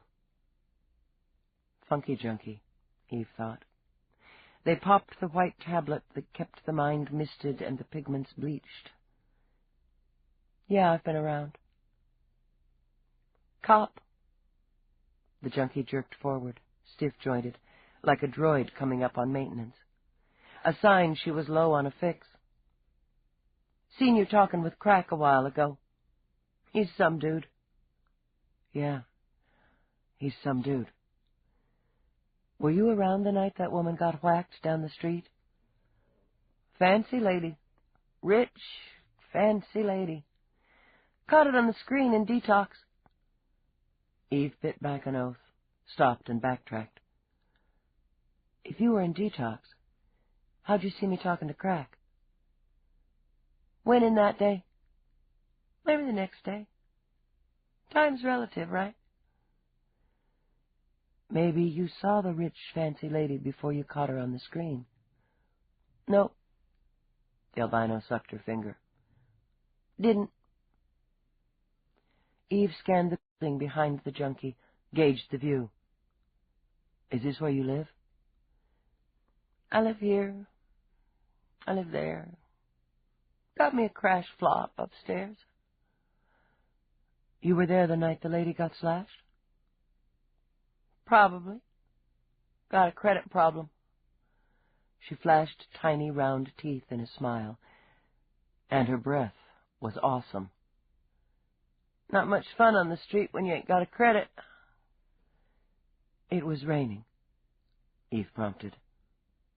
Oh, yeah. I like the rain. Her muscles continued to jerk, but her eyes went dreamy. I watch it out the window. Did you see anything else out the window? People come, people go, she said in a sing-song voice. Sometimes you can hear the music from down the street, but not that night. Rain's too loud. People running to get out of it, like they'd melt or something. You saw someone running in the rain. The colorless eyes sharpened. Maybe. What's it worth? Eve dug into her pocket. She had enough loose credit tokens for a quick, small score. The junkie's eyes rolled, and her hand jerked out. What did you see? Eve said slowly, snatching the credits out of reach. A guy pissing in the alley over there. She shrugged, her eyes focused on the credits. Maybe jerking off. Hard to tell. Did he have anything with him? Was he carrying anything? Just his dick. She laughed uproariously at that and nearly tumbled. Her eyes were beginning to water heavily. He just walked away in the rain. Hardly anybody out that night. Guy got in a car. Same guy? No, another guy. Had it parked over there. She gestured vaguely. Not from round here. Why? Car had a shine to it. Nobody got a car with a shine to it round here. If they got a car. Now, Crack, he's got one. And that pissant Reeve down the hall from me. They don't shine. Tell me about the guy who got in the car. Got in the car, drove away. What time was it? Hey, I looked like a clock. Tick-tock. She snorted another laugh. It was nighttime. Nighttime's the best. My eyes hurt in daytime, she whined. Lost my sun shields. Eve dragged a pair of eye protectors out of her pocket. She never remembered to wear the damn things anyway. She shoved them at the albino, who hooked them on. Cheap. Cop issue. Shit. What was he wearing? The guy who got in the car. Hell, I don't know. The junkie toyed with the sunglasses. Her eyes didn't burn quite so much behind the treated lenses. Coat, maybe. Dark coat. Flapped around. Yeah. Flapped around when he was closing the umbrella. Eve felt a jolt, like a punch in the stomach. He had an umbrella? Hey, it was raining. Some people don't like getting wet. Pretty, she said, dreaming again. Bright. What color was it? Bright, she repeated. You gonna give me those credits? Yeah, you're going to get them. But Eve took her arm, led her to the broken steps of the building, and sat her down. But let's talk about this a little more first. The uniforms missed her. Eve paced her office while Finey lolled in her chair. She went into detox the day after the first murder. I checked it. She got out a week ago. You got an albino addict, Finey put in. She saw him, Finey.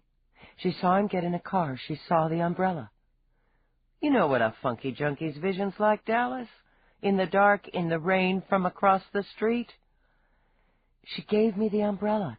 God damn it, nobody knew about the umbrella. And the color was, I quote, bright. He held up both hands before Eve could snap at him. I'm just trying to save you some grief. You got an idea of putting the Angelinis in a lineup for a funky junkie? Their lawyers are going to whip your little ass, kid. She had thought of it, and she, too, had rejected it. She wouldn't hold up on direct ID. I'm not stupid. But it was a man. She's damn sure of that. He drove away. He had the umbrella. He was wearing a long, dark coat. Which jibes with David Angelini's statement. It was a new car. I juggled that out of her. Shiny. Bright. Back with bright. So they don't see colors well, she snarled. The guy was alone, and the car was a small personal vehicle. The driver's side door opened up, not to the side, and he had to swivel down to get in. Could be a rocket, a Midas, or a Spur. Maybe a midget if it's a late model. She said new, and she's got a thing for cars, likes to watch them. Okay, I'll run it. He gave a sour smile. Any idea how many of those models been sold in the last 2 years in the 5 boroughs alone? Now, if she'd come up with an ID plate, even a partial... Quit bitching. I've been back over Metcalf's. There's a couple dozen bright new cars in the garage there. Oh, joy. Possibility he's a neighbor, Eve said with a shrug.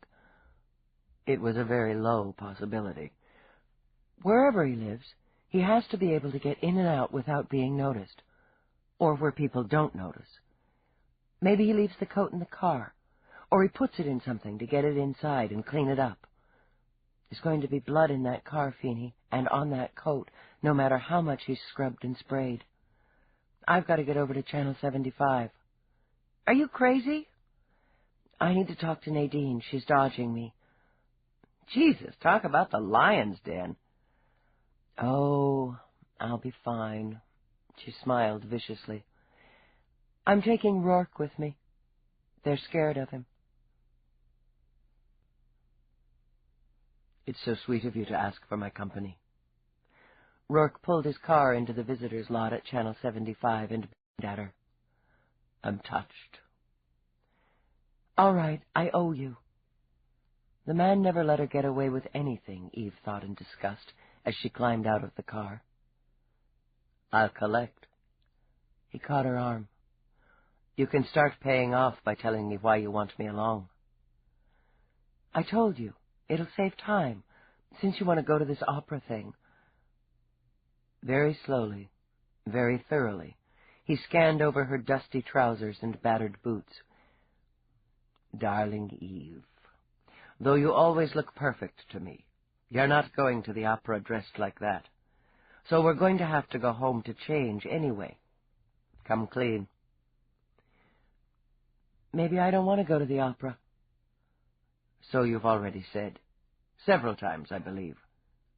But we had a deal. She lowered her brows, toyed with one of the buttons of his shirt. It's just singing. I've agreed to sit through 2 sets at the Blue Squirrel with the idea of helping Mavis into a recording contract, and no one with ears, would consider that singing of any kind. She huffed out a breath. A deal was, after all, a deal. "Okay, fine," I said. "I'm going." "Now that you've managed to avoid the question, I'll repeat it. Why am I here?" She looked up from his button, into his face. It was always hell for her to admit she could use help. "Finey's got to dig into the E-work. He can't be spared right now. I want another pair of eyes, ears, another impression." His lips curved. "So, I'm your second choice." "You're my first civilian choice. You read people well." "I'm flattered. And perhaps while I'm here, I could break Morse's face for you." Her grin came quickly. "I like you, Roarke. I really like you." "I like you, too." "Is that a yes? I'd enjoy it very much." She laughed, but there was a part of her that warmed foolishly over the idea of having an avenger. "It's a happy thought, Roarke, but I'd really rather break his face myself, at the right time and in the right place." "Can I watch?" "Sure. But for the moment, can you just be the rich and powerful Roarke, my personal trophy?" "Ah, how sexist. I'm excited." "Good. Hold that thought. Maybe we'll skip the opera after all." They walked together through the main entrance, and Roarke had the pleasure of watching her shrug on the cop. She flashed her badge at security, gave him a pithy suggestion that he keep out of her face, then strode toward the ascent. "I love to watch you work," he murmured in her ear. "You're so forceful," he decided, as his hand slid down her back toward her butt. "Cut it out." "See what I mean?" He rubbed his gut where her elbow had jabbed. "Hit me again. I could learn to love it." She managed, barely, to turn a chuckle into a snort. "Civilians," was all she said. The newsroom was busy, noisy. At least half of the on-desk reporters were plugged into links, headsets, or computers. Screens flashed current broadcasts. A number of conversations stopped when Eve and Roarke stepped from the ascent. Then, like a horde of dogs with the same scent in their nostrils, reporters scrambled forward. "Back off," Eve ordered, with enough force to have one eager beaver stumbling backward and stomping on the foot of a cohort. "Nobody gets a comment. Nobody gets squat until I'm ready." "If I do buy this place," Roarke said to Eve in a voice just loud enough to carry, "I'll have to make several staff cuts." That created a swath wide enough to stride through. Eve zeroed in on a face she recognized. "Wrigley, where's first?" "Hey, Lieutenant." He was all teeth and hair and ambition. "If you'd like to step into my office," he invited, gesturing toward his console. "First," she repeated in a voice like a bullet. "Where?" "I haven't seen her all day. I covered her morning report myself." "She called in." Beaming smiles, Morse sauntered over. "Taking some time off," he explained, and his mobile face shifted to sober lines. "She's pretty ripped up about Louise. We all are." "Is she at home?" "Said she needed some time, is all I know. Management cut her a break. She's got a couple of weeks coming. I'm taking over her beat." His smile flashed again. "So, if you'd like a little airtime, Dallas, I'm your man." "I've had plenty of your airtime, Morse." "Well, then." He dismissed her and shifted toward Roarke. His smile bumped up in wattage. "It's a pleasure to meet you. You're a difficult man to contact." Deliberately insulting, Roarke ignored Morse's offered hand. "I only give time to people I consider interesting." Morse lowered his hand, but kept his smile in place. I'm sure if you spared me a few minutes, I'd find several areas of interest for you. Rourke's smile flashed, quick and lethal. You really are an idiot, aren't you? Down, boy, Eve murmured, patting Rourke's arm. Who leaked confidential data? Morse was obviously struggling to recover his dignity. He veered his gaze to hers and nearly managed an arrogant sneer. Now, now, sources are protected. Let's not forget the Constitution. Patriotically, he laid his palm over his heart. Now, if you wish to comment on, contradict, or add to any of my information, I'd be more than happy to listen. Why don't we try this? She said, shifting gears. You found Louise Kursky's body while it was still warm. That's right. He folded his mouth into grim lines. I've given my statement. You were pretty upset. Jittery. Shot your dinner in the bushes. Feeling better now? It's something I'll never forget, but yes, I'm feeling better, thanks for asking. She stepped forward, backing up. You felt good enough to go on air within minutes, to make sure there was a camera out there getting a nice close-up of your dead associate. Immediacy is part of the business. I did what I was trained to do. It doesn't mean I didn't feel. His voice trembled and was manfully controlled. That doesn't mean I don't see her face, her eyes, every time I try to sleep at night. Did you ever wonder what would have happened if you'd gotten there 5 minutes sooner? That jarred him, and though she knew it was nasty and personal, it pleased her. Yes, I have, he said with dignity. I might have seen him or stopped him. Louise might be alive if I hadn't been caught in traffic. But that doesn't change the facts. She's dead, and so are 2 others. And you don't have anyone in custody. Maybe it hasn't occurred to you that you're feeding him, that you've given him just what he wants. She took her gaze from Morse long enough to scan the room, and all the people who were listening eagerly. He must love watching all the reports, hearing all the details, the speculation. You've made him the biggest star on the screen. It's our responsibility to report, Morse began. Morse, you don't know shit about responsibility. All you know is how to count the minutes you're on air, front and center. The more people die, the bigger your ratings. You can quote me on that one. She turned on her heel. Feel better? Roarke asked her when they were outside again. Not a hell of a lot. Impressions? The newsroom's in turmoil. Too many people doing too many things. They're all jumpy. The one you talked to initially about Nadine? Wrigley. He's a little fish. I think they hired him for his teeth. He's been biting his nails. There were several others who looked ashamed when you made your little speech. They turned away, got very busy, but they weren't doing anything. Several more looked quietly pleased when you took a couple layers off Morse. I don't believe he's well liked. Big surprise. He's better than I thought, Roarke mused. Morse? At what, slinging shit? Image, Roarke corrected, which is often the same thing. He pulls out all those emotions. He doesn't feel any of them, but he knows how to make them play over his face, in his voice. He's in the right field, and will definitely move up. God help us. She leaned against Rourke's car. Do you think he knows more than he's put on air? I think it's possible. Highly possible. He's enjoying stringing this out, particularly now that he's in charge of the story. And he hates your guts. Oh, now I'm hurt. She started to open the door, then turned back. Hates me. He'll ruin you if he can. Watch yourself. He can make me look foolish, but he can't ruin me. She wrenched the door open. Where the hell is Nadine?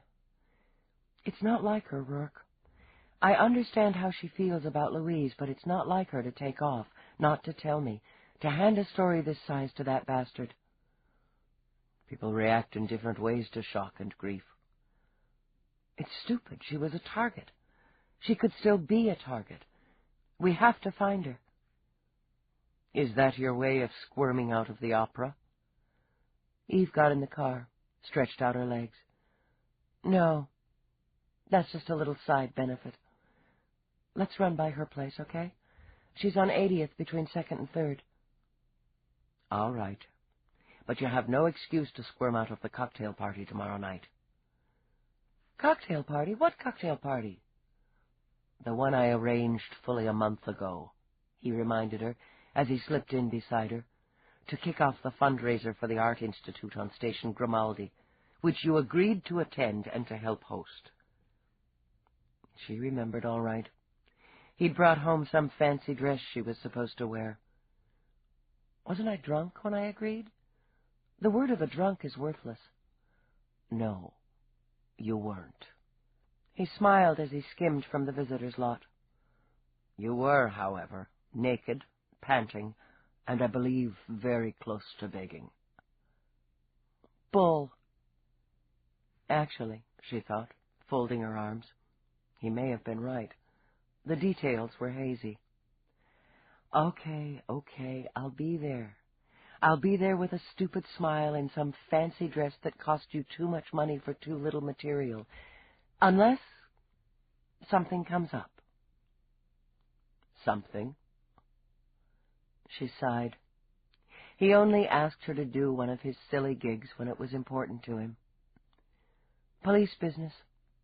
Only if it's urgent police business. Barring that, I'll stick for the whole fussy mess.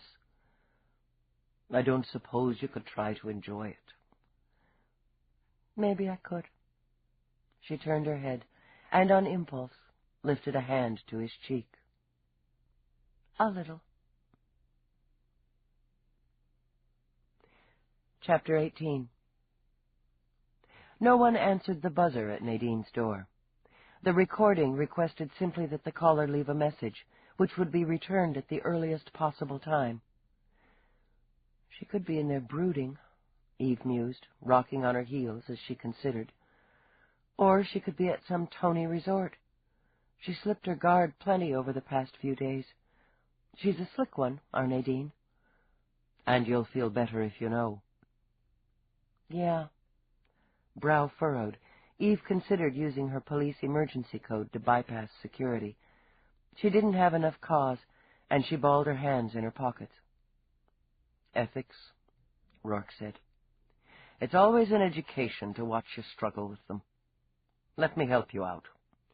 He took out a small pocket knife and pried open the handplate. Jesus, Roarke, tampering with security will get you 6 months house arrest. Mm-hmm. Calmly, he studied the circuits. I'm a bit out of practice. We make this model, you know. Put that damn thing back together and don't... But he was already bypassing the main board, working with a speed and efficiency that made her wince. Out of practice my butt, she mumbled, when the lock light went from red to green. I always had a knack. The door slid open, and he tugged her inside.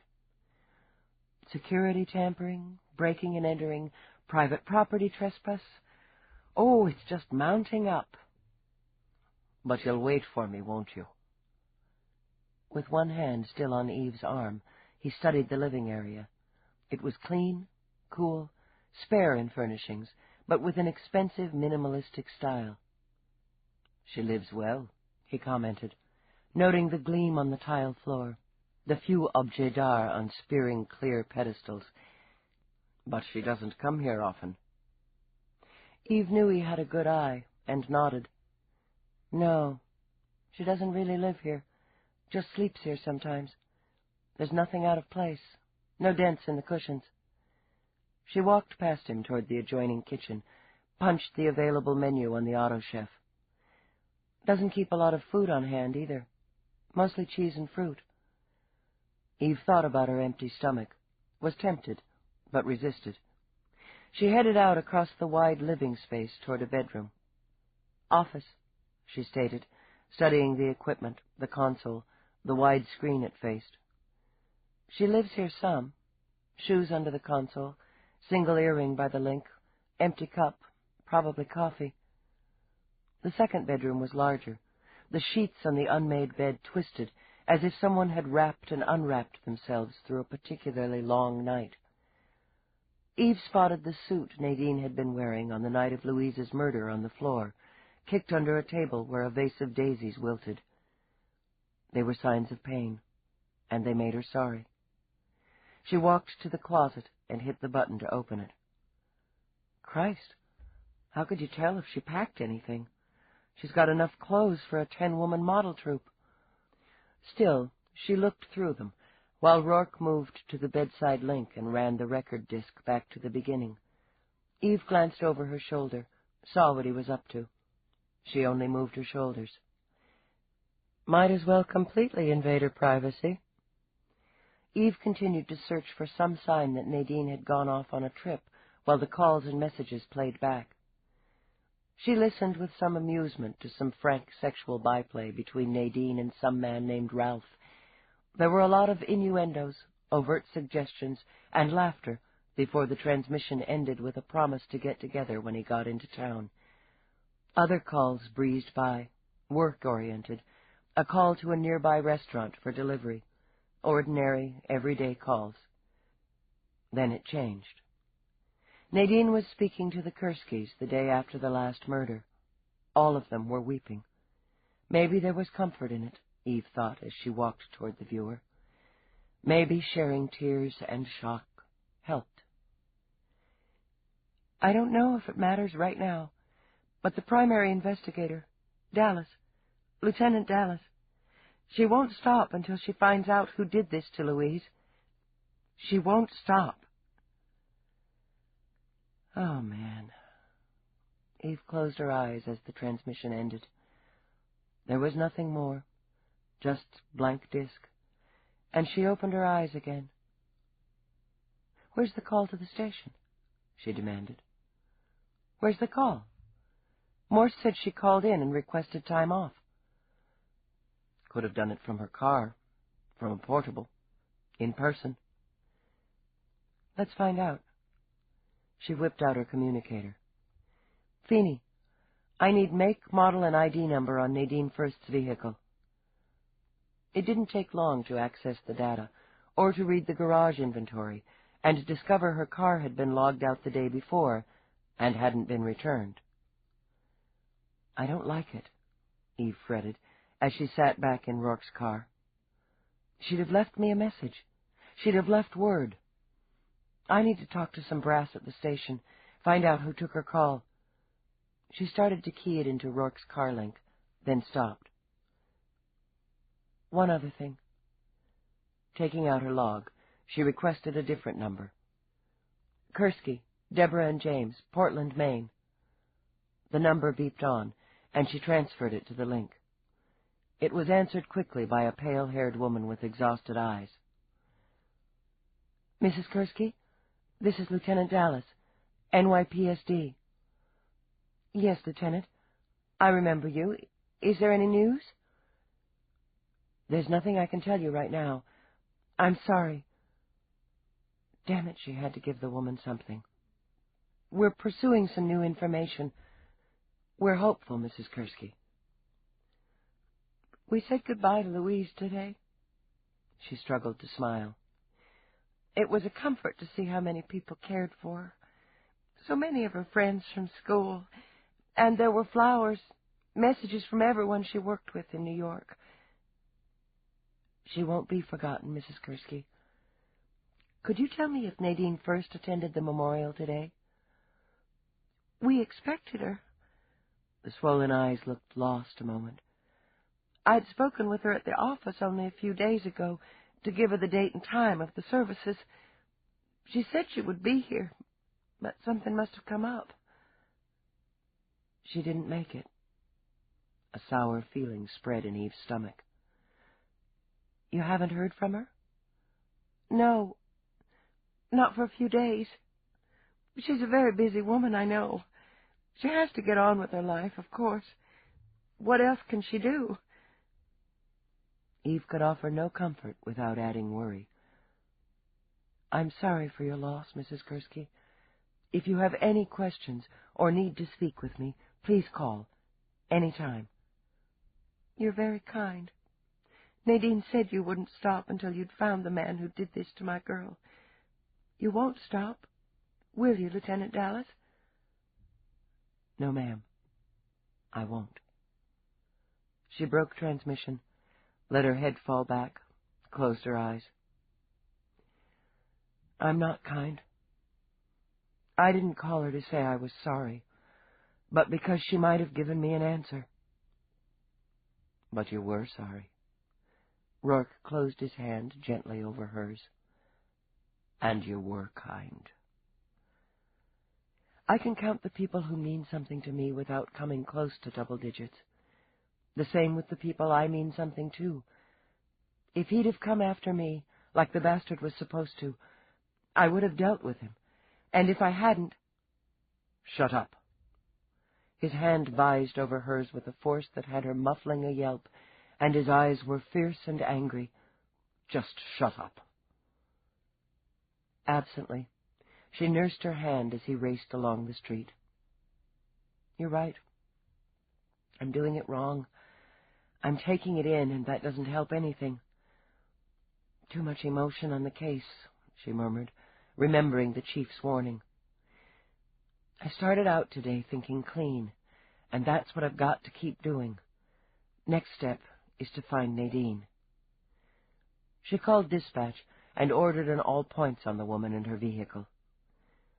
Calmer, with the twist of her earlier words unraveling in his gut, he slowed, glanced at her. How many homicide victims have you stood for in your illustrious career, Lieutenant? Stood for? That's an odd way of putting it. She moved her shoulders, trying to focus her mind on a man in a long, dark coat with a shiny new car. I don't know. Hundreds. Murder never goes out of style. Then I'd say you're well past the double digits, on both sides. You need to eat. She was too hungry to argue with him. The trouble with the cross-check is Metcalf's diary, Finey explained. It's full of cutesy little codes and symbols, and she changes them so we can't work a pattern. We've got names like Sweet Face, Hot Buns, Dumbass. We got initials, we got stars, hearts, little smiley faces or scowly faces. It'll take time and lots of it to cross it with the copy of Nadine's or the prosecutor's. So, what you're telling me is you can't do it. I didn't say can't. He looked insulted. Okay, sorry. I know you're busting your computer chips on this, but I don't know how much time we've got. He's got to go for somebody else, until we find Nadine. You think he snatched her? Finey scratched his nose, his chin, reached for his bag of little candied nuts. That breaks pattern, Dallas. And all 3 bodies he hit, he left where someone was going to stumble over them pretty quick. So he's got a new pattern. She sat on the edge of the desk and immediately shifted off, too edgy for stillness. Listen, he's pissed. He missed his target. It was all going his way, then he fucks up, downloads the wrong woman. If we go with Meera, he got plenty of attention, hours of airtime. But he failed. It's a power thing. She wandered to her stingy window, stared out, watched as an Airbus rumbled past at eye level, like an awkward, overweight bird. Below, people were scattered like ants, rushing on the sidewalks, the ramps, the handy-glides, to wherever their pressing business took them. There were so many of them, Eve thought. So many targets. It's a power thing, Eve repeated, frowning down at the pedestrian traffic. This woman's been getting all the attention, all the glory.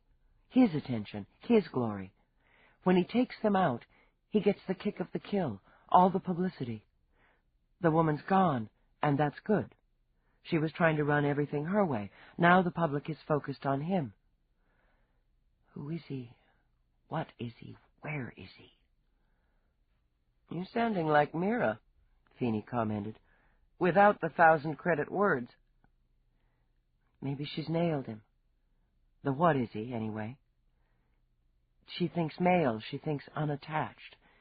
Because women are a problem for him. Can't let them get the upper hand like his mother did, or the prominent female figure in his life. He's had some success, but not enough. He can't quite get to the top. Maybe because a woman's in the way. Or women. She narrowed her eyes, closed them. Women who speak, she murmured. Women who use words to wield power. That's a new one. That's mine, she said, turning back. He cuts their throats.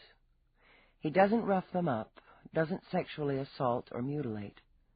It's not about sexual power, though it's about sex, if you term it as gender. There's all sorts of ways to kill, Finey. Tell me about it. Somebody's always finding some new inventive way to ditch somebody else. He uses a knife, and that's an extension of the body, a personal weapon. He could stab them in the heart, rip them in the gut, disembowel. Okay, okay.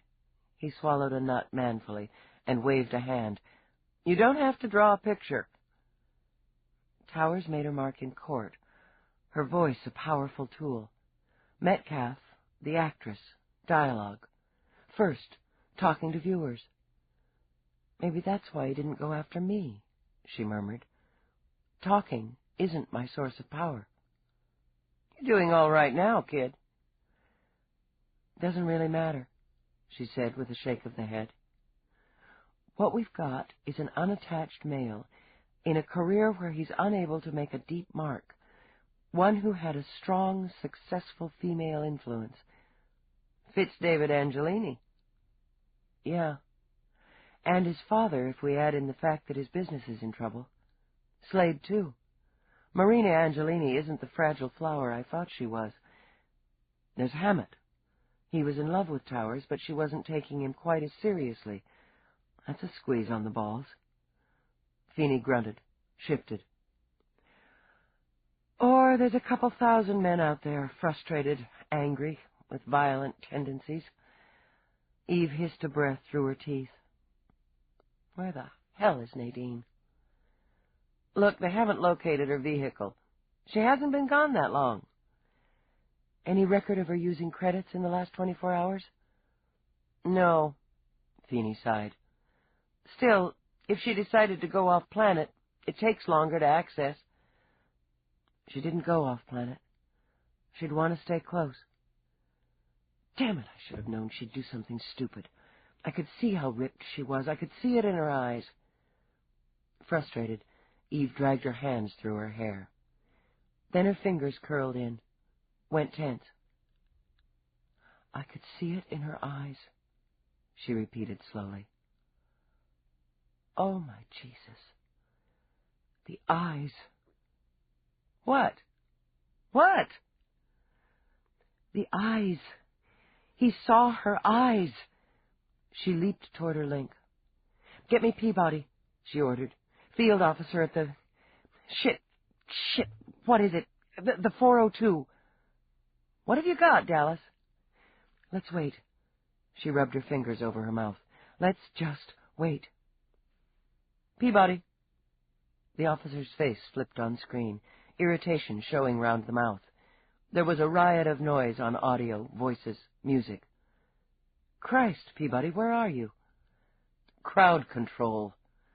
Irritation edged toward a sneer. Parade on Lex. It's some Irish thing.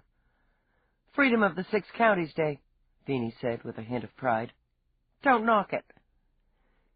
Can you get away from the noise? Eve shouted.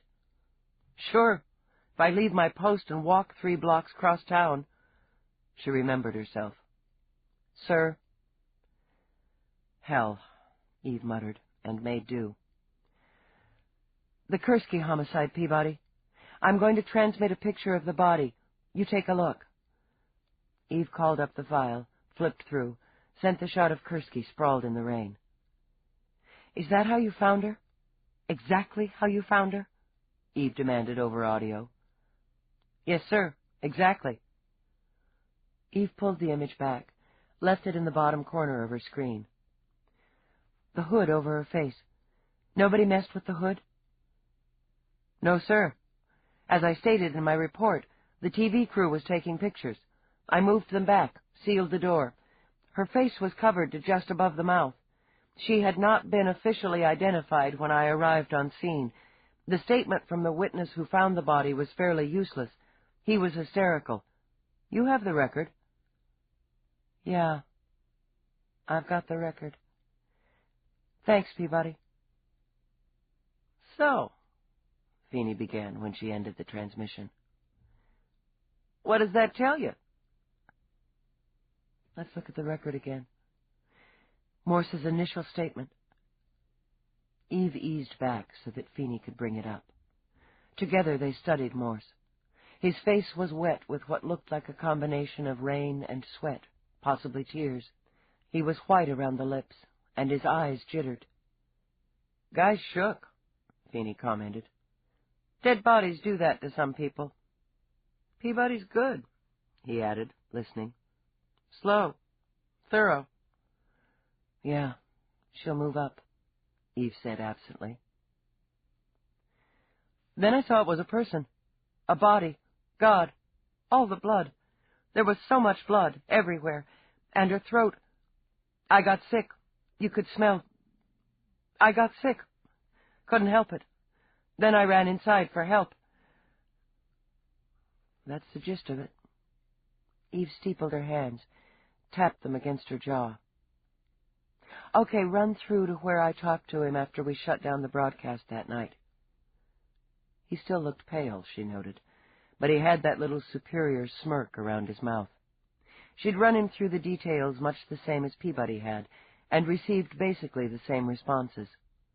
Calmer now. That was expected. That was usual.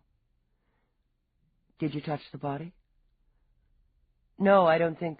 No. She was just lying there, and her throat was wide open. Her eyes. No, I didn't touch her. I got sick. You probably don't understand that, Dallas. Some people have basic human reactions. All that blood. Her eyes, God. He said almost the same thing to me yesterday, Eve murmured. He'd never forget her face. Her eyes. Dead eyes are spooky. They can stay with you. Yeah. Hers have stayed with me. She shifted her gaze to Feeney's. But nobody saw her face until I got there that night, Finey. The hood had fallen over it. Nobody saw her face before I did. Except the murderer. Jesus, Dallas. You don't seriously think some little media creep like Morse is slicing throats in his off time? He probably added it for impact, to make himself more important.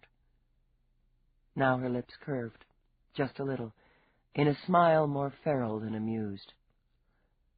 Yeah. He likes being important, doesn't he? He likes being the focus. What do you do when you're an ambitious, unethical second-string reporter, Finey, and you can't find a hot story? He let out a low whistle. You make one. Let's run his background. See where our pal comes from. It didn't take Finey long to pull up a basic sheet. CJ Morse had been born in Stamford, Connecticut, 33 years before. That was the first surprise. Eve would have pegged him as several years younger.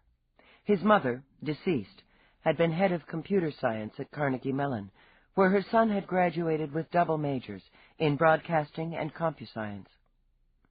Smart little fucker, Finey commented. 20th in his class. I wonder if it was good enough.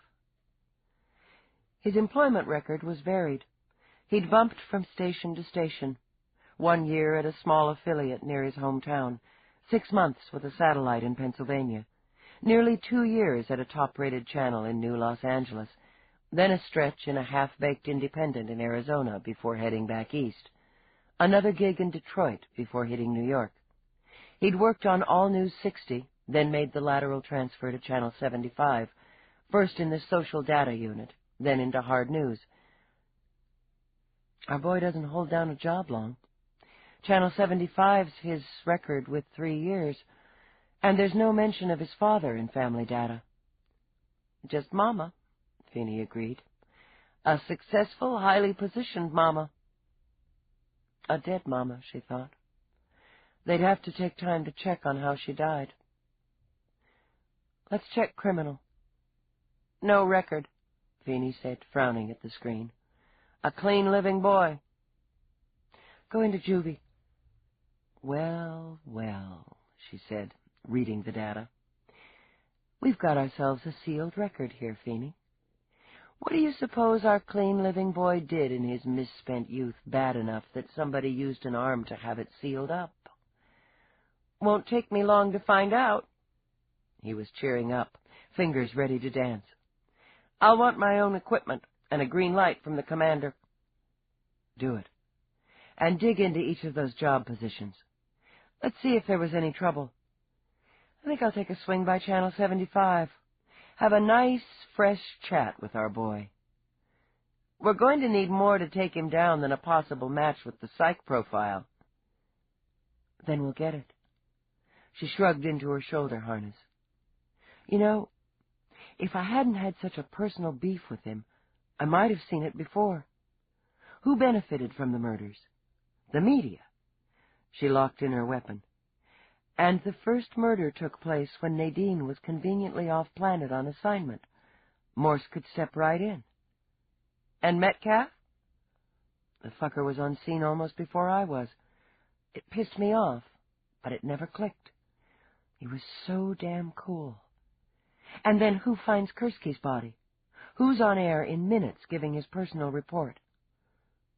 It doesn't make him a killer. That's what the PA's office is going to say. They want a connection. Ratings, she said, as she headed for the door. There's the goddamn connection.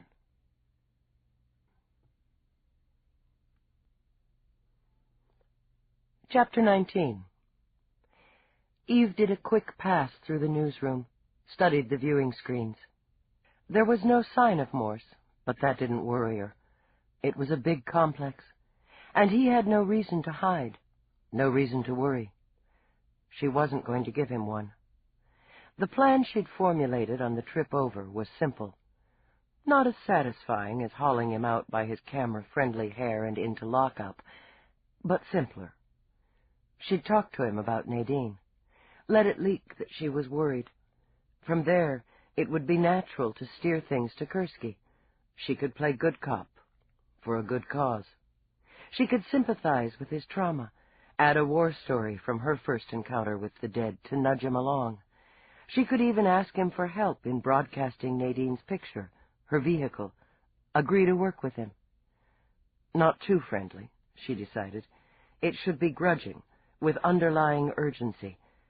If she was right about him, he'd love the fact that she needed him, and that he could use her to pump up his own airtime. Then again, if she was right about him, Nadine could already be dead. Eve blocked that out. It couldn't be changed, and regrets could come later. Looking for something? Eve glanced down. The woman was so perfect, Eve might have been tempted to check for a pulse. Her face could have been carved from alabaster, her eyes painted with liquid emerald, her lips with crushed ruby. On-air talents were often known to leverage their first 3 years' salaries against cosmetic enhancement. Eve figured unless this one had been born very lucky, she'd bet the first 5. Her hair was gold-tipped bronze, swept up and away from that staggering face.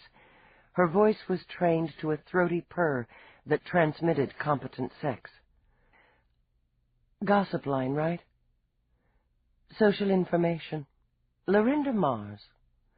She offered a perfect, long-fingered hand with tapered scarlet tips. And you're Lieutenant Dallas. Mars. That's familiar. It should be. If Lorinda was irked that Eve didn't place her instantly, she hid it well behind a dazzling white-toothed smile and a voice that held the faintest whiff of upper-class Brit. "I've been trying for weeks to nail down an interview with you and your fascinating companion. You haven't returned my messages." "Bad habit of mine. Just like thinking my personal life is personal. When you're involved with a man like Roarke, personal life becomes public domain." Her gaze skittered down, latched like a hook on a point between Eve's breasts. My, that's quite a little bauble. A gift from Roarke?" Eve bit off an oath, closed her hand over the diamond. She'd taken to playing with it while she was thinking, and she had forgotten to shove it back under her shirt. "I'm looking for Morse." Lorinda had already calculated the size and value of the stone. It would make a nice side piece to her broadcast. "Cop wears billionaire's ice." "I might be able to help you with that, and you'll return the favor. There's a little soiree at Roarke's tonight." She fluttered her incredible two-layer, two-toned lashes. "My invitation must have been lost."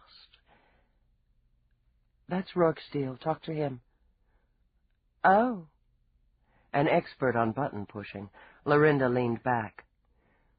"So, he runs the show, does he? I suppose when a man's so used to making decisions, he wouldn't consult the little woman." "I'm nobody's little woman," Eve shot back, before she could stop herself. She took a breath for control, reevaluated the eerily beautiful face. "Nice one, Lorinda." "Yes, it was. So, how about a pass for tonight?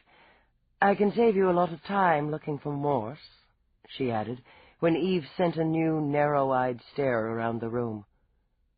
"Prove it, and we'll see." "He left 5 minutes before you walked in."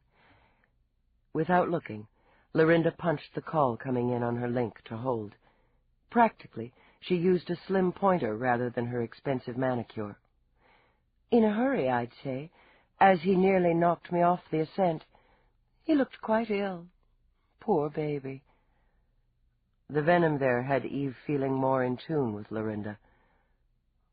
"You don't like him?" "He's a pussball," Lorinda said in her melodious voice. "This is a competitive business, darling, and I'm not against stepping on someone's back now and then to get ahead. Morse is the kind who'd step on you, then sneak in a nice kick to the crotch and never break a sweat. He tried it with me when we were on the social beat together." "And how did you handle that?" She rolled a gorgeous shoulder. "Darling, I eat little weenies like him for breakfast. Still, he wasn't altogether bad. A whiz with research and a good camera presence. Just thought he was too manly to scoop up gossip." "Social information," Eve corrected with a thin smile. "Right. Anyway, I wasn't sorry to see him shift over to hard news. You won't find that he's made many friends there, either. He's cut Nadine." "What?" Bells rang in Eve's head. "He wants to anchor, and he wants it solo. Every time he's on the news desk with her, he pulls little shit, steps on her lines, adds a few seconds to his own time. Cuts her copy. Once or twice the teleprompter's been screwed up on her copy, too. Nobody could prove it, but Morse is the boy genius with electronics." "Is he?" "We all hate him," she said cheerfully. "Except upstairs. The brass thinks he's good ratings and appreciate his killer instinct." "I wonder if they do," Eve murmured. "Where did he go?" "We didn't stop to chat, but the way he looked, I'd say home and bed. He really looked sagged." She moved her curvy shoulders, sent some classy fragrance wafting up. "Maybe he's still shaking about finding Louise, and I should have more sympathy. It's tough when it's Morse. Now, About that invitation. Where's his station? Lorinda sighed, flipped her call onto message mode, and rose. Over here. She glided through the aisles, proving that her body was every bit as impressive as her face. Whatever you're looking for, you won't find it. She sent a wicked smile over her shoulder. Did he do something? Did they finally pass a law making pussball tendencies a crime? I just need to talk to him. Why won't I find anything? Lorinda paused at a corner cubicle, the console facing out so that anyone sitting behind it had his back to the wall and his eyes on the room. Nice little sign of paranoia, Eve thought. He never leaves anything out. Not the tiniest memo, the bitsiest note. He locks down his computer if he stands up to scratch his butt. Claims somebody stole some of his research on one of his other gigs. He even uses an audio enhance so he can whisper on calls and nobody can hear, as if we all strained to catch those golden words from his throat. So, how do you know he uses audio enhance? Lorinda smiled. Good one, Lieutenant. His console's locked, too, she added. Disks secured. She flicked up a glance from under gold-tipped lashes. Being a detective, you can probably figure out how I know that. Now, the invite. The cubicle was perfect, Eve thought. Awfully perfect for someone who had been hard at work, then had dashed out, ill. Does he have a source at Cop Central? I guess he may, though I can't imagine an actual human playing ball with Morse. Does he talk about it? Brag about it? Hey, in the Gospel according to Morse, he's got top-level sources in the four corners of the universe. Her voice lost a bit of its sophistication on the dig, and whispered unmistakably of Queens. But he never scooped Nadine. Well, until the Towers murder. But he didn't last long on that.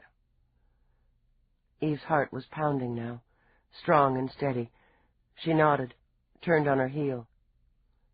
Hey, Lorinda called after her. How about tonight?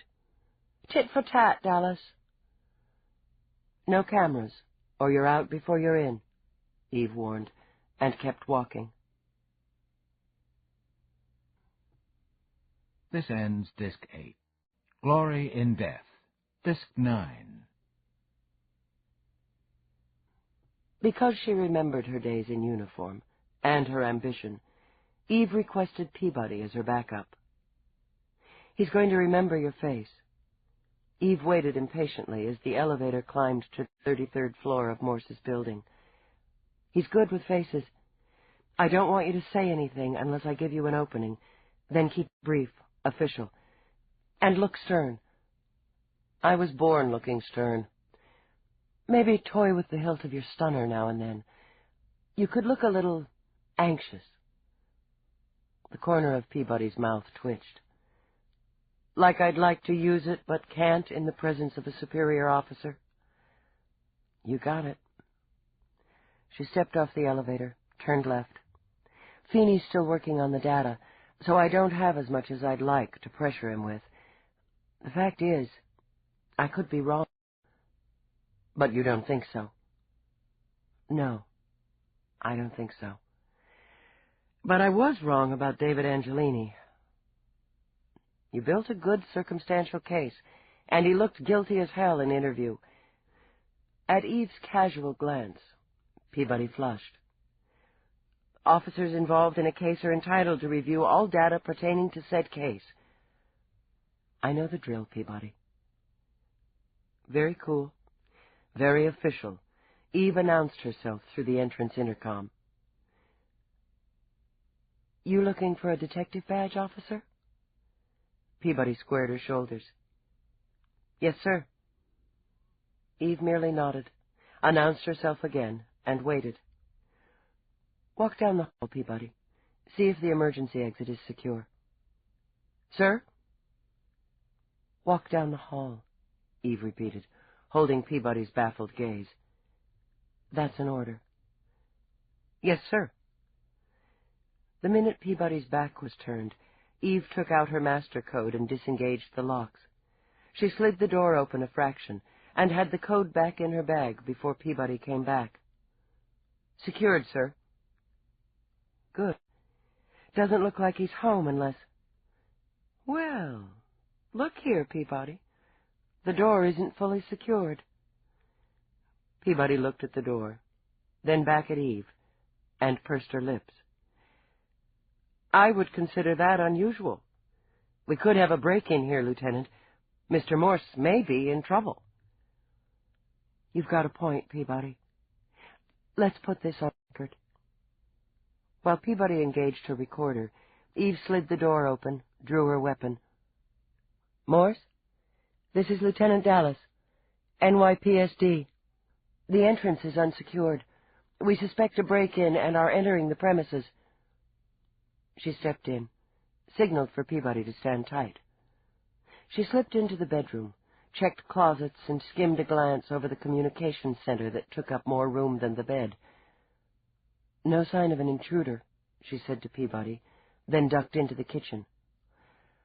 Where has our little bird flown? She wondered. Pulling out her communicator, she contacted Finey. "Give me everything you've got so far. I'm in his apartment, and he's not." "I'm only about halfway there, but I think you're going to like it. First, the sealed juvie record, and I had to sweat for this one, kid. Little CJ had a problem with his social science instructor when he was 10. She didn't give him an A on an assignment. Well, that bitch. That's what he figured, apparently. He broke into her house, wrecked the place, and killed her little doggie." "Jesus, killed her dog?" "Sliced its throat, Dallas. Ear to floppy ear. Ended up with mandatory therapy, probation, and community service." "That's good." Eve felt the pieces shifting into place. "Keep going." "Okay. I'm here to serve. Our pal drives a brand-new 2-passenger rocket." "God bless you, Finey." "More," he said, preening a bit. His first adult job was on dispatch at a little station in his own hometown. He quit when another reporter jogged ahead of him to an on-air assignment. A woman. "Don't stop now. I think I love you." "All the Gold Shields do. It's my pretty face." Got on air on the next gig, weekends only, subbing for the first and second string. Left in a huff, claiming discrimination. Assignment editor. Female. Better and better. But here's the big one. Station he worked at in California. He was making it pretty good there. Scrambled up from third string, got a regular spot on the midday, co-anchoring. With a woman? Yeah, but that's not the big guns, Dallas. Wait for it. Pretty little weather girl that was pulling in all the mail. Brass liked her so much they let her do some of the soft features on the midday. Ratings went up when she was on, and she started to get press of her own. Morse quit, citing he refused to work with a non-professional. That was just before the little weather girl got her big break, a recurring bit part in a comedy. Want to guess her name? Eve closed her eyes. Tell me it's Yvonne Metcalf. Give the lieutenant a cigar. Metcalf had a notation about meeting the dumbass from the Partly Sunny days. I'd say it's a good bet our boy looked her up in our fair city. Funny, he never mentioned they were old pals in his reports. Would have given them such a nice shine. I do love you desperately. I'm going to kiss your ugly face. Hey, it's lived in. That's what my wife tells me. Yeah, right. I need a search warrant, Finey, and I need you here at Morse's to break down his computer. I've already requested the warrant. I'll have it transmitted to you as soon as it comes in. Then I'm on my way. Sometimes the wheels moved smoothly. Eve had the warrant and Finey within 30 minutes. She did kiss him, enthusiastically enough to have him going red as a hybrid beet. "Secure the door, Peabody, then take the living area. Don't bother to be neat." Eve swung into the bedroom, 2 steps ahead of Finey. He was already rubbing his hands together. "That's a beautiful system," he said. "Whatever his faults, the asshole knows his computers. It's going to be a pleasure to play with her." He sat down as Eve started to hunt through drawers. "Obsessively trendy," she commented. "Nothing that shows too much sign of wear. Nothing too expensive." "He's putting all his money in his toys." Finey hunched over, brows knit. "This guy respects his equipment, and he's careful. There are code blocks everywhere. Jesus, he's got a fail-safe." "What?" Eve straightened up. "On a home unit?" "He's got one, all right." Gingerly, Finey eased back. "If I don't use the right code, the data's zapped. Odds are it's voice-printed, too. It's not going to let me in easy, Dallas. I'm going to have to bring in some equipment, and it's going to take time." "He's on the run. I know he's on the run. He knew we were coming after him." Rocking back on her heels, she considered the possibilities. Leaks, human or electronic leaks. "Call in your best man to come over here. You take the computer at the station. That's where he was when he ran." "It's going to be a long night." "Lieutenant?" Peabody came to the door. Her face was impassive but for the eyes, and the eyes were on fire. "I think you'd better see this." In the living room, Peabody gestured to the blocky platform sofa. "I was giving it the once-over. Probably would have missed it, except my dad likes to build stuff. He was always putting in hidden drawers and hidey-holes. We got a kick out of it. Used to play hidden treasure. I got curious when I saw the knob on the side. It looks like an ordinary decorative device that simulates old-fashioned turnbolts." She stepped around the front of the couch and gestured. Eve could almost feel the vibrations rising from her skin. Peabody's voice rose slightly an octave. "Hidden treasure." Eve felt her heart kick once, hard. There, in a long, wide drawer that slid from under the cushions, lay a purple umbrella and a high-heeled red and white striped shoe. "Got him." Eve turned to Peabody with a fierce and powerful grin. "Officer, you've just taken one giant step toward your detective shield." "My man says you're harassing him." Eve scowled at Feeney's face in her communicator. "I'm simply asking him for periodic updates." She paced away from the sweepers who were scanning the living area of Morse's apartment. They had the lights on high. The sun was going down. "And interrupting his flow, Dallas. I told you this would be slow work. Morse was an expert on compuscience. He knew all the tricks." "He'd have it written down, Feeney, like a fucking news report. And if he's got Nadine, that's on one of those damn discs, too." "I'm with you on that, kid. But breathing down my man's neck isn't going to free up the data any quicker. Give us some space here, for Christ's sake. Don't you have a fancy do tonight?" "What?" She grimaced. "Oh, hell." "Go put on your party dress and leave us alone." "I'm not going to dress up like some brainless idiot and eat canapes while he's out there." "He's going to be out there, whatever you're wearing. Listen up. We got a citywide net out on him, his car. His apartment's under heavy surveillance, so's the station. You can't help us here. This part's my job." "I can—" "Slow up the process by making me talk to you," he snapped. "Go away, Dallas. The minute I get anything, the first bite, I'll call you in." "We've got him, Feeney. We've got the who, the what." "Let me try to find the where. If Nadine First is still alive, every minute counts. That was what haunted her. She wanted to argue, but there was no ammunition. Okay, I'll go, but... Don't call me, Finey interrupted. I'll call you. He broke transmission before she could swear at him. Eve was trying hard to understand relationships, the importance of balancing lives and obligations, the value of compromise. What she had with Roarke was still new enough to fit snugly, like a vaguely uncomfortable shoe, and lovely enough to keep wearing it until it stretched to accommodate. So she dashed into the bedroom at a full run, saw him standing in the dressing area, and launched into the offense strategy. Don't give me any grief about being late. Somerset already handled that. She whipped off her harness, tossed it on a chair.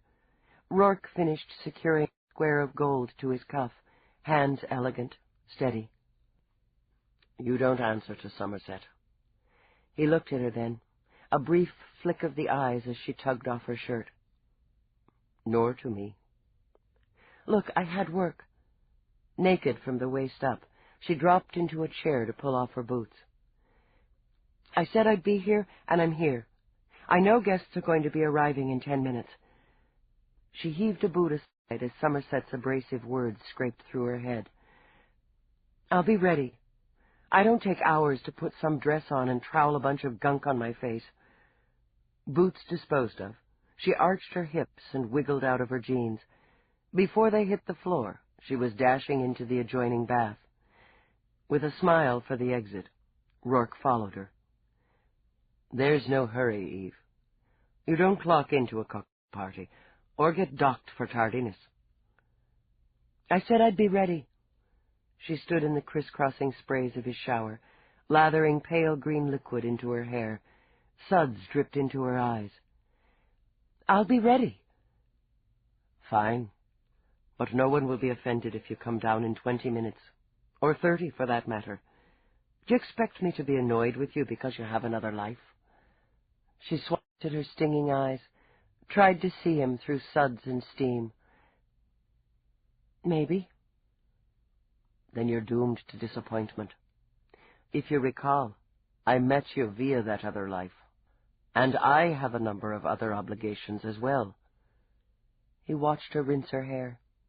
It was pleasant to see the way she tilted her face back, the way water and soap sleeked down and away from her skin. I'm not trying to box you in. I'm just trying to live with you. She blew her wet hair out of her eyes as he opened the dry door. She stepped toward it, pivoted, then surprised him by grabbing his face in both of her hands and kissing him with a burst of enthusiasm. It can't be easy.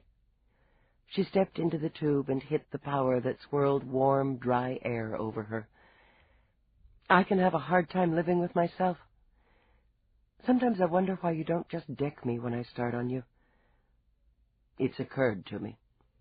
But you're so often armed. Dry and fragrant from the perfumed soap, she stepped out. I'm not now. He caught her by the waist, then stroked his hands down her firm, muscled bottom. Other things occur to me when you're naked. Yeah. She wrapped her arms around his neck, enjoying the fact that by rising slightly on her toes, they were eye to eye, mouth to mouth. Like what? With more than a little regret, he eased her back to arm's length. Why don't you tell me why you're so revved? Maybe it's because I like seeing you in a fancy shirt. She moved away, tugged a short dressing robe off a hanger. Or maybe it's because I'm stimulated by the idea of wearing shoes that will make my arches scream for the next couple of hours. She peered into the mirror, and supposed she was obliged to put on a little of the paint Mavis was always pushing off on her. Leaning closer, she steadied the lash darkener and lengthener, closed it firmly over the lashes of her left eye, and hit the plunger. Just maybe, she continued, glancing around. It's because Officer Peabody found the hidden treasure. Good for Officer Peabody. What hidden treasure? Eve dealt with her right eyelashes, then blinked them experimentally. 1 umbrella and 1 shoe. You've got him. Taking her shoulders, Roarke kissed her on the nape of the neck. Congratulations. We've nearly got him, she corrected. She tried to remember what was next, and chose lipstick.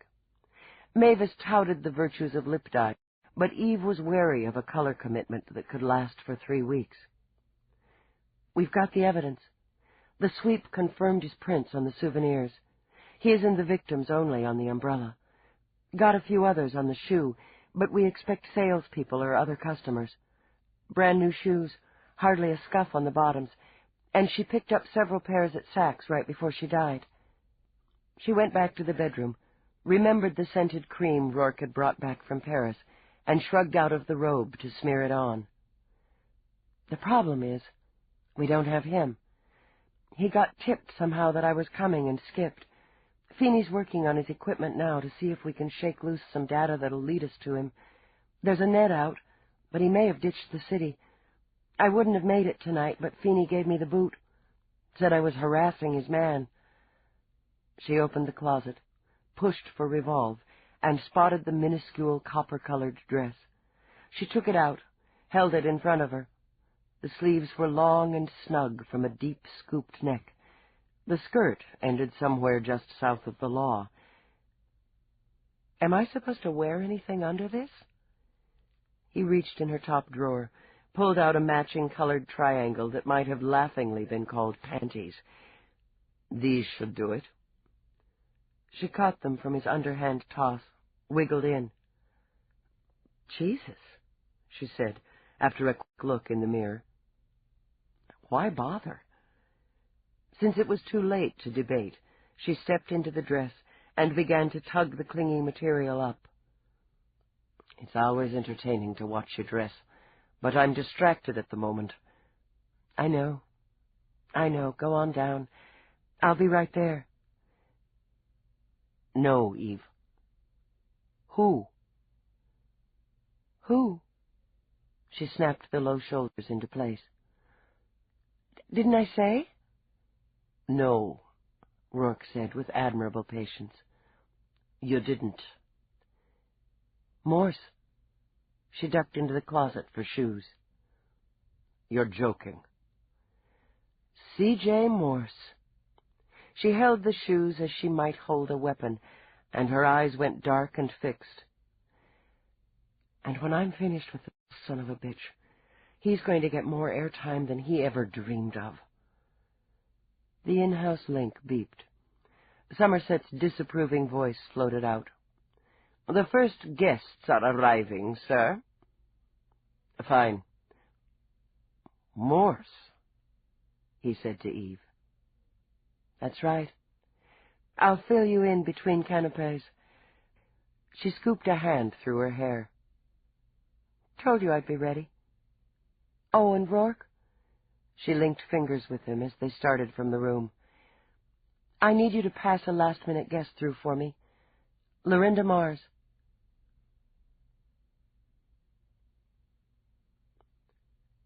Chapter 20.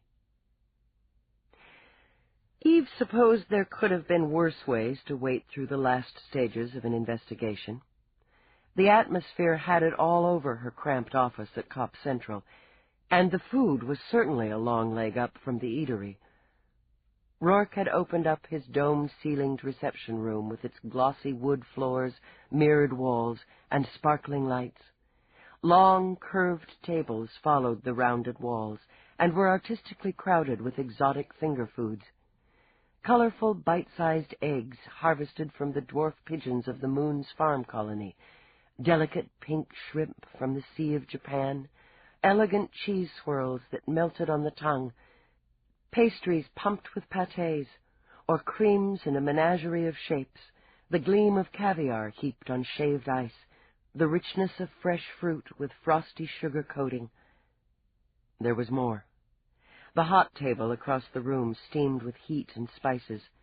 One entire area was a treasure trove for those of a vegetarian persuasion, with another, at a discreet distance, decked out for carnivores. Roarke had opted for live music rather than simulation, and the band out on the adjoining terrace played quiet, conversation-enhancing tunes. They would heat up as the night went on, to seduce dancers.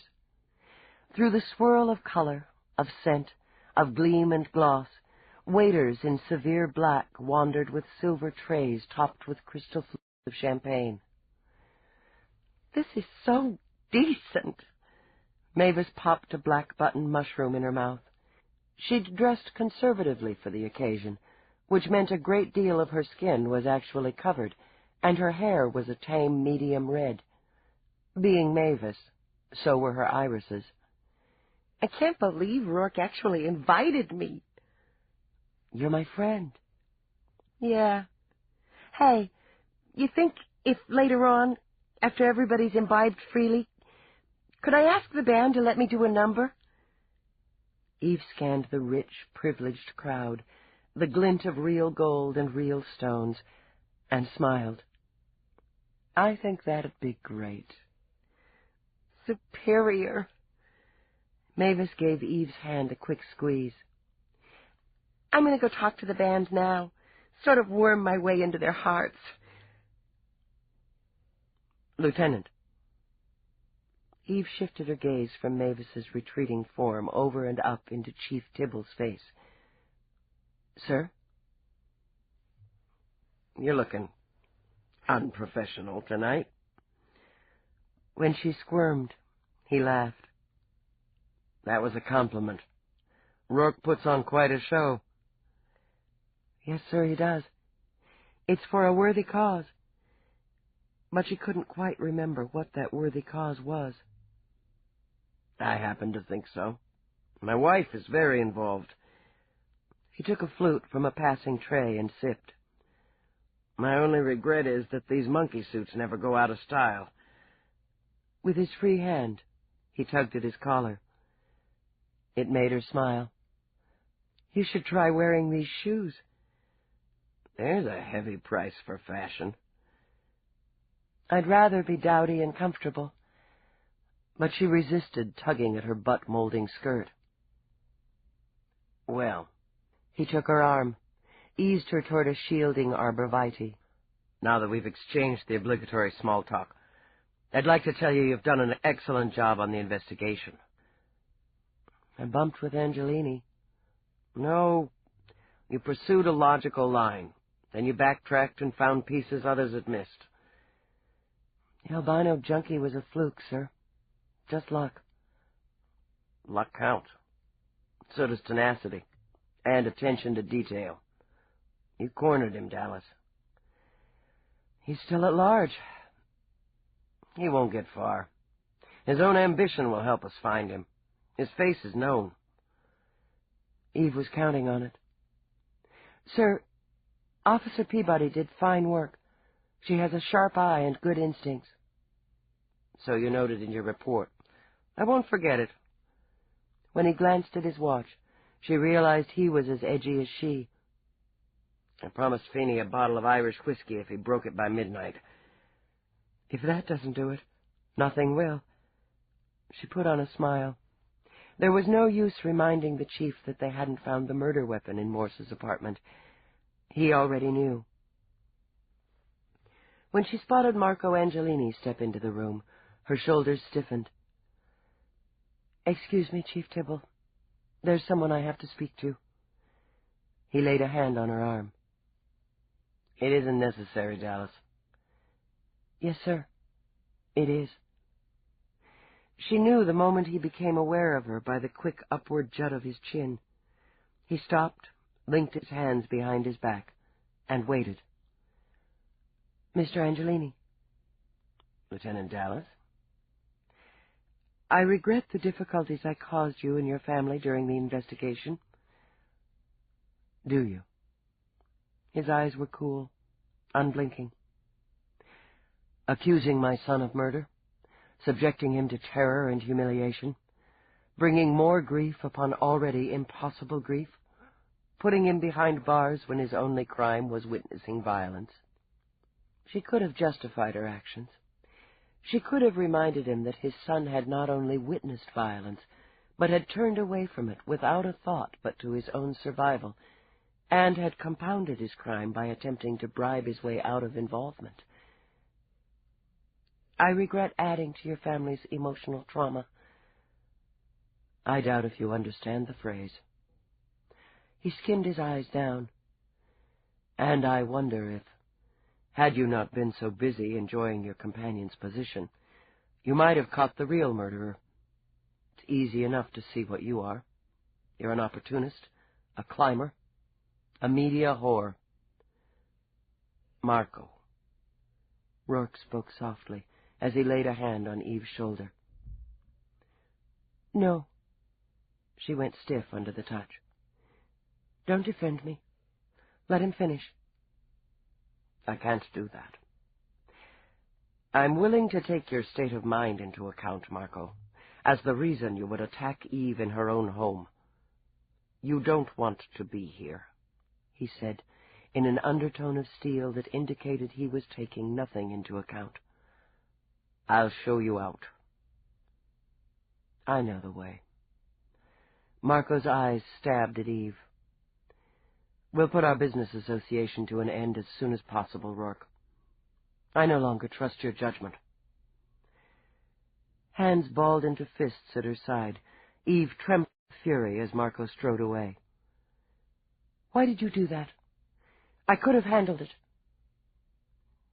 You could have, Roarke agreed, and turned her to face him.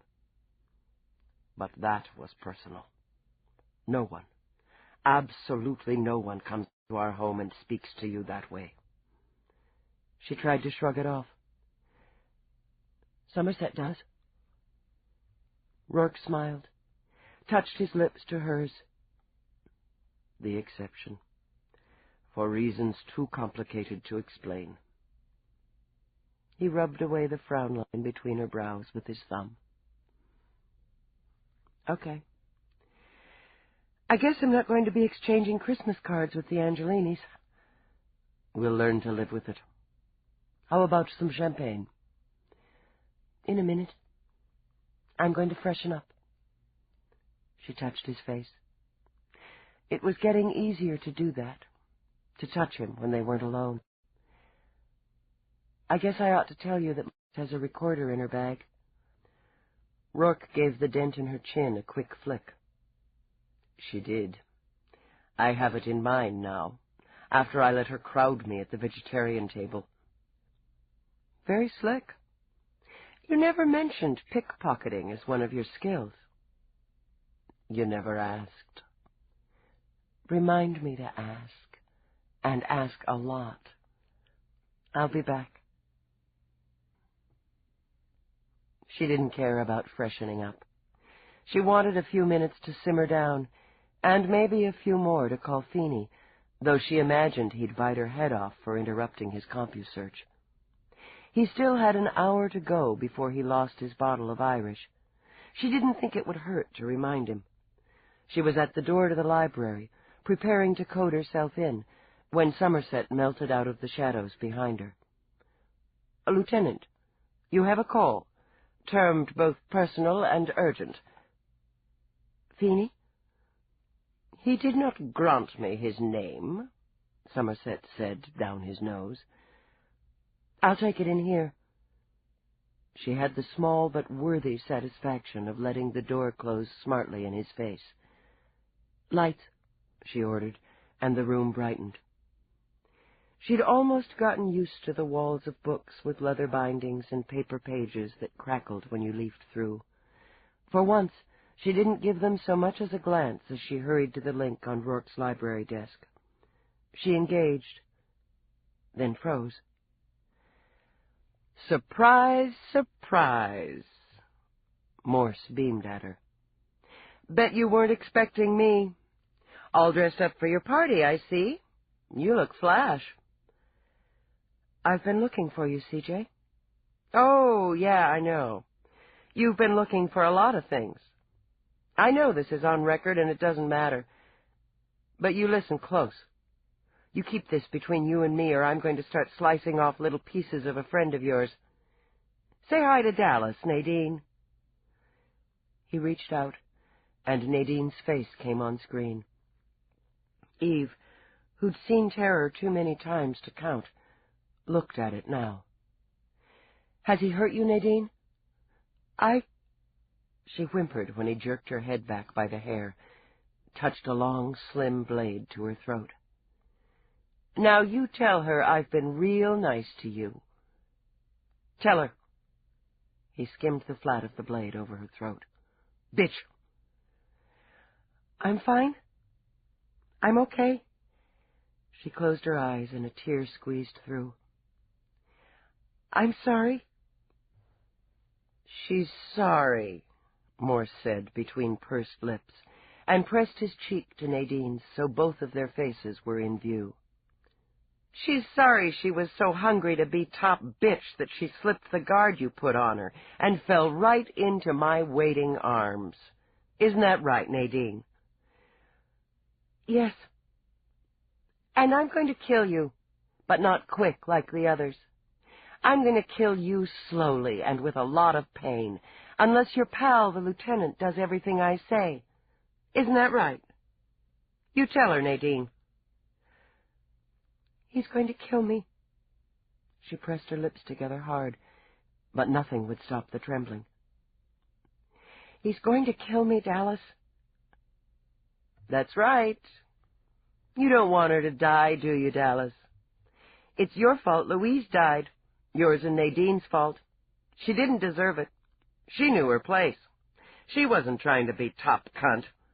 It's your fault she's dead. You don't want that to happen again." He still had the knife at Nadine's throat, and Eve could see his hand shake. "What do you want, Morse?" Calling up Meera's profile, she carefully hit the right buttons. "You're in control. You call the shots." "That's right." His smile exploded. "Damn right. You've got my position coming up on screen by now. You see, I'm at a nice, quiet spot in Greenpeace Park, where nobody's going to bother us. All those nice green lovers planted these pretty trees. It's a wonderful spot. Of course, nobody comes in here after dark, unless they're smart enough to know how to bypass the electronic field that discourages loiterers and chemiheads.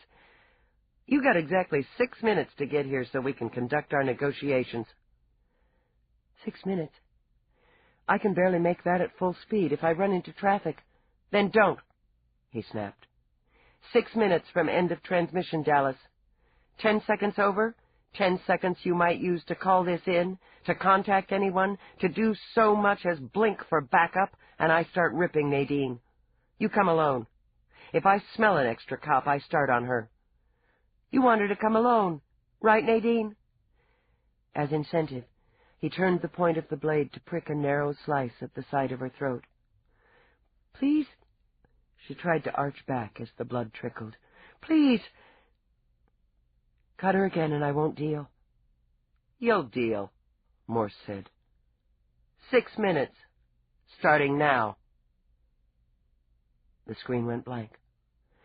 Eve's finger poised over the controls, thought of dispatch, of the dozens of units that could be around the park in minutes. She thought of leaks, electronic leaks. And she thought of the blood dribbling down Nadine's throat. She bolted across the room and hit the elevator panel on the run. She needed her weapon. CJ Morse was having the time of his life. He'd begun to see that he'd sold himself short by killing quickly. There was so much more kick in courting fear, seducing it, watching it swell and climax. He saw it in Nadine First's eyes. They were glassy now, the pupils huge, slick, and black, with barely a rim of color at the edges. He was, he realized with great relish, literally scaring her to death. He hadn't cut her again. Oh, he wanted to, and made sure he showed her the knife often, so that she would never lose the fear that he could. But a part of him worried about the cunt cop. Not that he couldn't handle her, Morse mused. He could handle her the only way women understood, by killing her. But he wouldn't make it fast, like the others. She'd tried to outsmart him, and that was an insult he wouldn't tolerate. Women always tried to run the show, always got in the way, just when you were about to grab that fat brass ring. It had happened to him all of his life, all of his fucking life, starting with his pushy bitch of a mother. You haven't done your best, CJ. Use your brains, for God's sake.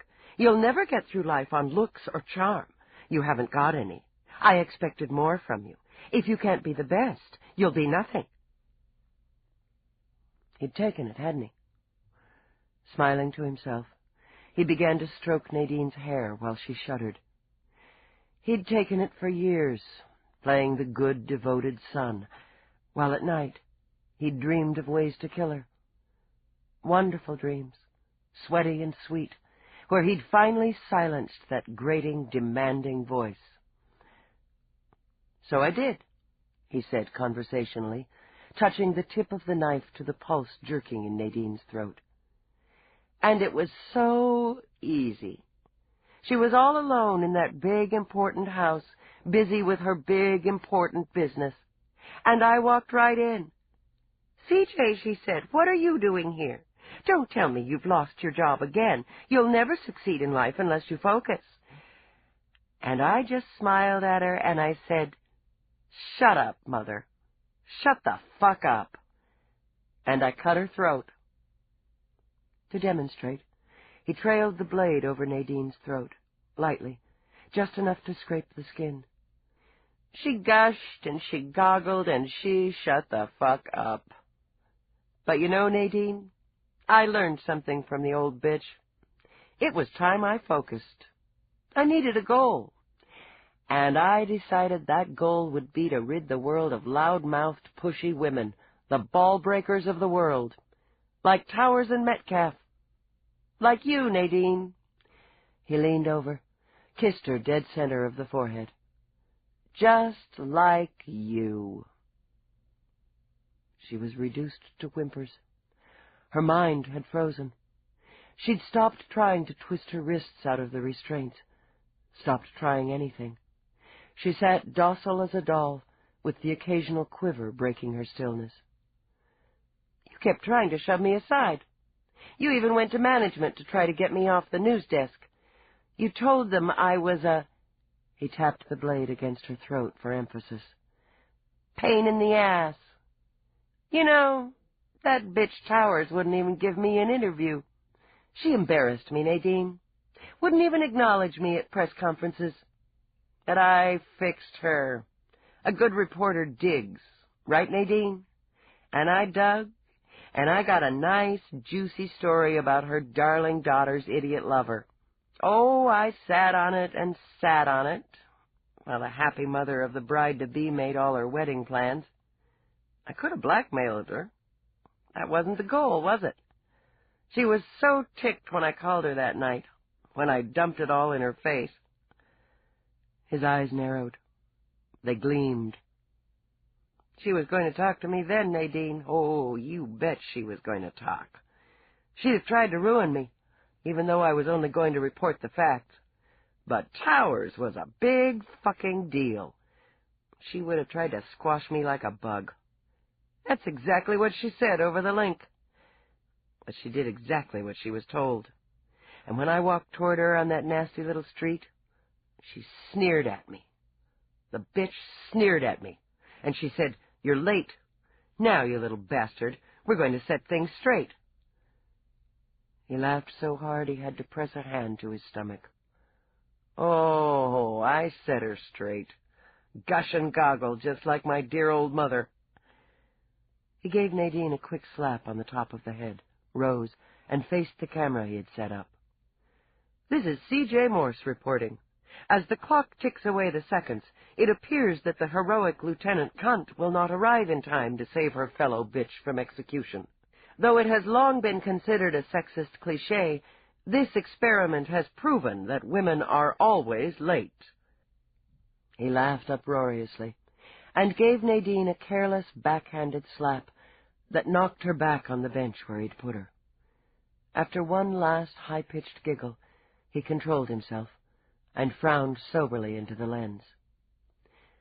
The public broadcasting of executions was banned in this country in 2012, 5 years before the Supreme Court once again ruled that capital punishment was unconstitutional. Of course, the court was forced into that decision by 5 idiot, big-mouthed women, so this reporter deems that ruling null and void. He took a small pocket beam out of his jacket before turning to Nadine. "I'm going to key into the station now, Nadine.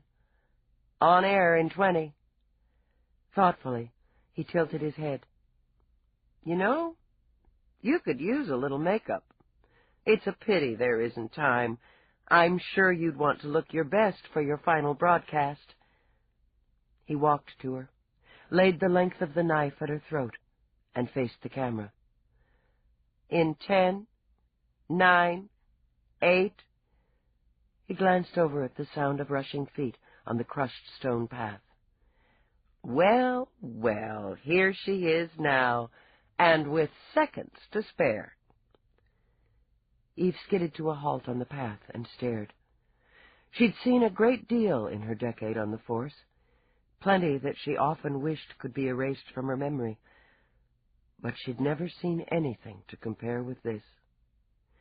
She'd followed the light, the single light that beamed a circle around the tableau. The park bench where Nadine sat passively, blood drying on her skin, a knife at her throat. CJ Morse behind her, dressed nattily in a round-collared shirt and color-coordinated jacket, facing a camera on a slim tripod. Its red light beamed as steadily as Judgment's eye. "What the hell are you doing, Morse?" "Live stand-up," he said cheerfully. "Please, step into the light, Lieutenant, so our viewers can see you." Keeping her eyes on his, Eve stepped into the circle. She'd been gone too long, Roarke thought, and found himself irritated by the party chat. Obviously, she'd been more upset than he'd realized, and he regretted not dealing with Angelini more effectively. Damn if he'd let her brood or take on blame. The only way to make sure she didn't was to amuse or annoy the mood out of her. He slipped quietly from the room, away from the lights and music and voices. The house was too big to search, but he could pinpoint her location with one question. "Eve," he said, the moment Somerset stepped from a room to the right. "She's gone." "What do you mean, gone?" "Gone where?" Because discussing the woman always put Somerset's back up, he lifted his shoulders. "I couldn't say. She simply ran out of the house, got into her vehicle, and drove off. She did not deign to inform me of her plans." The nasty twisting in Rourke's gut sharpened his voice. "Don't fuck with me, Somerset. Why did she leave?" Insulted, Somerset tightened his jaw. "Perhaps it was due to the call she received a few moments ago. She took it in the library." Turning on his heel, Roarke strode to the library door, uncoded it. With Somerset at his heels, he stepped up to the table. "Replay. Last call." As he watched, listened, the twisting in his gut turned to a burning that was fear. Christ Jesus, she's gone for him. She's gone alone. He was out of the door and moving fast. The order shot over his shoulder like a laser. "Relay that information to Chief Tibble, privately." "Though our time is short, Lieutenant, I'm sure our viewers would be fascinated by the investigative process." Morse kept the pleasant camera smile on his face, the knife at Nadine's throat. "You did pursue a false lead for a time, and were, I believe, on the point of charging an innocent man." "Why did you kill them, Morse?" Oh, I've documented that extensively for future broadcast. Let's talk about you. You must have felt terrible when you realized you'd killed Louise Kursky instead of Nadine. I felt very bad about that. Sickened. Louise was a nice, quiet woman with an appropriate attitude. But it wasn't my fault. It was yours and Nadine's for trying to bait me. You wanted exposure. She flicked a glance toward the camera. You're certainly getting it now. But this is putting you in a spot, Morse. You won't get out of this park now. Oh, I have a plan. Don't worry about me. And we have just a few minutes left before we have to end this. The public has a right to know. I want them to see this execution, but I wanted you to see it in person, to witness what you caused. She looked at Nadine. No help there, she noted. The woman was in deep shock, possibly drugged. I won't be as easy to take. You'll be more fun. How did you take Nadine? Eve stepped closer, keeping her eyes on his and her hands in sight. You had to be clever. I'm very clever. People, women in particular, don't give me enough credit. I just leaked a tip to her about the murders. A message from a frightened witness who wanted to speak to her, alone. I knew she'd ditch her guard, an ambitious woman after the big story. I got her in the parking garage. Just as simple as that. Gave her a dose of a deep trank, loaded her in her own trunk, and drove off. Left her in the car in a little rent space zone way downtown. You were smart. She stepped closer, stopping when he lifted his brows and pressed the knife more firmly.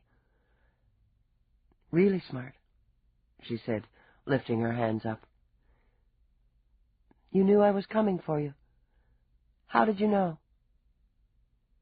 You think your wrinkled pal Finey knows everything about computers? Hell, I can run rings around that hacker. I've been keyed into your system for weeks. Every transmission, every plan, every step you took. I was always ahead of you, Dallas. Yeah. You were ahead of me. You don't want to kill her, Morse. You want me. I'm the one who ragged on you, gave you all the grief. Why don't you let her go? She's zoned anyway. Take me on. He flashed his quick, boyish smile. Why didn't I kill her first? Then you. Eve lifted a shoulder. I thought you liked the challenge. Guess I was wrong. Towers was a challenge. You had to do a lot of fast talking to get her where you wanted her. But Metcalf was nothing. Are you serious? She thought I was pus. He bared his teeth, hissed through them. She'd still be doing weather if she hadn't had tits, and they were giving her my airtime. My fucking airtime! I had to pretend I was a big fan. Tell her I was going to do a 20-minute feature on her. Just her. Told her we had a shot at international satellite, and she bit good. So she met you that night on the patio? Yeah. She got herself all slicked up, was all smiles and no hard feelings. Tried to tell me she was glad I'd found my niche. My goddamn niche. Well, I shut her up. You did. I guess you were pretty smart with her, too. But Nadine, she's not saying anything. She can't even think right now. She won't know you're paying her back. I'll know. Time's up. You might want to stand to the side, Dallas, or you're going to get blood all over your party dress. Wait. She took a step, and fainting to the side and reaching a hand to the small of her back, she whipped out her weapon. Blink, you bastard, and I'll fry you. He did blink. Several times. It seemed to him the weapon had come from nowhere. You use that, my hand's going to jerk. She'll be dead before I am. Maybe, Eve said steadily. Maybe not. You're dead, either way. Drop the knife, Morse. Step away from her, or your nervous system's going to go on fast overload. bitch. You think you're going to beat me?" He jerked Nadine to her feet, shielding himself from a clean shot, then shoved her forward. Eve caught Nadine with one arm while she aimed with her weapon hand, but he was already into the trees. Seeing no choice, Eve slapped Nadine hard, front-handed, then back. "Snap out of it. God damn it!" "He's killing me." Nadine's eyes rolled back, then forward when Eve hit her again. "Get moving. Do you hear me? You get moving. Call this in. Now." "Call it in." "That way." Eve gave Nadine a shove toward the path, hoped she'd stay on her feet, and dashed toward the trees. He'd said he had a plan, and she didn't doubt it. Even if he managed to get out of the park, they'd bring him in, eventually. But he was primed to kill now. Some woman walking her dog on the sidewalk, or someone coming home from a late date. He'd use the knife on anyone now, because he'd failed again. She stopped in the shadows, ears straining for sound, breath rigidly controlled. Dimly, she could hear the sounds of street and air traffic, could see the lights of the city beyond the thick border of trees. A dozen paths spread out before her that would wind through the glade and the gardens so lovingly planted, so carefully designed. She heard something. Perhaps a footstep. Perhaps a bush rustled by some small animal. With her weapon blinking ready, she stepped deeper into the shadows. There was a fountain, its waters silent in the dark. A small children's playground with glide swings, twisty slides, the foamy jungle gym that prevented little climbers from bruising shins and elbows. She scanned the area, cursing herself for not grabbing a search beam out of her car. There was too much dark pouring dangerously out of the trees, too much silence hanging on the air like a shroud. Then she heard the scream. He'd circled back, she thought. The bastard has circled back and gone for Nadine after all. Eve spun around, and her instinct to protect saved her life. The knife caught her on the collarbone, a long, shallow cut that stung ridiculously. She blocked with her elbow, connected with his jaw, spoiled his aim, but the blade flew out, slicing her just above the wrist. Her weapon spun uselessly out of her wounded hand. "You thought I was going to run." His eyes glowed sickly in the dark as he circled her. "Women always underestimate me, Dallas. I'm going to cut you to pieces. I'm going to rip your throat." He jabbed, sending her back a step. "I'm going to rip your guts." He swung again, and she felt the wind from the blade. "I'm in charge now, aren't I?" "Like hell." Her kick was well aimed, a woman's ultimate defense. He went down, air bursting through his lips like a popped balloon. The knife clattered on stone, and she was on him. He fought like what he was, a madman. His fingers tore at her, his teeth snapped as they sought flesh to sink into. Her wounded arm was slick with blood and slipped off him as she struggled to find the point under his jaw that would immobilize him. They rolled over the crushed stone and trimmed sod, viciously silent but for grunts and labored breathing. His hand dug along the path for the hilt of the knife, hers clawing after it. Then stars exploded in her head as he pumped his fist into her face. She was dazed for only an instant, but she knew she was dead. She saw the knife and her fate, and sucked in her breath to meet it. Later, she would think it had sounded like a wolf, that howl of rage, a blood cry. Morse's weight was off of her, his body spinning away. She rolled to her hands and knees, shaking her head. The knife, she thought frantically. The goddamn knife! But she couldn't find it, and crawled toward the dull gleam of her weapon. It was in her hand, poised, when her mind cleared enough to understand.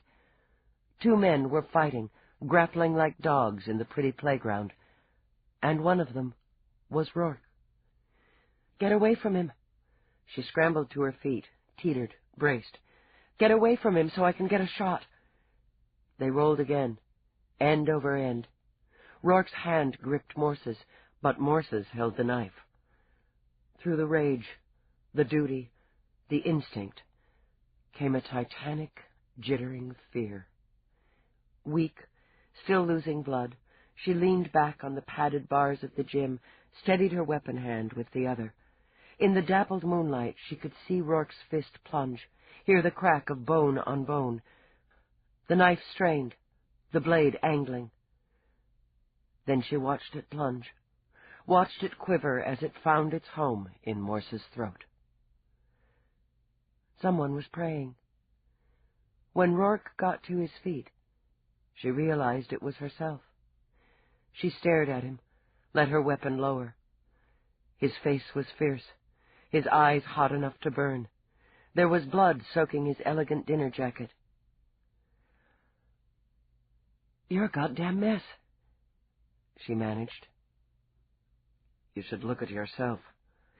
His breathing was labored, and he knew from experience that he would feel every miserable bruise and scrape later. "Don't you know it's rude to leave a party without making your excuses?" Legs trembling with reaction, she took a step toward him, then stopped, swallowing the sob that was bubbled in her throat. "Sorry. I'm sorry. God, are you hurt?" She launched herself at him, all but burrowing when he caught her close. "Did he cut you? Are you cut?" She yanked back, began to fumble at his clothes. "Eve." He jerked her chin up, steadied it. "You're bleeding badly." "He caught me a couple of times." She swiped a hand under her nose. "It's not bad." But Rourke was already using a square of Irish linen from his pocket to staunch and wrap the arm wound. "And it's my job." She took a deep breath, felt the black edges around her vision creeping back until she could see clearly. "Where are you cut?" "It's his blood," Rourke said calmly. "Not mine." "His blood." She nearly wobbled again, forced her knees to lock. "You're not hurt?" "Nothing major." Concerned, he angled her head back to examine the shallow slice along her collarbone, the rapidly swelling eye. "You need a medic, Lieutenant." "In a minute. Let me ask you something." "Ask away." Having nothing else, he tore part of his ripped sleeve to dab at the blood on her shoulder. "Do I come charging into one of your boardrooms when you're having trouble with a business deal?" His eyes flicked to hers. Some of the fierceness died out of them into what was almost a smile. "No, Eve, you don't. I don't know what got into me." "It's okay." Since there was nowhere else to put it, she jabbed her weapon onto her lower back where she'd fixed it with adhesive. "This once," she murmured, and caught his face in her hands. "It's okay. It's okay. I was scared when I couldn't get past you for a shot. I thought he would kill you before I could stop him." "Then you should understand the feeling." Giving her a supporting arm around the waist, they began to limp off. After a moment, Eve realized she was limping primarily because she'd lost a shoe. Hardly breaking stride, she stepped out of the other. Then she spotted lights up ahead. "Cops?" "I imagine. I ran into Nadine as she was stumbling along the path toward the main gate. He'd given her a pretty rough time, but she'd pulled it together enough to tell me which direction you'd gone off in." "I could probably have dealt with the bastard on my own," Eve murmured, recovered enough to worry about it. "But you sure handled yourself, Rourke. You've got a real knack for hand-to-hand." Neither of them mentioned how the knife had come to be planted in Morse's throat. She saw Finey in the circle of light, near the camera, with a dozen other cops. He merely shook his head and signaled for the med team. Nadine was already on a stretcher, pale as wax. Dallas. She lifted a hand, let it fall. I blew it. Eve leaned over as one of the medics dispensed with Rourke's first aid on her arm and began his own. He pumped you full of chemicals. I blew it, Nadine repeated, as the stretcher lifted toward a med unit. Thanks for the rest of my life. Yeah. She turned away, sat heavily on the cushioned support in the triage area. You got something for my eye? She asked. It's throbbing bad. Gonna be black, she was told cheerfully, as an ice gel was laid over it. There's good news. No hospitals, she said, firm. The medic just clucked his tongue and began work on cleaning and closing her wounds. Sorry about the dress. She smiled up at Roarke and fingered a tattered sleeve. It didn't hold up very well. Getting to her feet, she brushed the fussing medic aside. I'm going to need to go back and change, then go in to file my report. She looked steadily into his eyes. It's too bad Morse rolled on his knife. The PA's office would have loved to bring him into trial. She held out a hand, then examined the raw knuckles of Rourke's and shook her head. Did you howl? I beg your pardon? She chuckled, leaned on him as they headed out of the park. All in all, it was a hell of a party. We'll have others. But there's one thing. She flexed her fingers, relieved that they seemed to be back in full working order. The MTs knew their stuff. I want you to marry me. Uh-huh. Well, we'll... She stopped, nearly stumbled, then gaped at him with her good eye. You want what? I want you to marry me. He had a bruise on his jaw, blood on his coat, and a gleam in his eye. She wondered if he'd lost his mind. We're standing here, beat to shit, walking away from a crime scene where either or both of us could have bought it, and you're asking me to marry you? He tucked his arm around her waist again, nudged her forward. Perfect timing. The End. You've been listening to Glory in Death by J.D.Robb, narrated by Christine McMurdo Wallace. If you've enjoyed this book and this performance, the Eve Dallas series continues with Immortal in Death, also narrated by Christine McMurdo Wallace. J.D.Robb is the pseudonym of author Nora Roberts, and Recorded Books is pleased to also offer her best-selling novel Carnal Innocence, narrated by Tom Steckschulte. Carnal Innocence includes an in-depth interview with Nora Roberts in which she discusses her many books and gives us a fascinating behind-the-scenes look at the Eve Dallas series. You'll find a wide selection of titles in the Recorded Books catalog, including bestsellers, mysteries, classics, histories, and more. So, to order another recorded book, or for a copy of our latest listing, please call us using the telephone number on the back of the book. You can order by phone with any major credit card, or by writing to us, or by faxing us. Don't forget to ask about easy 30-day rentals by mail. On our website, you can browse the catalog, hear about the latest releases, place orders, or tune into narrator profiles and author interviews. So visit us there at www.recordedbooks.com.